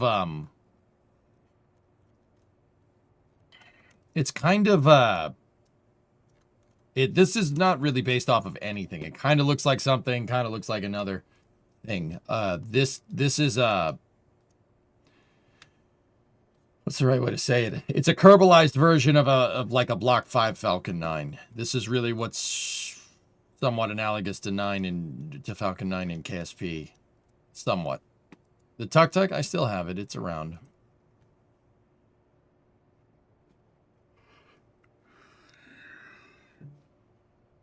The gyrocopters are fun to fly, chillin'. Those are a good time.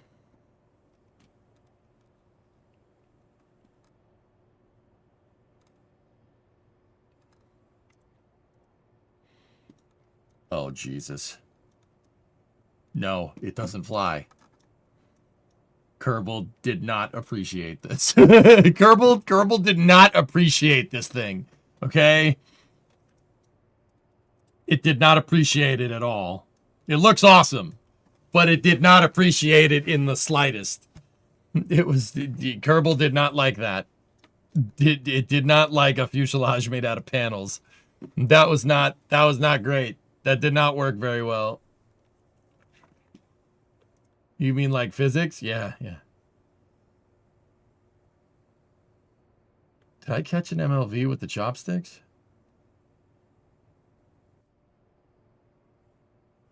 I did. Oh, God. I remember that.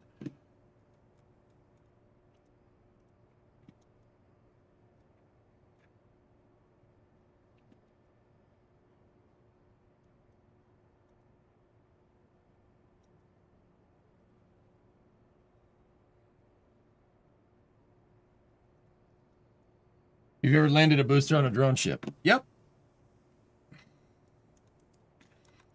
You could make a new version and use turbo prop blades. Luizo, I probably could. I like my K92. I think my K92 is a better design, personally. I don't want an Osprey. I like auto gyros. Auto gyros are way nicer design. Don't worry about this, by the way.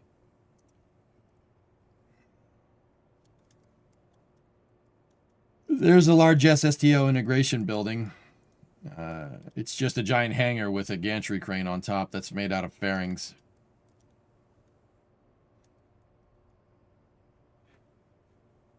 Gee, yep, processing facility. Oh, man.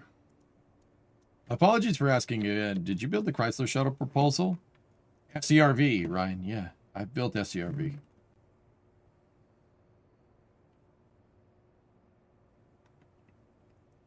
I showed it a second ago. I showed it right before Endurance, though. Here, I'll show you. It's down here, dude.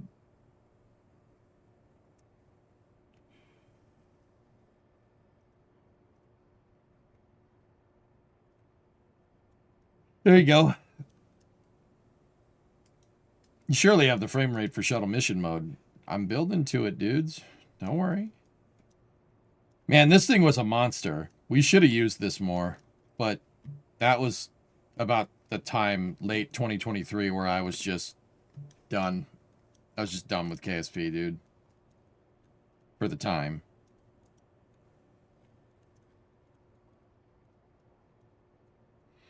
Yeah, we figured out how to use thrust modulation with a Cal controller to get this thing to come down in VTOL. It was a pretty good design, dude. Check this out. I think the VTOL demo still works. I think.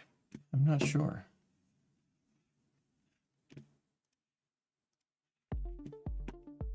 What's the payload for Hemi? I think that's a subscale demonstrator. I think we put that in at like, I don't know, it's probably like 5-6 tons, something like that.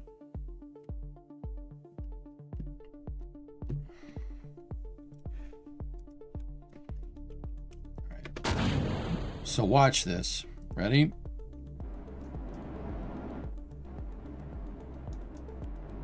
So this thing uses vernier thruster modulation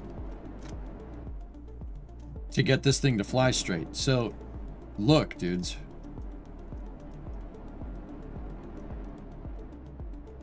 So you're seeing it and it's flying straight and you're like, okay, EJ, that's cool. What's so trick about this? I don't understand. And then you see that there's a gigantic ore tank glued to one side and the thing somehow is flying correctly. Check that out. Pretty cool, huh?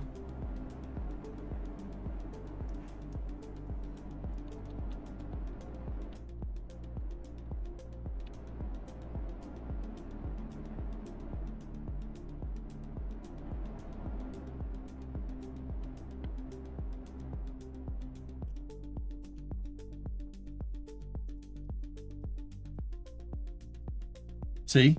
Look at it. Look at it lean to one side. It leans to one side because there's an ore tank glued to the side. But, I mean, the other thing, just in case anybody thinks I'm full of it, there's no SAS on this thing. There's no stability assist, no gyroscopes, no nothing. See? If you take the SAS off, it'll do that.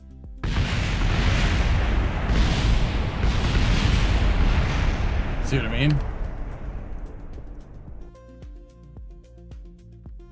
No fire, no energy, no nothing. Coggers. But yeah, there's no SAS on this thing. There's no like wheel authority. It's using an Octo 2 core. No wheel authority. No nothing. Is that adjusting the engine's thrust with legal values? No, it's using verniers to do it. It's using verniers and a Cal controller. See, yaw control and pitch control. That modulates the thrust of the verniers around over the twitch engines. Right? And we use differential thrust value offsets to basically make a controllable vehicle. These twitch engines do not have any gimbal either. This is straight up using the verniers and twitch thruster modulation to get the thing to fly straight.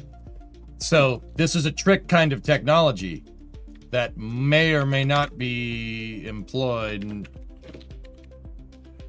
on a certain company's, you know, second stage system where their second stage just happens to have a lot of thrusters sticking out the side.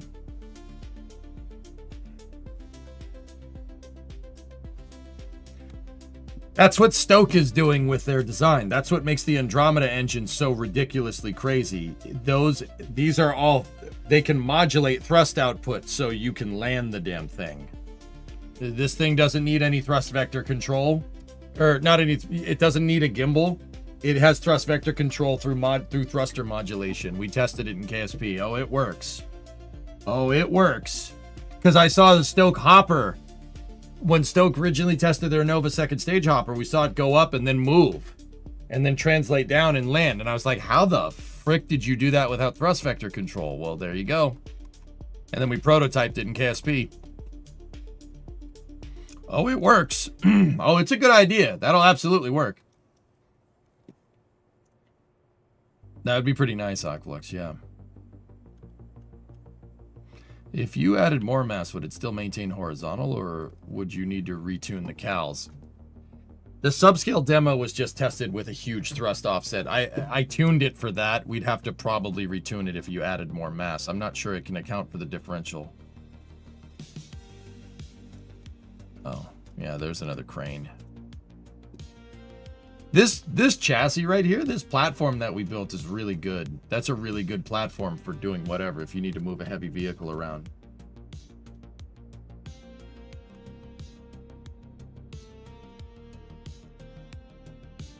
Oh, on YouTube, guys, I don't know if you've ever seen this. Speaking of full launch pads.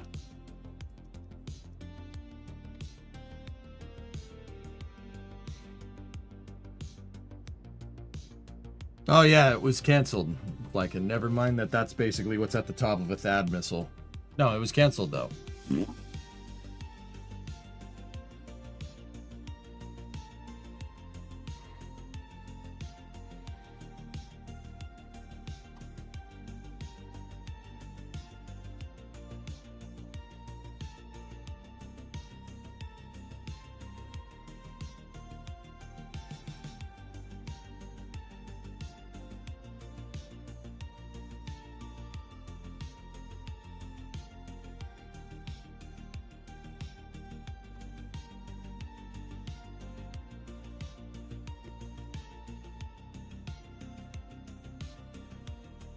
That's right, Ari.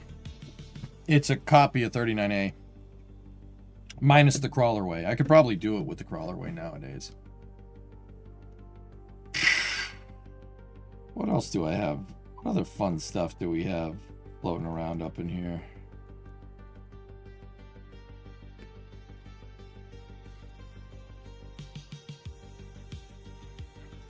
Oh, orbiter transporter vehicle. In case you want to go drive your shuttle around KSC. How far did we get with the Moonlander today? I refactored the entire design and retested it. I'm happy with its design. Jim probably end up doing the lunar mission tomorrow because I needed to redo the lander design. Other than that, though.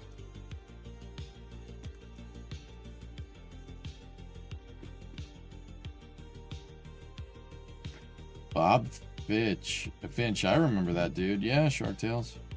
Old school. Is there a way to increase the structural stability of stock robotic parts? Yes. Hybrid tech, baby. Hybrid tech, baby. Want to see? Check this out. Look.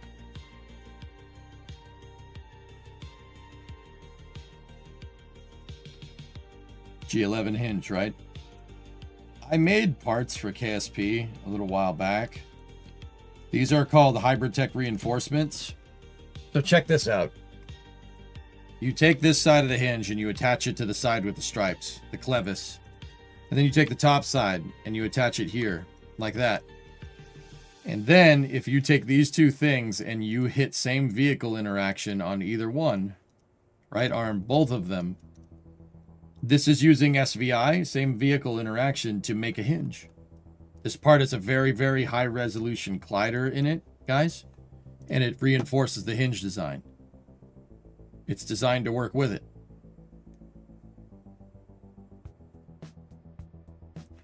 And that makes this hinge not bend. It basically reinforces the joint on the physics joint there. Any idea what's happening with Spectrum? No idea. This doesn't look lunar. You're very perceptive.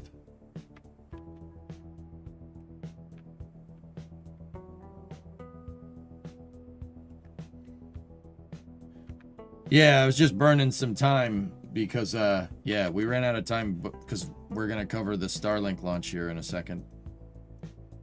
And then I'm probably going to be done for the night after that, dudes. I got to get up in the morning. I got a doctor's appointment in the morning. I have to drive up into the city, and that's going to be fun.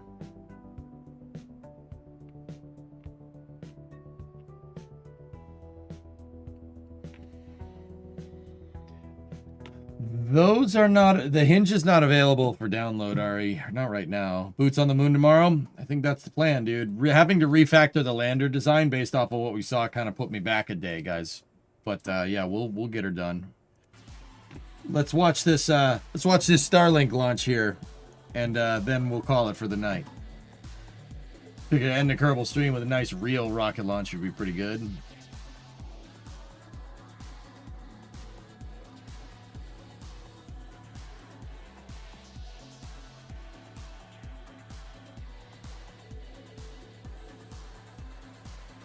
All right, booster flying tonight is 1082 on its 17th flight.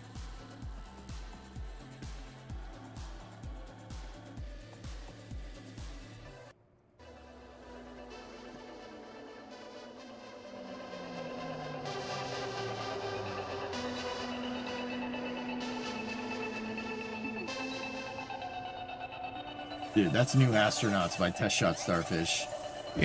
That won't screw the VOD.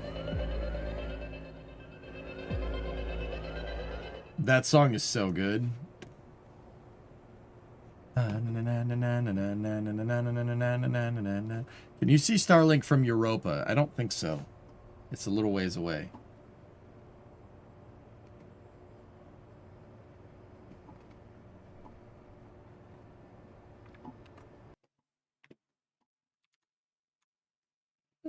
Dog the Hall Monitor. You watch a new CSI Starbase video. I'm starting to understand your obsession with ground servicing equipment. It's cool, man. It's cool. The machine that makes the machine. That's the coolest part. Look at all the turbo nerds. Me, Zach, Space Engineer, Ryan Weber, Alex. We all gravitate towards the freaking pad stuff because it is the superior spacetism stuff, man. That's how she rolls, dude. 9 tanks are pressing for a strong back recheck. Here we go. Beautiful day out in Southern California, from what I can tell.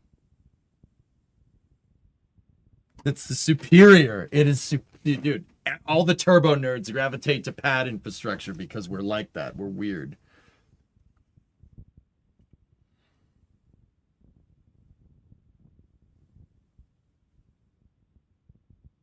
West Coast, man, you see her in a week. What are you heading out? Oh, Strong back retract has started. what a beautiful place, dude. Lompoc is...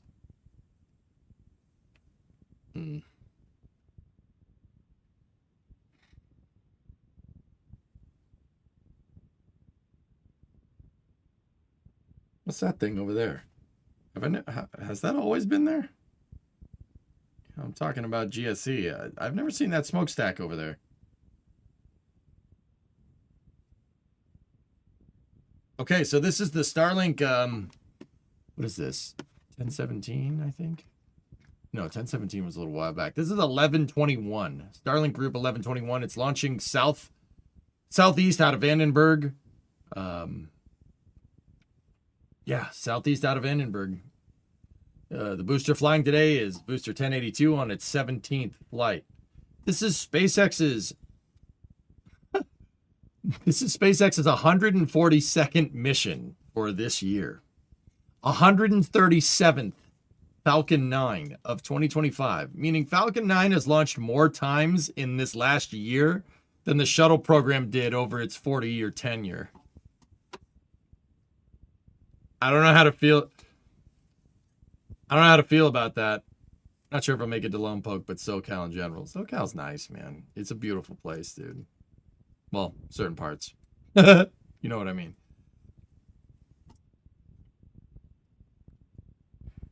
Is the rocket traveling along the coast? Yeah, what was that? Has that smokestack over there always been there, dudes?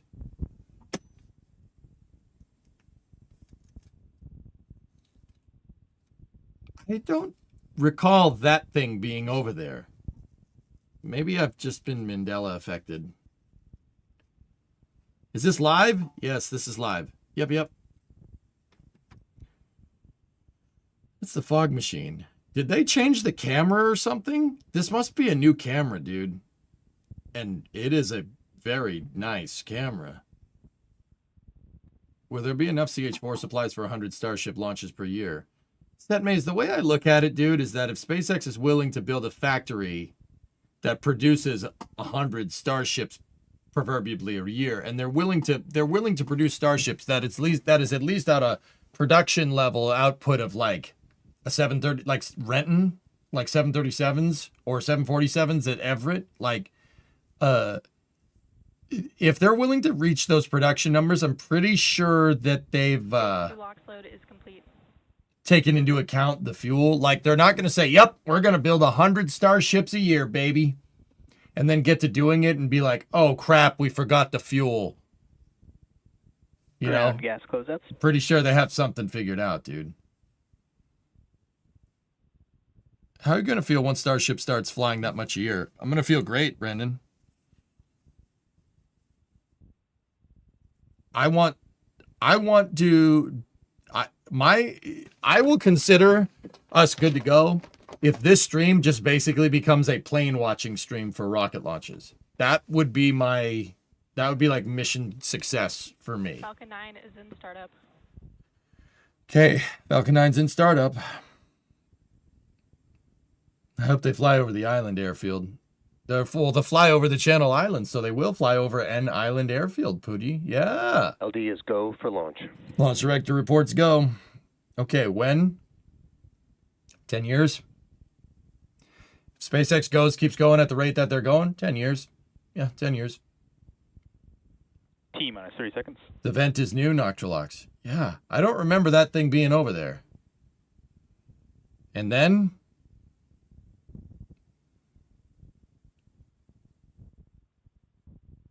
And then on top of your grave, 15 seconds. the stars will belong to us. T minus 10, 9, Pad deluge system is 7, on. 6, Sound suppression 5, water system activated. 4, 3, Ignition. 2, 1. Ignition. 9 engines up. And liftoff of Falcon 9. Go SpaceX, go Starlink. I swear that sounds like a viewer's voice. I'm not going to say who, but I swear that sounds like a viewer's voice. That's very strange. I know that person. I'm pretty sure. That's very weird. That's if not, it sounds exactly like one of my buddies. That's weird. Anyway, it's not Geeson, no. T plus 30 seconds. 11:21. Doing a roll program, roll pitch is good. Yeah, that guy, Fluffy. Yep. Power and telemetry nominal. That's right, Snarf. Yep. Falcon Chaz, is supersonic. you're working on a load of GSE content today? Mostly the maths around the tank. Nice, dude. That's awesome.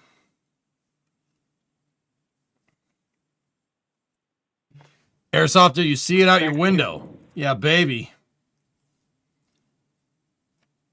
I swear, dude, if that... I don't know if you guys know the person, and I don't want to say who works where. That's a real big no-no with viewers. I don't do that unless they say it publicly, right? But that sounds like a viewer. I know that person's voice, or it's somebody that sounds exactly like them. Like, that's weird. Yeah, but judging by how amped the guy sounded, that sounds like somebody from our crowd, man. go Stalin, yeah. You know, that sounds like one of us. That's weird. I was like, wait a minute. That sounds like somebody from here. Okay.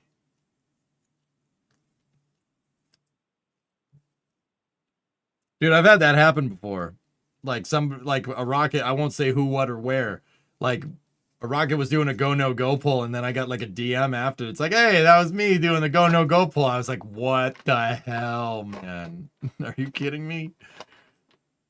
Okay, coming up on staging here. Miko.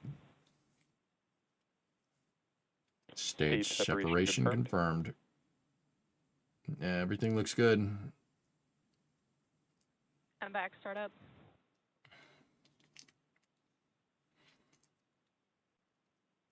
If he says supersonic retro propulsion, we'll know. Yeah. Yep. Beautiful shot of Southern California. Look at those mountains, dude. Telling you, it's a beautiful part of the country. You can say whatever you want about California. I don't really care. That's just that part of the country is just. It's like the like. Confirmed. There goes the fairing. It's like a Amalfi Coast, pretty dude. I don't. Maybe not Amalfi Coast, but it's close. There goes the fairing. Fairings will be fished out and reused, guys. They do parachute down and land.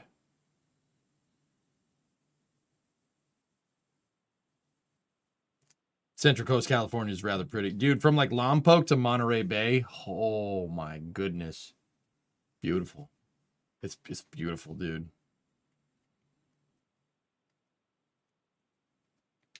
Oh, hey, it's Octo 3 in real life. Yeah. Hearing sonic booms now, is it really? Monterey is your favorite spot. Dude, I like Monterey as well, Vin. Both vehicles are on a nominal trajectory.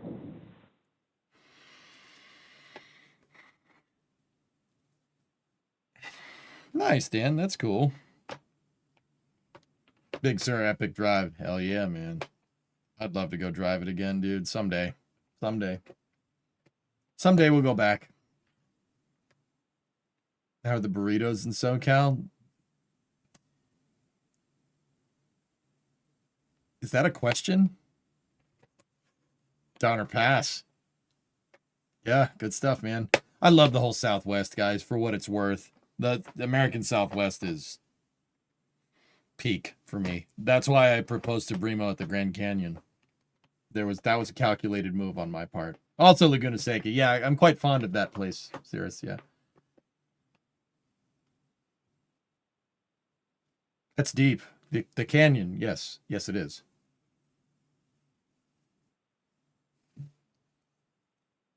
Discovery, go at throttle up. Hey, Mind Drive, 36-month resub. Serious, you miss Arizona. Yep. And she let you buy a truck sight unseen. That may or may not have been me feeling out the situation and make sure that she was the right one. I was like, I'm going to go on a road trip. I'm going to buy a truck. And we're going to drive it home. She was like, cool. Whose car we taking? I'm like, wife! Wife! Wife! Wife! Wife!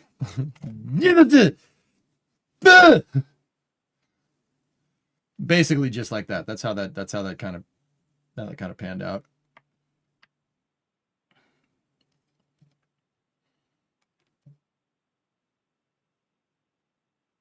And the truck blew a tire on the way home. Well, the wheel came off. You could say I drove the wheels off that truck. Both vehicles continue to follow a nominal trajectory. Okay, here we go. Supersonic retro propulsion, my favorite part.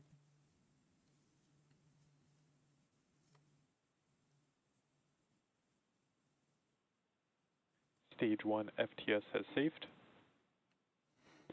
Stage 1 entry burn startup.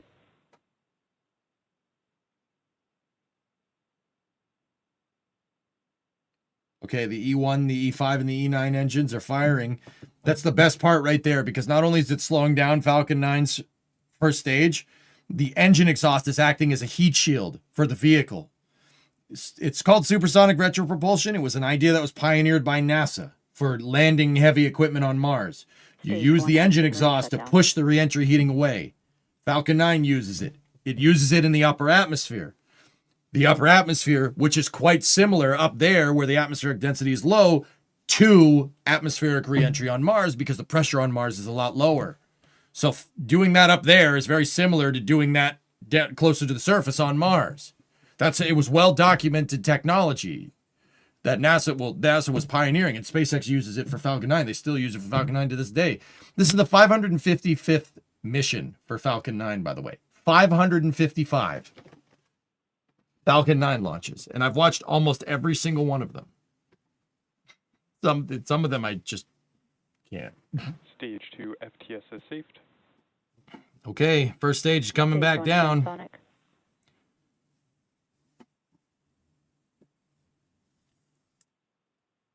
You saw it, Benji. All right. Cool.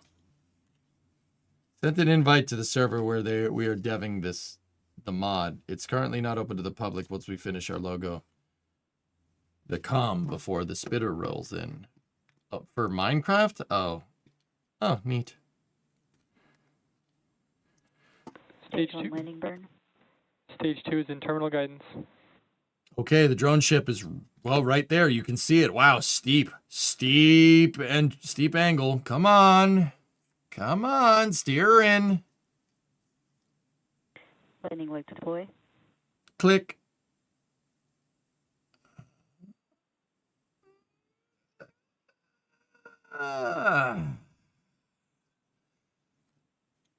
Stage 1 landing confirmed. 542nd recovery attempt. 137th launch of this year. Yep, 1082. Completing its 17th flight. Stand by for the call for nominal orbit insertion. We should be looking at a staging velocity around 27.3. Absolute cinema. Beautiful launch. SpaceX just doing their thing. Nominal park orbit insertion. Yep, there you go. I'm going to have to shoot out a message. I'm back shot down.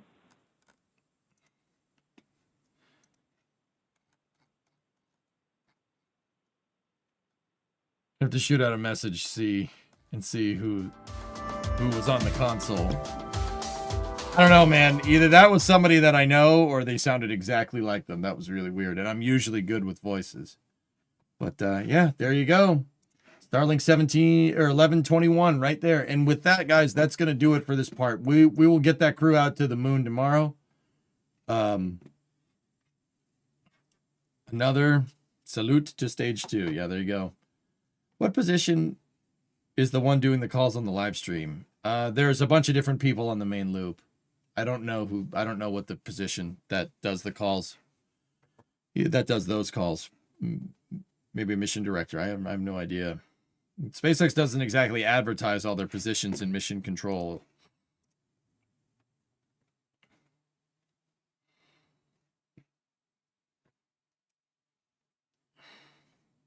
All right.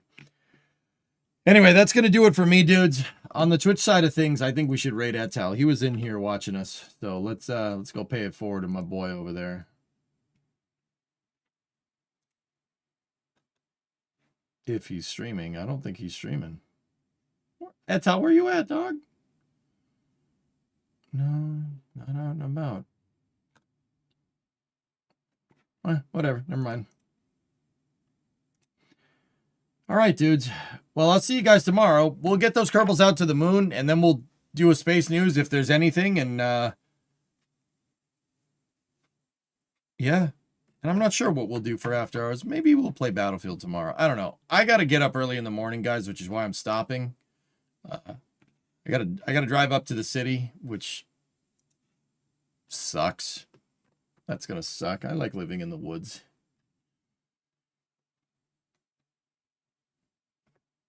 So, yeah. I'll see you guys tomorrow. We'll do Kerbal and then we'll do space news. I might be gassed by the end of that stream. We'll see. Anyway, so you'll be late tomorrow, dude. Don't remind me. It's possible. I'll set the start time for 1. If I'm earlier, I'm earlier. We'll see. Anyway, guys, have a good night. I will see you guys all tomorrow. Thank you very much for watching. We'll get Jeb, Bill, and Bob out to the moon tomorrow. I'm pretty satisfied with all the architecture. Yeah, we should be good. Let's get her done. Thank you very much for watching, and I'll see you later.